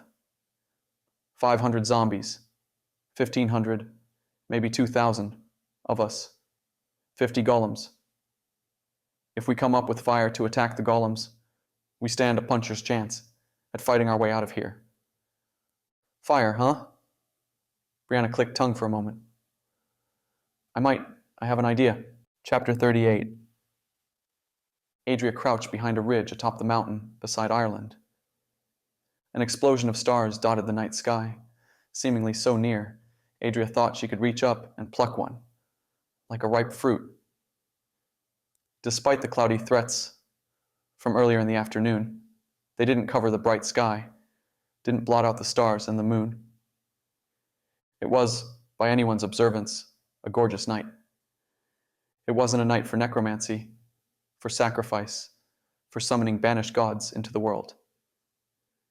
Nights rife with that much terror had lightning cutting through dark, thick storm clouds, illuminating a torrent of pouring rain that puddled and flowed on the trembling ground as thunder shook the world. Not that night, though. Adria could have unrolled a sleeping bag and gazed at the sky all night, watching for shooting stars as she lost herself in the majesty and the brilliance of the cosmos. The air had grown thin and frigid at the elevation. Adria's and Ireland's breath clouded before their faces. To combat the pluming exhaust coming off their mouths, the women covered their faces. They slunk behind a 5-foot ridge, which they hid behind. From their position, a crevice cut from the upper half of the mountain like a deep gash, ending below the summit. From the perforation, voices clambered upward like smoke and soot and ash from a volcanic eruption. The voices of the imprisoned town held in the cavern. Behind the ridge and beside the crevice, Adria and Ireland had a direct sight on Malachi, the necromancer. Adria expected the robe-clad man to chant incantations at the moon and stars, to have an altar, symbolic objects such as chalices or daggers or gemstones. After all, the summoning they posited to thwart boasted of summoning a banished god from Sheol. Shouldn't it require ceremony and pomp? The necromancer didn't face the stars and recite ancient literature in the Enochian tongue. As he awaited midnight, awaited to sacrifice 200 people and harvest their souls, Malachi stared at his cell phone. The bright light from the screen illuminated his pale, gaunt face. Adria wondered what the necromancer viewed. Social media, his stored pictures, a book, last-minute Wikipedia research to complete the ritual.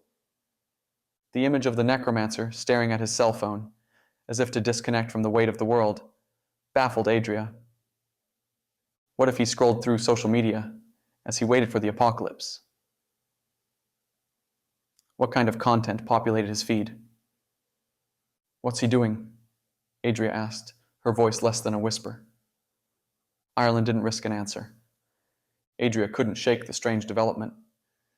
Malachi had invaded the town of Tonopah and murdered a portion of the population. He reanimated the dead by imprisoning spirits and turning them into zombies.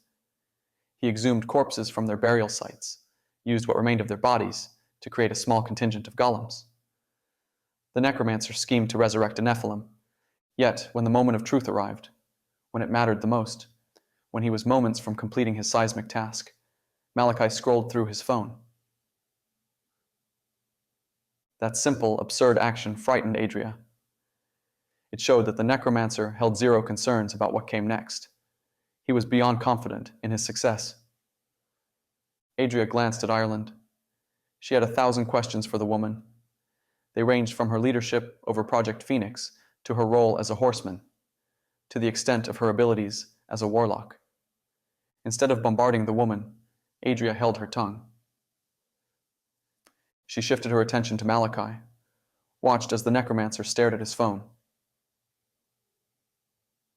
What could capture the attention of a necromancer, especially at such a pivotal moment? What would distract his mind from what came next? Did he find entertainment with choreographed dance videos, movie recommendations, fitness, DIY, cooking, life hacks? After I kill that man, Adria thought, I'm looting his body. She would snatch his cell phone, use his dead, dumb face to unlock the screen, and scroll through his recent social media feeds. A grunting and huffing and hacking person ripped Adria from her thoughts, pulling her to the present. A figure appeared on the summit, hobbling with a strange, injured gait. As it crossed the mountaintop, heading toward the necromancer, the person tripped and staggered forward, slipped on a loose stone, and hit the ground hard. Malachi never averted his gaze from the screen, never seemed to notice the man.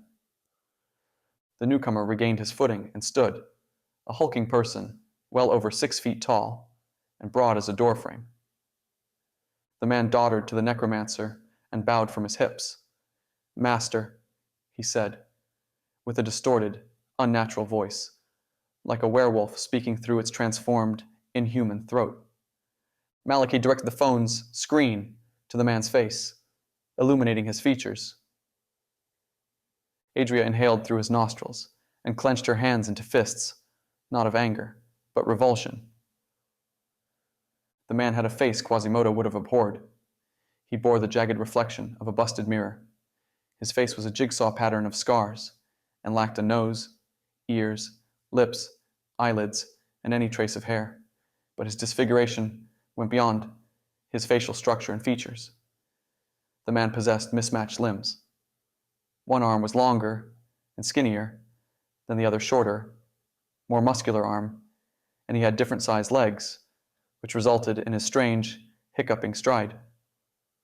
Another golem, Adria thought, but she knew she was mistaken. Golems were formed from corpses, bound and empowered by an Enochian rune. They couldn't speak, didn't have the capability of intelligent thought. Much like zombies, golems were puppets for their master, the necromancer, to control. The malformed creature bowing to the necromancer had uttered a word, meaning he had some intelligence. He wasn't an aberration, some kind of abominable creation. He was a someone who must have suffered a terrible, horrific fate, a someone who sought the necromancer, or who the necromancer sought, found, and pieced together like a twisted, flesh-based jigsaw puzzle. His physical appearance churned Andrea's stomach. In her violence-filled life, she had witnessed gore. As a killer, she had created gore. Nothing had affected her like the unnatural, despicable sight of that man bowing to the necromancer.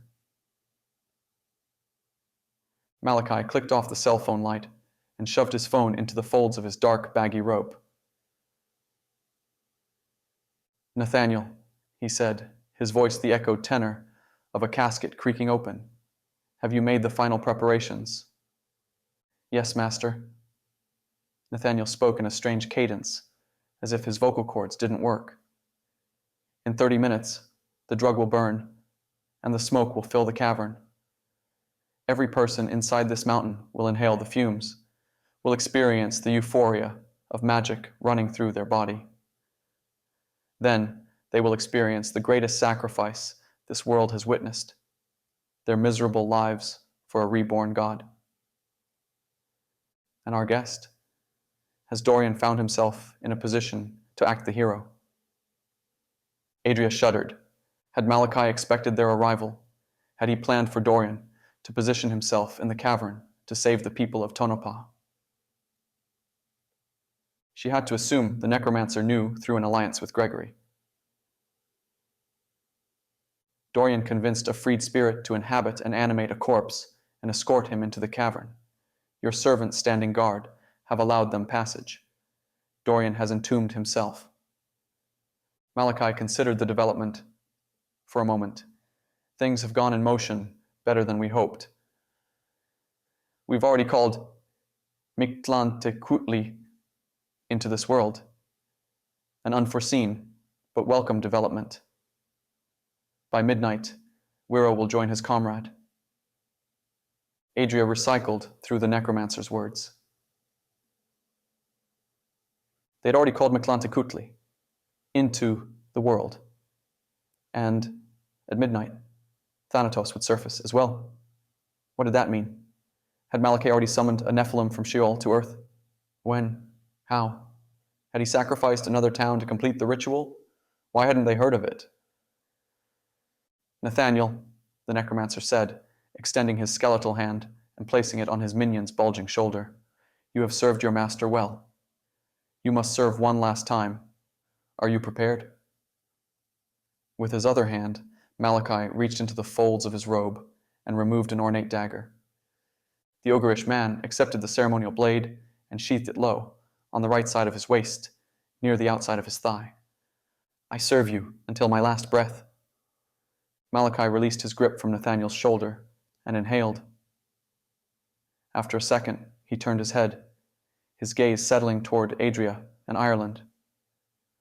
Ironic, maybe even poetic, she who harnesses the power of the horseman of death, the harbinger of cataclysm, appears to save the world. If you came to stop me, you have failed. The events I set into motion cannot be stopped. They're inevitable now. Ireland raised from her stooped position, revealing herself to the necromancer. Her fingers flirted with the butts of her ivory revolvers. "The wardens guard this world from the evil that threatens it. Nothing you have accomplished will matter as long as my heart beats, as long as I wield death's scythe." Adria's heart skipped a beat, and everything leading up to that moment blurred and reformed into a singular focus: Herbert Wright. He had said similar words to Adria. He had called them wardens. If Ireland possessed Death's artifact, did Herbert possess an artifact of another horseman?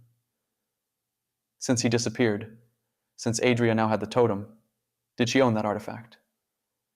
Her mind rang. Before the necromancer yielded a response, a ruckus erupted from the vent in the mountain, clamoring into the serene night. Doryan had initiated his portion of the plan. Adria stood, revealing herself. She touched her panther totem. "Tezcatlipoca, please answer my call." Chapter 39. Progress toward escape happened at a glacial pace. Deputy Nelson figured 2,000 non-zombified people occupied the chamber. The space was standing room only, though not quite shoulder to shoulder. To my knowledge, apart from the zombies and golems forming a perimeter and guarding the only exit, with the bulk of their numbers, only I could see clearly in the dark cavern, lit only by whatever moonlight spilled through the vent in the ceiling. According to Deputy Nelson, the darkness imitated that of walking through a forest at midnight, as the thick foliage shrouded the night sky. I can see somewhat. I won't gore myself on a stalactite or stalagmite.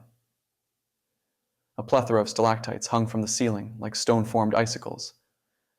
I can see people too, so I won't bump into someone, but they're like shadows, silhouettes.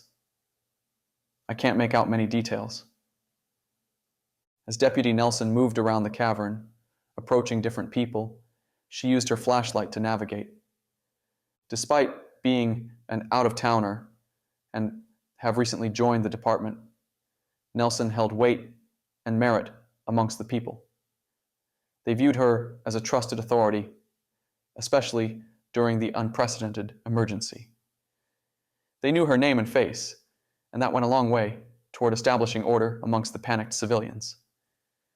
With me, a virtual unknown stranger, the townsfolk defaulted to distrust. Who are you? Why should we trust you? Why would you care to help us? After 10 minutes of separation, I found Deputy Nelson and proposed we work in tandem. She agreed. It didn't take long until we overheard discussions of mutiny. Our plans had spread around the cavern, meaning Brianna and I could invoke the second of 3 steps: organize, attack, jailbreak. Our assault would happen like a wave crashing against the shore. We would move like a powerful current, rippling outward to drown the zombies with our overwhelming numbers. As for the golems, our goal revolved around dodging and evading long enough to free all the children, their mothers, and the elderly. Once we succeeded in escape, we would define a way to defeat the golems. Until then, our priority focused on liberation. We didn't have a plan B, other than improvisation. What about the zombies? Brianna asked. What about them? They have to die? They're already dead, I said. Luckily, none of the zombies were children. A massive blessing, one that simplified the idea of them already being dead. Can we save them? Nah. We can free their spirits, but that's the best we can do. Their bodies are forfeit to the Necromancer. He controls them.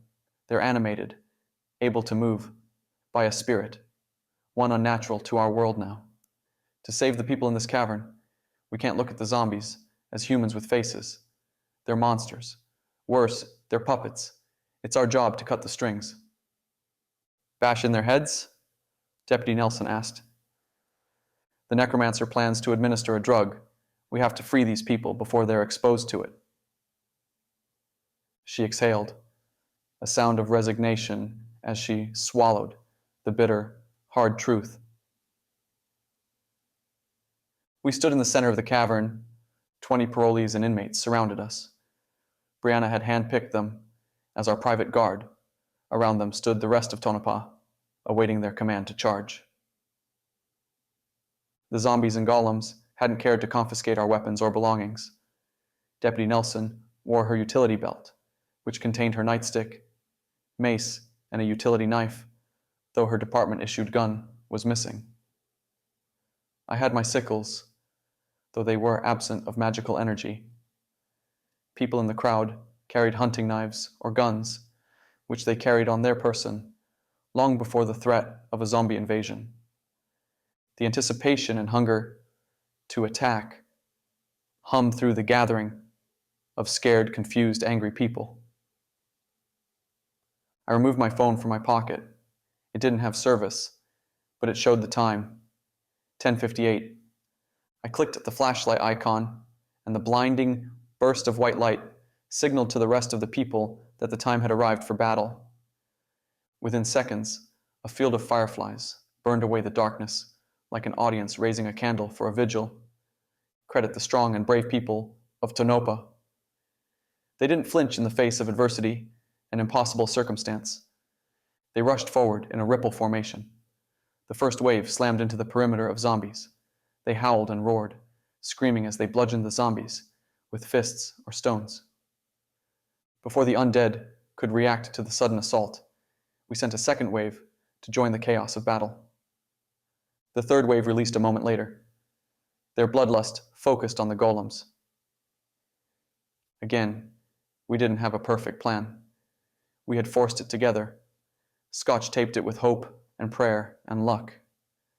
We couldn't defeat golems, and we knew that much, but we thought the temptation of a fight might lure them away from the exit, allow us a small window of opportunity.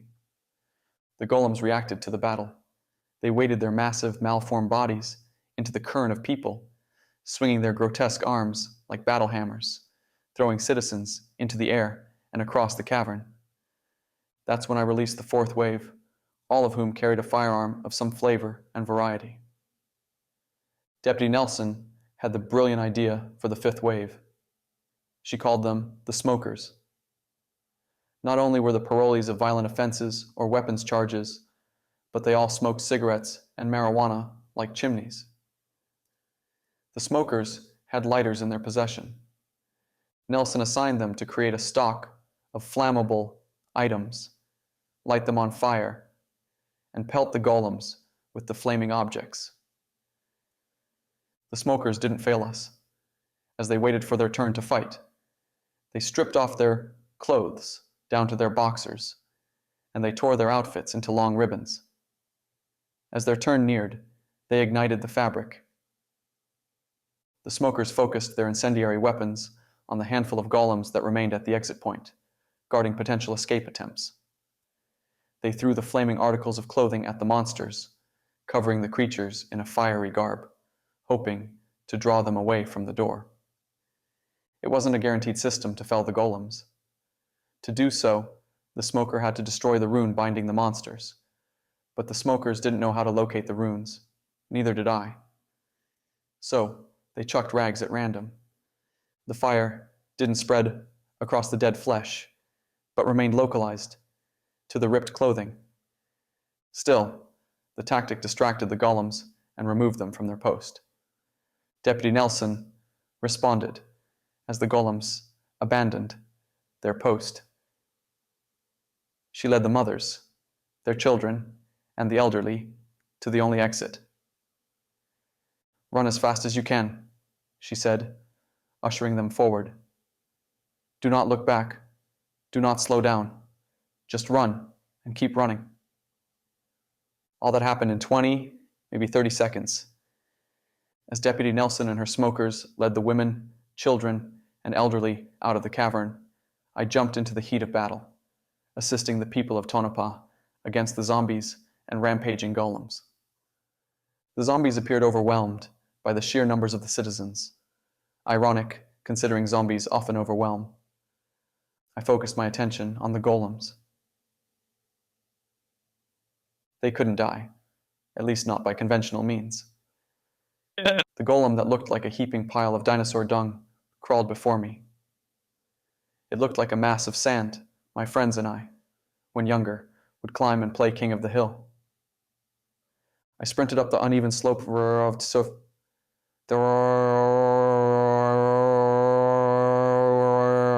dragging one sickle behind me, furrowing a gash over its dead, rotting flesh. When I reached the top of its unformed body, I drove the other sickle into its form, removed it, and planted it again, over and over, like using a pickaxe to mine a vein for rare metal. My foot sank into the mounded creature, as if it absorbed me like a mud swallowing a shoe. As I submerged into the quicksand of its body, a terrible thought rattled through my head. What if Malachi placed the runes inside the golems' bodies? What if he made the rune as small as a fingernail, buried it within the folds of their dead flesh, inside the monstrosities, impossible to find and reach and destroy? I plucked my foot from its body and dove off the golem. I landed in an awkward roll, and something snapped inside my left shoulder. I stood, and my left arm sagged far lower than normal. A bright pain radiated from shoulder, down my arm, and into my fingertips. As I stood, clutching at my shoulder, 2 more golems surrounded me. One of them bore the shape of a spider, a nightmare rendition of a centaur, but a human body on 8 spider legs. I scanned my surroundings, not so worried about my situation, but curious to see if Nelson had got some people out of there. My heart dropped into my stomach, and I swallowed something acidic. A dozen golems, most of them scorched, surrounded her, and the women and children, along with the smokers. More golems had re-fortified the door. How would they have any sense or notion to peel away from a fight to seal the door? They didn't bear any intelligence, apart from the simple commands the Necromancer had given them. Adria and Ireland engaged the Necromancer, though. So, how would he reinstate his soldiers? I glanced around the cavern to assess the development. A dozen golems stood before the exit. A dozen more surrounded Nelson, the smokers, women, children, and elderly. 2 dozen golems jaunted about the cavern, preventing the rebellious townsfolk from considering another reckless attack. 3 more surrounded me. The monsters hadn't killed, at least not that I noticed, a single individual from Tonopah. Everyone remained alive in the cavern, if not a little battered, their adrenaline pumping, and primed to receive a dose of magic. We hadn't failed on every front, though. The zombies, most of them, lay in ruin. Their spirits stood atop their corpses. The golems surround me didn't move. They didn't attack. The entire cavern had fallen into a terrible silence, one broken by a sudden croaking chuckle that sprouted and bloomed. It sounded like a hacking fit from a nasally old man. My eyes shifted to the source of the laughter. The amused, victorious laughter. A tall, skeletal, gaunt man, dressed in a dark black robe, stepped from around a stalagmite. Wiro has recognized my service, and he sent you to me, Maliki said. He sent you to take my place in the ritual, so that I may live and further serve him. Chapter 40. The sounds of battle erupted upward to Adria and Ireland. As if they had physical force, the clamor pushed Adria forward, toward the Necromancer. Ireland's gunslinger hands moved in a blur as they drew the revolvers from the holsters on her hips. She aimed her weapons at Malachi and Nathaniel and stepped toward the men. Adria paused, allowing the warden to take charge of the encounter. For the first time since knowing Ireland, Adria could sense the ancient, terrifying power the woman carried.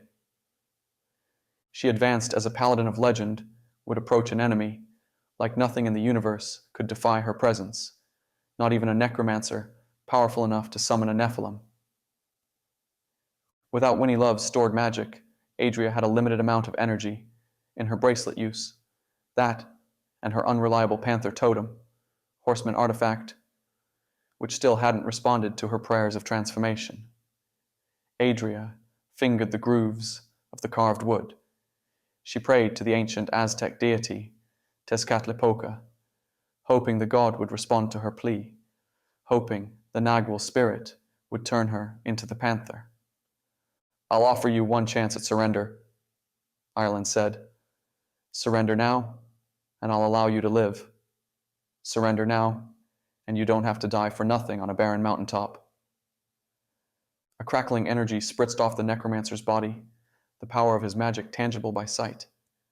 He laughed, an airy bubbling sound that came from deep in his chest and cascaded off his thin lips. It was a sound without fear, and it terrified Adria. And I looked, Maliki said, and behold, a pale horse, and his name that sat on him was Death, and Hell followed him. The necromancer's pale, skeletal face stretched into a malicious sneer. I do not fear death. Thus, I do not fear you. Death. In fact, I welcome hell with a smile and open arms.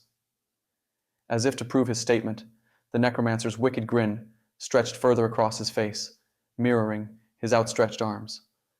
Let's squash our squabbling tonight. Embrace your actual duty, Death. Embrace your responsibility and unleash destruction across this world. For it was prophesied, and power was given unto them over the fourth part of the earth, to kill with sword, and with hunger, and with death, and with the beasts of this earth. It's your responsibility, Death, to wreak havoc. Do not fight your calling. Join me in resurrecting Wiro. Give to him your scythe and your power. Ireland's clenched jaw twitched. I will join the worms in the mud before I join you. She fired both guns. They spit a bright, bursting light, followed by a deafening explosion that rattled the mountaintop. Before the round slammed into Malachi, the energy crackling from his body shot forward. A barrier formed an inch before the bullets that would have slammed into Malachi's body. With each impact, 4 shots, a ripple of light green energy pulsed outward. The spent rounds clanked onto the hard, stony ground. The necromancer mumbled a word outside of Adria's vocabulary, something she assumed belonged to the Enochian vernacular. The energy around his body zipped into his palms and glowed a bright, vibrant green. Ireland fired another shot as Malachi sent a current of green tendrils toward her, like a Sith Lord using Force lightning. Instead of lightning, though, tentacles latched onto her like leeches. She screamed, and her hair went from red to blonde to white in seconds. Her toned, tan skin sagged and wrinkled and paled beneath the life-sapping magic. Yeah. Malachi jerked the tendrils toward him like pulling a sled. Ireland, in her weakened, almost brittle condition, staggered forward and tripped. Her face smacked against a rock with skull-cracking force, and the tentacles vanished. Somehow, she found the strength to lift her head off the ground. A face print had stamped against the stone in bloody ink. Ireland, now an old lady who appeared every minute of 90, worked herself into a seated position and attempted to raise her heavy weapons. She no longer possessed the strength to lift them. She dropped one and used both hands to hoist the other. The revolver recoiled when she fired, throwing her slight form to the ground. The spent round ricocheted off of the transparent barrier the necromancer conjured. Malachi cackled as he strode, waltzed toward the Ireland. You're an imposter, he said, squatting beside her. Adria watched the scene take place over 10, maybe 15 seconds. She spurred her body into action, into saving Ireland from the necromancer, but her feet wouldn't move. A paralysis had overcome her, one discerned from her inability to do anything without runes empowering her, without her totem responding to her pleas. Without her enhancements, Adria was nothing more than a well-trained human capable of killing monsters. The long-lost Winchester sister. In her moment of indecision and fear-based paralysis, powerful arms of differing lengths and widths, wrapped around her body and squeezed. Nathaniel had snuck up behind her during the battle between Malachi and Ireland, and, in Adria's distracted state, he had restrained her. I've lived for hundreds of years, Malachi said, his voice a serpent slithering through the night. I've perfected the art of necromancy, and I've considered every outcome of my plan. You think I wouldn't have prepared for a warden to interfere with my ritual? The necromancer's long, terrible fingers stretched outward like a pale, malformed starfish, and they wrapped around Ireland's face as his palm smashed against her nose and mouth. Adria writhed in Nathaniel's oaken grip, but she couldn't break his embrace. I didn't know which of you would come, Malachi said, but I knew one of you would. I made special arrangements to combat your kind, not that your kind instills much fear in combat. You're all impostors of the horsemen, gatekeepers preventing the apocalypse, not riders inciting it. From his outstretched hand palming Ireland's face, tentacles creeped outward. They leached against her skin. Ireland screamed. The necromancer's palm muffled her cries of terror. She clawed at her face, the tentacles and his fingers, but she couldn't break free of his grip. Her body aged with each passing second, turning 95, 100, 110. Her efforts to escape dwindled until her body sagged, a frail, limp shell. The second of her heavy guns thudded to the ground. Malachi released his hold on the fallen woman. Her face was nothing more than a well-preserved corpse buried hundreds of years ago.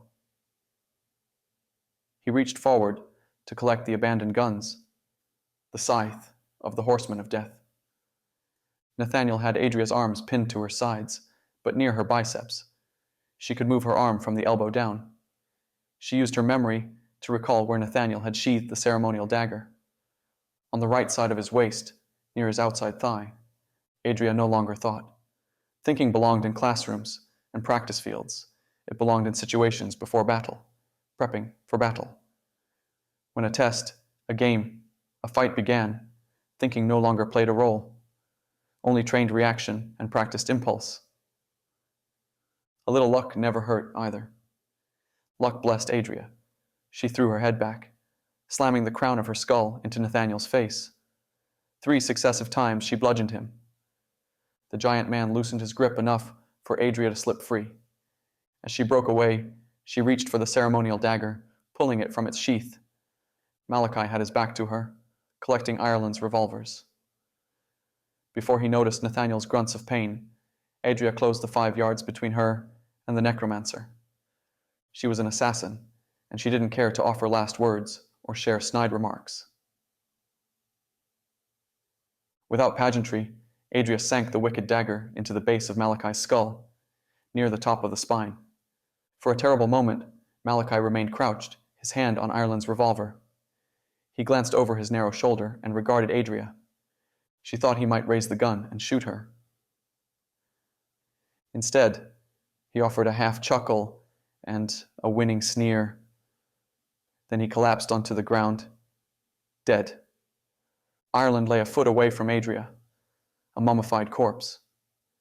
Nathaniel choked on his own blood, laughing between hacking breaths. Adria ignored him, though, and she kneeled beside Ireland. The warden, miraculously and impossibly, blinked and breathed, slow and shallow as they were. He used Enochian words to form his magic, she said, her words a jumbled, phonetic disaster. The language of the fallen angels, demons. Ireland gasped, the hard breath of someone's last.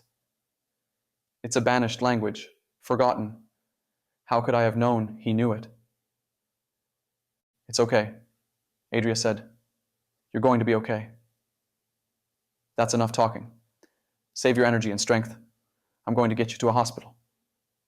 Doryan, there must be a spirit who practiced medicine. Doryan can have it, to inhabit his body. He can apply the knowledge and help you. Ireland shushed Adria. Give the guns to Doryan. What? But Ireland lay still. Adria, after collecting the 2 revolvers, hobbled to Nathaniel, propelled by blind rage. He sat on a boulder, clutching his bashed and bleeding face. In Adria's opinion, the mask of bruising and swelling and bleeding helped his gruesome appearance. She didn't bother to share the thought with him, though. When she reached him, Adria kicked Nathaniel in the chest. Yabbe! He careened off the boulder and landed hard on his back. Adria climbed atop him, straddling him, dropping a knee square into his chest and applying her weight into his sternum. In one hand, she held the ceremonial dagger.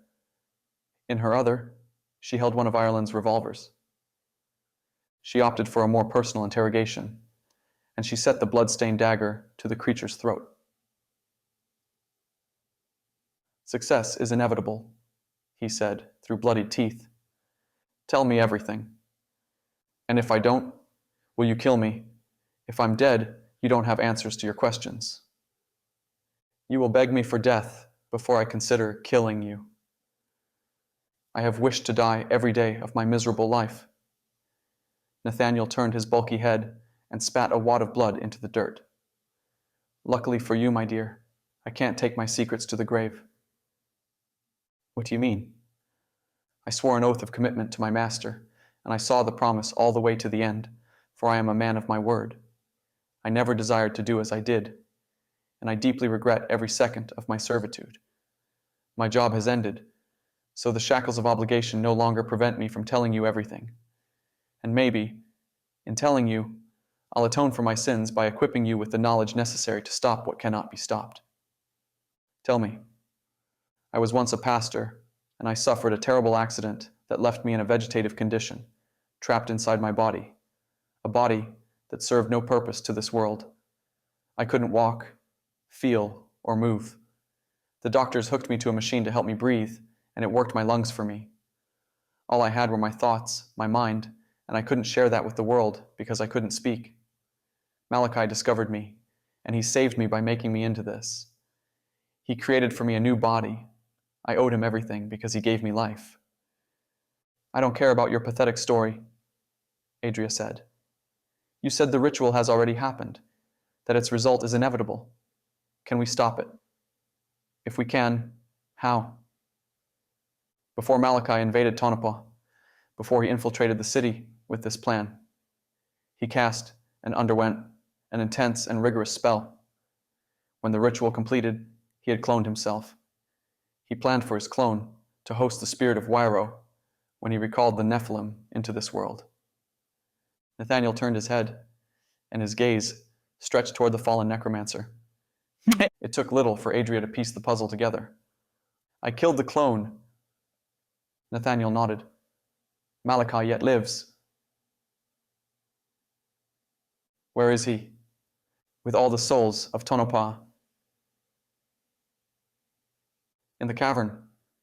He will sacrifice himself, along with all the empowered souls of Tonopah, to provide enough magical energy for Wiro to emerge into this realm. Adria fishtailed for a moment, as a realization crashed into her. She and Ireland hadn't stopped the summoning by killing the clone, though they had destroyed the vessel that Wiro would inhabit. That didn't mean the exiled god couldn't find another body to possess. Worse, Doryan remained in the cavern, along with the golems and zombies, and people of Tonopah, and with the Necromancer. How do we stop him? Adria asked. Malachi, after combing through countless scrolls and books, after dedicating innumerable years of research, after ample experimentation, learned to create a drug that temporarily granted the user with magic.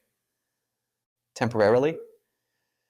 When consumed, the drug wouldn't provide a high, but a pool of accessible power, much like a warlock receives power from their patron. First, Malachi tested his product with abducted Jane and John Doe's. Once he perfected the formula, he released it into the streets of a few third world countries, places people prefer to ignore. He hired someone to distribute 1,000 pills, and 1,000 people tested Malachi's drug. What happened? Adria asked, though she knew the answer. Magic corrupts first, then it destroys. They all died, exhausting their limited stores of energy and depleting their lives. Do any of the drugs remain in circulation? Oh yes, Malachi enjoys watching the world burn. He sold the formula to a low-level sorcerer capable of recreating the drug. An acidic, heavy feeling ate away at Adria's insides. Still, none of her concern would matter, unless she could stop the ritual, stop the Necromancer from summoning Wiro. How do I stop Malachi? For Wiro to appear, he must feast on souls from the lineage of fallen angels, or those capable of magic. The drug is temporary, lasting about an hour or two. As soon as it deploys in the cavern, as soon as the people show a propensity toward the arcane, Malachi will conclude the ritual by slaughtering every person and creature. 2,000 capable of magic, plus Malachi's powerful sorceress soul, would generate more than enough energy for the Nephilim. You said I could stop it. There's a minimal outside chance. Free the prisoners before the drug takes effect. Or kill the Necromancer? Adria asked. Nathaniel chuckled, a genuine laugh broadcasting bright amusement. The clone of Malachi defeated a warden with ease. Do you think you could defeat the Necromancer? I have to try. Figure out a way to free the people, to prevent them from consuming the drug. That is the only way to stop the ritual.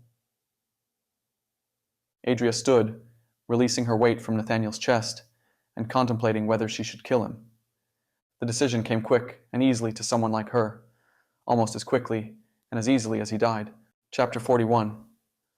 When I was 18, the summer after dropping out of high school, I witnessed a gas station robbery. 5 days before the incident, Lennon said goodbye and wished me luck with life.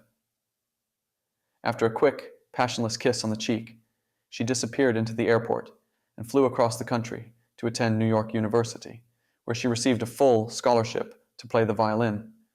She aspired to act on Broadway, and the violin would pay for her education. Side tangent. Lennon graduated from New York University and remained in New York, where she performed on Broadway. She always followed through with what she said. I never took to sitting in a classroom. The rows and rules repelled me, and I never graduated high school. A few years back, I considered getting my GED. Why, though? What was the point? I would never settle into a career requiring a degree or diploma, or the equivalent. While in high school, I skipped most, if not all, of my classes, usually to work and earn money, and be outside moving, not inside sitting. I wasn't a bad kid, even though my teachers might disagree. I fought others and failed to complete homework and forgot to take tests. However, I avoided drugs and alcohol and juvenile hall. As those years dwindled and graduation arrived, I realized I didn't have a shot at attending college. Lennon, though, she had all the opportunities in the world. She had applied to New York University, USC, AMDA, UCLA, and Juilliard, all the top schools for performing arts, all in New York or Los Angeles. Not only did they accept her, but they offered her full scholarships. Her success and opportunity didn't anger me. It didn't make me jealous. Her unquestioned willingness to fly across the country and leave me behind angered me. I knew in my heart I couldn't anchor her to Northern California, and I was happy for her. That knowledge didn't change or fix my broken heart. In my youthful ignorance and selfishness, I struggled to admit my broken heart, and I lashed out at Lennon. I ended our relationship on less than ideal terms. On my revenge tour, an effort meant to show Lennon I didn't care, but one that proved how much I hurt, I spiraled. Before the separation, I never enjoyed drinking. Afterward, I binged. A certain gas station clerk and I had an arrangement where he wouldn't ID me if I paid more than the market price for alcohol. The robbery happened 5 days after Lennon left, 12 hours before I packed my bags and skipped town to live and work as a drifter. From the refrigerated wall, I walked to the register, carrying a 12-pack of Coors Light in one hand, gripping the neck of Jack Daniels in the other. 2 of my buddies waited for me in the truck. My appearance could pass for early 20s, but they looked closer in age to 8th graders than recent high school graduates. If they joined me, the clerk would check their IDs. I placed the booze on the glass countertop. A small, skinny, hunched old man of retirement age glanced over his wireframe glasses. He smelled of old cigarette smoke and pickles. Anything else? Same as always. Randall, I never knew his last name, waddled to the back wall. He grabbed a can of Copenhagen and 3 scratchers. What did you get today? I asked, peering at the scratchers. The blind eye, tax, for my alcohol purchases were 3 scratchers of Randall's choosing. My cousin won $200 with a crossword card a week ago. He tapped the crossword cards on the glass counter with a hooked finger. I hope you win the jackpot, I said. He laughed and scanned the items. The bell to the front door chimed, signaling a customer. I glanced over my shoulder to look at the newcomer.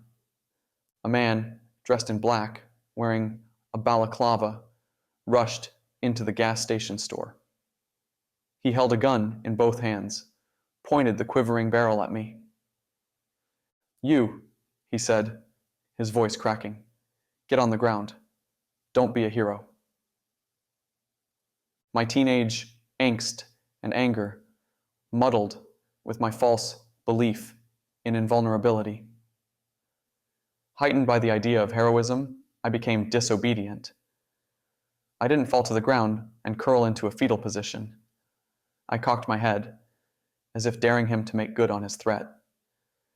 He licked his lips and stared at me for a moment, as if deciding what to do about my insolence. He pointed the gun at Randall. "Empty the register. Give me all the money." Boys and men are simple creatures. We strive for and crave three things in life: adventure, battle, and romance. Present us with adventure, give us something to fight or fight for, and provide us with beauty and romance and love, and we're more than content. When I saw the masked man holding a gun at Randall, I saw nothing more than a challenge, or rather, an adventure. I saw a battle. I envisioned myself defeating him, of Lennon hearing about my daring victory, of her contacting me and rekindling our relationship. That simple, rudimentary chain of thought occurred in a fraction of a second. No other thought existed. I never considered running or lying on the ground, as he suggested. I never considered negotiating or talking it out. One plan of action ran through my mind, and it fueled my decision. I readjusted my grip on the Jack Daniels and slung it from the hip like a frisbee. I've always had a natural athleticism. The bottle, much like the stone David cast to strike down Goliath, struck the robber square in the forehead. Somehow, against all logic, I remember this almost more clearly than anything else from that afternoon. The bottle didn't shatter, not against his forehead, and not when it landed on the tile floor. In fact, Randall, after the incident settled, allowed me to take the undamaged bottle for free. Apart from the scratchers, of course. I bought him 10 instead of 3 that day. When the bottle thumped against the man's head, he fired the gun into the ceiling. He staggered a few feet, dropping the weapon to the floor, and he touched his forehead. Blood soaked into the fabric of his balaclava, leaking down the exposed area of his neck. Still, the man kept enough wits to turn tail and flee. As he went for the exit, the bell chimed. The front door opened. My two friends stepped into the gas station and blocked the robber's exit. As I stood in the dark cavern, staring at the necromancer who had appeared from behind a jagged stalagmite, the gas station memory crossed my mind. The golems, spurred by the command of Malachi, had reorganized. As far as I could tell, the people of Tonopah hadn't destroyed a single one. "Surrender!" The necromancer had an almost whiny voice. "Surrender and avoid eternal torment." I gnawed on my cheek. For a second, I reverted to that angry, conflicted kid with a gun pointed at his chest. The masked gunman demanded I lie on my stomach and look away as he robbed a good, innocent man. I couldn't accept that request. The challenge, the adventure, stood before me. The battle was one of cataclysmic proportions. The reward of love and romance came dressed as the heroic appeal of having saved the world. As at the gas station, I operated off a one-track mind. I would not back down. I would not surrender, despite all that worked against me. "Death," the necromancer said. "I killed her myself." By death, he meant Ireland. My jaw tensed. I killed her with ease on the summit. She and Adria thought they could sneak up and attack me. They underestimated my power, I retrieved the guns. In them lives the pure energy of the true horseman. It's more than enough energy to complete the ritual. Everyone else, they're a bonus now. With the townsfolk, Adria, and you, I might have enough energy to summon another Nephilim, possibly a third. So, thank you for your interference. I couldn't have succeeded on such a grand level without your help. In the best of scenarios, I wasn't much for words, and this was about as bad as it got. I said nothing except to allow my actions to speak for me. Armed with my sickles, I threw one, like throwing the Jack Daniels. It sliced through the air, across the cavern, crashed into an invisible barrier before the Necromancer, and splashed into the layer of water covering the stony ground. I meant it as a distraction. I charged the Necromancer, kicking up daubs of water in my wake. As I ran, I raised my voice to rally the people. Fight for your lives and the lives of those you love the most. Attack without fear. I jumped into combat with the Necromancer with nothing but my one sickle. I didn't have magic or stored energy. It was me, a Keith, a normal human, against a powerful, ancient Necromancer. The odds were impossible, but impossible should never mean surrender. Impossible shouldn't discourage someone from doing what's right. I had two options. I could fold, acquiesce to the Necromancer's demand to surrender peacefully, allowing him to use my body to host a Nephilim. Or I could fight, even if fighting resulted in the same outcome. I could fight and give myself a puncher's chance at victory. Considering the situation, I had no problem settling for a puncher's chance. For the opportunity to stand in the ring and take a hit, throw a few punches in return, and maybe get lucky and enough to land one square against his jaw. A puncher's chance means you're the underdog, which means you're going to take a beating until you can throw a punch. If you're allowed the chance to throw a punch. I cocked the sickle over my shoulder and hammered it forward. The Necromancer raised a hand and shielded himself again.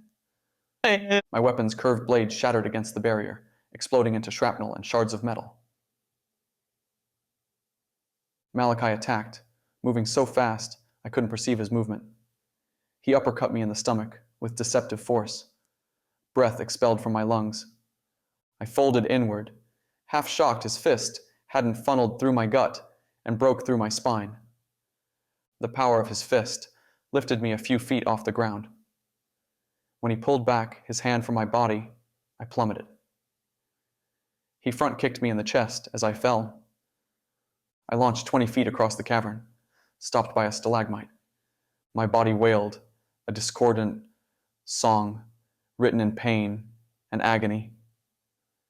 I touched the back of my head, and my hand came away thick with blood. Blood trickled from my ears, from my nose, and from my mouth. I heard it streaming, smelled it, and tasted it. My vision blurred, and a blanketing dizziness sent the cavern into a tight circle. Luckily, the pain proved too much for my body to register. I felt a severe numbness, but nothing with edges or a point. I climbed back to my feet, stood on wobbly legs, and hobbled to the Necromancer. He would have to kill me to stop me from fighting. Malachi muttered something beneath his breath. I couldn't hear him, but I saw his lips move. 5 thick, inky green, greasy tendrils shot from his fingertips. They wrapped around me like tentacles from a monster of the deep, suctioning around my legs, my arms, and my throat. The Necromancer strode toward me at an unhurried pace. "Doryan," he said, "I wish not to kill you. As a sorcerer, you provide a far greater service alive." The tendrils pulled my arms upward, my legs downward, stretching me like a medieval torture device into a human-shaped X. "You will host Wiro's spirit, serve as a temporary vessel until he can reclaim his previous body. As I strained, I turned my head, the best I could, to check on the people of Tonopah. I wondered if the townsfolk surrendered to save themselves. Had Brianna rallied them to fight? Did she lead them into a losing battle? Had my plan signed the death warrants of 2,000 people? People who would be used like cattle led to the slaughter. What I saw guaranteed our demise. It solidified our defeat. It sent chills of frustration, anger, and fear down my spine. A pair of golems pushed an old minecart down the twisted, rusted tracks. A teepee structure of lumber covered a pile of kindling in the cart. It didn't take a genius to deduce the operation. The golems hadn't brought the minecart into the cavern to collect minerals, and they hadn't organized a campfire layout for warmth. At the bottom of the trolley, or intermixed throughout the kindling, the golems had dumped their stash of pills. They planned to light it on fire, igniting the drug and forcing everyone inside the cavern to inhale the smoke. The golems parked the cart dead center of the cavern, where they remained standing on either side of it, guarding it. A third golem appeared, carrying a burning torch. The people of Tonopah retreated from the golems. They stood in broken groups around the cavern, pressed against the walls. My mind scrambled for a solution, for an escape. I thought of screaming and warning the people to fight back, to prevent the golems from igniting the minecart. As I opened my mouth to shout, the warning words stuck in my throat, right beneath the constricting tentacle wrapped around my neck. Panicked and frantic, I scanned the area as best I could, searching for an answer. The necromancer stood beside me and released the tentacles. I dropped a foot, landing awkwardly. My knee buckled, and I rolled onto my shoulder, then my back. Malachi's hand hovered over me, a starfish itching to latch onto my face. I could siphon every ounce of energy from your body. I could drain you of life, age you 100 years, decay you into a corpse that has rotted for a millennium. Instead, I'll allow you the privilege of listening to the screams as these people murder each other. I'll allow you the honor to have Wiro devour your soul as you live. The golem dropped the torch into the minecart. For a moment, time stood still. The torch and the flame remained frozen in midair. In that amber moment of destruction, my thoughts didn't revolve around Lennon and Vivian, around a life never lived. Life regrets never crossed my mind. I felt one emotion, and I saw 1,000 faces. I felt desperation driven by the simple idea of stopping the necromancer's mass murder attempt. In that eternal moment, where the torch remained suspended in air, I decided to sacrifice everything on the far chance I could destroy the necromancer. On the distant chance that by killing him, I would stop the ritual. With my hands free of the necromancer's binding tentacles, I shot one forward and wrapped my fingers around Malachi's throat. The torch landed, igniting the handcart into angry flames. Bright green smoke creeped from the inferno and spread across the wet cavern floor. I prepared to speak the angelical word Ireland taught me, drawing what little energy remained and forming the spell I created around the word. I planned to burn every ounce of my energy, to draw every shred from the necromancer, at least as much energy as I could muster within the reserves I had to draw from. If I didn't draw enough to kill him before I killed myself, I hoped to diminish enough of him to incapacitate him, to weaken him enough for the townsfolk to attack and finish the job. With the people of Tonopah empowered by the effects of the drug, a slim chance existed they could defeat the golems of their own merit. A much greater chance existed that they would kill themselves from overextending. I had no other options, though, no other plan of attack. As I went to release the spell, A sensation, like someone dumping ice water over my head, coursed through my body. A brilliance of memories and knowledge rushed into my mind.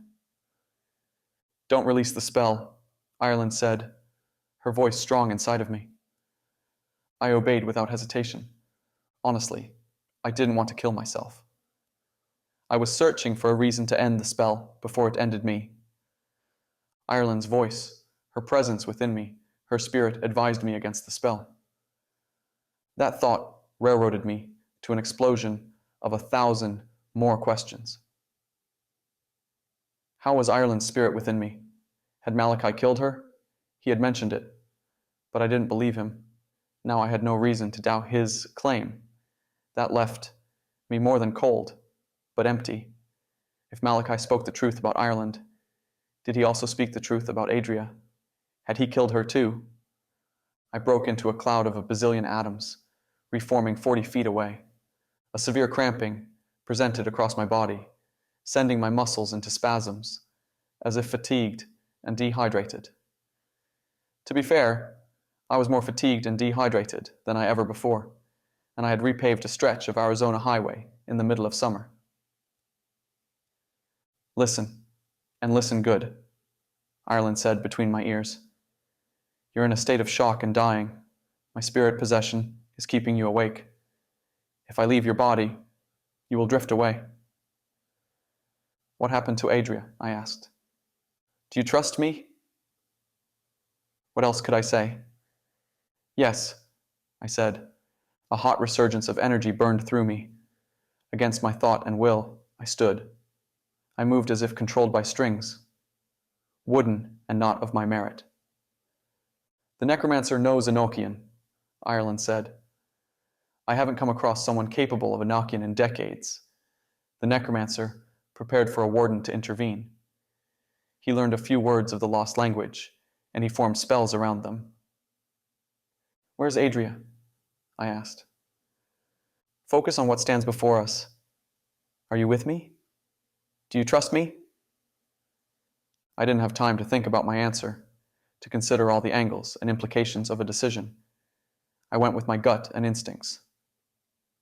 "I trust you." The smoke continued to fill the cavern. The golems guarded the people of Tonopah, forcing them to inhale the drug. The Necromancer stood 30 feet from me, looking at me with knowing eyes, smirking a terrible grin. "Ah, I see the warden has found her way back to the land of the living. Welcome back, death. I can't wait to kill you a second time, a death which will last." "What do we do?" I said, speaking in my mind to Ireland. "Wait, for what?" Before I finished asking, movement caught my eye. Something plummeted through the vent at the top of the cavern and rocketed toward the ground. A body. For a terrible second, I thought Adria's body plunged toward us.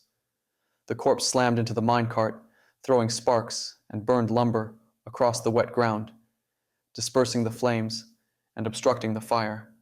It still smoked, but it burned with far less aggression.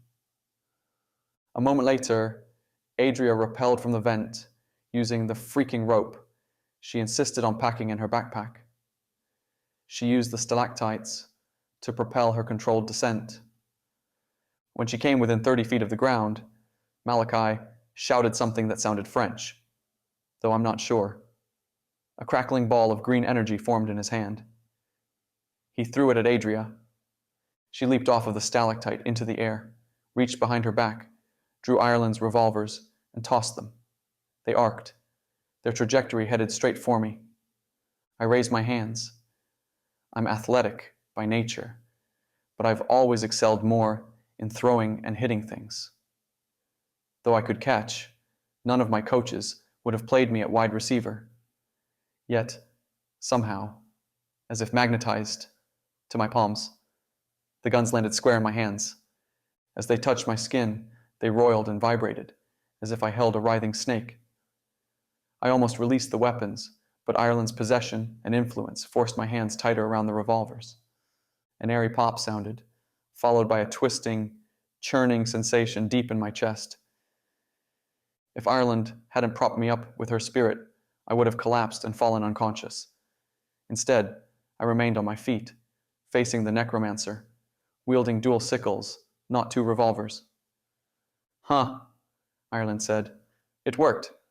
What worked? I asked, staring at the transformed weapons. Adria landed near the minecart with a light splash. She reached over her shoulder into her backpack and withdrew her sleeping bag. She worked in a blur, untying and unrolling and unzipping the item. When it appeared like a blanket, she covered the cart and the flames. Then she turned to the crowd. Cover your faces with your shirts. Don't breathe the air. Cover your faces. Malachi shifted his attention between Adria and me, backing away from us and toward the singular exit in the cavern. You cheated, he said. You allowed yourself to die. Sacrifice, Ireland said, speaking through my lips. Isn't that the word you used? You planned a sacrifice to resurrect a Nephilim. What of the Golgotha Accords? You have violated them. The other wardens will kill him because of what you've done. With each word, Malachi retreated another step. Ireland manipulated my arms and hands, used them to throw a sickle like chucking a hatchet as she shouted an angelical word. Malachi barked beneath his breath, using the same word he used earlier to conjure the shield. The defensive ward appeared, but the sickle went through it like a stone through glass. The crescent blade, glowing the color of moonlight, buried itself into his scrawny chest. Ireland, as soon as she threw the weapon, sprinted forward, moving my body at a speed I couldn't comprehend. As the sickle plunged into Malachi's chest, Ireland grabbed the shaft and kicked the necromancer free of the blade. He staggered back, clutching at the wound in his torso, gasping and hacking for air. They've inhaled the smoke, he said in a haggard voice, blood staining his teeth as he laced his words with a maniacal laugh. They'll develop temporary abilities, and it'll corrupt them, and they'll kill each other, and they'll kill themselves. He panted for breath. Once they show sign of magical ability, the golems will attack and murder them. The ritual will continue. Wiro will inhabit my corpse, or the corpse of my clone. You can't stop this from happening. Ireland forced my lips into a snarl. Command the spirits of the slain zombies, she said, speaking into my head. Tell them to possess the golems. They can possess inanimate flesh without permission, and golems are nothing more than flesh controlled with a rune. The cavern, though not all the spirits remained. Around half of them did. They stood around, useless to interact or interfere, or so it had seemed. Marlin! I shouted, raising my voice to carry and echo across the cavern. Have the other spirits possessed the golems? Work against the magic, holding them together. I'm not sure if Marlin led the charge, or if the spirits heard me and acted on their own will. But a flood of them, 2, 3 per golem, fused with the monsters. A second later, the golems attacked themselves, ripping themselves apart with their hands, clawing at the rune that bound them until they collapsed to the ground.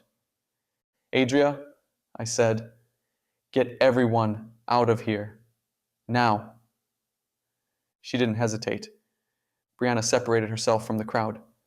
Together, the women organized a calm, peaceful retreat. My focus remained on Malachi, who watched as his plan crumbled before him as the golems had. It's over, I said, no longer needing Ireland to speak for me. Malachi sank to the wet ground and sat in the water. He clutched his chest, and blood painted his hands. Defeat didn't stain his eyes, though. He wore an expression of victory as he watched Adria and Brianna free his sacrifices from the cavern. What will you do? Malachi asked, never removing his eyes from the retreating people of Tonopah. The horsemen can't patronize sorcerers. They can only make warlocks from those not natural to magic. You broke that law. What will you do? I didn't know what to say.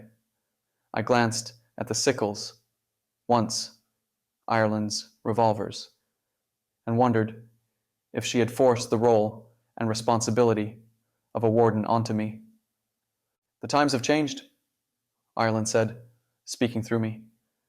"I'll contact the other wardens, and we'll have a meeting to discuss our future, and the future of the world. Whatever happens doesn't concern the dead, though." "And I am nothing more than dead now?" "You'll die here. You'll die a failure." "I will die as the man who liberated the Nephilim and fallen angels from Sheol. Death has made you delusional. The mask of victory has made you blind. How many other necromancers exist aside from Doryan? Your kind is like the Sith. You work in pairs, right?" Malachi coughed, spraying blood, and he sank lower to the ground. "With Doryan and me, that makes 2. "How many?" Ireland asked. "Does it matter? If there's another, they will know what happened here, and they will shrink into the shadows and teach someone anew. If there's more, another attempt is inevitable. I created the drug. Now, it's only a matter of time before one of us succeeds." "What if you're the last? What if that's why you cloned yourself?" Malachi choked on laughter. "What if?" He laid his body on the wet ground. Ask yourself a more important question, though. Ask yourself something you continually refuse to acknowledge. What if I failed at summoning a Nephilim? But, thanks to your interference, I summoned something greater. With that question heavy in the cold, smoky air, Malachi died. Chapter 42. Adria, Ireland's spirit, and I drove back to the estate in Wilton, California, early that next morning. Adria drove. With the world saved and no imminent rush, she didn't lollygag or stop every 20 miles. She powered through the 6-hour drive, making it from Keystone to Wilton in 5 hours. Ireland sat in the center of the back seat, where Gregory had sat on our way to Tonopah. We didn't know what happened to the criminal spirit, since he teleported Johan and me to Keystone after the car accident. Since waking from my rest, I hadn't seen him.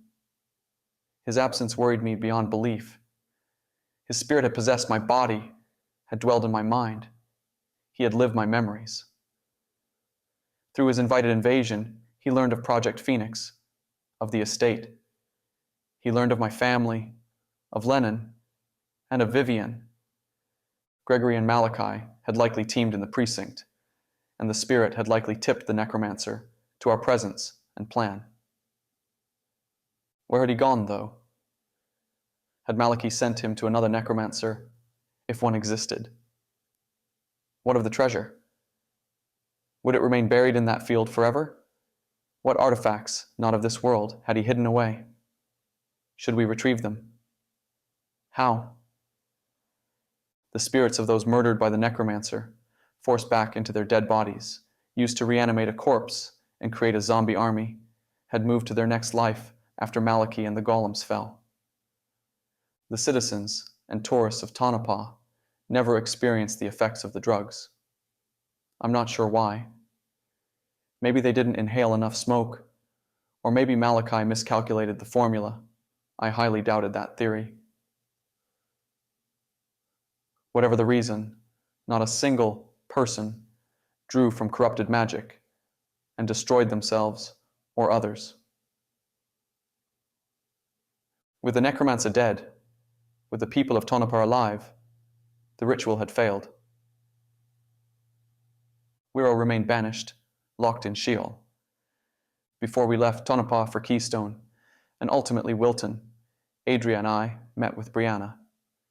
She had bandages around her head, and a sling held her arm, but she stood strong and sturdy. "What now?" she asked. Adria yielded a response. "Humans, especially those unfamiliar with the supernatural world, misremember encounters with monsters and magic. Even as a town, some will explain away what happened with logic, as far-fetched as their logic might be. How can they explain away getting kidnapped and held captive by zombies of their loved ones, by golems and a necromancer?" Deputy Nelson shook her head and chuckled. Sunrise, Adria said. Excuse me. Sunrise, the burning away of the night, of the darkness, the great reset, will dull the edges of the nightmare. Each dawn is a reset, a cleansing for people not corrupted by magic. It's a medicine. With each passing day, the memory will fade. Humans, when not constantly exposed to the supernatural world, forget. Christians go to church each week. They have small groups or Bible studies during the weekday. Why? To remember, to feel God's presence. Most other religions employ something similar, a way to stay connected to their faith. Some, those naturally touched by magic, might remember. Their memories will drive them insane as the rest of the world moves forward and forgets. Deputy Nelson appeared thoughtful for a moment. I won't ever forget what happened. Adria shrugged, almost as if she didn't care one way or another. Maybe not. What about me? What do I do? Adria bit her tongue and didn't speak. I could almost hear her thoughts. You will forget. October Day had experienced the werewolves. We had brought her into Project Phoenix. Why hadn't Haller considered she might eventually forget? Instead, he had offered her 3 options. He could wipe her memory, which would carry immense risk. We could release her, allow her to live with her experiences, which would carry immense risk. Or she could join Project Phoenix, which would carry immense risk. We invite Deputy Nelson to join Project Phoenix. I didn't have the authority to ask. Even if I did, I doubted it was a legitimate option. We couldn't collect every person we saved. I ran my fingers through my hair, straddling the line between wanting to help her and wondering how Adria knew she would forget, though Haller knew October would remember. I reached out my hand. Give me your phone. I'll store a number in it. Weird time to get her number, Adria said. Whenever you're feeling a little crazy, call this person. She's like you. Doryan, Adria said, her voice sharp enough to cut through me. That's unnecessary. She's experienced the supernatural, I said. She's come out okay, at least so far. Nelson handed me her cell phone. I stored October's contact information. Her name is October Simmons. We call her Toby. After speaking with Deputy Nelson, Anita Waldo hurried to us. As the woman approached, Adria turned to me. She'll forget this, like losing her grasp on a dream. Why would you give her October's number? How do you know she'll forget? They all do, unless they make a pointed effort not to forget. What about October? Why would Haller bring her into Project Phoenix if she would have forgotten about the werewolves? She wouldn't have forgotten. How do you know that? How do you Nelson will forget?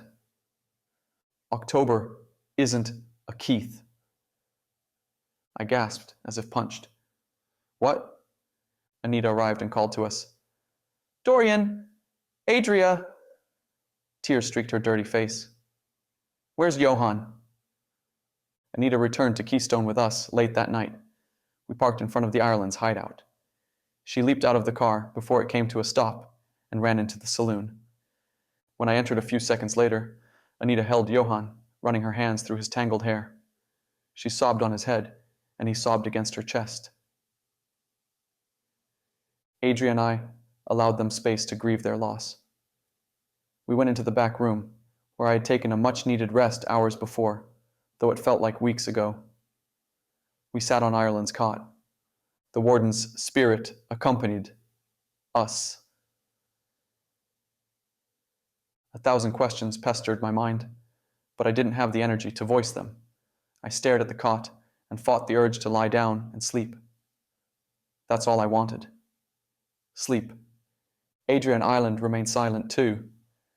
After a few minutes of the silence, a knock sounded on the door. Adria hopped to her feet and pattered over, opening it. Anita stood outside. John held her tight. What do we do? Adria presented the same advice to Anita that she had given Brianna. I was worried about Johann. Though he didn't have a natural tendency toward magic, he had accessed a grossly corrupt form of magic. How would that affect him moving forward? Would he forget? Had his casting already corrupted him? What about Johann? I asked, directing my question to Adria. What about him? He tapped into magic. Temporary artificial magic. Magic created by a human, the most corrupted kind. My point exactly. Will he be okay? Adria shook her head, signaling she didn't know. I'm not sure anything like the drug had ever surfaced before. What were the short-term consequences of it?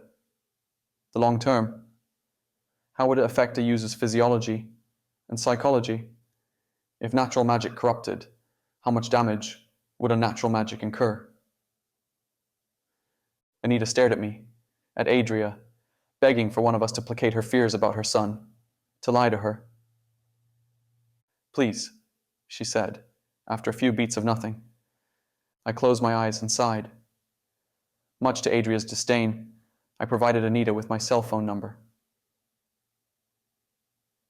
When we returned to the state, early the next morning, Haller denied our request and desperate need to rest.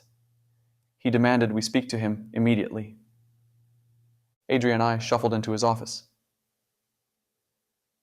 Two people broken, bloodied, battered, and fatigued beyond belief. We collapsed onto the chairs set before his massive desk. Ireland moseyed over to the bookshelf, filled with forgotten and lost literature. She scanned the shelves, her incorporeal finger running along the weathered spines. She wore her bleached jeans, white leather boots, a white leather belt, a white pearl snap shirt, and her white cowboy hat. Her red hair burned out the bottom of her Stetson like flames. Haller wheeled around his desk, positioning his wheelchair to face us. He cleared his throat. I want to know everything. I glanced at Adria. Her heavy eyes looked at me. I don't think either of us had the energy to utter monosyllabic responses, let alone retell the events of the past 24 hours. Yet Adria, more inclined to speaking, acquiesced and lent her voice to the matter. She told Haller everything, from our meeting with Ireland in Keystone, to us leaving Anita and Johann with the relatives they meant to visit. Haller never interrupted Adria. He watched her with his summer sky eyes, and a thoughtful expression chiseled across his stoic face. Is she with us now? Haller asked when Adria finished. He meant Ireland. I nodded to the bookshelf.